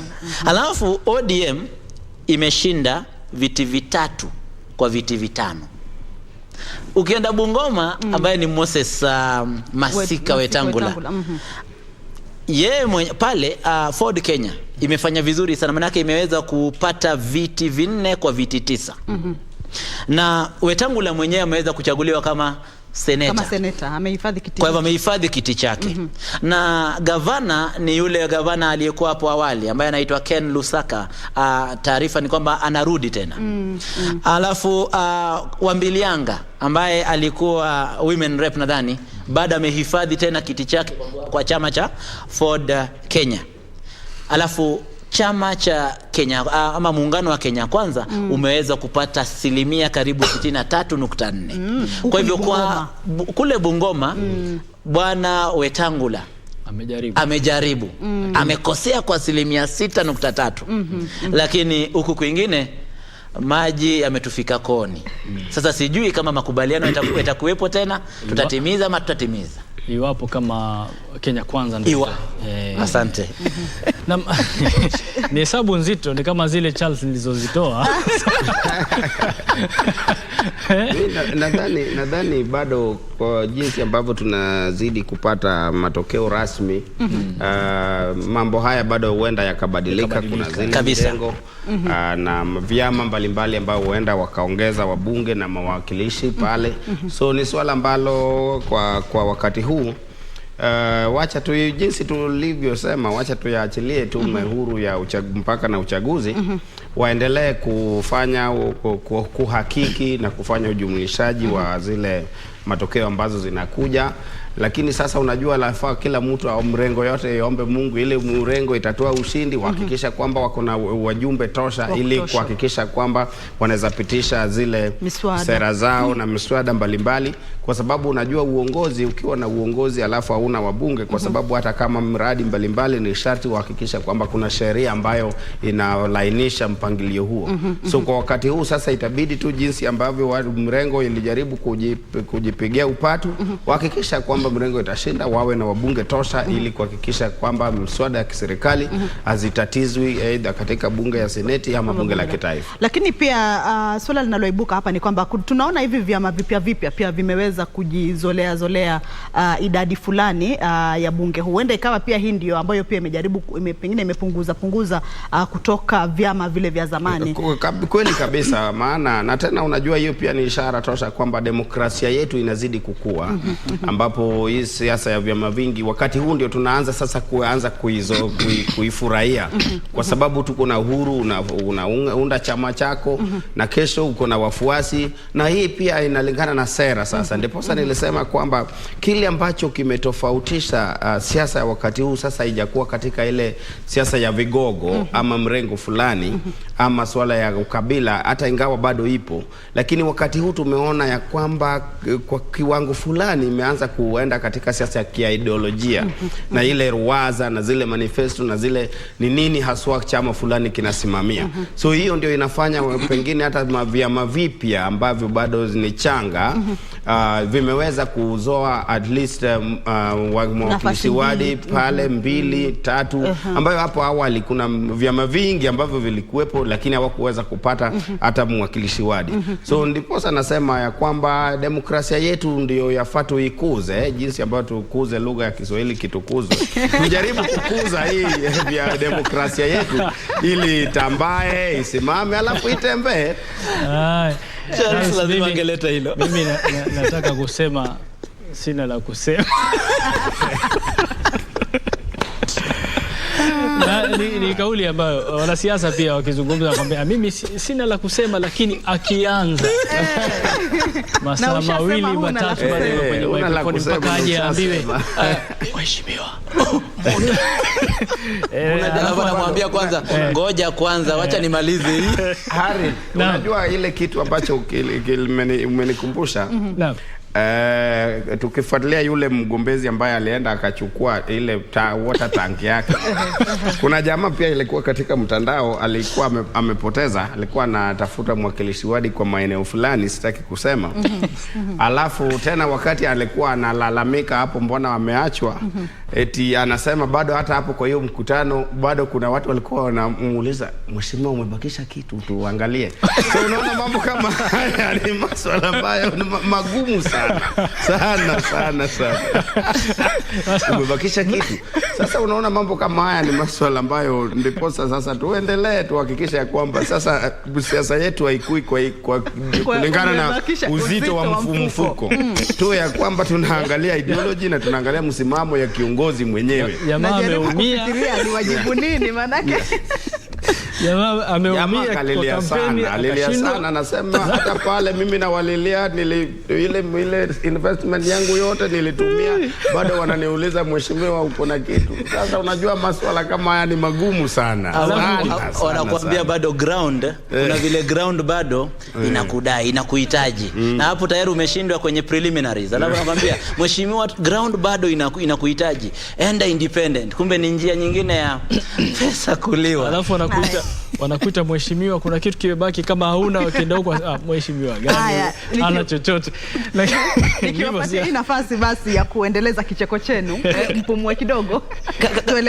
Tuelekee Kasarani katika kituo cha kujumuisha matokeo ya eneo bunge hilo.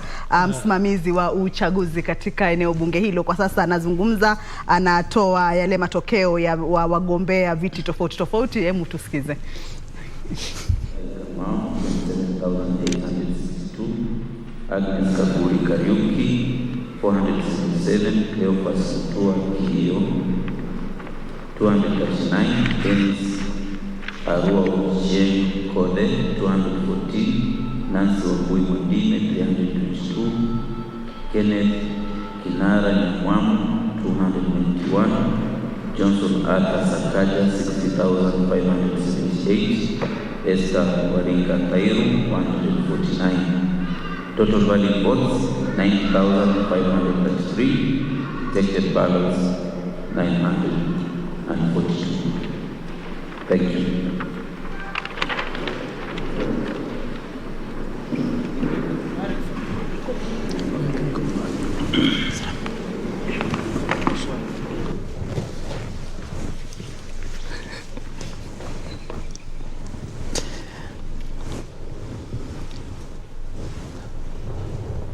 Haya, matokeo hayo yanayotangazwa na msimamizi wa uchaguzi katika eneo bunge ama katika kiwango cha eneo bunge, hapo wakitaja matokeo ya kiti cha ugavana. Sauti ilikuwa inatatiza kidogo. Harith, sijui kama umesikia takwimu alizozitoa, lakini sauti ilikuwa inatatiza kidogo. Lakini nimeona kwamba ni matokeo ya kiti cha ugavana kaunti hii ya Nairobi. Nakwambia kidogo mtihani, sauti imekuwa na mtihani, lakini ugavana, matokeo ya ugavana, matokeo ya useneta na vile vile mwakilishi mwanamke Nairobi nafikiri bado hajatokea, na kulikuwa na kulikuwa na tetesi katika mitandao ya kijamii, kila mtu akijitangaza kwamba yeye ameshinda, lakini kama IEBC ilivyoweka wazi ni kwamba bado matokeo hayajatolewa. Kwa hiyo mpaka sasa kuna baadhi ya maeneo kama Kasarani, sasa kama ulivyosema ni kwamba baadhi ya matokeo ndio yanazidi kutangazwa kujua mshindi kabisa ni nani, na baadaye kutangazwa rasmi na IEBC. Kwa hiyo tukae tukijua bado jiji la Nairobi hatujapata urasmi wa waliokuwa ama watakaokuwa viongozi katika miaka mitano inayokuja katika kaunti hii. Kwa hiyo ni subra ambayo bila shaka inatakikana katika mambo kama haya. Na kile muhimu ambacho ningependa kuongezea hapo ni kwamba ni eneo ambalo mahali ambapo tumetoka Kasarani ni eneo ambalo pekee limeweza kumchagua mbunge wa kujitegemea ama tunaita ni wa kujitegemea. Maana yake anajitegemea kabisa. Na cha kufurahisha zaidi ni kwamba sasa hivi idadi ya independent candidates ambao wameweza kuchaguliwa ni kama 10 kwa sasa. Na ripoti ambazo zilikuwa hapa wale ambao walikuwa bungeni wakati huo walikuwa karibu 14. Hivyo inamaanisha kwamba takwimu zinazidi kuongezeka na idadi inazidi kuongezeka, namna ambavyo pia idadi zile ambazo tuliweza kuzungumzia. Na cha kumalizia katika sehemu hiyo, kwa sababu tunarejelea Nairobi, ni kwamba Nairobi County ina maeneo bunge 17. Na katika maeneo haya 17 Azimio imeweza sana kuzoa kura nyingi. Nafasi nyingi karibu 13 zimeweza kuendea Azimio, huku 3 zikiendea Kenya Kwanza, alafu moja ikiwa ya mbunge wa kujitegemea. Kwa hivyo nadhani hili linaonyesha kwamba watu wa Kasarani walifurahishwa na Bwana Ronald Karauri, wakafurahishwa zaidi na utendakazi wake. Hata baada ya kushindwa katika uchaguzi mdogo pale, katika uchaguzi wa vyama pale Jubilee, aliamua kwenda kujitegemea binafsi na kaweza kuleta taji nyumbani. Naam, asante sana. Basi ndio kama hivyo, kuzungumza tumezungumza, kutizama tumetizama, kucheka tumecheka, na muda umekwenda. Kwa hiyo sasa hivi tunataka kuwaageni nyote kwa niaba ya wenzangu wote hapa walio katika studio pamoja na wapiga picha na wengine wote, mafundi wa mitambo. Tunataka sasa hivi kuelekea katika eneo la Bomas. Sisi tunataka kutoa shukrani kwa kuandamana nasi tangu tulipoanza hadi sasa. Sasa baada ya Bomas tutaachia fursa wenzetu Ahmed Juma Balo na Nancy Onyancha. Kutoka kwetu ni asante na wakati mwema.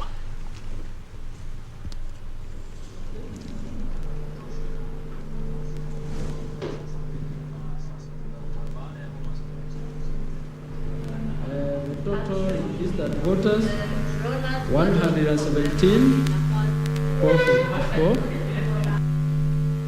Total valid votes 70,527. Rejected ballots 721. Odinga Raila 50,114. Ruto William Samoei 19,677. Wahiga David Maure 196. Wajakoya George Ruchili 540.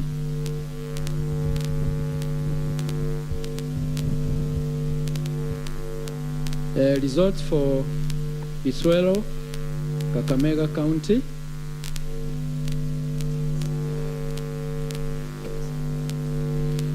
Total registered voters 55,091. Total valid votes 33,523. Rejected ballots 451. Odinga Raila 27,997. Ruto William Samoei 5,205. Wahiga David Maure 76. Wajakoya George Ruchli 245.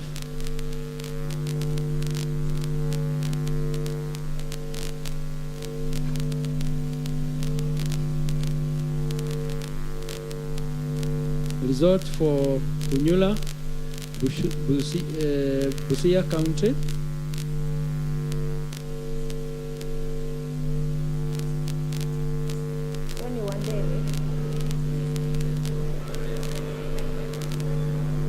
Registered voters 50,031. Total votes cast 37,311. Rejected ballot 359. Odinga Raila 29,827. Ruto William Samoei 7,163. Wahiga Maola 83. Wajakoya George 240.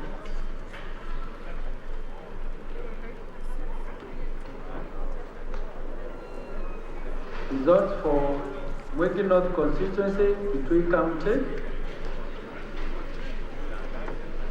Registered voters 68,829. Valid votes 43,817. Rejected 286. Odinga Raila 31,655. Ruto William Samoei 11,508. Wahiga David Maore 230. Wajakoya George Ruchli 424. Thank you.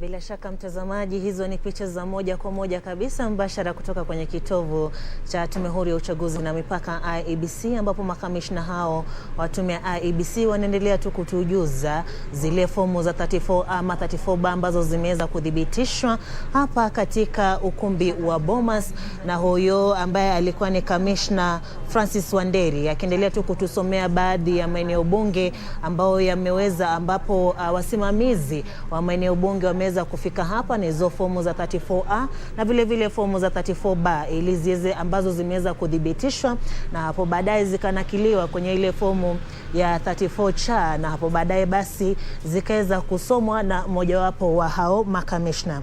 Na hapa studioni vile vile ni naye mmoja wa wachanganuzi wa masuala ya kisiasa ambaye ni Churchill Saoke. Churchill, unaona vipi hali ya mashughuli hii inavyoendelea? Hili ndilo jambo ambalo matangazo ndilo jambo ambalo Wakenya walikuwa wanangojea, na hivyo basi kama makamishna sasa wameanza kutangaza, na natumai ya kwamba, na ni matumaini yangu ya kwamba Wakenya sasa wameanza kufurahia, wameanza kufanya mahesabu zao kutumia zile data yenye tunaweza sema ni authentic, zile data yenye iko authentic zimetoka kwa commission. So hii mawasiliano saa hii lazima imeanza kurudisha ile mambo ya msukosuko ilikuwa kitambo, ndio utulivu iendelee kuwa sasa. Bila shaka, na vile vile kufikia sasa walianza kutangaza matokeo haya hapo jana. Na kufikia sasa tuseme wameweza kutangaza kama maeneo bunge kama vile karibia 20. Waona vipi, waenda polepole sana ama haraka sana?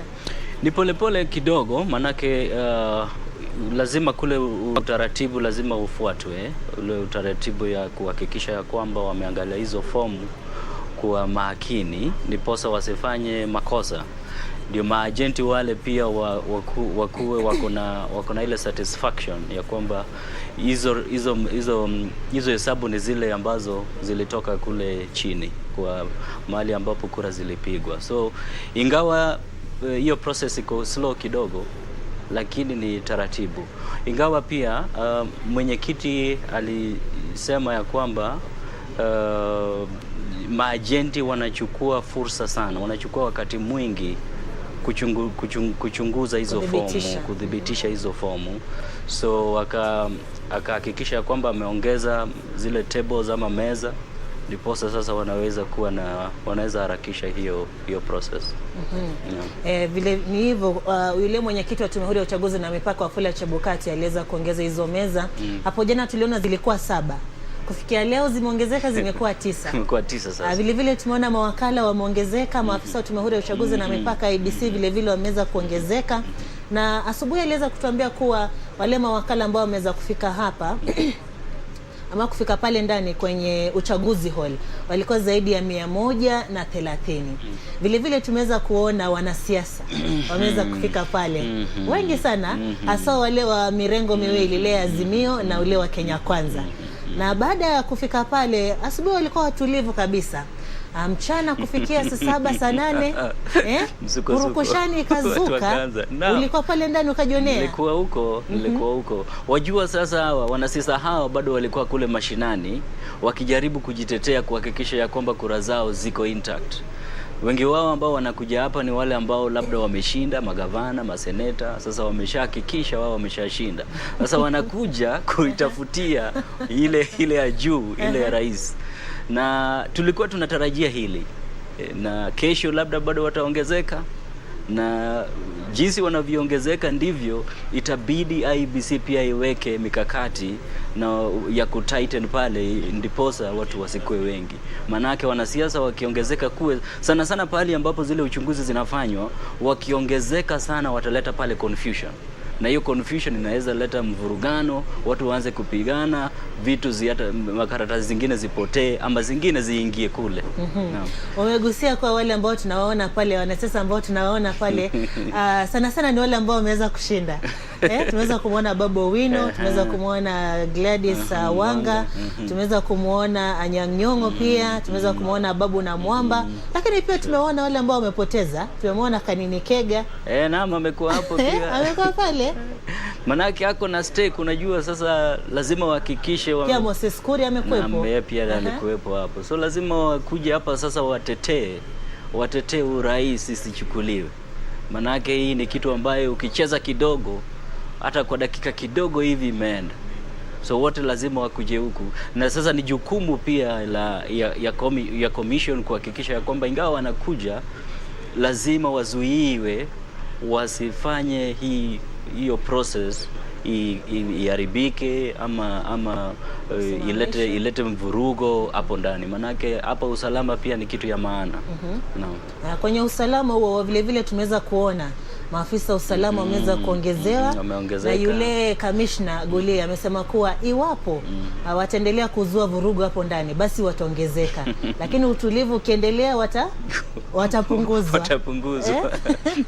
Na pia mikakati zaidi iliweza kuwekwa pale katikati. Manake hapo kando watu wamewekwa, wanahabari wako hapo, wanasiasa wako hapo, familia za hao wagombeaji zipo, vile vile waangalizi pia wapo, lakini hapo katikati ndo wale pa kufanya uchunguzi hapo. Kudhibitisha. Sasa hapo wale makamishna waliweza kusema kuwa kuna mikakati ambayo imeweza kuwekwa ili kuzuia vurugu kutozuka, hasa hapo katikati. Hapo kuna hao mawakala, wagombeaji na vile vile maafisa wa Tume Huru ya Uchaguzi na Mipaka IEBC, ambapo mojawapo tu ya mikakati ambayo iliweza kuwekwa iliweza kusema kuwa wale ambao wanakubaliwa hapo ndani, moja ni maafisa wa Tume Huru ya Uchaguzi na Mipaka IEBC, alafu wa pili ni wale mawakala agents wa wagombea wa viti vya urais ambao katika tuseme kwa hiyo mirengo miwili ambayo imeonekana kuongoza kwenye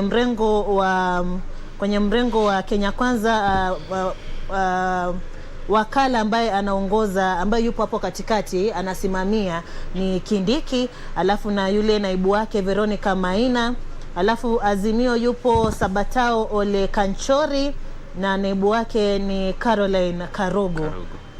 Tumeweza kuwaona pale ndani. Vile vile wameweza kusema kuwa pia mawakili. Uliwaona mawakili pale? Tulimwona Mwangi alikuwa pale ndani. Wa mrengo wote. Na wengine pia kuna mawakili wengine pia wamekaa kando, sio pale katikati tu. Bila shaka mtazamaji, turejee pale ukumbini ambapo wanaendelea kutangaza matokeo.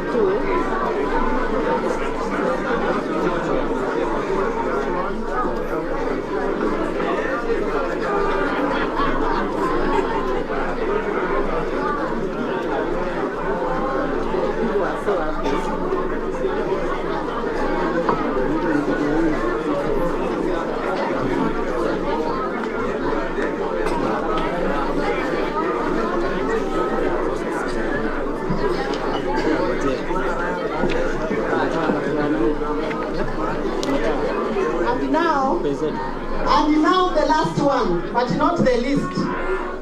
The last one, but not the least. For the gubernatorial seat, we had 4 candidates. I'm going to read their performance. The first one is Kaiga Mwalimu Edward Mutai. 213,373 valid votes.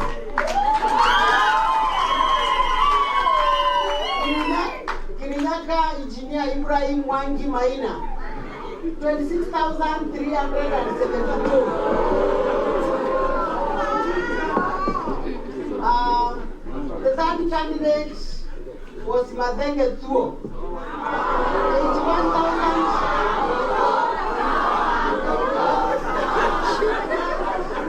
81,467 votes. Number 4 was Munir Maina Peter, 4,497 votes. That was the performance. And now,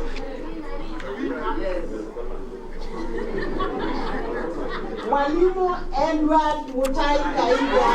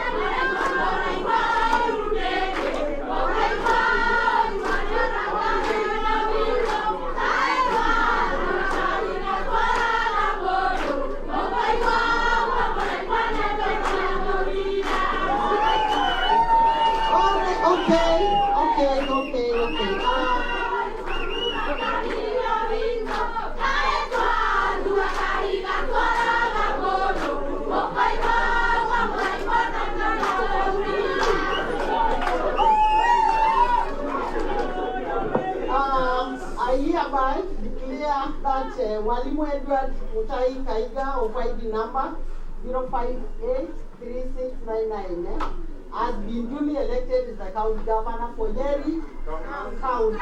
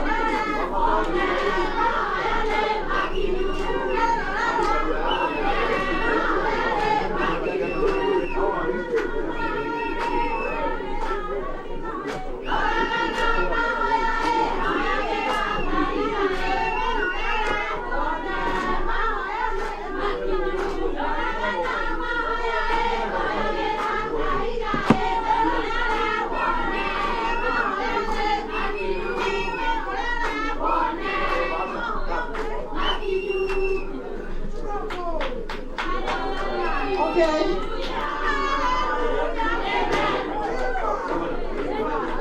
Okay, congratulations to the winners. Also congratulations to those who did not make it. Thank you very much. Yes. I think it's done. It's done for Nyeri.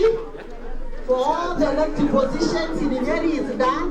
And I wish you all the best. Even those who did not make it. God will lead you in a different way, in a different direction. Thank you very much.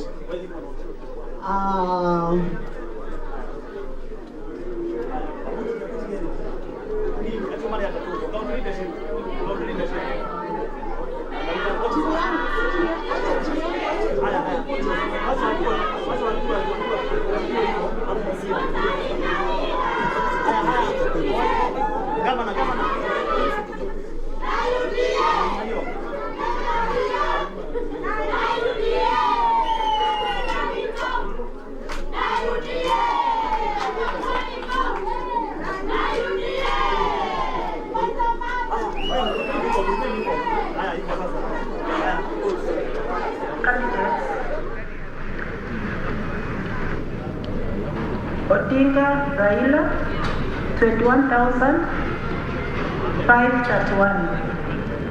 Ruto William Samuel 9,440. Waika David Maure 104. Wachakoya George Bichiri 304.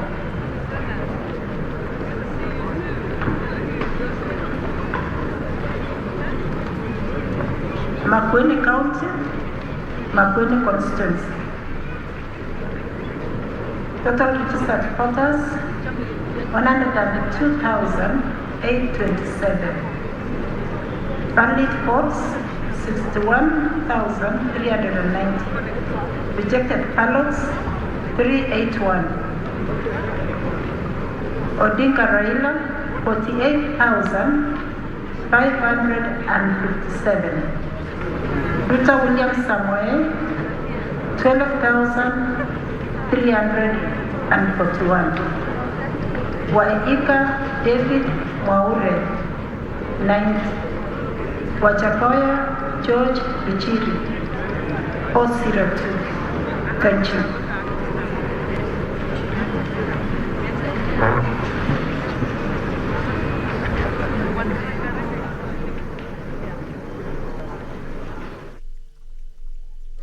Bila shaka mtazamaji, huyo ni mojawapo wa makamishna wa Tume Huru ya Uchaguzi na Mipaka IEBC ambaye tu anaendelea kutangaza yale matokeo ambayo yameweza kudhibitishwa kutoka kwenye maafisa wa Tume Huru ya Uchaguzi na Mipaka IEBC ambao wapo hapa kwenye ukumbi wa Bomas pamoja na mawakala wa vyama vya kisiasa mbalimbali, ambapo baada ya kudhibitisha basi hapo ndipo wanaweza kuwapa makamishna hawa wakaweza kutia sahihi na hapo baadaye basi kuweza kutangaza. Kufikia sasa ni kuwa basi wameweza kutangaza zaidi ya maeneo bunge 20 ambapo wanaendelea tu na shughuli hiyo nzima, na tunaendelea kufuatilia kuweza kujua watafikia wapi siku hii itakapoisha, kwani kama vile alivyokuwa ametujuza hapo awali ni kuwa wana muda wa takriban siku 7 kuweza kutangaza matokeo hayo. Hapa kwenye studio yetu hapa kwenye ukumbi wa Bomas ni naye mchanganuzi wa masuala ya kisiasa ambaye ni Churchill Saoke, ambapo tunaendelea tu kufuatilia shughuli hii nzima na vile vile kuweza kuchanganua masuala mbalimbali, lakini kwa sasa na kurejesha pale studioni kwa wenzangu Nancy na Balo waweze kuendelea na darubini, kisha tutarejea hapo baadaye.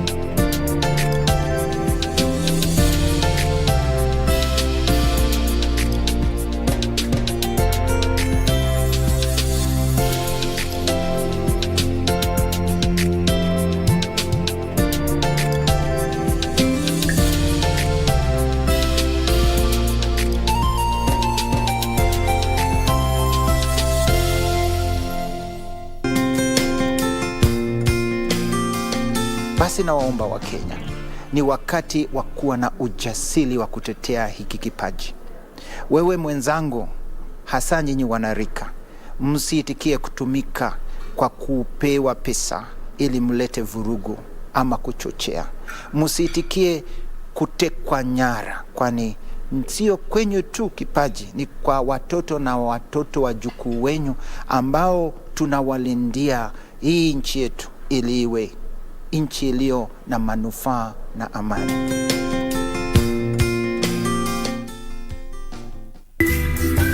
Mtu akiwa serious, akuwe serious. Life cannot always be too serious. Yeah man, what's up here? Allah? We've got to take some time off and laugh and laugh. And we tickle you down with lots of laughter. That's why I'm saying I'm who is who. Huh? With satire like no other. Tell him to bring it on. Dakachapa.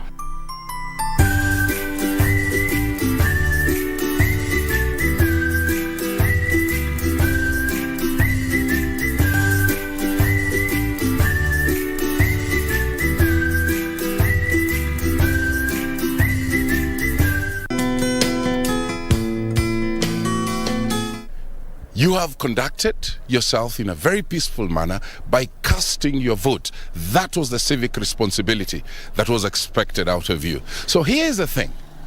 Keep the peace as you forge ahead and build a beautiful nation, not only for yourself, but even for your kids and your children's children. Hamna amani tena, kwani kwa Laba na Hana kuna panda shuka si haba. Mtoto wangu hataona psychiatrist yoyote. Shut up! Kelsey naye ni pilipili kali wa pili. Sitaki kumwona kesi nyumbani kwangu. Period. Jackie huyo anajaribu vyake kwa kati. Nilikwambia nitakuharibu uso wako. Ndio unajua kwamba uhalifu ukufai. Safari na Kahindi wanazo ngoma si haba. Nyinyi kuna nini? Huyu Kahindi alisema tatila somo kwenye chakula. Yote hayani katika tamthilia ya Maza. Fululiza Jumanne hadi Alhamisi saa 1:30. Very last warning. Don't you ever call my brother a fake millionaire. Tayonga mtu saizi. Alikuwa mshika hivi. Anamnyonga hivi kabisa. His muscle shut nayo. Huku. Wacha tu. Guys, this school is relocating. Wait, are you guys serious? Of course. How can you teach in peace when you come to school drunk every day, every morning? I'm not drunk. Nanuka tu pombe ya jana. Destiny. I wanna rule my destiny. Classmates, every Saturday on KBC.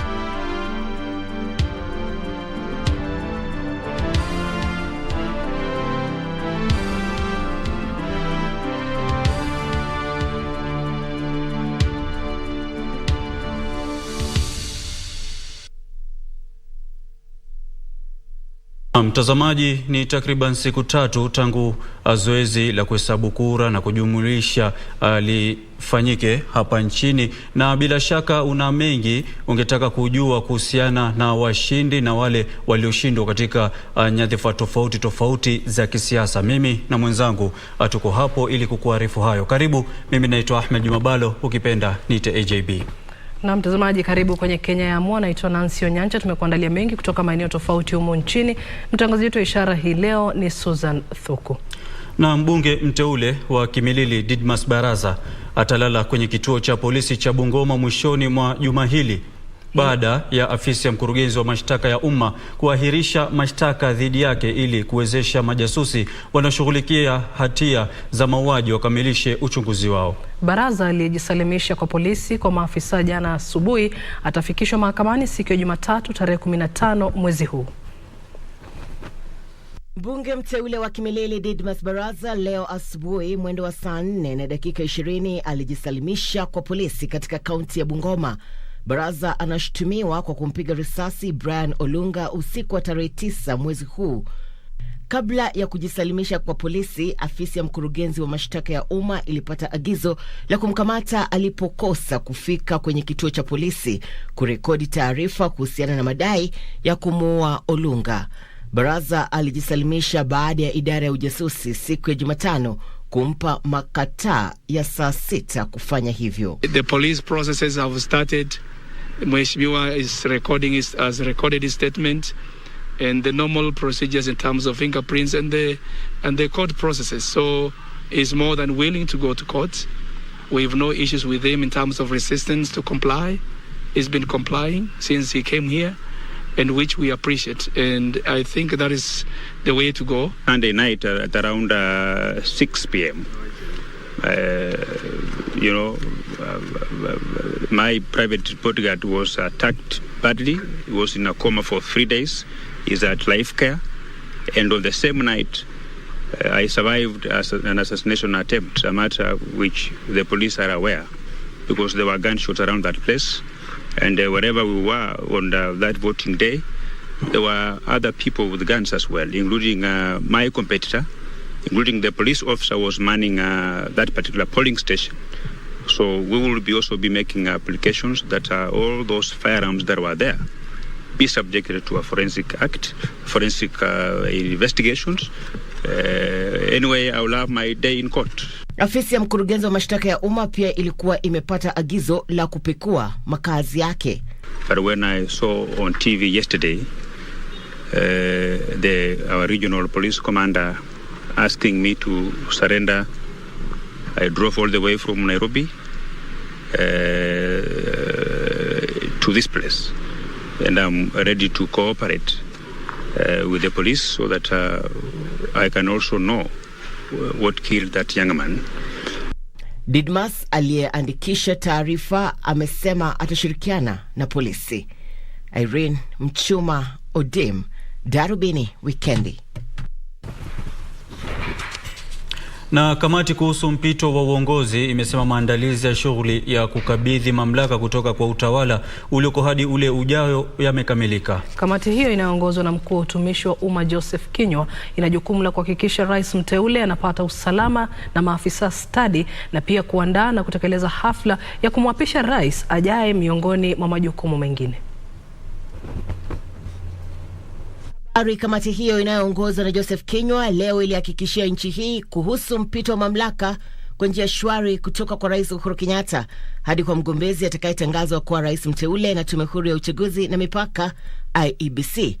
Miongoni mwa majukumu makuu ya kamati hiyo ni kuhakikisha kwamba rais mteule anapata usalama na maafisa wa kutosha. Kamati hiyo ina jukumu la kushirikisha taarifa kwa rais mteule, kufanikisha mawasiliano baina ya rais ajaye na anayeondoka, na pia kuandaa sherehe ya kumwapisha rais mteule miongoni mwa majukumu mengine. Coordinate the briefings of the president-elect by relevant public officers. Facilitate communication between the outgoing president and the president-elect. And last but not least, prepare the program and organize for the swearing in ceremony. Kamati hiyo inanuia kutoa taarifa za mara kwa mara kwa taifa. Mwenyekiti wa IEBC Wafula Chebukati tangu jana amekuwa akitangaza matokeo ya uchaguzi wa urais yaliyothibitishwa yanayowasilishwa kutoka kwa vituo vya kupigia kura katika maeneo bunge. Irene Mchuma Odem, Darubini Weekend. No. Mtazamaji, baada ya taarifa hiyo, hivi sasa tunakupeleka moja kwa moja hadi katika kituo kikuu cha kujumlisha kura za kaunti ya Nairobi katika uwanja wa Kasarani, ambapo Mwalimu Beatrice Gatonye yuko upande ule, atuelezee mengi zaidi kuhusiana na yanayojiri katika kaunti ya Nairobi. Na Beatrice, kama unanipata, zoezi limefikia wapi? Na fahamu kwamba kuna baadhi ya maeneo bunge ambayo tayari washajua wawakilishi wao bungeni ni kina nani, na wengi wanataka kujua kinyang'anyiro cha ugavana. Je, watasubiri mpaka saa ngapi ndio wamjue gavana mpya wa Nairobi? Asante sana mwenzangu Ahmed Juma Balo kutoka studioni. Bila shaka niko katika uga wa Kasarani kama jinsi ambavyo umesema, na katika uga huu ndipo kituo kikuu cha kujumlisha matokeo ya kura kutoka kaunti ya Nairobi. Msimamizi wa kituo hiki Albert Gogo ametueleza kwamba shughuli hii ya kujumlisha kura kutoka maeneo bunge 17 katika kaunti ya Nairobi itachukua takriban siku 2. Tangia mwendo wa asubuhi nimekuwa hapa na ninaweza kukueleza kwamba ni maeneo bunge 4 ambayo tayari yameweza kuwasilisha matokeo yake hapa, huku maeneo bunge 3 yakiweza kujumlishwa ama kura zao zikiweza kujumlishwa. Kulingana na Gogo, maeneo bunge 3 ambayo tayari kura zao zimejumlishwa na kutangazwa ni Lang'ata, Makadara pamoja na Kasarani, huku eneo bunge la Embakasi North ambalo tayari limeweza kuwasilisha kura zake hapa, kura hizo zitaweza kujumlishwa kuhakikishwa kwamba ziko sawa na kisha baadaye zitaweza kutangazwa. Kwa hivyo tunapozungumza hapa katika ukumbi huu wa Kasarani, maeneo bunge 4 tayari yameweza kuwasilisha matokeo yake, na matokeo ya maeneo bunge 3 tayari ndio yameweza kujumlishwa na kutangazwa. Kulingana na maeneo bunge hayo 3 ya Lang'ata, Makadara pamoja na Kasarani, katika kiti cha ugombeaji kiti cha ugavana, Johnson Sakaja anaongoza akiwa na kura 1136,739, akifuatwa na Polycarp Igathe wa Jubilee ambaye ana kura 98,220. Kumbuka kura hizi ambazo ninakueleza ama namba hizi ambazo ninakueleza ni katika maeneo bunge hayo 3 ya Lang'ata pamoja Makadara na Kasarani. Katika kiti cha useneta, Edwin Sifuna wa ODM anaongoza na kura 123,596, akifuatwa na Margaret Wanjiru ambaye amejizolea kura 104,316 kutoka maeneo bunge 3.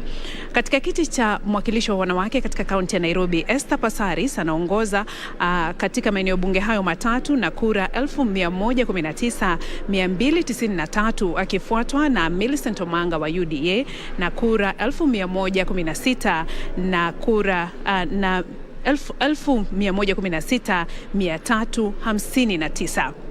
Mtazamaji, matokeo hayo ambayo ninakupa ni kutoka katika maeneo bunge ya Lang'ata, Makadara na Kasarani ambayo yameweza kujumlishwa na kutangazwa. Eneo bunge la Embakasi North ambalo tayari limeweza kuwasilisha matokeo yake hapa, kura hizo ndio kwa sasa zinajumlishwa na kisha baadaye Gogo atakuwa akitueleza kuhusiana na hayo. Na kwa sasa kile ambacho nitakueleza kuhusiana na kile ambacho kinaendelea katika ukumbi huu wa kujumlisha kura za maeneo bunge katika kaunti ya Nairobi ni kwamba maafisa wa IEBC wakiongozwa na Albert Gogo wanapokea fomu kadha wa kadha, form 37A, 38A na 39A. Kumbuka fomu hizi zinatoka katika maeneo ama vituo vya kupigia kura ambavyo viliwasilishwa katika eneo County Tallying Center, yani eneo ambalo ama kituo cha kujumlisha kura za county. Baada ya hapo pia wanapokea kura 37B, 38B na 39B.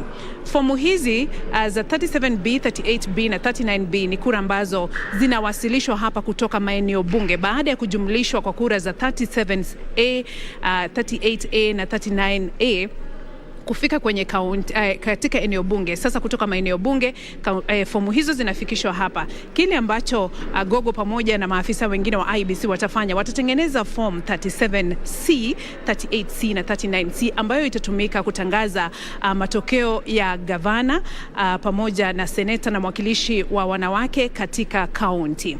Hicho ndicho kinachoendelea kwa sasa, na kama jinsi ambavyo ninakuarifu, ni kwamba kwa sasa maeneo bunge matatu ya Kasarani, Makadara pamoja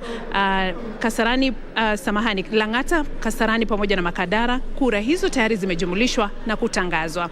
Ni zoezi ambalo sitakueleza kwamba litaisha hivi karibuni. Kulingana na msimamizi wa kituo hiki ni kwamba hata siku 2 anasema tuwe na subira, kwa sababu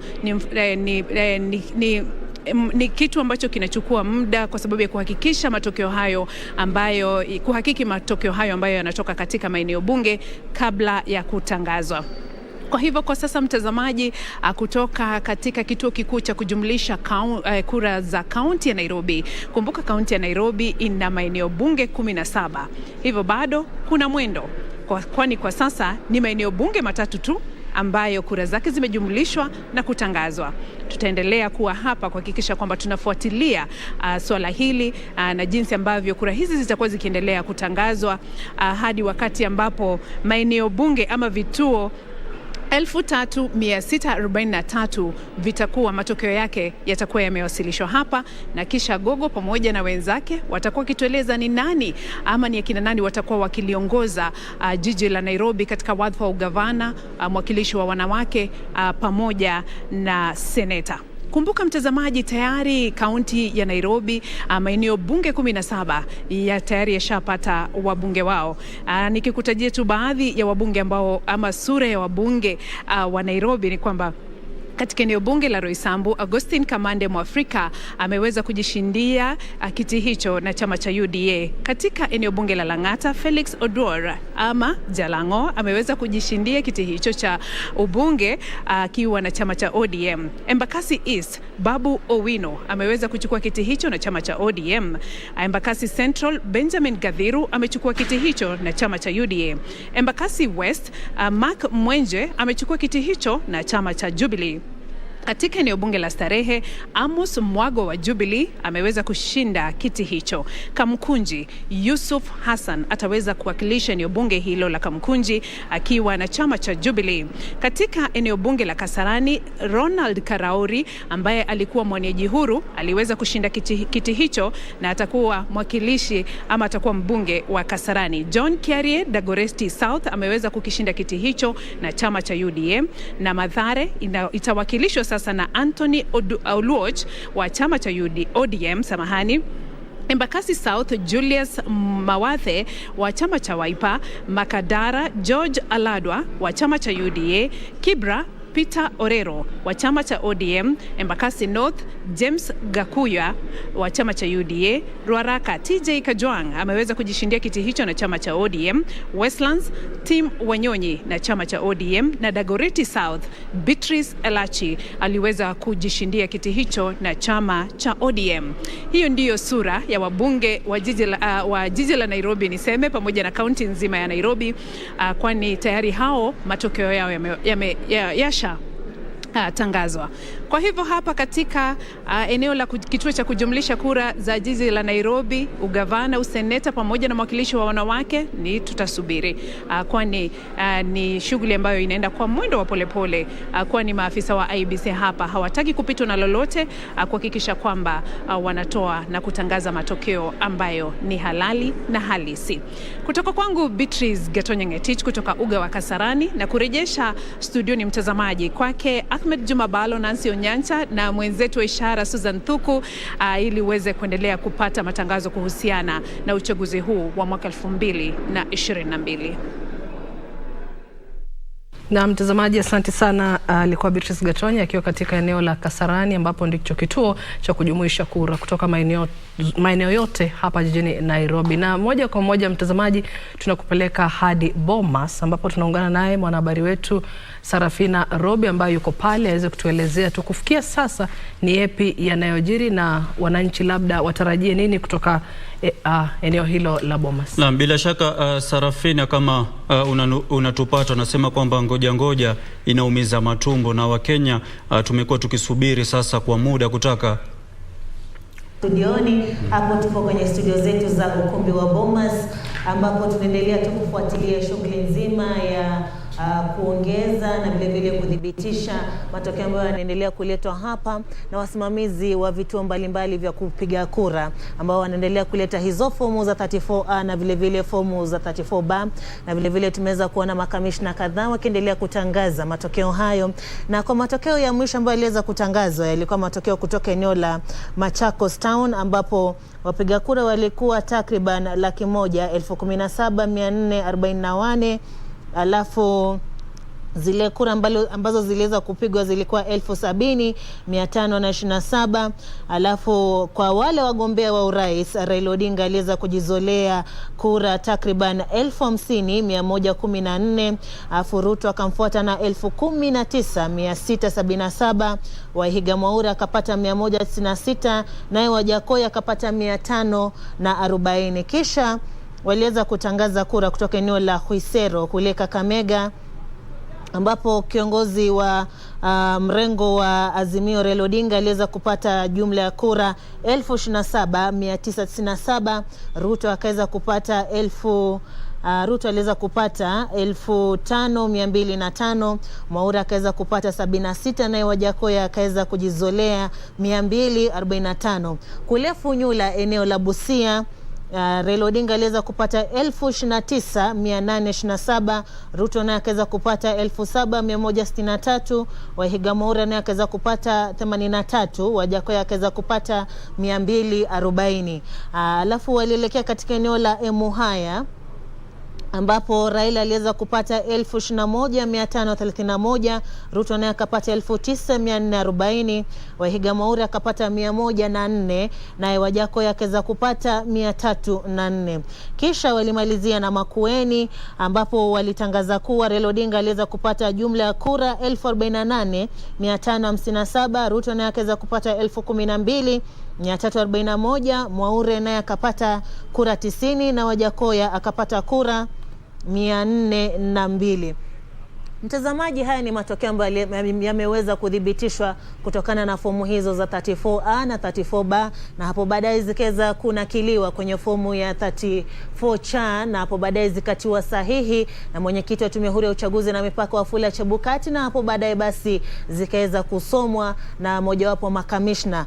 Vile vile tuliweza kuona hapo awali kuwa kuliweza kuwa na hali ya mshike katika eneo hili, hasa kwenye ukumbi huo katika eneo la Uchaguzi Hall, ambapo tuliweza kuona baadhi ya wanasiasa kutoka kwenye mirengo kadhaa waliweza kuzua vurugu pale ndani. Hivyo basi makamishna hawa wakaweza kuwaita wale walinda usalama, wakaja hapo ndani wakadhibiti hali, na hapo baadaye basi hali ikaweza kutulia. Lakini kando na hayo ni kwa waliweza pia kutoa maagizo ambayo waliombewa au wanasiasa lazima wafuate, na baadhi ya maagizo hayo yalikuwa ni kuwa watu ambao wanakubaliwa hapo katikati katika jumba hilo unaloliona hapo ni kuwa ni wale maafisa wa Tume Huru ya Uchaguzi ya IEBC, wao ndio wanakubaliwa hapo katikati.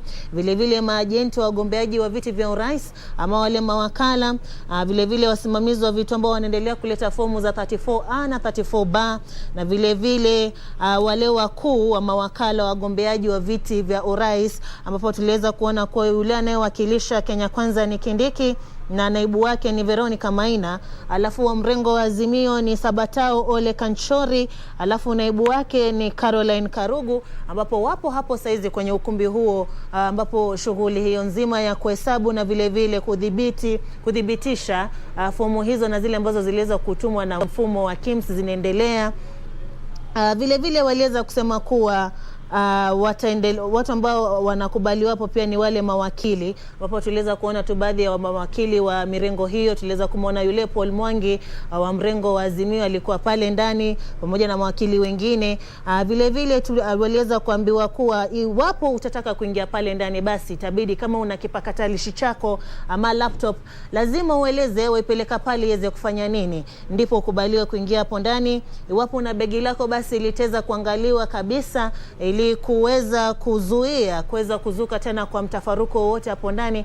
Manake hapo awali mtafaruku uliozuka hapo awali ulihusiana na kuwa mojawapo wale wanasiasa aliweza kushukiwa kuwa alikuwa amebeba vitu ambavyo havifai kuwa hapo ndani. Basi ndio maana purukushani hili ikaweza kuzuka hapo ndani. Vile vile mtazamaji, tunaendelea kufuatilia ambapo pia makamishna hao waliweza kusema kuwa hali ya usalama itaendelea kudhibitiwa hapo ndani, na iwapo mtu yote ataweza kuzua vurugu hapo ndani, basi wataweza kuongeza wale wasimamizi wa usalama, maafisa usalama wataweza kuongezwa, na kama kutatulia basi wataweza kupunguzwa. Basi tunaendelea kufuatilia ambapo shughuli hiyo bado inaendelea, wanaendelea kuhesabu, wanaendelea kudhibitisha, nasi tunaendelea tu kufuatilia shughuli hiyo nzima kuhakikisha kuwa tunaweza kujua nani ataendelea kuongoza, na vile vile shughuli hii itaweza kukamilika kwa muda gani, kwani tulikuwa tumeambiwa kuwa wao wanafanya kazi kulingana na jinsi ambavyo wanaelekezwa na sheria. Manake wanazo siku 7 kuweza kufanya kazi hiyo, na baada ya hapo kuweza kutangaza ni nani ambaye atakuwa ameshinda kwenye kiti hicho cha urais. Basi hapa kwenye ukumbi wa Bomas tunaendelea tu kufuatilia shughuli hiyo nzima, na tutakuwa tunakujuza iwapo wataweza kutangaza jambo lolote. Kwenu Balo na Nancy. Naam, shukran sana Sarafina Robi kwa kutuchorea taswira ya mambo yalivyo katika ukumbi wa Bomas, ambapo ndiko kuna kituo kikuu cha kujumlisha kura za urais. Mtazamaji, kutoka Bomas tunakupeleka katika kaunti ya Nyeri, ambapo muda mfupi uliopita Mutahi Kahiga alitawazwa kuwa mshindi wa ugavana katika kaunti hiyo ya Nyeri, na Rehab Mukami akiwa mshindi katika kinyang'anyiro cha uwakilishi wa kike. Hebu tupate picha za hapo awali, tuone jinsi mambo yalivyokuwa wakati wakitangazwa kuwa washindi.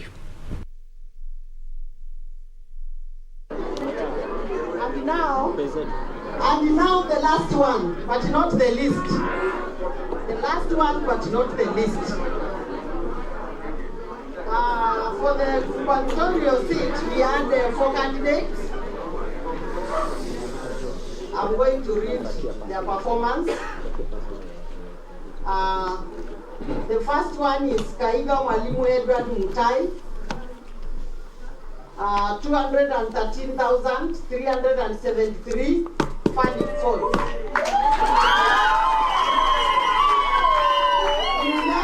Kirinyaga Engineer Ibrahim Wangi Maina, 26,372. The third candidate was Madenge Thuo,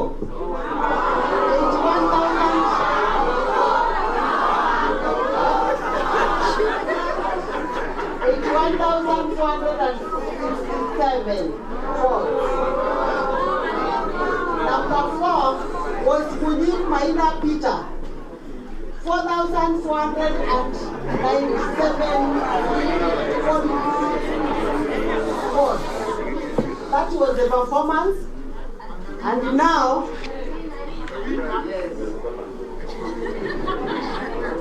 Mwalimu Edward Mutai Kaiga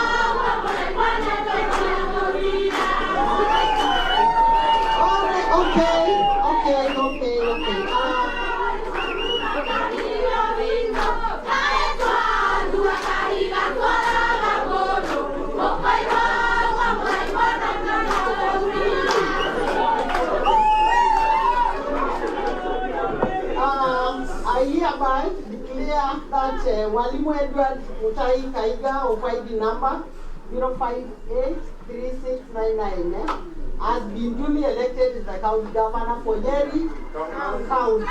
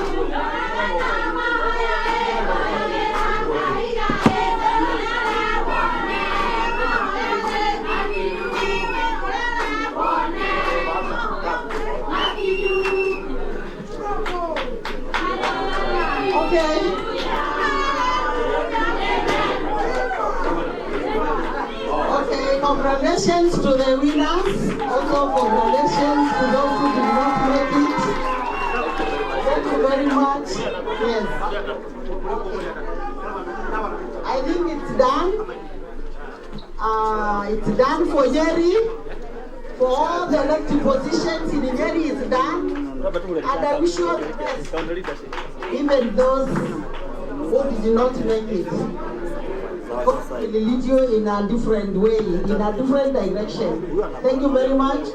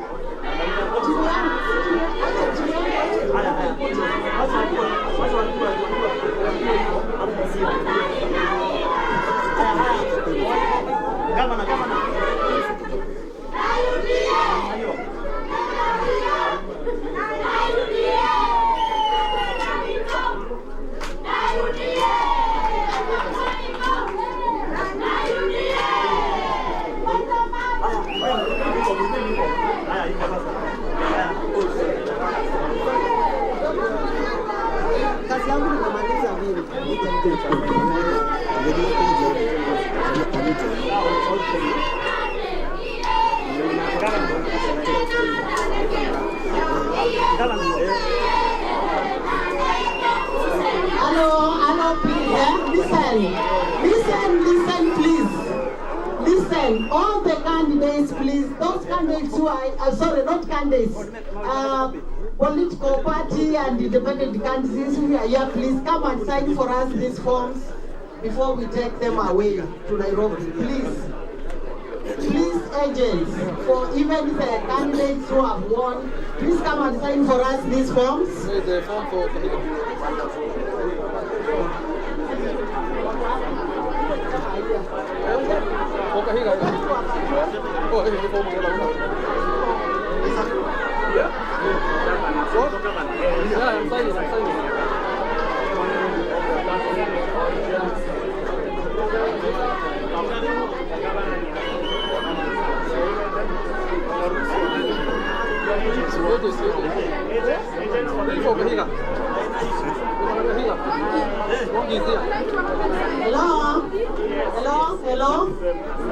Hello. Please, the candidates. Please, candidates. Listen. Please listen. The name order, please. Let the candidates come in. Governor,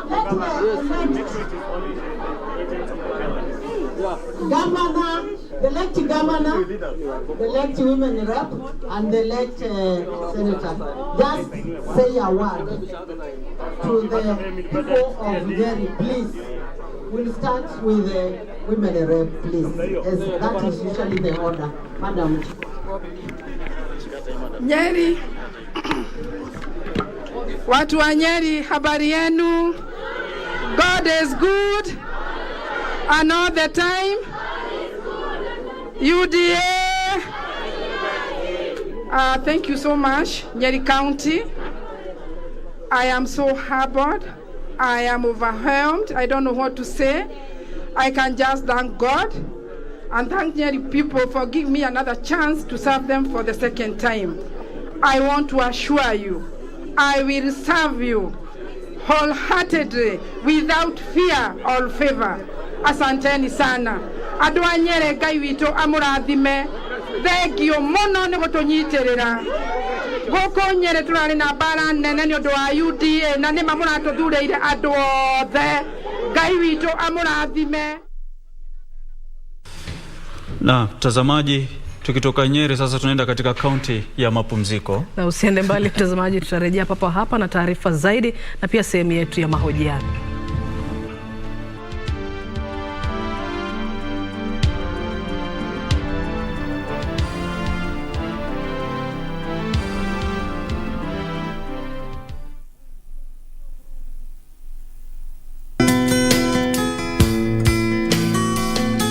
Sio lazima kufa na kupona. Muhimu ni kufaana na kuponyana. Piga kura yako kisha endelea na shughuli zako. Hamna amani tena, kwani kwa Laba na Hana kuna panda shuka si haba. Mtoto wangu hataona psychiatrist yoyote. Shut up! Kelsey naye ni pilipili kali wa pili. Sitaki kumwona kesi nyumbani kwangu. Period. Jackie huyo anajaribu vyake kwa kati. Nilikwambia nitakuharibu uso wako. Ndio unajua kwamba uhalifu ukufai. Safari na Kahindi wanazo ngoma si haba. Nyinyi kuna nini? Huyu Kahindi alisema tatila somo kwenye chakula. Yote hayani katika tamthilia ya Maza. Fululiza Jumanne hadi Alhamisi saa 1:30.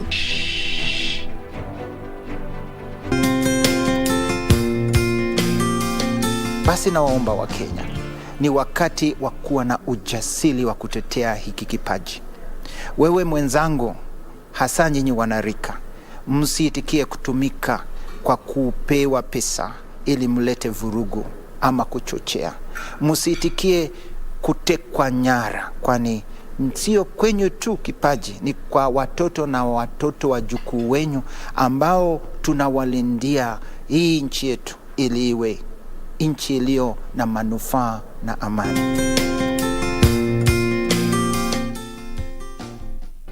Do you have a news story to share with KBC? Get in touch swiftly on email news@kbc.co.ke or call 0723-892-654 or 0734-780-124.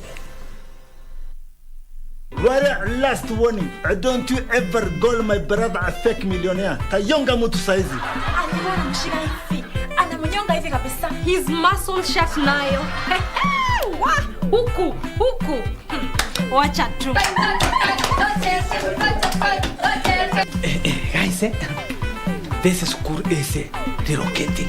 Wait, are you guys serious? Of course. How can you teach in peace when you come to school drunk every day, every morning? I'm not drunk. Nanuka tu pombe ya jana. Destiny. I wanna rule my destiny. Classmates, every Saturday on KBC.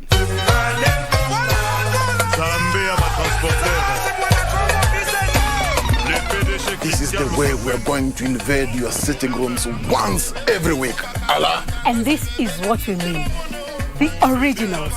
Lipua, Veve Productions, Orchestra Kiam, and so much more. Merindimo ya ngoma za rumba kutoka pembe zote za Afrika, zilizopepea, zinazopepea kwa kiasi ambacho hutang'atuka ng'o from your sitting room. Wow, Buziana, Scholar Miel, Betty Beast, Fifi Mofude, among others. Bridge over Congo with Simeon Mfumu Kimbangu and Winnie Marie-Jose on KBC Channel 1. Zambia Sambela Kate, Ako Sambela Nani. God does not worship. To whom will he worship? Honorable Kajos Mafu. Kupiga kura ni haki ya kila mmoja, lakini amani na utulivu baada ya shughuli zima ni muhimu zaidi.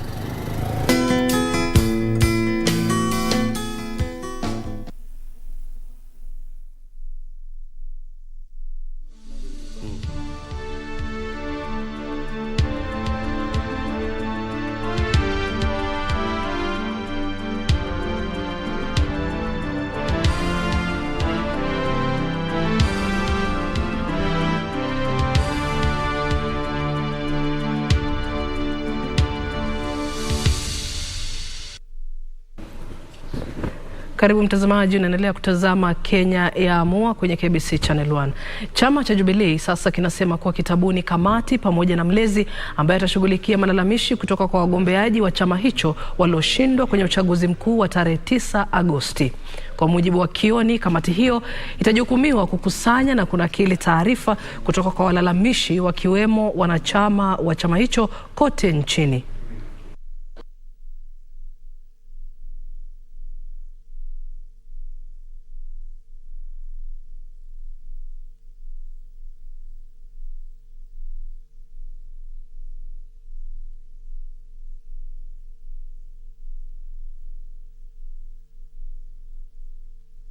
Had an opportunity to reflect on what became of those who used our ticket, Jubilee, within Mount Kenya region. And we were able to put together very many issues. Each one of us had his or her own experience and it is interesting to listen to them. So we are proud of the role we played, and we are happy with that role.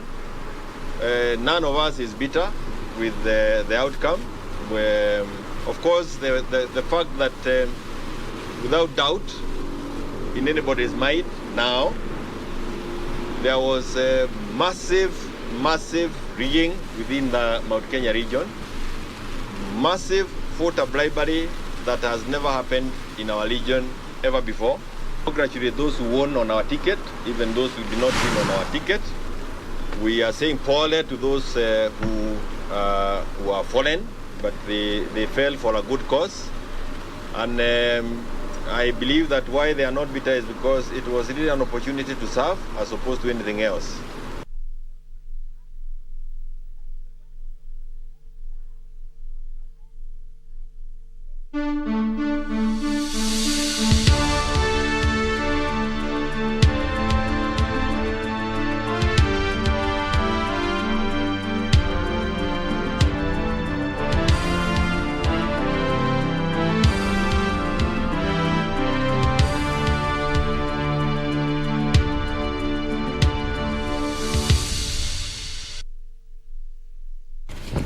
Na mtazamaji, unaendelea kutazama Kenya ya Mwana. Kama nilivyokuahidi hapo awali kuwa tutakuwepo na sehemu yetu ya kawaida ya mahojiano, na upande wa pili wa studio na muona Balo na wageni wa siku ya leo wako tayari kukuletea mahojiano na uchambuzi wa masuala ya uchaguzi ambao bado tunaendelea kusubiri matokeo. Naam, shukran sana mwenzangu Nancy. Mtazamaji, karibu kwenye sehemu hii ya mahojiano kwenye makala haya ya Kenya ya Amua.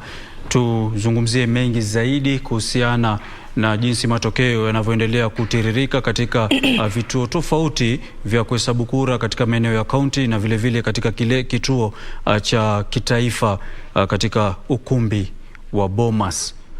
Na ili kufanikisha hilo, ndani ya studio wageni wangu siku hii ya leo nimebahatika kuwa naye Henry Ndindi ambaye ni mchanganuzi wa masuala ya kisiasa, na vile vile Brian Mutie ambaye pia ni daktari Brian Mutie ambaye ni wakili na ni mchanganuzi wa masuala ya kisiasa. Swali ambalo Wakenya wengi wanajiuliza. Jana bwana Chebukati alivyozungumza akaahidi kwamba latest akasema ifikapo leo tena mchana peupe tutajua mshindi wa urais ni nani. Kufikia sasa bado hilo halijafanyika. Tutarajie nini? Pengine kumaanisha leo tuweze kumjua mshindi nani, tusubiri mpaka kesho, ama leo anaweza kutangazwa? Na kilichofanya shughuli hii kajikokotoza asiweze kutimiza ile ahadi. Nafikiri kila Mkenya sasa hivi, kwa sababu baada ya kufanya uchaguzi, baada ya kushiriki shughuli ya uchaguzi na kupiga kura, kila mmoja ana ari ya kujua mshindi hasa wa urais ni nani. Na hili kwa kweli limewapa wengi tumbo joto, ingawa hatuwezi kumshinikiza yule mwenyekiti kutangaza sasa hivi. Ana siku saba kisheria. Na mwenyewe alivyoahidi kwamba atatangaza mchana peupe, basi pia ni matarajio yetu kwamba hilo litafanyika mchana, na huenda usiku wa leo tusisikie tangazo la mshindi nani. Pengine akipangua mwenyewe kauli yake ya awali. Naam. Bwana Brian. Naam. Kuna mambo mengi ambayo yanaendelea na imewafanya wana IEBC kutokimbilia katika lile swala la kutangaza mshindi. Manake si kutangaza tu mshindi, lakini ni vizuri wana IEBC wahakikisha kwamba watakapotangaza mshindi lazima wao na uhakiki ya kwamba yule mshindi wamemtangaza, wamehakikisha kwamba wamefuata njia zote, kanuni zote za kisheria, desturi zote zilizoainishwa katika katiba, na pia wameangalia zile takwimu ambazo wamezipata na kuhakikisha kwamba hakuna dosari lolote, wasije wakafanya makosa kumtangaza mshindi, na ili hali hawajafanya ile inaitwa background check ya kutosha ya kuhakikisha kwamba kabla mtangaze ule mshindi wamehakikisha kwamba huyo ndiye. Nasema hivyo kwa sababu tunapoangalia vile takwimu zinavyotufikia, haswa wanahabari na pia wananchi wanavyofikiwa na hizo takwimu kutoka milengo tofauti, utaona kwamba kidogo wengi wanapigwa chenga na hizo takwimu. Mara huyu yuko mbele, huyu yuko nyuma, mara kuna masuala pia ya ballot papers ambazo pia wengine wamezificha. na zingine pia ziliibuka. Sijui unakumbuka jana pia kulikuwa na hicho kisanga jana kilipatikana kule upande wa Starehe, wengi maafisa wakapatikana pia ni wa IEBC, kumbuka wakapatikana na hizo makaratasi, na hizo ni masuala ambazo pia zinaibua tumbo joto katika swala nzima la kuhalalisha ama kujumuisha hizo kura pamoja. Kwa hivyo wana IEBC ni vizuri wachukue muda wa kutosha, manake bado wako katika zile siku 7 bwana Balo ambazo wamepewa kikatiba kuhakikisha kwamba wamefanya kazi nzuri, ndiposa kabla wamtamke huyu ndiye mshindi wawe na ule uhakiki ya kwamba ni yeye, wasije wakaleta inji katika ile hali ya mshike hali ya sitofahamu. Na unajua swala la uchaguzi ni swala ambalo linazua tumbo joto sana kwa kila wafasi, manake ukiona mtu hata ako na kura zake milioni kama 6 na ako namba 2 kwa mfano, huyo mtu si mtu mchache, ana wafuasi wake chungu nzima. Kwa hivyo ni vizuri ili swala wana IEBC wachukue muda, walidadisi vizuri, wakitangaze kweli kitu cha uhakika, watangaze kitu ambacho wana hakika ya kwamba wanakitangaza kile cha haki. Naam. Amezungumzia swala la kuona watu wa Kenya kushuhudia matokeo tofauti tofauti, kila runinga, kila chombo cha habari hapo kabla ya leo. Maanake sasa hivi nimegundua kwamba kila runinga imeondoa zile hesabu pale, lakini kila mmoja amekuwa akipata habari tofauti tofauti. Na nauliza hivi, kuna wanasiasa ambao nimeona kwenye mitandao ya kijamii wanasema achaneni na habari hizi, sisi wenyewe tuko na kituo chetu cha kuhesabu na matokeo ni haya. Wanasiasa kufanya hivyo ni vizuri kweli wakati kama huu ambapo kuna hili joto? Jambo zuri ambalo kwanza tuipongeze IEBC ni kwamba ilijaribu kuweka uwazi katika zile fomu zinazopatikana kwenye mfumo wake. Na inasikitisha kwamba wakati mwingine wa Kenya hatujifunzi kutokana na yaliyotupata awali. Manake tukiwa na habari za aina hii kwamba kila mmoja anataka kuzieneza zake, basi inazua walakini kwa wengine, wanafikiri kwamba pana njama fulani ambayo inafanyika pembeni. Na hili nafikiri vyombo vya habari mtakuwa mmejifunza jambo nanyi kwamba katika siku zijazo, ikiwa mjadala wa rais mnaweza kuweka pamoja, mkashirikiana, mkapata matokeo na kutangaza, na matokeo tunaweza kutangaza kwa pamoja. Ndio mnaweza, na ni tayari kama tushajifunza, ndio maana unatazama katika kila chombo cha habari unaona zile nambari ama zile takwimu zimeondolewa. Na hilo ni nyongeza nzuri, lakini kwa wanasiasa kujitokeza na kusema kwamba sisi tumetoa takwimu zetu, kwa kweli ni haki yao, wanaweza kujifanyia, ila hawawezi kutangaza. Sisi tutakachokisubiri ni kile ambacho kitatoka rasmi kwa IEBC. Naam. Jambo la muhimu sana hilo, manake nimesema hapo awali kwamba lilikuwa jambo nzuri sana kwa wana IEBC kuwakubalisha vyombo vya habari kama vile runinga kuwa wanajihesabia na jumuisha kura zao na kuzipeperusha kwa wananchi. Japo kulikuwa na dosari kidogo tu kwamba hawakuweka mikakati ya kuhakikisha kwamba hizi vyombo vya habari haswa runinga zinatoa ile data yao kwenye chungu kimoja. Na hilo ni swala ambalo limeleta utatanishi mkubwa sana, kwa sababu utapata runinga moja iko mbele, nyingine iko nyuma. Wakenya wanashindwa sasa ni gani tutakaweza kuiamini kwa kusonga mbele ama siku za usoni, ikiwa vyombo vya habari vinaweza kupeperusha matangazo ama ile inaitwa presidential debate kwa pamoja na kuwahoji hao wanaopigania hizo vitu kwa pamoja. Mbona wakati wa kupeperusha hayo matangazo pia wasije wakaungana kwa pamoja na wakaweza kuwa wanapeperusha hayo matangazo kutoka chungu kimoja ama sava moja, ndiposa Wakenya wanapotazama KBC na watazame runinga nyingine wanaona usawa katika vile kura zinavyo jumuishwa na vile vinavyotiririka. Ukifanya hivyo ama tukifanya hivyo, utakuwa ni jambo la kuhakikisha kwamba hakuna hali ya taharuki na kuleta hali ya mshike na sitofahamu ni nani ambaye anaongoza. Hicho ndicho jambo tunalolishuhudia kwa sasa. Hata hivyo, wana IEBC wamekuja kipaumbele na kusema kwamba watu wasije na wasiwe akawa na wasiwasi, manake wao wako in charge na bado wanashikilia kile ule uwezo wa kuhakikisha kwamba kila jambo liko sawa. Ingawa kulikuwa na hali ya mshike tangu hapo juzi na jana kwamba kuna wale ambao kimombo wanaitwa hackers walijaribu kuingilia zile servers za vituo vya habari kama vile runinga, lakini hawakuweza kubahatika kuzibadilisha zile takwimu vile zinavyokuja. Wana IEBC pia wakaje kipaumbele na kuhakikisha kwamba kuhakikishia Wakenya wasiwe na wasiwasi kwamba hizo takwimu zimeweza kubadilishwa kwa njia yoyote, na wakasema kwamba ama wakahakikishia kwamba zile server zao ziko tamper proof kiasi ya kwamba hakuna hackers ambao wanaweza kuingia pale na kuanza kubadilisha takwimu. Hilo swala liliibuka hapo jana Balo, na likalete tumbo joto kwa wale ambao walikuwa walifuatilia kwa karibu kwamba huenda takwimu zimebadilishwa na huenda kuna wale wanao njama za kubadilisha takwimu kupitia njia ya hacking.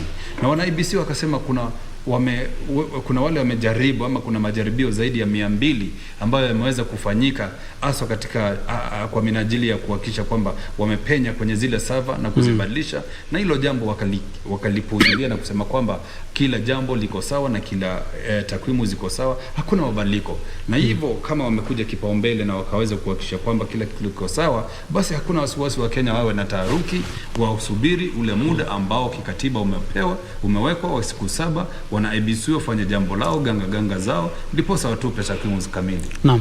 Kuna katika mtandao wa kijamii bwana Ndindi aliona Mtanzania moja kwenye Twitter akisema kwamba Wakenya uhuru wao wameachiliwa uhuru sana. Wanaweza kuingia katika tovuti ama ile website ya IEBC tume ya uchaguzi na wakadownload matokeo, ni kama mtu ana download movie ama nyimbo. Inaonekana ni kama tumewashangaza majirani zetu na mataifa mengine barani Afrika. Nikumaanisha Wakenya ama tume ya uchaguzi iko mbele kilinganishwa na labda vyombo vingine vya ama taasisi nyingine za majirani zetu. Wajua safari ni hatua, ndugu Balo. Naam. Na sisi pia tulitoka kule ambako tulikuwa na giza la aina hiyo. Kidogo naomba nikukatize bwana Ndindi, naarifa tunafaa kwenda Bomas. Na mtazamaji, naarifa hivi sasa tunafaa kuelekea katika ukumbi wa Bomas ambapo mwenzangu Sarafina Robi kama unavyomwona hapo ana taarifa ambazo anapaswa kutujuza hivi sasa. Sarafina, ni mahojiano, naarifa kuna mahojiano kidogo kuhusiana na shughuli nzima inayoendelea huko. Bila shaka shukrani za dhati Balo pale studioni pamoja na wachanganuzi ambao mnaendelea tu kuchanganua masuala ambayo yanaendelea kuibuka kuhusiana na shughuli hii nzima ya kuhesabu kura na vile vile kudhibitisha. Kwa sasa mtazamaji, tunakujia kwa njia moja kwa moja kabisa kama alivyokuwa amesema kutoka hapa kwenye ukumbi wa Bomas, ambapo sisi sasa tunafuatilia shughuli hiyo tuweze kujua jinsi ambavyo kufikia sasa wamefikia wapi katika kutangaza na vile vile kudhibitisha matokeo kutoka maeneo bunge mbalimbali.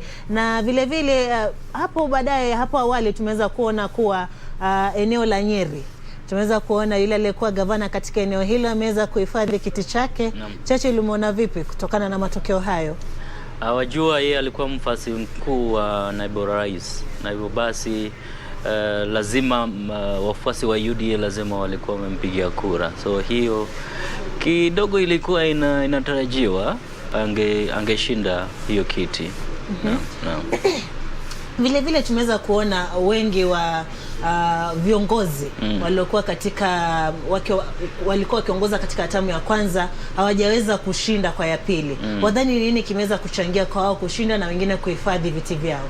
Moja ni ile mrengo ambao walitumia kusimama ile political party. Labda wajua kuna sehemu zingine za nchi ambazo walikuwa naegemea mrengo fulani wa siasa. Na sasa hivyo basi kama ulikuwa umewania kiti na mrengo ambayo wananchi hawapendi, watakubwaga. Wengine labda wameangushwa kwa sababu ya sera zao, labda wananchi wako wamependa sera zao. Lakini kitu yenye nimeona ni kwamba kuna wale ambao wamekaa kwa siasa muda mrefu lakini wamerudishwa. Sijui kama ni kwa sababu wamekuwa wakifanya kazi nini. So hilo ni kitu ambalo lazima tutakuwa tunachungulia siku fulani. So sera ni kitu kingine ambalo labda mtu imefanya mtu achaguliwe. Wengine pia kuna watu ambao wamechaguliwa manake walikuwa wanatoa pesa mingi. Iko pesa wenye walikuwa wanatoa kabisa. Ingawa pia kuna sehemu zingine ambazo kuna wenye walikuwa wanatoa pesa lakini chama imewasaidia kupita. Naam. Bila shaka hapo awali tuliweza kusema kuwa tulipokuwa pale ndani kwenye ukumbi ule wa uchaguzi hall, tuliweza kuona kuwa wale wanasiasa ambao walikuwa wanafika hapo ni wale wanasiasa ambao wameweza kushinda. Tulimuona Nyong'o, tukamwona Wanga. Huwezi kuja hapo kabla hujashinda. Alafu hata kama labda umeshindwa pia bado unahitaji ule muda wawe mwenyewe tunasema kuheal kwa lugha ya kimombo, uheal. Ndipo sasa watu waanze kukuona nje, waanze kukuona kwa public. So huwezi kuwa umeangushwa kule mashinani alafu mara mbio umekuja huku Bomas unataka kutetea ama kiti kingine labda ya rais. So hivyo ndivyo wenye pia unajua wenye wale ambao wameshinda wako na furaha. Wanataka kuja huku waone wenye wapewe congratulation message, wa congratulatiwe, wako na furaha ile, na ndipo sasa wanataka pia sasa wasaidie mwenye wana support kwa rais pia ashinde. Na kwa wale ambao wameshinda tumemwona Moses Kuria, tumemwona Kanini Kega. Hao ni watu ambao wameweza kushinda. La hasha, hawa hawajashinda, lakini wajua wako na ile stake, wako na ile interest kubwa sana. Wako na interest kubwa sana kwa hiyo mirengo, na mrengo yao ikishinda, ingawa wameanguka kwa ile hawajachaguliwa, lakini mirengo yao ikishinda basi kuna kitu watapata. So lazima wakuje huko wasaidie kutetea. Naam. Vile vile tulimwona Gladys Wanga. Wanga ameweza kushinda ugavana. Ameshinda ugavana. Ameshinda na kule yule mpinzani wake alikuwa ametumia pesa sana kule nchini. Na inaonekana labda ameshinda, lakini ameshinda na asilimia. Hawajaachana na asilimia kubwa sana. Lakini kitu muhimu ni kuwa ameshinda. Na tulikuwa tunaona tujui ni kama ni ukweli, lakini tulikuwa nasikia labda kuna wengine pia, na nilikuwa naona mpinzani wake alikuwa anataka kwenda koti kufanya ile petition, na tuko sure hatuwezi sema, lakini bado tunajua. Hata Jubilee umesikia wamesema wanataka kutengeneza zile vitu tunasema material ama evidence ya kuhakikisha ya kwamba baada ya uchaguzi wataanza kuleta petition ya wale wabunge ambao ni kama wameshindwa sana kwa eneo ya Mount Kenya. Itakuwa rahisi kweli Churchill? Manake uchaguzi huu tumeona umekuwa na uwazi mkubwa sana. Inaweza kuwa wajua sasa kama competition kama hii ya uchaguzi kama hii, kama mtu anajihisi ya kwamba njia ya kidemokrasia haijatumika kupata yule ambaye ameshinda, koti iko na hiyo ni njia nzuri. So labda kama mtu akona hakika, akona uhakika ya kwamba akona ile evidence ambaye anaweza tumia, basi na ujui labda wako nazo, hatuwezi sema hawana. Lakini si kila kitu kipo wazi. Kipo wazi. Form za 34A ukienda pale kwenye mtandao, kwenye tovuti ya IEBC waziona hapo 34B pia zimewekwa. Kipo wazi. Sasa wenda pinga nini kotini? Kipo wazi lakini labda wao wenyewe wajua wamekuwa kwa siasa muda mrefu, na kuna vitu ambavyo wameona yenye sisi wenyewe hatujaona, ama zingine vitu ambazo hazijaonekana kwa runinga nao wenyewe wanazijua, na hizo ndo labda watatumia kama evidence kule kotini. Naam. Kwa hivyo wahisi kama kunaweza kuwa na ile hacking ambayo watu walikuwa wanasema kuwa zipo. Alafu tuliona pia makamishna wa Tume Huru ya Uchaguzi na Mipaka IEBC walikuja wakapinga tetesi hizo za hacking. Manake watu walikuwa wanasema kuwa system zao zimeweza kuingiliwa na watu wameweza kuingia pale wakavuruga yale matokeo, ila wameweza kupinga. Wajua mambo ya teknolojia ni ngumu kuyajua sana kwa wale ambao hawaelewi teknolojia, na wenye wanaielewa ndio wanaweza jua kama kulikuwa na kitu kama hiyo ama hakukuwa nayo. Lakini ni muhimu wangehakikisha ya kwamba waeleze wananchi ya kwamba ingawa mtu anaweza kuwa anataka kufanya hiyo hacking, lakini system yao iko na ile kitu tunaita buffer proof, iko na ile kitu inaitwa kwa lugha ya kimombo wall yenye mtu hawezi pitia. Ndipo wape wananchi imani ya kwamba matokeo ambayo mtapata ni zile ambazo inaonyesha maoni ya kura ambazo nyinyi wenyewe mlipiga kule mashinani. So hiyo imani ni kitu muhimu sana, na ni mzuri kamishona hao walielezea ya kwamba kila kitu iko shwari. Naam.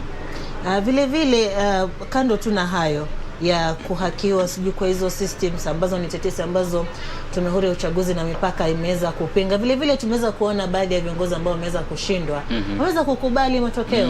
Na hiyo ni mzuri sana. Ni mzuri kabisa, kwa sababu ukiona umechunguza na umefanya darubini, umeona ya kwamba umeshindwa, ni mzuri, usilete shida, kubali tu. Manake bado kutakuwa na uchaguzi mwingine bado unaweza endelea, unaweza jaribu tena. So na pia wajua wale ambao wanaweza taka kuelekea mahakamani, bado hiyo ni bado utatumia fedha, wakili watahitaji fedha. Sasa labda ushatumia pesa kuhakikisha uchaguliwe, hujachaguliwa, waenda kotini, bado utatumia fedha. Sasa labda hiyo process unaangalia, unasema hii kazi ngumu, afadhali niachilie na ni support yule ambaye amepitishwa. Naam. Na vile vile kwenye uchaguzi huu tumeweza kuona kuwa tuliweza kutumia sana mfumo wa dijitali, ambapo hapo jana pia tuliweza kumuona aliyekuwa rais wa Tanzania Jakaya Kikwete aliweza kutusifia sana, sema kuwa ameweza kuona tumeweza kutumia mfumo wa dijitali katika kuandaa uchaguzi, kwenye uchaguzi na hata baada ya uchaguzi bado tunaendelea kutumia mfumo wa dijitali. Waona hilo limetuwezesha vipi katika uchaguzi huu? Wajua Kenya kwanza, Kenya ni kiongozi katika teknolojia eneo hili la Afrika. Na hivyo basi ukiona jinsi ambavyo tulivyotumia teknolojia kwa njia mingi, kwa njia ya sekta ya banking, ile ya benki, telecommunication, kupiga simu kila mahali, ama kutumia pesa, M-Pesa. Tumetumia teknolojia vizuri sana kwa sehemu mingi ya uchumi yetu. Na hivyo basi hata ukiona jinsi ambavyo serikali inafanya shughuli zake, pia teknolojia imetumika kabisa. Sasa kutumia teknolojia jinsi ambavyo commission ya IEBC imeitumia ni kizuri, manake inasaidia, inaharakisha utaratibu wao kuhakikisha ya kwamba inafuatana na sheria za katiba. Hiyo ni ya kwanza. Na ya pili pia inaleta imani katika hiyo utaratibu, manake wajua katika nchi hili watu waaminiane. Ukiona ya kwamba Robi ameshika kitu, utaanza kusema lazima huyu kuna kitu pale amefanya ambayo haitakuwa mzuri kwangu. Hivyo basi ni teknolojia ndio itasaidia. Shida ni kwamba hizi teknolojia pia lazima kukue na mkono ya binadamu. Sasa mkono ya binadamu ambaye anagusa hiyo teknolojia pia, kama sio mtu ambaye ako na ile kitu tunaita ethics, basi hapo inakuwa na shida pia. Lakini teknolojia lazima tuhimize, ni kitu muhimu, jinsi ambavyo Rais Jakaya Kikwete alisema, ni kitu kizuri. Pia inaonyesha ya kwamba nchi inaendelea na ni kitu kizuri. Na vile vile waona kama tumeweza kufikia nchi kama vile Marekani, jinsi ambavyo wanapiga kura, waona kuwa tunawakaribia kwa mifumo yetu ya kupiga kura, hasa tukitumia dijitali. Bado kidogo. Manake Amerika pahali ambapo wamefika, wajua bado wanatumia teknolojia, lakini wako na zile maadili za kuaminiana. Mtu anapiga kura, anaenda nyumbani, anaendelea na kazi yake mpaka wakati ambapo matokeo yatatolewa. Hashughuliki, manake anajua ya kwamba kazi yake ilikuwa kupiga kura, si hata kungojea ni nani ametangazwa. Kwa sababu anajua yule ambaye atatangazwa ni yule tu ambaye alimpigia kura. Lakini wajua sisi bado hatujafika hapo. Sisi tunapiga kura, tunaifuata mpaka kule kwa teknolojia, tuangalie kama iko sawa. Hadi kwenye tallying center basi tunaifuata mpaka huko. Kuweza kuhakikisha kama kweli. Imani ndio shida. Naam. Hapo awali tumeongelelea tumemtaja Gladys Wanga ambaye tulimwona pale ndani. Ni mmoja wapo wanawake ambao wameweza kujizolea viti vikubwa sana kama vile ugavana, na vile vile pia tumeweza kuona wengine kama vile Susan Keheka vile vile ameweza kujishindia kiti cha ugavana. Vile vile mkidhani pia Waiguru ameweza kushinda. Waona mfumo huu umechangiwa na nini kuweza kupata wanawake wakaweza hadi kupigiwa kura kuweza kupata viti kama hivi vya ugavana? Kwanza ukiona ile kaunti ya Nakuru sana imetoa wanawake wengi sana. Hadi useneta. In fact tunasema kwamba sisi kama wanaume tunasema sasa hapo 2/3 gender lazima Ninyi bado ni wengi sana. Lazima tutasema pale lazima kukue na 2/3 gender rule. Wanaume waongezewe pale, wafanye wateuliwe pale ndipo waongezwe idadi yao ikuwe mingi pale. Lakini ni kitu kizuri, inaonyesha ya kwamba tunaendelea kama nchi. Watu already wanaanza kukubali ya kwamba wanawake pia wanaweza ongoza. Na kitu kizuri, ni kitu kizuri, na ukiona kwa historia na pia kwa ile culture, na wanawake ni watu wa kuamini. Unaweza waamini, wanaweza chochote ambacho wamesema watakifanya. Na hivyo basi viongozi, kiongozi mwanamke pia anaweza fanyia watu kwa sababu ya hiyo imani ambayo wako nayo kiundani, wanaweza leta uongozi nzuri. So labda siku moja pia tutakuwa tunapata rais ambaye ni mwanamke. Amina. Labda Nairobi. Amina kabisa. Umesema mambo ya kuamini wanawake katika uongozi. Nikakumbuka kuna mmoja ambaye alikuwa anatumia alikuwa anatumia ajenda hiyo katika kukampeni, lakini kwa sasa mtazamaji, naambiwa kuwa tuelekee pale kwenye uchaguzi hall tuweze kupata matokeo zaidi. No. Please, if you have no role in the verification process, kindly allow the teams to do their work, because this is work that requires a lot of attention and meticulous. If you have no role, kindly leave the verification area. Thank you.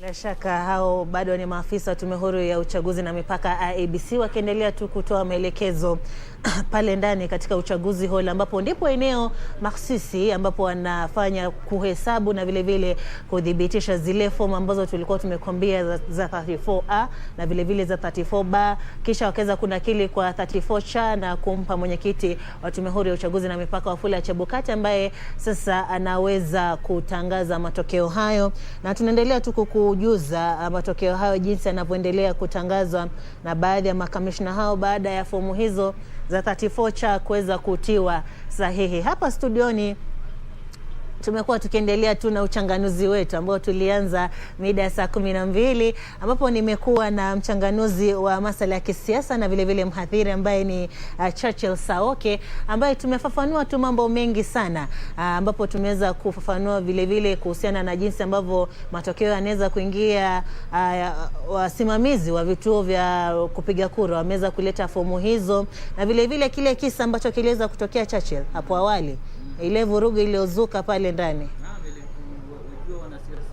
Wanaanza kuingia na hivyo basi jinsi wanavyoingia ndivyo wanavyotaka kuhakikisha ya kwamba hiyo process wanataka kuchunguza na kuhakikisha ya kwamba wanadhibiti zile results ziko sawa, na hiyo ndio inaleta hizo vurugu. Bila shaka uaminifu bado haupo. Na mtazamaji, kama alivyosema, basi wa Kenya tuwe na uaminifu. Huyo amekuwa ni mchanganuzi wa masuala ya kisiasa Churchill Saoke, ambaye tumekuwa naye hapa na tutaendelea kuwa naye kwenye studio zetu hapa kwenye ukumbi wa Bomas ili kuweza kuchanganua masuala yanayotangamana na uchaguzi na vile vile kuhesabu, kudhibitishwa na vile vile kutangazwa kwa matokeo. Kwa sasa tunafikia hapo, utakuwa unaungana na wenzangu ambao wataendelea kukujuza jinsi mambo yanavyoendelea hapa kwenye ukumbi wa Bomas. Shukran sana.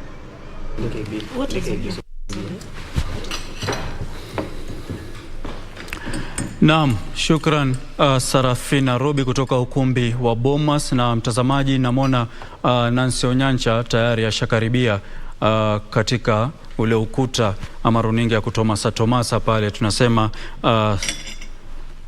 touch screen. Nancy yuko pale ili atueleze mengi zaidi kuhusiana na afisi ya mkurugenzi wa mashtaka ya umma Nurdin Haji. Wameweza kuchapisha kwenye mtandao wa Twitter matokeo yote ya utata ama kesi zinazoambatana na uchaguzi huu wa mwaka 2022. Wacha nimpishe Nancy atueleze mengi kutoka afisi ya mkurugenzi wa mashtaka ya umma. Asante sana Ahmed Juma Balo. Na mtazamaji, kama ulivyotazama, tuko katika mtandao wa kijamii ama page ukipenda ya mkurugenzi wa ofisi ya mashtaka ya umma, tuweze kuangazia kesi zinazotarajiwa na kesi ambazo zinatokana na shughuli nzima ya uchaguzi. Na tukianza na ile ambayo pia imekuwa kwenye vyombo vya habari kwa muda sasa, ni ile ya mbunge wa Kimilili Didmas Baraza, ambaye wakati huu ataweza kuwa katika kituo cha polisi hadi siku ya Jumatatu, ambapo anashtakiwa kwa makosa ya kuweza kumpiga risasi mlinzi wa mmoja wa waniaji wa viti cha ubunge katika eneo hilo, na ataweza kufikishwa mahakamani siku ya Jumatatu ambayo ni tarehe 15 Agosti ili kesi yake iweze kusikizwa. Na kuna mwingine ambaye ni Chege, ambaye anasemekana kuwa aliweza kufungua kimakosa kasha ambalo lilikuwa na vyeti ama ilikuwa na makaratasi ambayo yanahusiana na uchaguzi, na pia ataweza kufikishwa mahakamani siku ya Jumatatu. Anafahamika kama Chege. Na tukisonga mbele mtazamaji, katika eneo la Nyandarua, nafahamu kuwa huyo Chege ambaye ni George Chege, ambaye alikuwa ni afisa wa IEBC katika eneo la kituo cha kupiga kura cha Kianda, ambapo wanasemekana kuwa alikosa kupeana ile fomu ya 39A ya kiti cha wakilishi wa wanawake ama kiti cha women rep, na pia ataweza kufikishwa mahakamani. Na tukisonga mbele pia kuhusiana tu na huyo Chege, anasemekana kuwa aliweza pia kufungua kasha hilo kimakosa. Na mtazamaji, mengine tutaweza kuletea jinsi yatakavyokuwa yakiingia katika mtandao wa kijamii wa ofisi ya mashtaka ya umma, na kurejesha kwake Balo aweze kuendelea na mahojiano. Shukran sana Nancy. Na umesikia kabla tujaenda kwenye mapumziko, pia alikuwa nina swali kuhusiana na alichosema Nancy, lakini kabla ya hapo awali alikuwa tunazungumzia yule Mtanzania kwenye mtandao wa kijamii kusema kwamba Kenya wana uhuru, too much freedom, ya kwamba mtu anaweza kwenda akadownload matokeo ya uchaguzi. Tumepiga hatua kushinda mataifa mengine barani Afrika? Ndiyo, tunapiga hatua, ingawa hatua za kuhesabu, lakini lazima tujivunie hilo kwa kweli. Manake wanasema ninakotoka kwamba unakoogea siko na kukaukia. Kwa hivyo lazima ujitahidi kupiga hatua kidogo, na sisi tulikokuwa jana si sharti tubaki pale pale leo. Na kwa kweli hii pia ni changamoto chanya kwa wenzetu majirani, kwamba inawezekana kufanya uchaguzi wa aina hii. Unaweza kufungua kila kitu kikawa na uwazi, ili pasiwe na visingizio vya matokeo yanayotoka katika chaguzi zenyewe yasiwe ya haki. Lakini papo hapo pia tujifunze kuhusu hawa wadukuzi ambao wanaweza kuingia katika vituo hivyo ambavyo tunavitumia kuwasilisha matokeo, pia wakawasilisha hesabu zao, ama wengine wamepenyeza fomu ambazo si halali zilizokusudiwa kwenda kwa IEBC. Kwa hivyo kuna mambo ambayo tutayashona muda baada ya muda, lakini kwa vyovyote vile ni hatua ya kujivunia kwa sababu tumepiga hatua. Naam. Cha msingi ni kwamba kweli alivyosema ni kwamba tumepiga hatua, na hilo ni dhihirisho kwamba demokrasia yetu bado inanizidi kunoga. Maana ukitulinganisha na majirani wetu ni kama hatuna ushindani na majirani wetu bana Balo. Manake unapoangalia vile wana Uganda, Tanzania, nchi ya Burundi, Rwanda na nchi ya Sudan wanavyoendeleza shughuli zao za uchaguzi, utapata kwamba kidogo hawajafikia ile level ambayo tumeshafikia sisi kama taifa. Watanzania wanashangaa ni vipi kwamba hakuna hali ya mshike, kwamba kuna viongozi wanatorokea nchi za barani ama za ujirani. Wanashangaa ni vipi hawa viongozi hakuna viongozi wa upinzani ambao wanakashiwa na kufukuzwa hapa katika ile hali ya kujificha. Wanashangaa ni vipi kwamba tunaendeleza shughuli za uchaguzi tukiwa na internet bila kuzimwa. Wanashangaa ni vipi stima haipotei wakati kura zinahesabiwa. Hayo ni masuala ambayo sisi tunafaa kujipiga kifua na kusema kwamba hilo ni hatua kubwa sana tumelipiga. Manake pahali tulipo sasa tunavyozungumza ni kwamba sipo pahali tulipokuwa miaka 10 iliyopita kabla ya katiba mpya kuingia. Kwa hivyo sisi tuseme kwamba tumekuwa kielelezo kizuri katika bara la Afrika na pia kule ughaibuni. Manake Kenya inatazamiwa kama nchi ambayo demokrasia yao kidogo imepiga hatua, imekomaa zaidi. Awali hapo kidogo Ghana na nchi ya Nigeria na Afrika Kusini ndizo nchi zilikuwa vielelezo vizuri vile demokrasia na shughuli zote za upigaji kura kutoka mpangilio hadi mwisho zilikuwa zinafanyika vizuri. Lakini sasa Kenya ni miongoni mwa mataifa ambayo kweli yanatupiwa macho, na ni kwamba tumeshapewa ile inaitwa Clean Bill of Health na wale observers ambao waangalizi wa kutoka nchi za hapa barani Afrika, miungano ya bara Afrika kama vile Afrika Mashariki, COMESA, Africa Union, IGAD na pia wale wanaitwa NDI, hata pia wale wengine wanaitwa Commonwealth Observer Group pia wametupatia ile inaitwa Clean Bill of Health, ambayo ni kumaanisha kwamba shughuli zetu zinaendelea na kuwa sawia na ile mienendo ambayo imewekwa kimataifa, vile shughuli za uendelezaji wa kura unavyofaa kuendelezwa. Kwa hivyo kwangu cha msingi ni kwamba tuko na tunafaa kujipiga kifua kwamba Kenya tunasonga mbele. Naam. Umeona kwamba kuna baadhi ya maafisa wa IEBC kama alivyotuelezea mwenzangu muda mfupi uliopita Nancy. Utasikia kuna afisa fulani labda wa kituo fulani amekataa kupeana karatasi fulani. Kiufupi, matukio kama haya, maafisa wa IEBC kuhusika na visa kama hivi, unatia dosari uchaguzi mzima? Mwaka 2007 na katika hizi hatua ambazo tumepiga, mwaka 2007 tulishuhudia taifa hili likikaribia kuteketea. Na nafikiri kila mtu ambaye ni mzalendo wa taifa hili hapaswi kufanya jambo la aina hiyo. Tunapojitahidi kudumisha uwazi na kutaka kila shughuli tunazozifanya zijitokeze katika uwazi tunaotaka, pasiwe na watu wa aina hiyo. Manake wale ni kama wanawasha mshale wa kiberiti kwenye taifa letu. Na inapunga kwa kweli, inafurahisha kwamba wamepatikana baadhi yao na wanachukuliwa hatua za kisheria. Jambo la kimsingi kwa mtu yeyote anayefanya kazi anayopewa katika taifa kwamba aongozwa na uzalendo, alafu yale maadili ambayo tunayazungumzia katika katiba yetu. Haya mambo ya kuongoza katika utendakazi, kwa sababu hayo ndio ya kimsingi na yanawezesha taifa letu kukaa pamoja kwa ushirikiano na kukuza umoja ambao unahimizwa hata katika wimbo wetu wa taifa. Kidogo pia niweze kuchangia hilo swala, sababu tunaposikia matukio kama hayo, dosari kama hizo zinapochipuka, ni kwamba si swala nzuri. Manake tushapewa hongera na wale wanaotutazamia tunavyoendeleza shughuli zetu za kiuchaguzi, lakini utapata kwamba huwa hatukosi just few individuals ambao kidogo wanaweza kuingililiwa na sijui ni pepo mbaya ama niseme nini wakaanza kuharibu ile taswira ambayo kidogo tulikuwa tumepewa nzuri.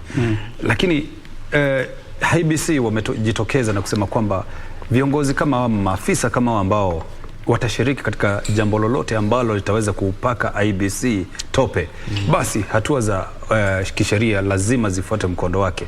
Na mimi nina furaha sana kwamba IEBC hawajawaficha wale ambao ni waovu ambao wamehusika katika jambo kama hilo kutoka siku ya juzi, siku ya jana. Pia tumeona kwenye vyombo vya habari wakisemekana kwamba wameshachukuliwa hatua, na tayari hapa Nanzi ametusomea kwenye taarifa yake ile ya guza kwamba kuna mmoja wao wana IEBC ambao kidogo wanangojea mashtaka kupitia yule bwana DPP. Kwa hivyo hiyo ni hatua kubwa sana kwangu kusema kwamba IEBC wanayatoa masuala yote kwenye meza, hawafichi, hawachezi kadi zikiwa chini ya meza na kuficha maovu ambao yako ndani yao wenyewe. Kwa hivyo ni jambo nzuri kwamba wanafichua masuala yote na kila jambo wanalolitenda liko wazi, na hilo kwangu ni miongoni mwa yale maadili ambayo wamezungumzia yako katika katiba yetu, katika article 10 ya katiba yetu na pia chapter 6 of the Constitution. Kwa hivyo haya kwangu ni masuala ambayo kwangu najivunia kama Mkenya. Nataka sasa hivi tuzungumzie siasa za Nairobi, ama hususan matokeo ya uchaguzi katika kaunti ya Nairobi. Inaonekana ni kama Azimio ina nguvu zaidi katika kaunti hii ya Nairobi.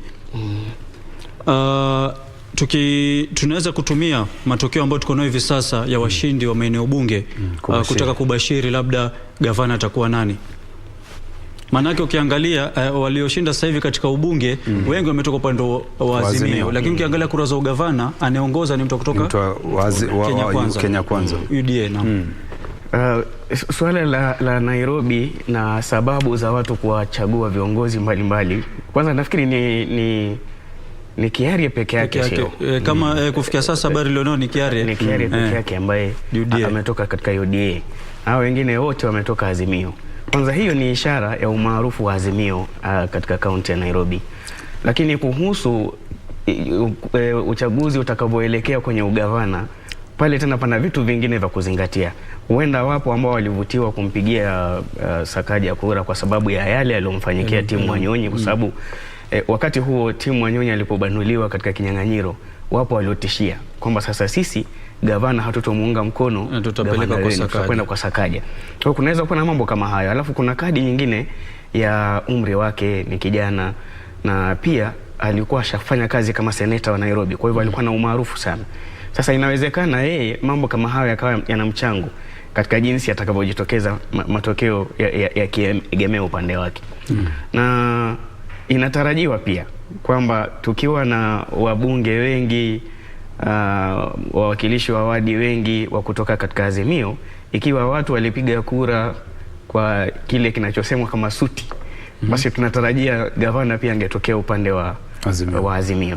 Lakini nafikiri hilo ni la kusubiri, manake kuna kadi nyingine ambazo zinaweza kuwa na mchango katika gavana Sakaja au seneta Sakaja kuibuka kama gavana. Pili, niweze kuongezea pia kwamba yale masaibu yaliyompata, labda kuna wale wanahisi ni kama kidogo alikuwa anaonelewa jicho mbaya, ama ni kama alikuwa anaekelewa kunyanyaswa. Kwa hivyo ni kama zile kura pia amepewa ni kama zile zinaitwa sympathy votes, kwa sababu ameangaishwa hapa na pale, na mwishowe tukaona kwamba jina lake liliweza kuwekwa pale kwenye kile kijikaratasi. Huenda wengi walisema huyu tumpe sababu ameangaishwa sana. Pili, ukiangalia yeye kama gavana ambaye ametoka mrengo wa Kenya Kwanza, na ukizingatia kwamba wale mabunge wote wengi wametoka upande wa Azimio, ni kiashirio kikubwa kwamba mpiga kura wa Nairobi si mpiga kura wa kawaida, si kama ule wa mashinani ambaye kidogo anasema kwanza tutapiga suti. Huyu ni kama kidogo akili zake zimepanuka kiasi ya kwamba anaweza kwenda kwa kile kijisanduku cha kupigia kura, akawaangalia wote na akasema kwamba hapa nitaangalia mtu kibinafsi na kadri ya uwezo wake nitampigia kura. Na huenda walikuwa wanatazama swala kama hilo pasipo masuala ya vyama. Maanake kule mashinani huenda wengi wanabahatika kwa sababu wakishafika pale kwenye kituo ni kusema tu mimi napiga watu wa UDA kutoka juu mpaka chini. Lakini hapa Nairobi kidogo mpiga kura kidogo akili zake ni kama zimepanuka kwamba anaweza muangalia huyu hata kama ni wa UDA. Nilipendezwa na semi zake wakati walikuwa na kile ule wakati walikuwa wanashindana pale debate ama mdahalo wakiwa na bwana Igathe. Nilipendezwa na semi zake na ndio sababu nampatia. Hama labda ashatutumikia vizuri akiwa seneta wa Nairobi na ndio sababu nampa, pasipo misingi ya kikabila na pia misingi ya vyama. Pili, kuna lile jambo ambalo pia mwenzangu amezungumzia la bwana Wanyonyi. Wanyonyi anatoka upande wa magharibi. Pia seneta ukiangalia bwana Sakaja ukimwangalia pia jina lake ni kisiwa kwamba anatoka upande huo pia, ingawa kidogo yuaficha lakini anatoka upande wa mlima wa Elgon. Hiyo yote magharibi mwa Kenya. Kwa hivyo ni kama jamii ya Waluhya ambao ni jamii ya tatu kwa wingi hapa Nairobi baada ya Wagikuyu na Wakamba.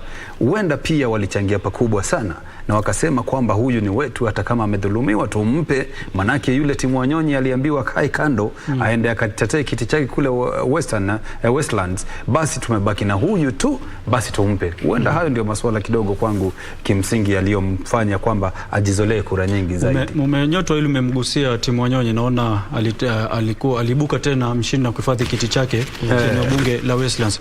Iwapo Sakaja atashinda uchaguzi wa ugavana kaunti ya Nairobi, huenda Azimio wakaishi na kwamba kwa nini tulimuondoa Timu Wanyonyi pengine? Nafikiri kitakachofanyika ni kwamba Sakaja mwenyewe ataanza kufanya kazi na serikali ya Azimio. Manake kaunti ya Nairobi si kaunti ambayo unaweza kujiweka pembeni sana. Ikiwa Azimio ndo watashika usukani wa kitaifa, basi itakuwa muhimu yeye afanye kazi na serikali ya Azimio.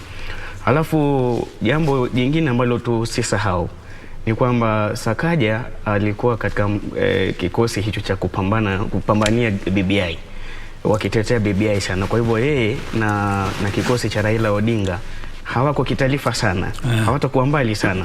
Ni mtu ambaye anaweza kuingia katika kambi hiyo akakaribishwa na akafanya kazi. Nafikiri hilo litakuwa la kimsingi. Na kuhusu timu Wanyonyi, na ikiwa kutakuwa na masikitiko, inawezekana kidogo, lakini kwa sababu gavana Sakaja anahitaji serikali ya Azimio ikiwa itaibuka na ushindi hivi leo ama katika kinyang'anyiro hiki, basi inamaanisha yeye ndo atajinyenyekeza zaidi, aingie katika mkao wao badala ya kujitenga na wao. Ya pili, wanasema kwamba aliyeoa mama yako huyo ndio baba yako. Kwa hivyo kimsingi ni kwamba Sakaja hana budi, ikiwa Azimio ndio watatoa uongozi wa taifa, basi ajipate kwenye njia pana kwamba wabunge wa kaunti ama magatuzi ni wengi sana, basi hana budi kunyenyekea vile mwenzangu alivyosema na kusema kwamba yuko tayari kufanya na serikali iliyoko mamlakani. Asipofanya hivyo, basi itakuwa ni kazi nyingi sana, atakuwa amejiweka kwenye njia pana sana, manake itakuwa rahisi yeye kung'atuliwa pale kwenye ile njia ya impeachment. Manake asipovuta subira, basi utapata kwamba maswala hayamwendei vizuri. Kuna pia hilo swala la timu Wanyonyi na kwamba yeye pia alipewa kile kiti pale Westlands ama magharibi mwa Nairobi, kwa sababu ya pia hiyo masuala ya sympathy, kwamba huyu alikuwa anakisiwa kuwa na uvuto mkubwa sana hapa Nairobi katika hicho kinyang'anyiro, lakini kidogo akaambiwa wewe kaa kando, hapa Nairobi na wenyewe sababu tunazifanya hivi, tuko na Igathe hapa. Kidogo alisikia ni kama wananchi ni kama alisikia pia kidogo amenyanyaswa, na alipoenda pale Westlands, na pia ukumbuke kwamba yeye ndiye amekikalia kile kiti, wakaonelea hatumrudishie huyu shoka lake. Kwa hivyo haikuwa kazi nyingi sana, na hata ukifuatilia kazi yake ya campaign hakufanya kazi nyingi, hakufanya kampeni nyingi, manake miaka mtawalia alikuwa ashafanya kazi tayari. Kwa hivyo yake ilikuwa tu ni ngoja tukupe kwa sahani. Kuna ripoti ambayo ilionyesha kwamba yeye alikuwa miongoni mwa wabunge waliofanya vizuri zaidi katika Kenya nzima. Kwa hivyo unapofanya hivyo, hilo kwanza linakutetea, linakupigia kampeni. Hata kampeni huhitaji tena. Utendakazi. Wapo watu katika kampeni hizi na uchaguzi huu ambao hata hawakutoa jezi wala vijikaratasi vya kubandika popote, lakini kwa sababu ya utendakazi wao na kuwa na wafuasi wengi walipigiwa kura, wamerudi. Hilo linanikumbusha huyu madamu wa Meru ambaye amejizolea kiti cha ugavana, huyo Kawira Mwangaza. Wadadisi wanasema kwamba huyu madamu hakuweka posta hizo vijikaratasi wala hakutengeneza hizi t-shirt, na tena independent, sio na independent candidate. Manake anasemekana kwamba alikuwa na runinga yake mwenyewe ya kijamii ambayo alikuwa inaendeleza kazi ya kijamii pia na kuwasaidia wasiojiweza, na alipojitosa pale uwanjani, na ukumbuke kwamba ilikuwa mara yake ya pili kujitosa pale uwanjani, manake 2017 alikuwa pale na akashindwa, lakini huu wakati wameona kazi yake vile alivyofanya, na wakati uliwadia na wakampa kila kiti na kumwangusha kigogo ambaye amekita mizizi kweli kweli pale Meru, ambaye ni mwamba ngoma mzuri sana, Bwana Kiraitu Murungi. Kwa hivyo upate kwamba kazi yako ukiwa kiongozi, na hili ni shinikizo kwa watu wanaitisha wampewa vile viti. Ukishafanya kazi nzuri kwa wananchi, kazi yako itakuuza kwa siku za usoni, na utakapoanza kurudia kuitisha kile kiti tena, mambo yatakuwa rahisi. Umezungumzia swala la kwamba utendakazi ni bora kushinda kuchapa mdomo na kampeni. Sasa nataka tuangazie kaunti mbili, Pokot Magharibi na vile vile kaunti ya Lamu. Kwa nini? Tunaona kwamba aliyekuwa gavana mara ya kwanza 2013 Issa Timami katika kaunti ya Lamu alishindwa na Fahim Twaha mwaka 2017. Sasa hivi kama Issa Timami amerudi. Katika kaunti ya West Pokot aliyekuwa gavana mara ya kwanza alishindwa na Profesa Lonyangapuo mara ya pili, na sasa yeye amerudi na kitu hivyo. Sasa ni mambo gani yanachangia mambo kutokea tushuhudie mambo kama haya katika kaunti moja? Labda mimi ndio gavana, mwaka unaofuata na nishinda, mimi narudi, ni utenda kazi, ni kampeni ndio inachangia mambo kama haya? Bado inasikitisha, manake umetaja hili na najua kuna magavana ambao amechapa kazi. Lonyangapuo ni mmoja wao. Amefanya kazi West Pokot, Pokot Magharibi vizuri. Lee Kinyanjui amefanya kazi Nderitu Murithi wa Laikipia amefanya kazi, lakini kwa sababu ya kuwa katika mrengo ambao haukuwa na ufuasi mkubwa katika maeneo yao, basi watu kama hawa wanapoteza nafasi.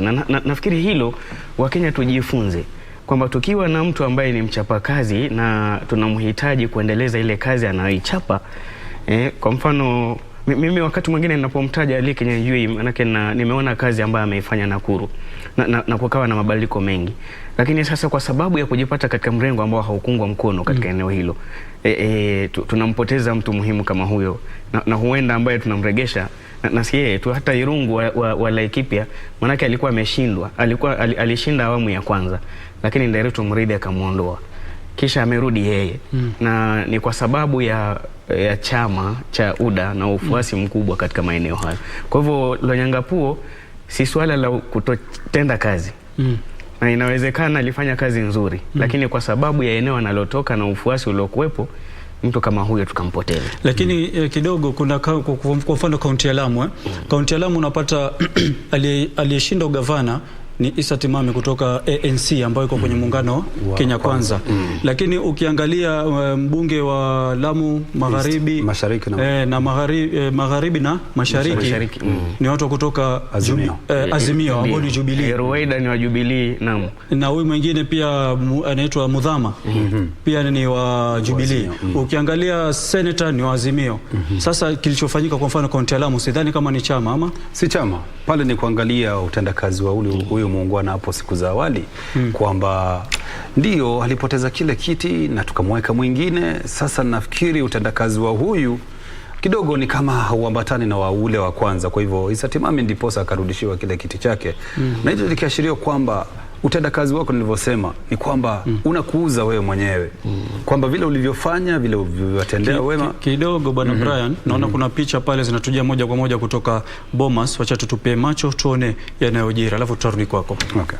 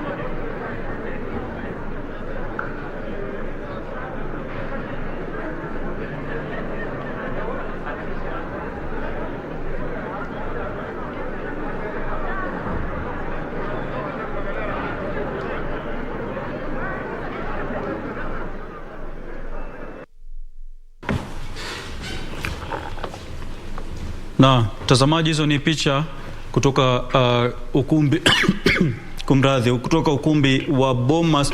Bado sijaweza kubainisha ni kitu gani kinachoendelea, lakini inaonekana kuna hali ya mshike pale, na ni kama wengi waliokuwa wako pale ni viongozi kutoka mrengo wa Azimio. Bila shaka tunafuatilia, na tutakapopata habari kamili, hatutaki kubahatisha, tutakueleza zaidi ni kipi kinachojiri.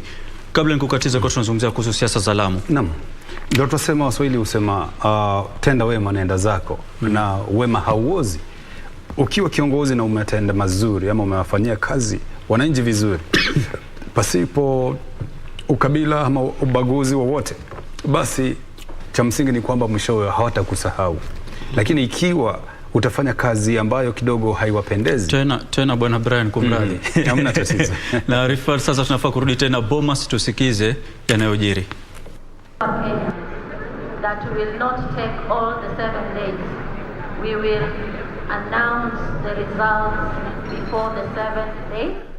So we urge the people in the inner circle to be diligent but very fast. We are here 24 hours and we are not leaving this place until we clear the returning officers.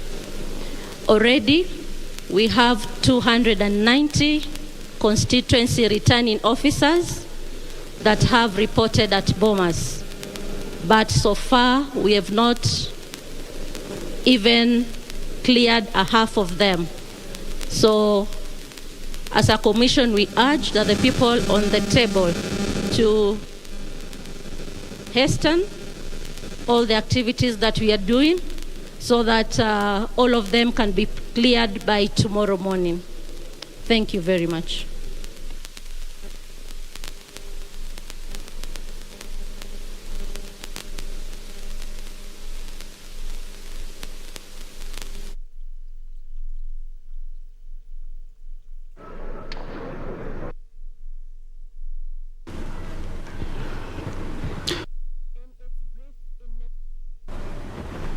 Mtazamaji, tutazidi kukueleza yanayojiri katika ukumbi wa Bomas, lakini kiufupi hapo ni kwamba watu wameombwa wawe watulivu baada ya ile purukushani iliyoshuhudiwa muda mfupi uliopita. Naam, na ni kweli ni kidukuu hapo ilo swala linaloibuka pale Bomas kwa sasa, tunapoona kuna swala la vurumai, viongozi wakijaribu kukabiliana na ama kuteteshana na wale makomishana. Kidogo naona hilo si wazo nzuri, sababu tunapowaangalia viongozi wetu kama kielelezo kizuri, hawa ndio wanatoa mfano pia kwa wale vijana ambao kidogo wamezembea pale nyumbani, kidogo wanangoja mwelekeo wa hawa viongozi.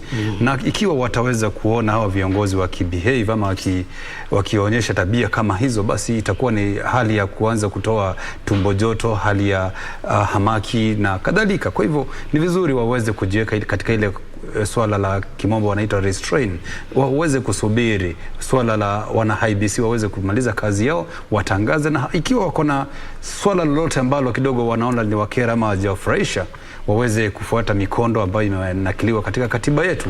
Na mikondo hiyo ipo katika katiba yetu katika kipengele cha 140 chasema kwamba ikiwa una sababu yoyote ya kulalamika, basi mahakama zipo, enda mahakamani uweze kuleta application yako ama petition yako na iweze kusikizwa.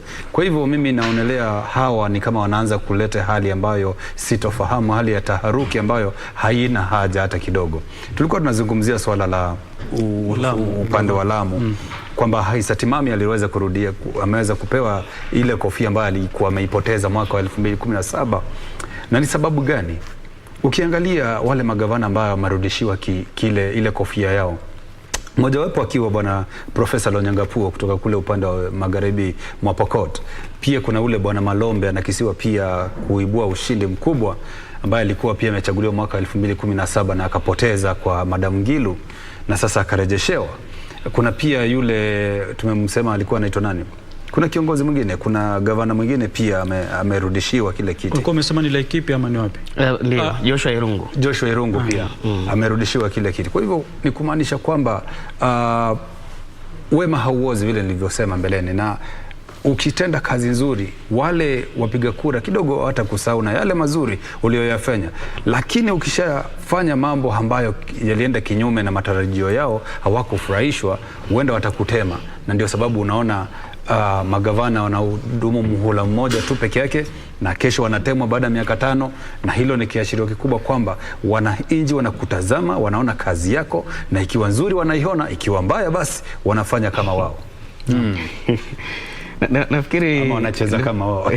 Ndugu Brian, tusisahau hilo la mtu kujipata katika mrengo ambao haungwi mkono sana katika eneo analotoka. Na ushawishi kiasi fulani. Ndio, kwa sababu wakati mwingine tunawapoteza viongozi ambao ni wachapakazi kwa sababu ya kujipata katika mirengo ambayo haina ufuasi mkubwa wanakotoka.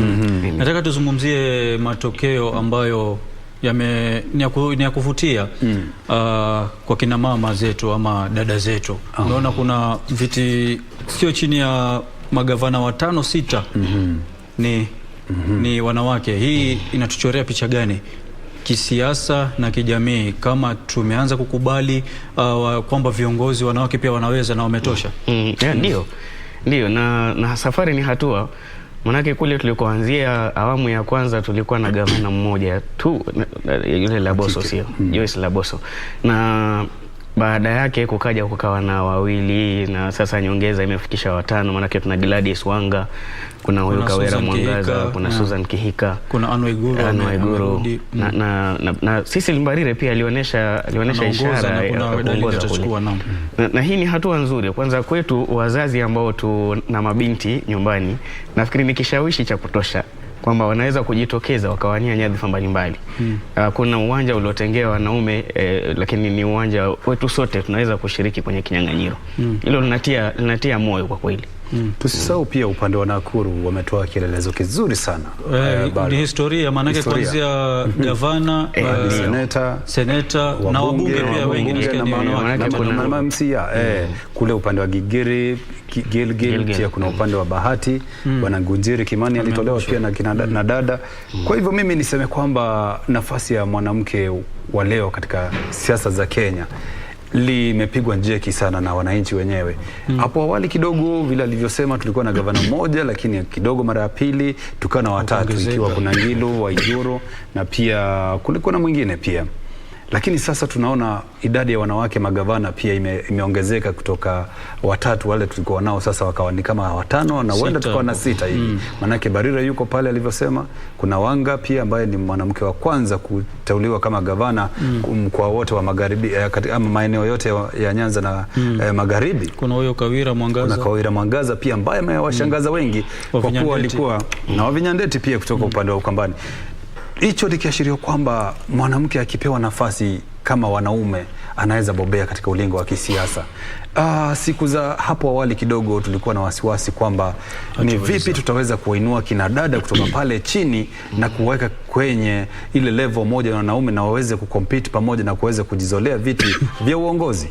Lakini niseme kwamba pia kumbuka kuna lile swala la Beijing, wanawake walikuwa wanapelekwa kule Uchina kusoma hali ya vile wataweza kuwa empowered ama kupewa nguvu ya kupigania viti na utawala. Niseme kwamba tangu hiyo miaka ya jadi hadi wa leo tumeona hiyo hali ikiweza kuimarika zaidi, na nafasi ya mwanamke sasa si jikoni tena, sio pale bedroom tena, na sio pale nyumbani kuwaosha watoto na kuwapikia ama kungoja mume kuja kutoka shughuli zake, bali mwanamke sasa amejitosa na anatambulika kwamba anaweza kufanya kazi hata kuliko wanaume wengine. Manake ukiangalia makaunti ama magatuzi ambao kina dada wanaonekana kwamba wanafanya kazi, utaona kama wanafanya kazi nzuri.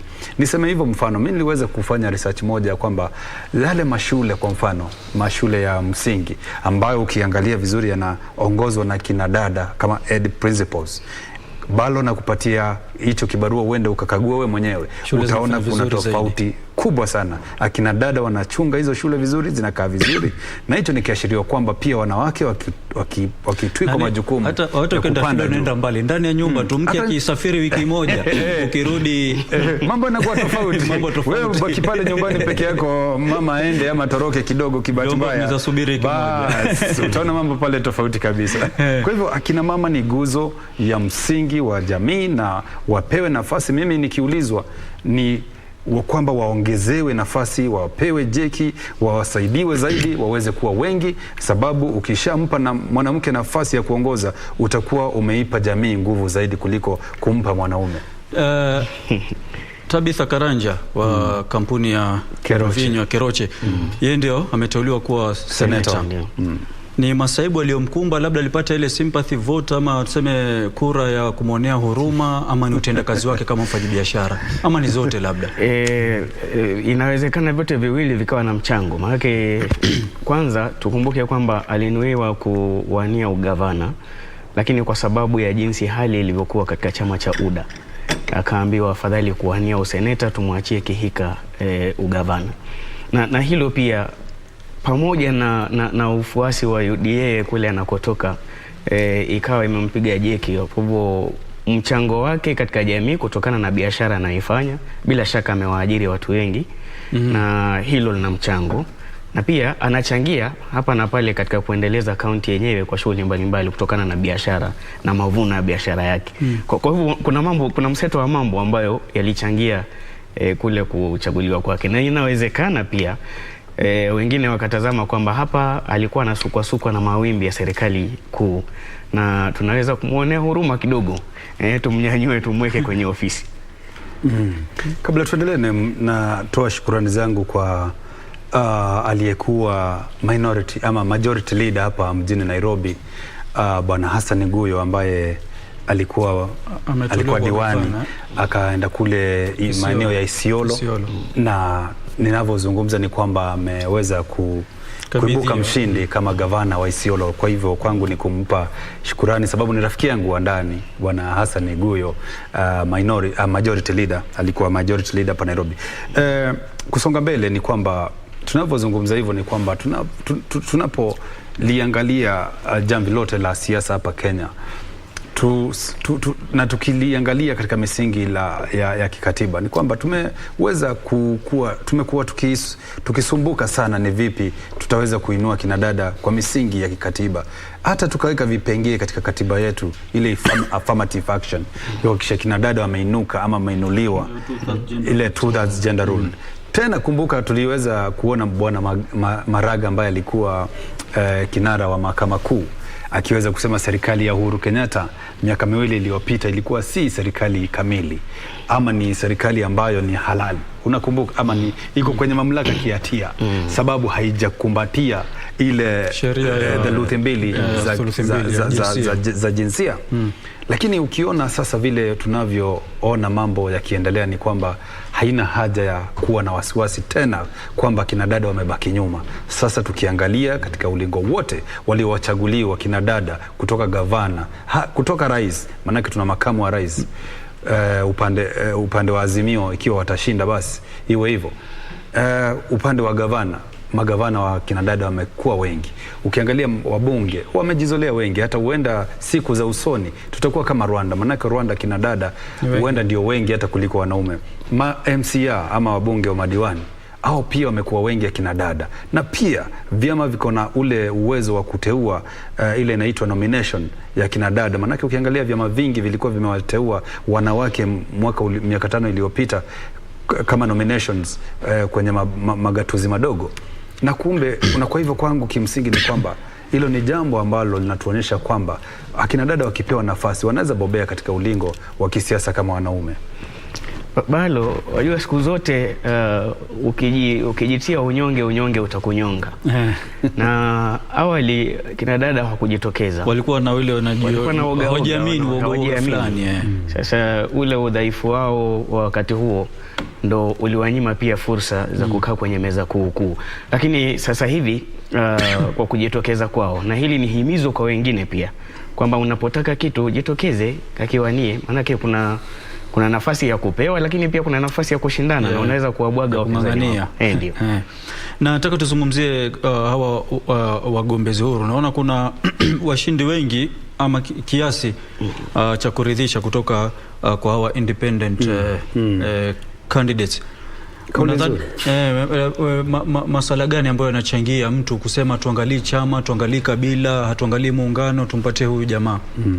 Maswala mazuri hayo Bwana Balo, manake unapoangalia katika swala nzima la nomination utapata kwamba kuna vyama ambavyo kidogo vinampa mtu cheti kulingana na zile hela ambazo wamezileta, ama unono wa bahasha na kimapendeleo pia, na pia misingi ya kikabila. Kwa mfano wale wanatoka maeneo ambao kidogo ni mchanganyiko wa makabila, utapata kwamba yule kinara wa chama hicho anawaegemea watu fulani, anawapendelea fulani na kuwapa hizo vyeti badala ya kuangalia ni nani ambaye anastahili. Lakini ikumbuke kwamba siku hizi mambo yamebadilika, kwamba mwananchi pia naye anatazama hayo yote yakifanyika. Ukiangalia wale ambao wamejitosa uwanjani kwa njia huru ama njia independent ni wengi. Kwa mfano pale kuna Karauri ambaye amejizolea ushindi pale Kasarani. Kidogo alikuwa amepigwa chenga katika mambo ya nomination. Na yeye si yeye pekee yake. Kuna wengi hata katika maeneo ya udiwani ya MCA. Kuna wale kidogo waliona kuna joto katika masuala yote ya nomination, vyeti vinapeanwa kwa msingi ya nani yako na bahasha nono, na wakajitosa na wakajituma na wakaenda kwa wananchi kuwanyenyekea na kusema kwamba nipeni hiki kitu kwa misingi ya kazi ambayo nina uwezo wa kufanya. Na hilo kwangu ni jambo nzuri, manake linaonyesha kwamba ni taswira kamili kwamba mwananchi ama mpiga kura wa leo amechanuka kidogo ama akili yake pana kidogo kimawazo, kwamba anaweza muangalia na kumchunguza vizuri anayempigia kura, si msingi ya chama peke yake, bali ule uwezo ambao anauweza kutekeleza kazi ambayo anatumwa kwenda kuifanya. Na himizo moja la kimsingi ni kwamba maadamu nafasi ipo katika katiba, itumikisheni. Tusiwe na oga. Alivyosema kuna watu waliodhulumiwa katika nominations, alafu wamekuja sasa wakadhihirisha kwamba kwa kweli sisi ndo tulikuwa maarufu. Wale ambao walikuwa wanapewa tiketi za moja kwa moja katika chama huenda hawakuwa maarufu, na utendakazi wao pia haukuwa umedhihirika sana. Na nafikiri hii ni hatua nzuri. Kwanza katika hatua hiyo tumpongeze huyo Kawera Mwangaza. Maana yeye aliona Azimio na chama cha basi kina Kiraitu Murungi, akaona hatoweza kupenya katika UDA kwa sababu Mithika Linturi alikuwa tayari ashakita kambi. Kwa hivyo akatumia nafasi iliyopo ya kwenda kama mgombea huru. Kazi yake ndio kumtetea mchango katika jamii. Ndio. Kwa hivyo tutumikishe hizi nafasi ambazo zipo katika katiba, na tunaweza kuwa hata na rais ambaye ni mgombea huru. Hilo sijui kama litakuja hivi karibuni kuwa na rais ambaye ni independent ama huru, lakini lolote lawezekana Kenya. Maana yale tuliyokuwa tunasema kwamba hayawezekani siku zilizopita, sasa tunaona yakiwezekana. Tumepiga hatua katika mambo mengi. Labda tumesalia na sekunde chache tukimalizia tu semi zako za kufunga mahojiano haya, na wewe pia bwana Indindi una yapi? Yangu kimsingi ni kwamba najua Wakenya wana hamu, wana kiwewe cha kujua ni nani ambaye amekuwa mshindi. Wanajiuliza, wana IEBC kwa kweli siku 7 bado mpaka saa hizi hamjui nani kiongozi, ama mnatuweka kwenye njia tu ya kusubiri, ama kuna yale mnapikwa, ama kuna yale yanapikwa. Ni wahimize wana IEBC wafungue zile zinaitwa communication channels wanavyofanya. Maanake unapofanya ile inaitwa periodic communication, kutoa habari hapa na pale, kutoa wasia hapa na pale mara kwa mara, utawafanya wananchi wapunguze ile joto na ile hamaki na ile hamu ya kujua ni nini hasa kinaendelea. Na unapofanya hivyo, basi unafanya hali ya temperature ama baridi iweze kuingia kwenye matarajio ya Wakenya. Kwa hivyo wazidi kufanya hivyo, lakini haya masuala ya kuleta hizi takwimu kwenye maruninga ambayo yamesimamishwa kidogo ni jambo nzuri, lakini cha msingi ni kwamba bado Wakenya wanajiuliza itakuwa siku gani, ni wakati gani tutakapojua kiongozi wetu. Kwa hivyo subira uvuta heri, lakini saa zingine pia ngoja yaumiza matumbo. Kwa haraka sana. Jambo la kwanza ambalo ni himizo kwa IEBC na viongozi wa kisiasa ni kwamba taifa hili tunalihitaji sawa na linavyotuhitaji sisi. Kwa hivyo yeyote asifanye jambo ambalo linaweza kuwasha mshale wa kiberiti tukateketeza taifa letu. Hilo ni la kimsingi. Tuongozwe na uzalendo, halafu tuthamini kuaminiana, na tuthamini kuwa na jamii ya kuaminika. Maana ile honesty ni kitu muhimu sana, na tunahitaji kupalilia katika kizazi cha sasa na kizazi kijacho. Na asanteni sana bwana daktari wakili Brian Mutie na vile vile Henry Ndindi. Naarifa mimi wakati wangu wa kuchomoka ndani ya studio umefika, lakini sasa nyinyi nitaelekeza upande wa pili kwenye mwenzangu wa Kenya Decides Tomboya, kwa muendelee naye kwa mahojiano haya na mengi zaidi kwa lugha ya Kimombo. Asanteni sana. Tunashukuru bwana Ahmed. Na mtazamaji, kufikia hapo hatuna la ziada, ndiyo natamatisha mahojiano haya siku hii ya leo kwenye Kenya ya Amua. Mimi naitwa Ahmed Jumabalo, naondoka studio, lakini mwenzangu Tomboya tayari amewasili. Asalamu alaykum.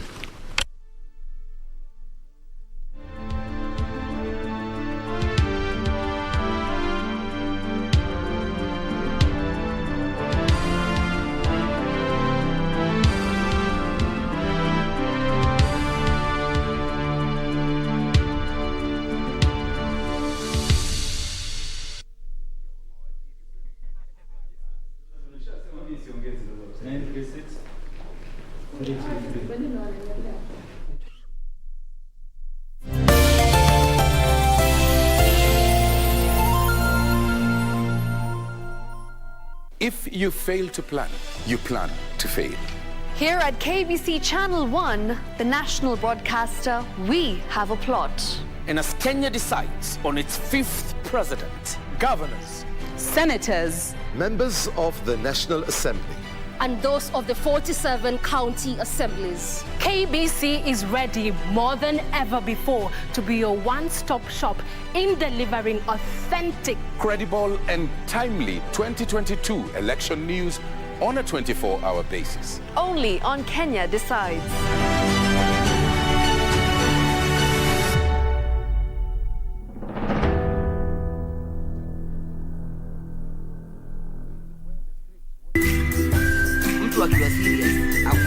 Life cannot always be too serious. Yeah, man, what's up, yeah?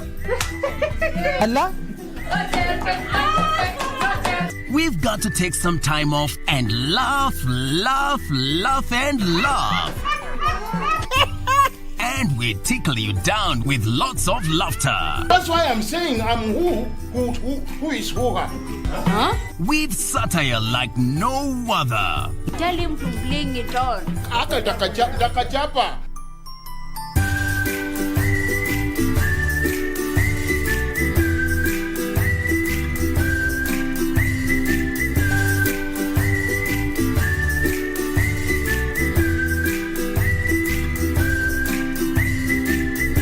Hamna amani tena, kwani kwa Laba na Hana kuna panda shuka si haba. Mtoto wangu hataona psychiatrist yoyote.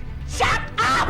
Kelsey naye ni pilipili kali wa pili. Sitaki kumwona kesi nyumbani kwangu.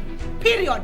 Jackie huyo anajaribu vyake kwa kati. Nilikwambia nitakuharibu uso wako. Ndio unajua kwamba uhalifu ukufai. Safari na Kahindi wanazo ngoma si haba. Nyinyi kuna nini? Huyu Kahindi alisema tatila somo kwenye chakula. Yote hayani katika tamthilia ya Maza. Fululiza Jumanne hadi Alhamisi saa 1:30.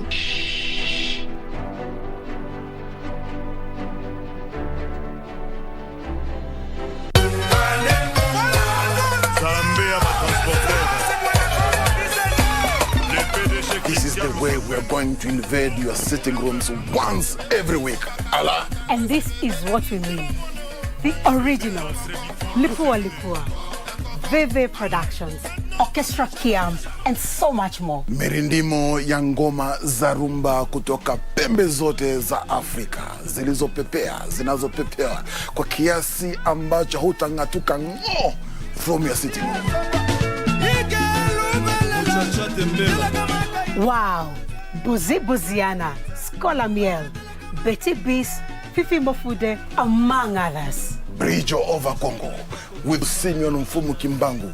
And Winnie Marie-Jose on KBC Channel 1. Zambia Sambela Kate, Ako Sambela Nani. God does not worship. To whom will he worship? Honorable Kajos Mafu.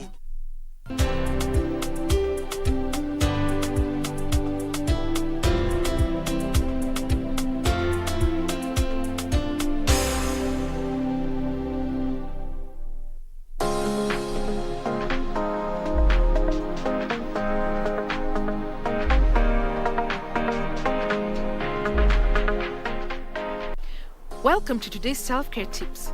And today we're going to look at it from a very somber point of view, because self-care is more than just taking care of yourself. It also entails taking care of your country during this pre- and post-election period. I am Irene Joroge. Now, election time is here, and of course we know what that means. There's a lot of excitement everywhere in the air, and we're all hoping for good changes in this country. But at the same time, what should be foremost in our minds is peace. Play your part in ensuring that there's peace in this country. Let there not be any post-election violence. Because think of what it can do. If the country falls apart, what will happen to everybody? First of all, children will not go to school next year. They'll end up repeating. That's another whole year wasted, not forgetting there was that year of COVID that ended up like that. businesses will collapse, workplaces, everything takes a standstill, and we are all affected. So play your part. Avoid any words or actions that can be taken to bring anything that destroys the peace of this country. Because what we need right now is sobriety, peace, and remember that no leader, no position is worth dying for. There are very many ways to keep the peace, and one of them is to avoid getting into political arguments. For example, right now, your vote is your secret. Don't discuss. Another thing is to avoid rallies where there are threats of violence. This issue of scrambling for small amounts of cash can lead to trouble. People are getting injured, and right now the insecurity is at an alarming level. Another thing we need to think about is the prospect of becoming a refugee or an IDP. It is not funny, it is not amusing. These are things that have happened in the past, and we really don't want to go back into that deep, dark history. This has been self-care tips on how to keep safe and how to maintain the peace during this post-election period.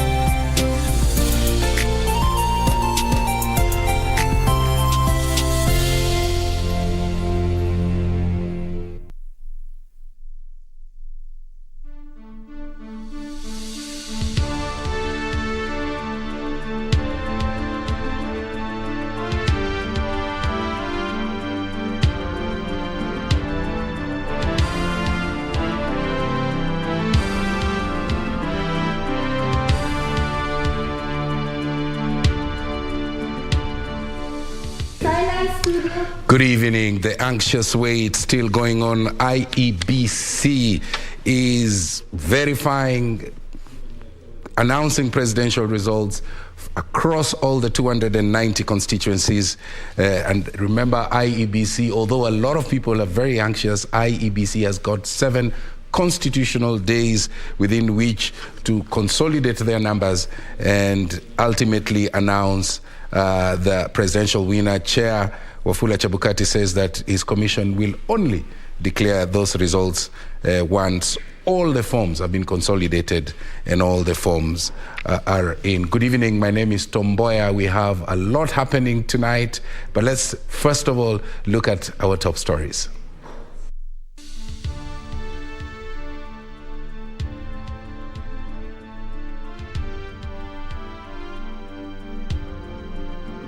Kimilili MP Didimas Baraza to spend weekend in police custody over murder of his opponent's aide.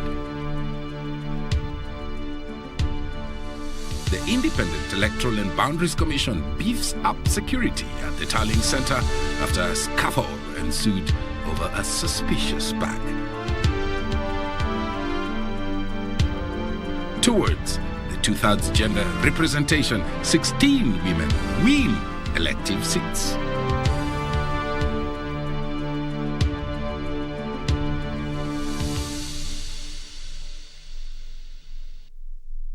Of course, that scuffle also bringing a lot of anxiety. It erupted at the National Toll Tallying Center. Thank you for joining us. Once again, my name is Tom Boya. Our sign language interpreter is Susan Thuku, and our socials at KBC Channel 1. My Twitter handle is Tom Boya. We did indicate the scuffle that erupted at the National Vote Tallying Center at the Bomas of Kenya in Nairobi County. It happened in the afternoon Friday. Why? Suspicions on the contents of a bag that was being in custody of one of the politicians. That situation quickly being contained by IEBC commissioners who called in security personnel. The electoral body has now warned politicians and anyone accessing the National Tallying Center premises to restrict their movements to the places that they are allowed, not to approach the center where the tallying as well as the verification is ongoing, except when approved by the agents. Let's take a look at that report. As the verification of Forms 34A and 34B continues, the Independent Electoral and Boundaries Commission has issued a warning and announced a raft of measures to be observed by those at the main tallying point at Uchaguzi Hall in Bomas of Kenya.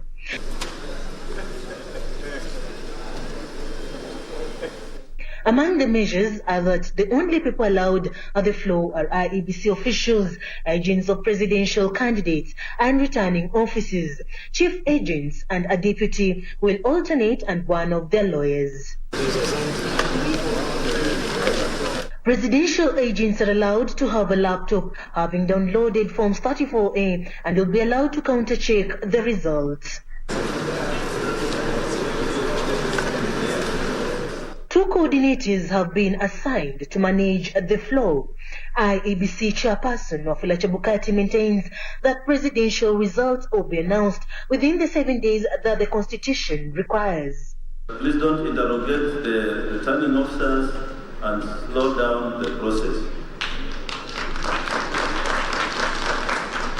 If we do that, then we shall not be able to finish this exercise. So agents play a role, observe, make notes, and then let the process move on. And we expect that we shall have a few more desks, make 7. I'm directing that each desk do not take more than 15 minutes per returning officer.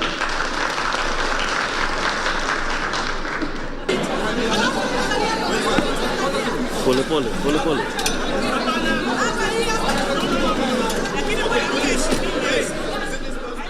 Security has also been beefed up. We do not want politicians who have been announced wherever they were contesting to come and cause chaos in the National Tally Center. And we put mechanisms in place to ensure that our systems are basically secured. We are monitoring all our systems at all levels, at network level, at application level, at database level, and even at operating system level. Nothing like that has happened. Of course, we know people are not sleeping. They want to make sure that our systems are down. I don't think there is any time that even our portal has twinked that was down for even a second. This is because of the mechanism we have put in place. So we assure the whole country that our systems are actually secure. The Commission is still receiving and verifying Forms 34A and 34B with presidential results from at least 20 constituencies having been verified and announced. Seraphine Nairobi for Prime Edition. IEBC, they are giving an assurance on their systems, indicating that they are up and secure and very robust. Now, let's cross over to Kilifi County, where my colleague June Karisa is. June, if you can hear me, give us the very latest from the coastal town of Mombasa. VP. Right, Tom, good evening. We are at the Pwani University. This is the County Tallying Center for the County of Kilifi, and we are awaiting the County Returning Officer Hussein Gure to officially declare who has won for the gubernatorial seat, senatorial seat, and the women rep position. We have been here, this is day 5, and we have been adamant to understand how the electorate have cast their votes and who they have chosen to lead them for the next 5 years. One thing to note is that by today morning, all the constituencies had announced their results at their constituency tallying centers. We have 7 constituencies in Kilifi County, and all of them by morning had announced their results. Those results have to be submitted to the county returning officer just behind me, who is led by the team that is led by Hussein Gure, to come and ascertain whatever they have transmitted electronically is what is being relayed on paper. So since morning we have been waiting for the hard copies to arrive from the constituency returning officers, and so far all constituencies have been represented here. What is happening behind me, two constituencies are remaining, that is Magarini and Malindi constituencies. We are awaiting their verification, upon which Hussein Gure will declare the results as we wait for the official tallying from the county desk.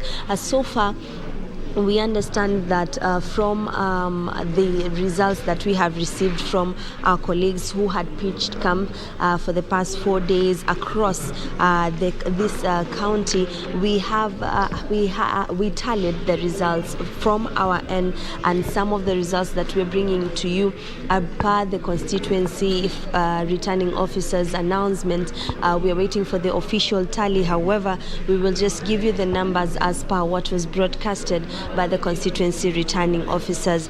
For the parliamentary seat, ODM party has managed to clinch 4 seats, the PAR party has managed 2 seats, and UDA 1 seat. Kilifi South, Ken Chonga has managed to fight for his seat and secured a win with 24,300 votes. In Kilifi North, Owen Bayer has also done the same and secured his seat with 27,558 votes.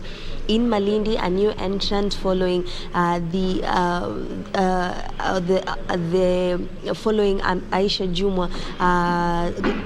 Aisha Juma's bid for the gubernatorial seat, and that seat was left vacant, and Amina Mnyazi has emerged the winner. She was vying through the ODM party, and she has managed to clinch 21,634 votes. In Ganze, Teddy Mwambire lost his bid to Kennedy Tungule, who from the PAR party, who managed to get 24,497 votes. In Kaloleni, Paul Katana secured his seat with 16,968 votes. In Rabai, following the demise of William Kamoti earlier this year following an accident, we have seen a new entrant into the political scene, that is Anthony Kenga. Through the PAR party, he managed to secure a win of 10,737 votes. In Magarini, the current member of parliament lost his bid to Harrison Kombe of the ODM party, who managed to get 11,946 votes. So in total, the ODM party has 4 seats, the PAR party has 2 seats, and the UDA party has 1 seat. When it comes to the member of county assembly, the ODM party has managed, or Azimio, let me talk about Azimio. Azimio coalition has managed to clinch 17 seats, followed by the PAR party with 7 seats, the UDA party with 5 seats, and independent individuals with 4 seats, Shirikisho 1, and ANC under the Kenya Kwanza Alliance with 1.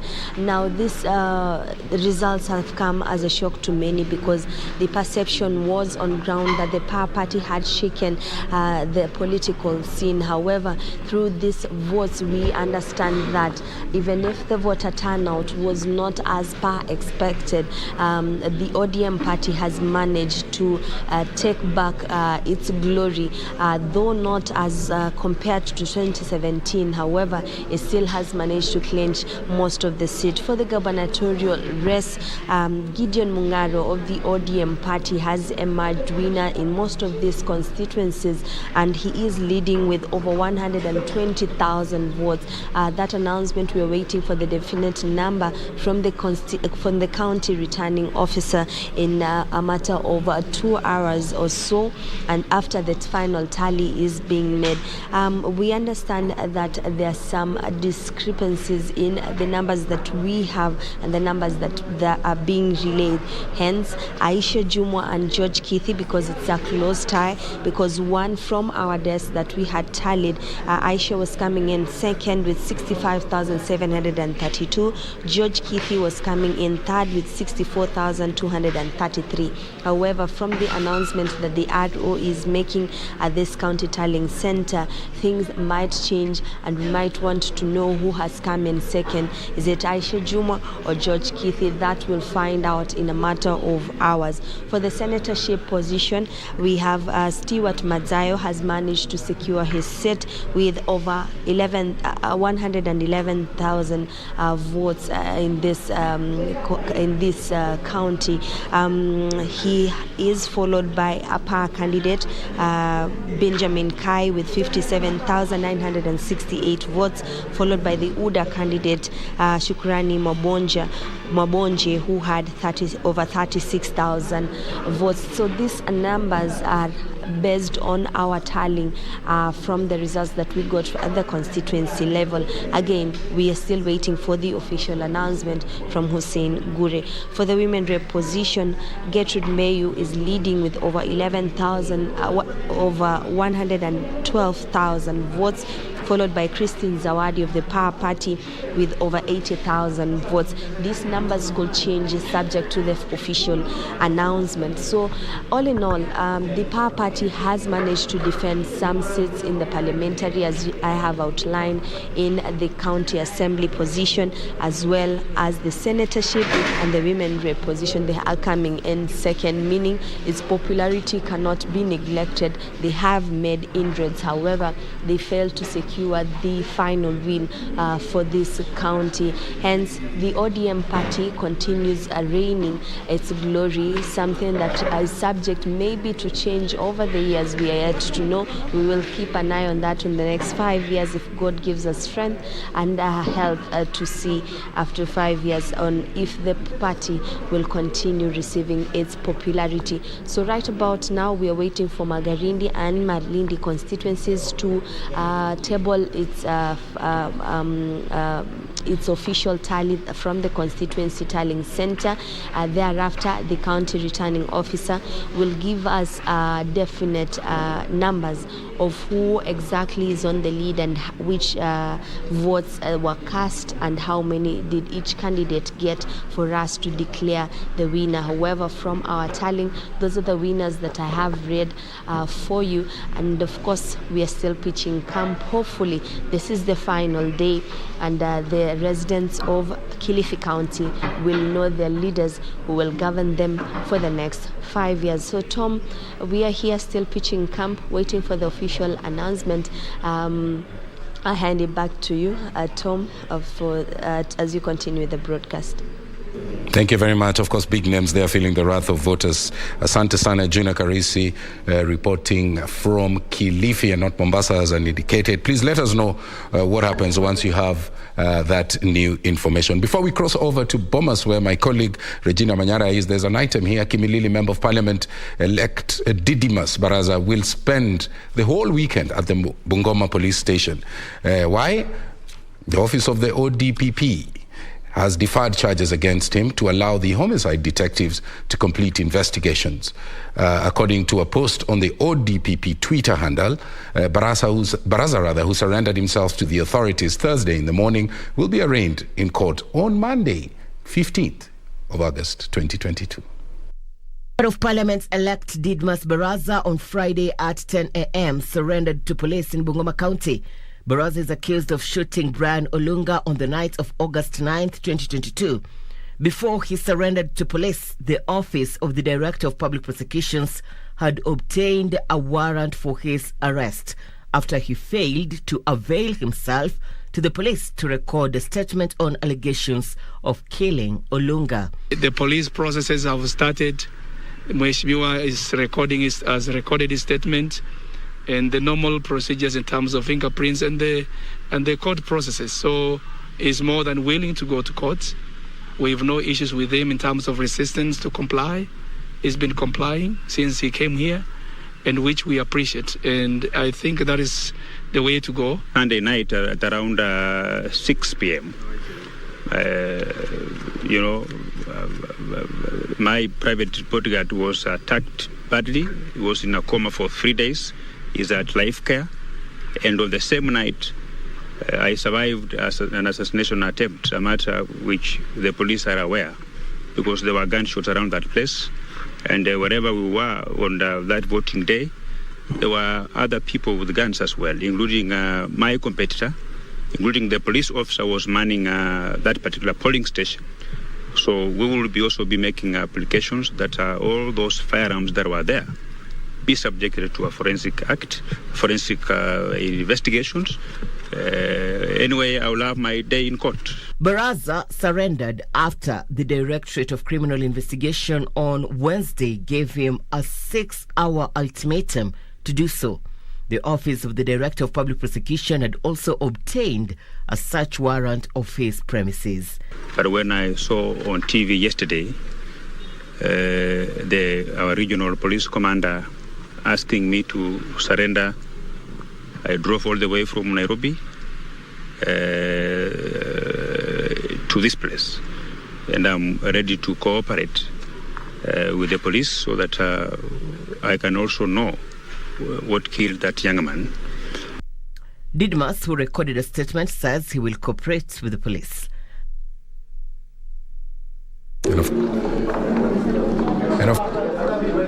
A story that we will be following for you. We have our finger on the pulse of that report. And now it's a dash, of course, to hit the 50+1 mark for the two leading candidates, Raila Odinga and William Samoei Ruto. Who will win the prize in round one? Let's cross over to the NAF Center at Bomas.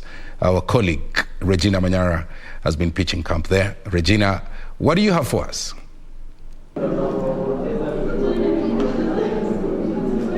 Good evening to you, Tom. Yes, indeed, everything and all eyes are focused at the Nairobi, or rather the National Tallying Center at the Bomas of Kenya. And I'm Regina Manyara. Now, to just bring you up to speed, a while back, we witnessed some disruptions at the floor of the hall, that is Uchaguzi Hall, that had to have intervention from IEBC officials as well as the security apparatus. The conversation was around prohibited material, according to IEBC Vice Chair, that is Juliana Cherera, who went further to just assure the stakeholders, that is including the media as well as the political party agents who are within the hall there, that the situation had been arrested.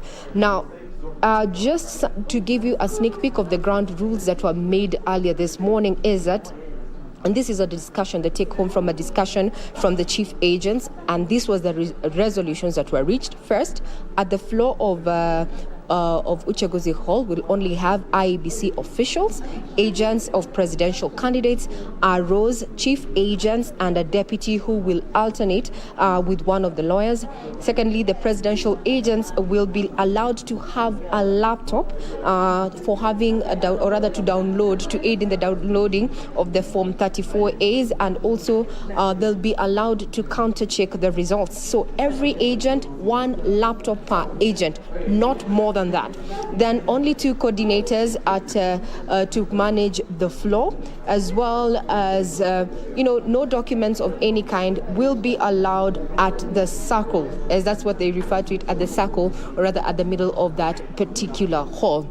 As we speak, the Vice Chair of IEBC, Juliana Cherera, confirmed that 290 ROs bearing the Form 34Bs were already within the facility, and continued to urge all the participants to, remain calm and peacefully so that the officials can continue verifying these particular documents. Remember, the whole country is really waiting to have the IEBC give its results and its version of results, which are deemed to be authentic for them. Now, we know that also the IEBC has confirmed that by end of today, that this night, they expect to have at least done away with half of the bulk, that is the 290 Form 34Bs that we're having. So we're waiting to see what is going to happen. But what I can tell you, Tom, is that the situation here, the tension is quite palatable. Back to you, Broadcasting House. Of course, a sizable number of people not understanding why their arithmetic is taking too long. We will be having a conversation with my panelists, Henry Ndidi, a lecturer, as well as Dr. Brian Mutia, political analyst. We would like to establish and perhaps look at how complex that verification process is. So stay with us. We'll be getting back to you, Regina Manyara. Now, moving on, let's go to Homa Bay. The outgoing Homa Bay Women Member of Parliament, Gladys Wanga, has become the first ever elected female governor in Nyanza region after beating a closest rival, former Nairobi Governor Dr. Evans Odhiambo Kidero. Elsewhere, Anne Waiguru was re-elected governor after defeating a closest competitor, Purity Ngirishi, who vied on an independent ticket. Our reporter, Wycliffe Okech, now highlights the governor-elects. The list of women governors in the country continues to grow every election cycle since the promulgation of the 2010 Constitution, with female candidates beating stiff competition to win the gubernatorial race. Outgoing Homa Bay Women Member of Parliament Gladys Wanga became the first woman governor in Nyanza region after defeating former Nairobi Governor Dr. Evans Kidero, who was her closest rival in Homa Bay gubernatorial race. Everyone who's here, who's walked this journey together with us, knows that we stand here today because it's God. Otherwise we wouldn't be. If it were not for His grace and favor. In Nakuru County, outgoing Senator Susan Kihika defeated incumbent Lee Kinyanjui, while incumbent Kirinyaga Governor Anne Waiguru shrugged off competition from Purity Ngirishi to retain the seat, bringing the number of women governors confirmed so far to 4. We have an industrial park to do in Sagana. We have tomato factory in Kangai, and we have a rice husk factory that is in the pipeline. We are having plans to generate our own power so that we can power our county. We have a lot of work to do. 3 other former governors have made a comeback. They are Simon Kapachin in West Pokot, Benjamin Cheboy in Baringo, and Kenneth Lusaka in Bungoma. I'm so elated that I'm coming back to put back structures that have been brought down by the outgoing regime to make sure that Bungoma takes its place again in the national map of the Republic of Kenya. Kisumu Governor Professor Anyang' Nyong'o and his Bomet counterpart Professor Hilary Barchok and Nandi Stephen Sang are some of the current county bosses who have retained their seats. George Natembea in Trans Nzoia, Jonathan B. in Uasin Gishu, Ochilo Ayako in Migori, Paul Otoma in Busia, and James Orengo in Siaya are some of the newcomers at the county's helm. And I can assure the people of Siaya that we're going to deliver what we promised in the manifesto. Which is going to be rooted on good governance. For Channel 1, I'm Cheryl Abadi. Women leaders there. Surprise for Homa Bay there. First timer Waiguru also being re-elected as governor, and later on we will be looking at why that narrow margin, yet she had the benefit of incumbency, and also there was the UDA wave that was seen in central Kenya. So we will be discussing that with my panelists a little later on. But you know what, this election has been marred, by the way, by surprises, just as been the case in the past polls. There were firsts. Agnes Mataine Pareyo and Ruweida Obo became the first women to be elected in Narok North Member of Parliament and Lamu East Member of Parliament, respectively, while, believe it or not, 24-year-old Lynette Toto is the first timer to be elected Bomet County Women Member of the National Assembly. Good stuff. Let's listen in on that report. First to pull a surprise was Ruweida Obo, the outgoing Lamu County woman member of the National Assembly. For the very first time, voters in Lamu East elected a woman to represent them in the National Assembly. Speaking after being declared the winner in the parliamentary race, Ruweida Obo thanked voters in Lamu East constituency for entrusting and electing her. Mimi nashukuru Mwenyezi Mungu kunijalia leo kupata nafasi ya kuwakilisha Lamu Mashariki kwa bunge la kitaifa. Naona ni majukumu, responsibilities kubwa nilizopewa, na inshallah Mwenyezi Mungu aniwezeshe nipate mimi na timu yetu yote tupate uwezo inshallah na nguvu za kuwakilisha Lamu Mashariki inshallah. A near similar scenario is painted in Narok, where former anti-FGM board chairperson Agnes Mataine Pareyo made history by becoming the first woman to be elected a member of parliament in Narok North constituency. Pareyo bet a crowded field to emerge victorious, polling 20,821 votes. Her closest rival, Martin Kamwaro, got 18,822 votes. I rise to see a world without female genital mutilation in Maasai land. I rise to see a world without early marriage. I believe in revolution. because the world has to change. Lynette Toto hit the limelight when the 24-year-old was unopposed during her UDA party primaries. And she has won the Bomet County Woman Member of the National Assembly with a landslide, joining a thin list of young people to be elected female legislators.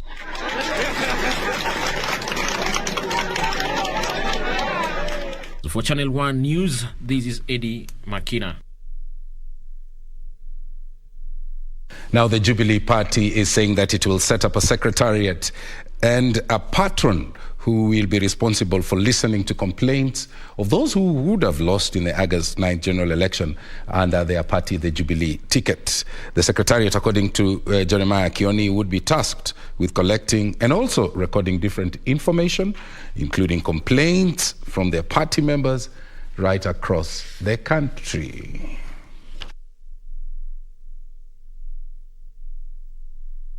Had an opportunity to reflect on what became of those who used our ticket, Jubilee, within Mount Kenya region. And we were able to put together very many issues. Each one of us had his or her own experience, and it is interesting to listen to them. So we are proud of the role we played. And we are happy with that role. None of us is bitter with the outcome. Of course, the fact that without doubt in anybody's mind now, there was a massive rigging within the Mount Kenya region, massive voter bribery that has never happened in our region ever before. Congratulate those who won on our ticket, even those who did not win on our ticket. We are saying poorly to those who are fallen, but they fell for a good cause. And I believe that why they are not bitter is because it was really an opportunity to serve as opposed to anything else.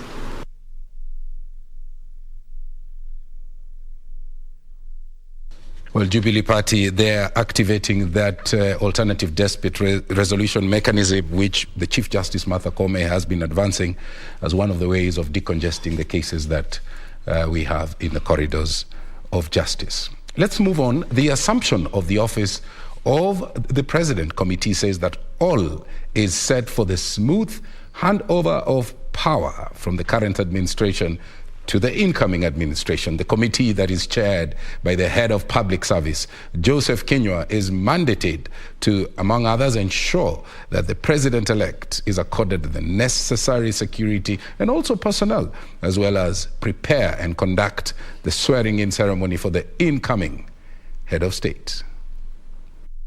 In its brief inaugural press briefing, the Joseph Kinyua-led assumption to the office of the President Committee Friday assured the country of a smooth transition of power from President Uhuru Kenyatta to the candidate who would be declared the president-elect by the Independent Electoral and Boundaries Commission, IEBC. Among their key role is ensuring that the president-elect is accorded sufficient security and personnel. The committee is mandated to, among others, coordinate briefing for the president-elect, facilitate communication between the incoming and outgoing president, as well as prepare the inauguration ceremony for the president-elect.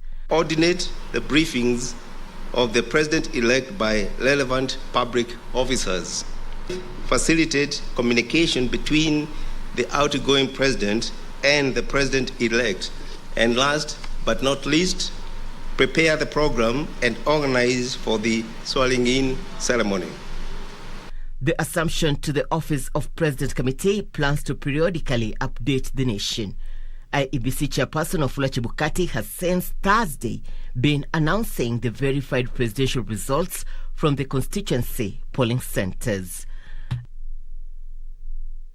And of course, IEBC Chair Wafula Chebukati continues to announce those results as they trickle in. Our reporter, Regina Manyara, is at the Bomas. We will be getting back to her a little later on to get the very latest. At this point, we take a short break. We'll be back.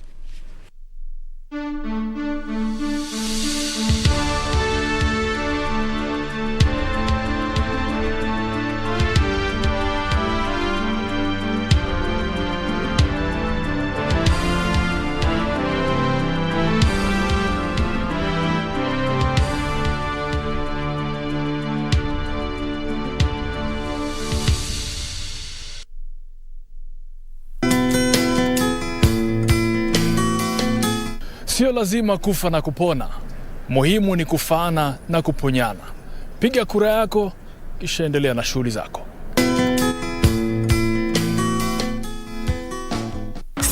Songea tukupashe na zile ambavyo vitakupa tabasamu tosha.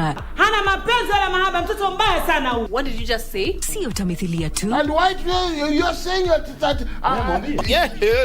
Ni tamthilia tosha. Alinishika hivi. What? Sio burudani tu, ni burudani tosha. It is the day that the Lord has made. Na sinema bomba. Enda kabisa kama uelewi kitu inafaa uelewe. Na mada za kusisimua. KBC Channel 1, shirika la utangazaji Kenya.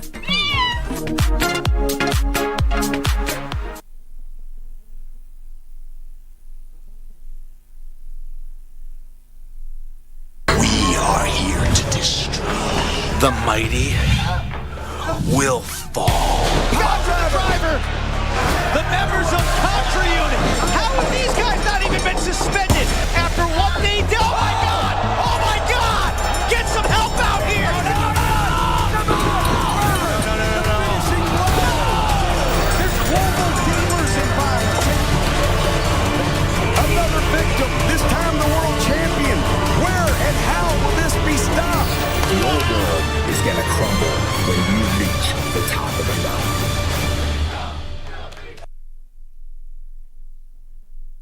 Hamna amani tena, kwani kwa Laba na Hana kuna panda shuka si haba. Mtoto wangu hataona psychiatrist yoyote. Shut up! Kelsey naye ni pilipili kali wa pili. Sitaki kumwona Casey nyumbani kwangu. Period. Jackie huyo anajaribu vyake kwa kati. Nilikwambia nitakuharibu uso wako. Ndio unajua kwamba uhalifu ukufai. Safari na Kahindi wanazo ngoma si haba. Nyinyi kuna nini? Huyu Kahindi alisema tatila somo kwenye chakula. Yote hayani katika tamthilia ya Maza. Fululiza Jumanne hadi Alhamisi saa 1:30.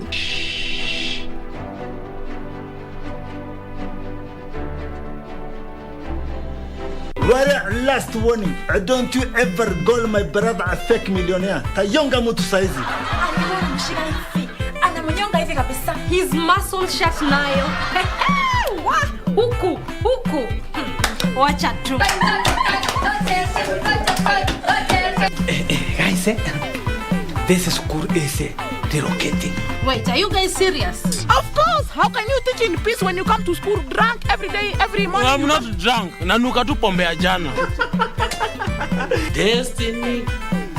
I wanna rule my destiny. Classmates, every Saturday on KBC. Do you have a new story to share with KBC? Get in touch swiftly on email news@kbc.co.ke or call 0723-892-654 or 0734-780-124. Songea tukupashe na zile ambavyo vitakupa tabasamu tosha. Hana mapenzi wala mahaba, mtoto mbaya sana huyu. What did you just say? Sio tamthilia tu. And why you're saying that Ni tamthilia tosha. Alinishika hivi. What? Sio burudani tu, ni burudani tosha. It is the day that the Lord has made. Na sinema bomba. Enda kabisa kama uelewi kitu inafaa uelewe. Na mada za kusisimua. KBC Channel 1, shirika la utangazaji Kenya.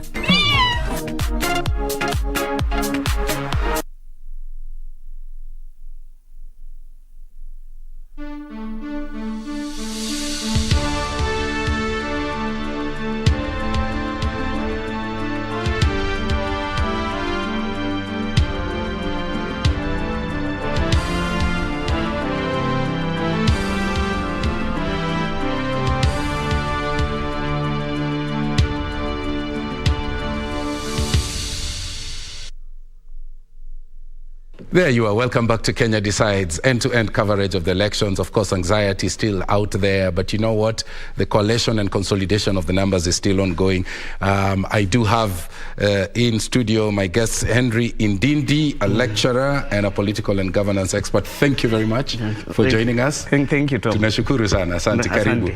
And Dr. Brian Mutie, lawyer and also governance expert. Thank you, gentlemen, for finding time to come and talk to the nation. Absolutely. It's a duty. It's a national duty. And I hope that at the end of our interactions, they would have benefited a lot from the conversation, and maybe the anxiety levels would have dropped. The conversations we are supposed to be having as a country today should point towards raising that level of confidence in the systems we are working with. Exactly. The IEBC, their communication, and what we want to have as a country we believe in. I agreed. And that's a good place to start, because, you know, tallying of the results now is at the center. And by the way, I look at tallying of the result like real estate. It's about location. And so the further you are to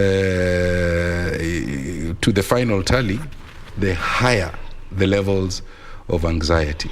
So I want to open it up with Dr. Brian Mutie. What are your observations so far? So far, have we gained ground? As a country, we have gained ground, a lot of ground. Of course, when you look at where we are today compared to yesteryears at a time like this one, Tom, you'll agree with me that things are quite different. Because in terms of the election process, in terms of the whole electoral process that is happening at Bomas, say for some few teething issues here and there, but we can actually say that we can actually receive a standing ovation from among the crowd. Actually, I'm saying this because when you look keenly at where we are and how the process is actually being undertaken, we can actually chest it up and say that we can stand out of the crowd in Africa in terms of democratic maturity. And, you know, electoral process and its credibility contributes significantly to good governance. And this is one of the echelons of World Bank in terms of indicators that demonstrate the maturity of the levels of democracy in a certain country. And Kenya is actually ahead of the pack when it comes to a comparative analysis within the region.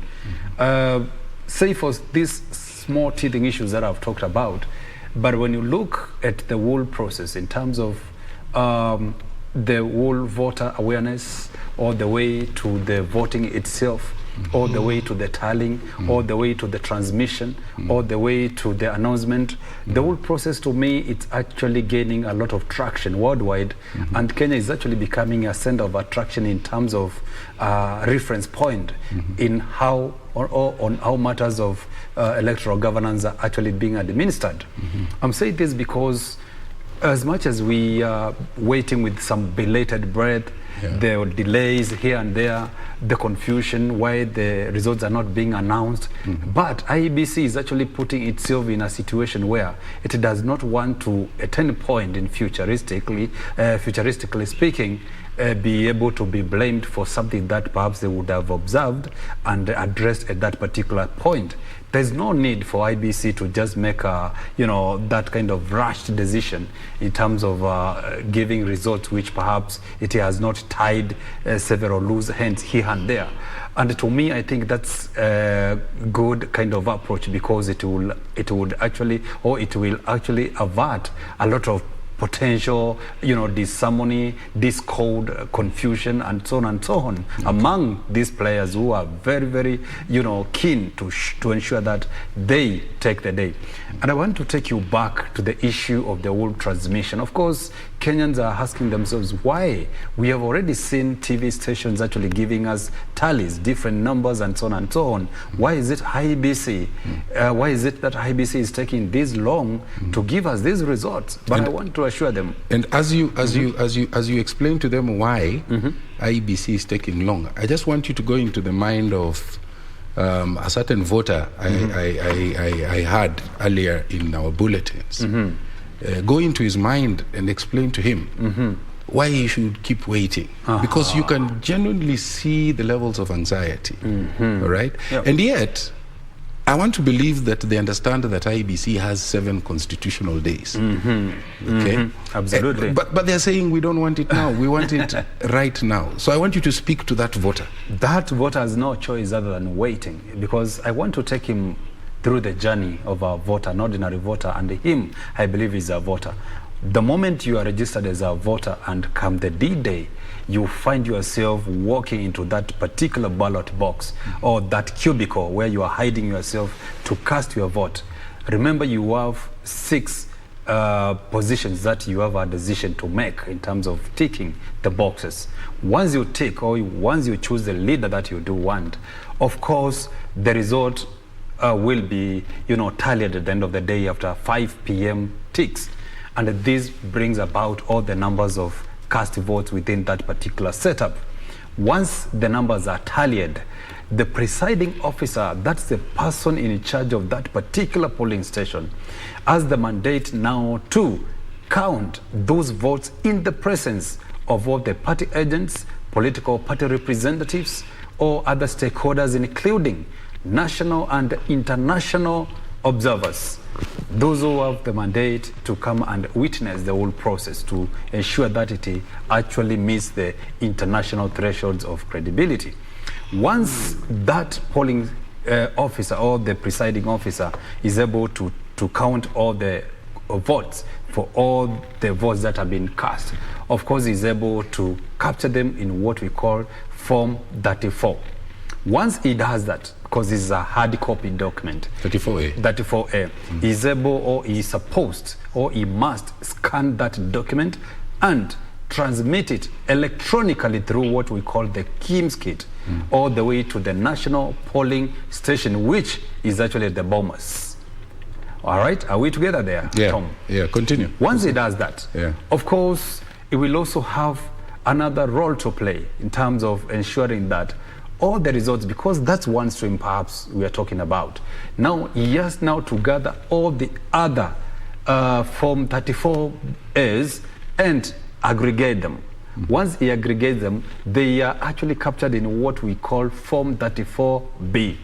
Now again, he has to ensure this document is actually physically lifted all the way to the Bomas. And all these documents in hard copy form. Yes, they must be the agents of all the parties must append their signatures first. So that also consumes. And the witness, as the document is being administered, in terms of capturing those digits, those numbers, they must put their eye on that particular paper.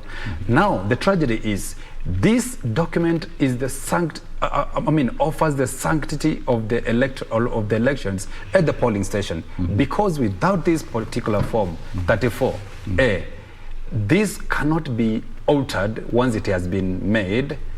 It cannot be changed in any way whatsoever.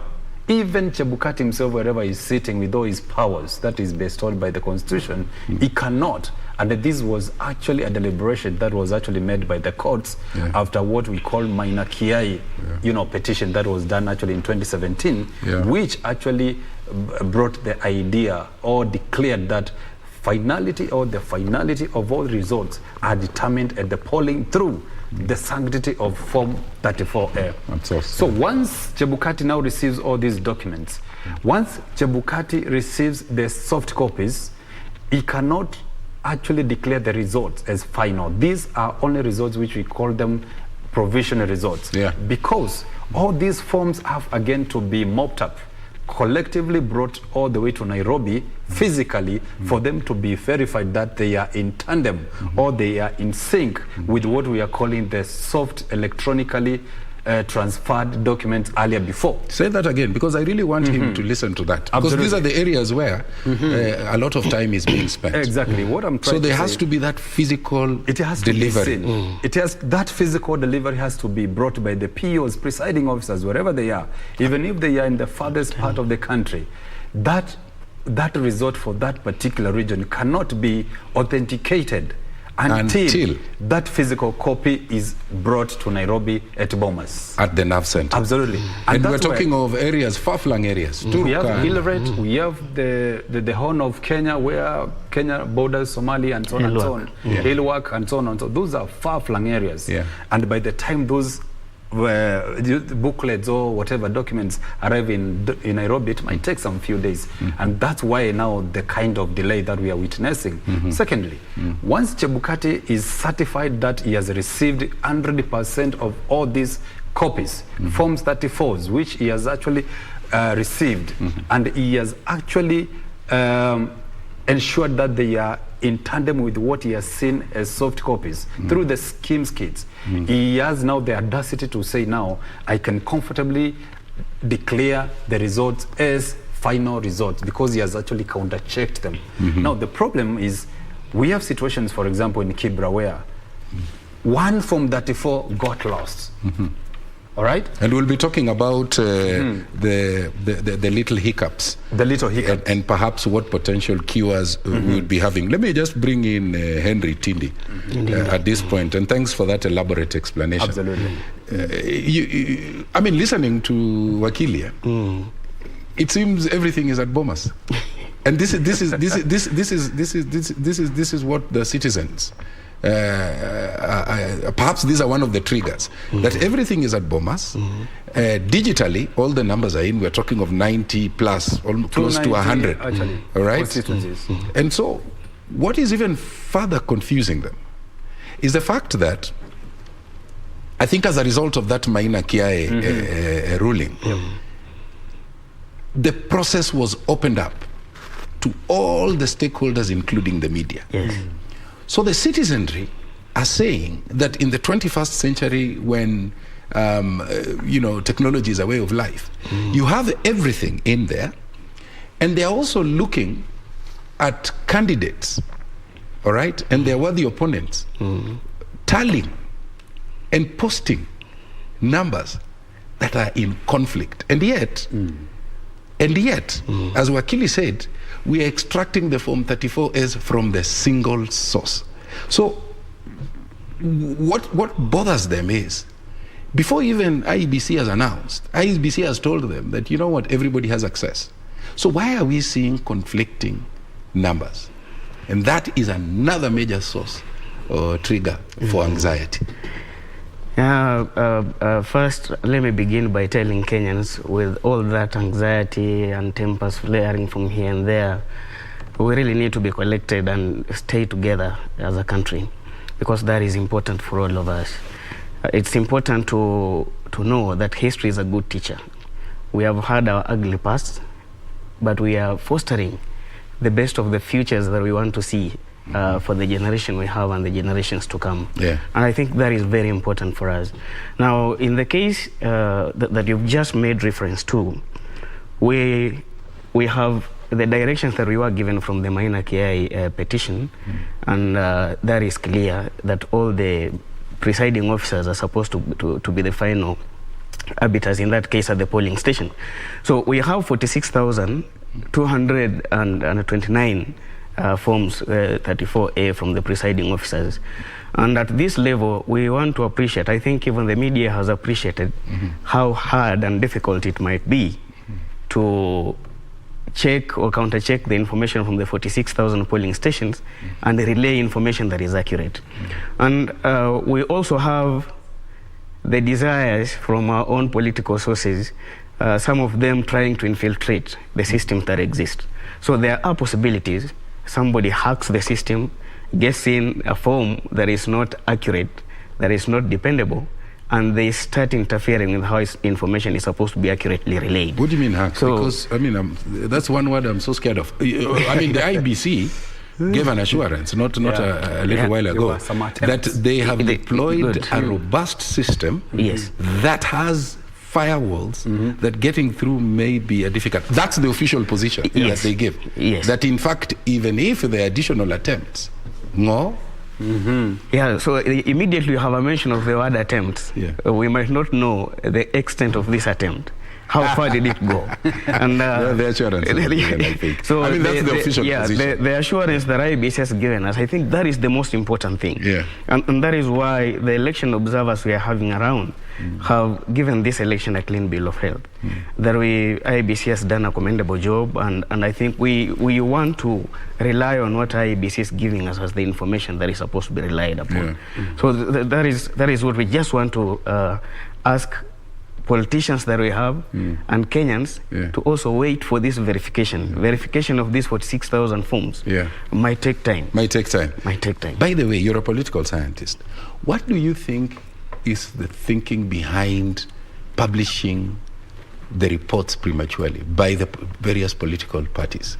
What's the end game? Propaganda is an integral part of politics, and it sways perception.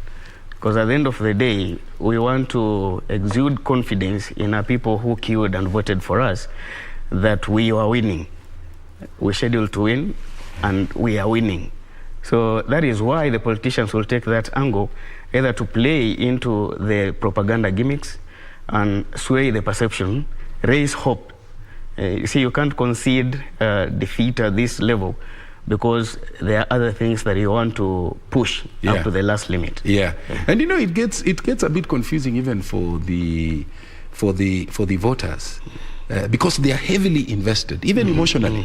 And so if their leadership are telling them, these are the ones we have tallied, and these are the figures that we can take to the bank, and therefore you have to believe us. And it is two leading lights in a very competitive and you know, an election that is so close, neck to neck. So it even throws both sides off balance. And then one wonders that, and you hear them even saying, you know what, I've received a lot of calls today. Exactly. You know, what's happening? You know, what's going on? You know, Tom, Brian pointed to something, that we have party agents at every polling station. And actually, each of them lives with a copy of that particular form that has been submitted to 34A. the 34A. All the party agents. All the party agents live with a copy of the same.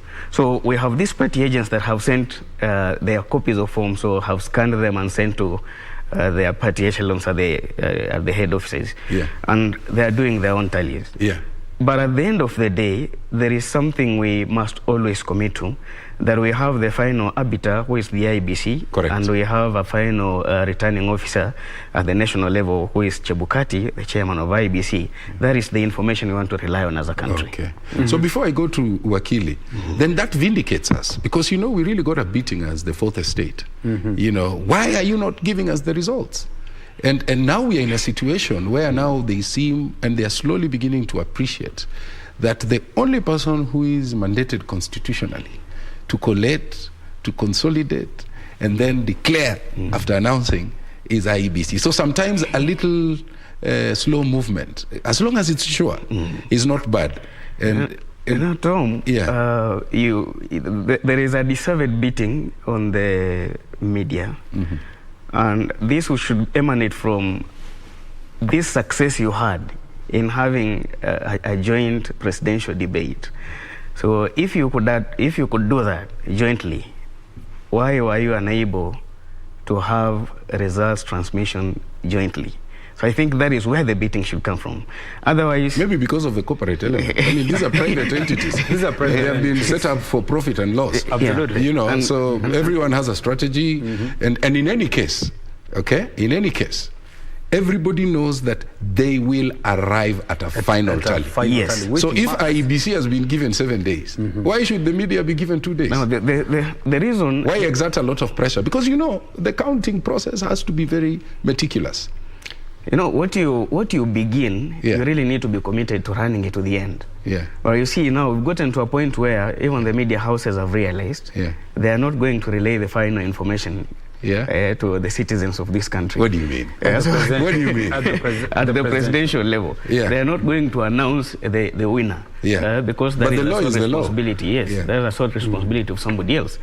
So the media houses have tallied, and I'm sure some of them have accessed information that is so secretive and quite confidential. So they are aware of something. They know. They know something. They know. We know. You know, when you say that, and the country is listening. The phone calls will now continue.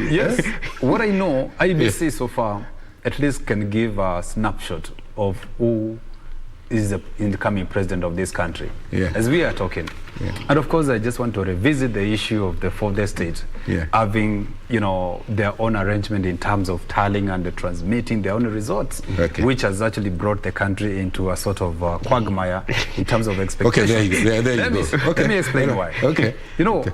Even in my own house, my wife was like, which one do I follow? Is it KBC, Citizen, or NTV? Because I can see they are giving different numbers, or they are at different levels in terms of the counting. Until I had to sit her down and explain to her, this process, people are going at their own paces.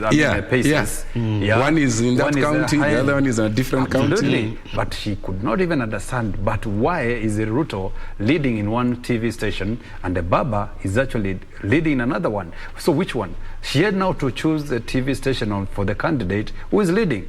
Okay, our candidate. Her candidate. Our fifth. And then she got locked there. Now she got locked there. She was actually preferring where she would see a candidate leading. And by the way, sorry to interrupt. And I think somewhere along the line, we'll have to invite a psychosocial expert. Because here's the reason why I'm saying that. If there's a lottery, all right, okay, and stay with me on this one. If there's a lottery, and it's 1 million shillings to be won, and so everybody removes some money. All right? So the ratio of winning is 10,000 people remove money. So the ratio of winning is 1 to 10,000. To 10,000. If you go to the 10,000 people who have put in their bet and ask them, who amongst you is going to win that 1 million? Yes. All of them will say they're on the side of one. Yes. Absolutely. Yeah. So I think we need to invite a psychiatrist to come and help us understand what goes on in the mind when you're in an environment of competition. Exactly. Because why are we having people tuning into KBC and saying, my candidate is leading, and therefore this is where I'm going to stay. And yet, we don't have all the results in. And again, you are not walking into any competition with a losing mentality. People want to be told, the mind or the brain is wired in a way that it has some pleasure zones, which are actually activated by the opticals that they see. Those opticals send some images to those parts of the brain, which are pleasure zones, and are able to now give the pleasure feeling to that particular observant. So it's the same kind of analogy when somebody is watching the television that is actually depicting his candidate being on the lead. Anyway, apart from that, but that was a good, because I really want our audiences to understand what's going on. So if you can use all kind of analogies like this, the better for us. The better for us. Anyway, now going forward, as he said that it was actually a mistake for media houses to show these results disparagingly. I mean, showing the differentials and so on and so on. And if it were me, and if it were me given the opportunity to organize the whole setup, it would have been the same feed being used by all the TV stations, in the sense that you set up a sort of unit, a counting unit, which is collectively owned and acknowledged by all the media houses, where we have one center of reference in terms of that data emanating from that particular server, so that whatever goes to KBC is the same which goes to Citizen TV, NTV, KTN, and so on and so on. So that Kenyans are on the same page wherever they are. And at the end of the day, the results that are coming as a finality from media houses are able to be collated together with what Chebukati is potentially going to give out. Because at the end of the day, the results from all media houses have to look or to have some semblance without even a deviation of one single vote to what Chebukati is actually going to give out. The problem or the tragedy is if media gives something different and Chebukati gives something different, then that is actually a recipe for chaos or for misunderstanding among the party political players. But going forward, I think it was a good observation. I mean, a good deed that activity for broadcasting the presidential results was actually somehow curtailed or stopped, so that it does not actually create more confusion among the voters. Thanks Wakili. Henry, yes, listening to Wakili walk us through that setup of a central command center, and then all the houses able to pick a feed. all the houses feeding into extracting the information from there. Yes. He sounded like he was describing the mandate of IEBC. Okay, at the end of the day, there is a major responsibility that IEBC has because they have that unitary command center. But in this case, where we are collectively having something relayed from all the media houses, it helps to scale down the anxiety that we are seeing in the country. The anxiety. Yeah, so that is what relaying the information jointly would have helped. Would have helped. It would have helped to scale down the anxiety that Kenyans have had for these 3 days. All right. Yeah. I get you. What if I hear? I'm just making sure I understood you. That that's something to consider going forward. Yes, yes. But that mandate constitutionally rests with IEBC. Would that be a fair? Not necessarily for an issue to do with the mandate for IEBC, because IEBC is on record through Wafula Chebukati, the chair, giving that kind of leeway for private entities, political parties, all stakeholders to have that leeway to have their own setups in terms of transmission. The only catch-up, the only issue that perhaps he put a disclaimer is that you can collate, you can count, tally all the results that you receive. You can have your own parallel streams, whatever system you have. But at the end of the day, it's only Chebukati and the IEBC who have the sole mandate to declare the validity of those votes at the end of the day. So that's actually the catch. Let me. I wanted to get out of that point, but you've dragged me back in there. And let me just hold on. And here's the reason why. Because this is something I had a panelist the other day, and we brought it out this way. You see, aside from the cost implication of running such a big enterprise, all right, it's a very expensive affair. Sure. If you're going to use a modest setup, all right. And I want to use mathematics because right now that's what's happening at at IEBC. All right? If you want to get to the number 9, you have 7 shillings and you add 2 shillings. It takes you to 9. Absolutely. So that is Media House A. All right? Media House B is taking the approach of, hold on, I have a 5 shillings note. And a 4. And a 4 coin. It comes to 9. So it brings it to 9. The third media house is a bit rich. So it has 20 shillings. Then it removes how much to bring us to 9? 11. Okay? So it brings us to 9. Now the point of convergence is the final tally that IEBC will announce. And here's the reason why 7 and 2 is giving us 9. Exactly. It's because I'm in Kisumu. What about the factor of time? What about the factor of time? And if you look at how long it takes to download these things, the consumption there, because you can't put a gun on the head of technology and tell it you're delaying. You have to be patient. You have to be patient, but I am not taking sides. I'm just trying to open it up to the audiences to understand that it is not as easy. It's not as it looks. As it looks. But what I'm saying, the approach of that terminology that you are giving us should be something agreeable as a methodology on how to transmit these things systematically from point A to B. Other than starting from Q, why can't we agree that we are starting from point A, then progress to B, C all the way to Z? Okay, it seems we won't have convergence on this one. No, we are having convergence on this, and I think in finality, this is where IEBC sits in a better position. That there are possibilities somebody scanned a document that was not stamped, so that makes it unofficial to that extent. Now, when they conduct the verification after seeing the final physical form, then that is it affirms the results that had been placed into the system. So that is where we leave it. So having to wait for these 7 days that were constitutionally mandated is to clear all this air.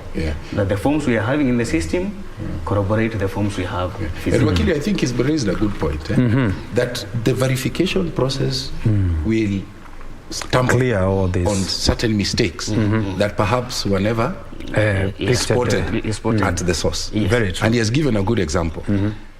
They forgot to stamp behind the back. By the way, how genuine is it to forget to stamp? Is that a genuine mistake? It's not easy. Is it a genuine mistake? You see, this is not a one-man show. Is it really a genuine mistake? It can be. I forgot to stamp the ballot. Yes. It's not easy. Let me tell you why. It's not easy to forget to stamp. No. The reason I'm saying, at the polling station, it's not a one-man show. The presiding officer is there. The clerks. The clerks are there. The agents. The party representatives. No, but hold on. Hold on. Hold on. You walk into the polling center. Yeah. The Kim's kit. Yes. You do the biometrics. They establish you're able to vote. Then you proceed on and vote. It's what? It's secret ballot. It's a secret ballot, but we are saying secret ballot. No, so the tallying. The tallying, you know, we are talking at the point of the tallying. They have to show. At the tallying, everybody has to see. Yes, before we and you have to see behind. Exactly. Is it okay before we scan it? Okay, do it. And there is another practical scenario I want to give you, Tom. That there is a possibility after collecting these forms, now you started counting, and an agent's candidate was losing, so they despaired and walked out of the room. For that 10 minutes. Well, 10 minutes is enough for things to happen. For things to happen. So we are having a form that somebody is going to reject or they are going to complain about how it was done because they did not take part in. And that might also destroy the final tally. I like those issues you're bringing out. Because it just takes you to turn and look the other side for something to happen. So let's just wait for what IEBC is telling us, and let the anxiety, the tempers that are flaring. Kenyans, we still have 7 days. That is constitutionally so. So we should not be very anxious. I know we voted. We undertook that patriotic responsibility as a citizenry. Exactly. We have done our part. Yeah, that's true. Let's give IEBC time to do Wakili, his part. he has brought the he has shared with us those scenarios. Yes, those are possible scenarios that Chebukati can flag. Yes. Right? So that process at the tallying center very is important. more important than the process of at the hand of the political parties and the other stakeholders. Exactly. Because even us in the media, we don't have we don't have the optics of IEBC. Isn't it? IEBC has that kind of you could only access those forms that were in the system.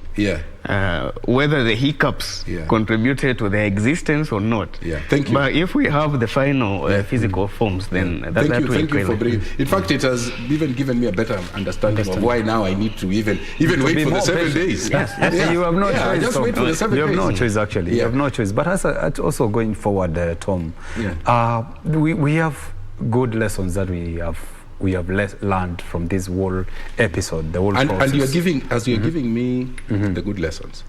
I want us to do some sort of comparative analysis. Let's compare, okay?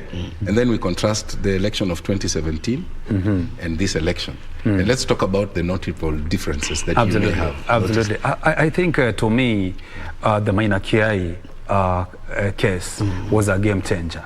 It actually brought this kind of sanity, tranquility, and the order that we are witnessing today in terms of the acceptability and the sanctity of the Form 34, which is actually the sole document that can be relied upon by even Chebukati and all other stakeholders at the source. Secondly, we have seen a lot of gains that we can count on. For example, the position of the woman today in terms of our comparative analysis of the years, 2017, 2022 also being part of this study. You can say that we have gained a lot of momentum when it comes to bequeathing our women folk the opportunity to serve on the highest table in terms of leadership. Look, in 2017, there was no running mate from the women folk. Today, we can walk head high as women of this country and they say, surely, we are being recognized today. Secondly, when you look at the number of electorates, elected leaders from the governors, let's talk about the governors. Today, I'm so happy, first of all, to look at areas such as Meru, where an independent, not even just a woman, an independent candidate, trouncing an incumbent, and not just an incumbent, but a man of huge repute in terms of the political cycle, Madam Mwangaza Kawira, trouncing the incumbent on an independent ticket. She's not just an independent, but she's a woman in the second place. So to me, those are quite, some of the reasons why we as a country need to take stock and they say we have really gained a lot of momentum, democratically speaking. Secondly, when you look at the numbers, of course, we are likely to see the numbers actually doubling. We are gaining 50% more of the women that we elected on gubernatorial positions compared to 2017. For example, in 2017 we had 3 women, right? But now we are likely to have even more than 7 or 6 or so of women folk. And that tells you something. When you also look at the parliamentary positions and the senatorial positions, women have come out guns blazing and they have really shook the position of the man or the male politician today. Position for MCAs as well. Then now you're asking yourself, we had the affirmative action in the Constitution. Was it really necessary when our women folk can equally fight for their positions and get it? Was it necessary? We have been lamenting that our women are being, downtrodden. I mean, they are being looked down upon in terms of considerations in places of political power. Yeah. But today, they are true testimony that what a woman can do, a man can do, a woman can do better. So those are, Tom, to me, those are really meaningful, significant gains at the electorate space that we cannot just, take for granted. I was even waiting for you to mention before Henry comes in. I thought you were going to mention the 24-year-old. Of course, Toto. Is it? She called it Toto. I call her Toto. Yeah, Toto. Yeah, the villager. But that's her name. It is her name, of course. It's not a nickname. Actually, this girl surprised everyone. In 24. 24. And everyone was looking down at her until the deputy president, as then he was called, that's the Bonaruto, was able to have an eye on her and recognize or acknowledge her space, or the space she occupies within that particular region. And now from that particular moment, elevated that lady or that girl to a position where she can actually eat with a big fork together with the men on that big table. And I'm looking forward for that lady to blossom politically and be able to deliver what she was meant to do. Yeah, I hope she had. You want to say something? That stretch that we are into, I think it has opened space for the youth. Last elections we had this member of parliament, was it Mwirigi? Mwirigi from Meru, something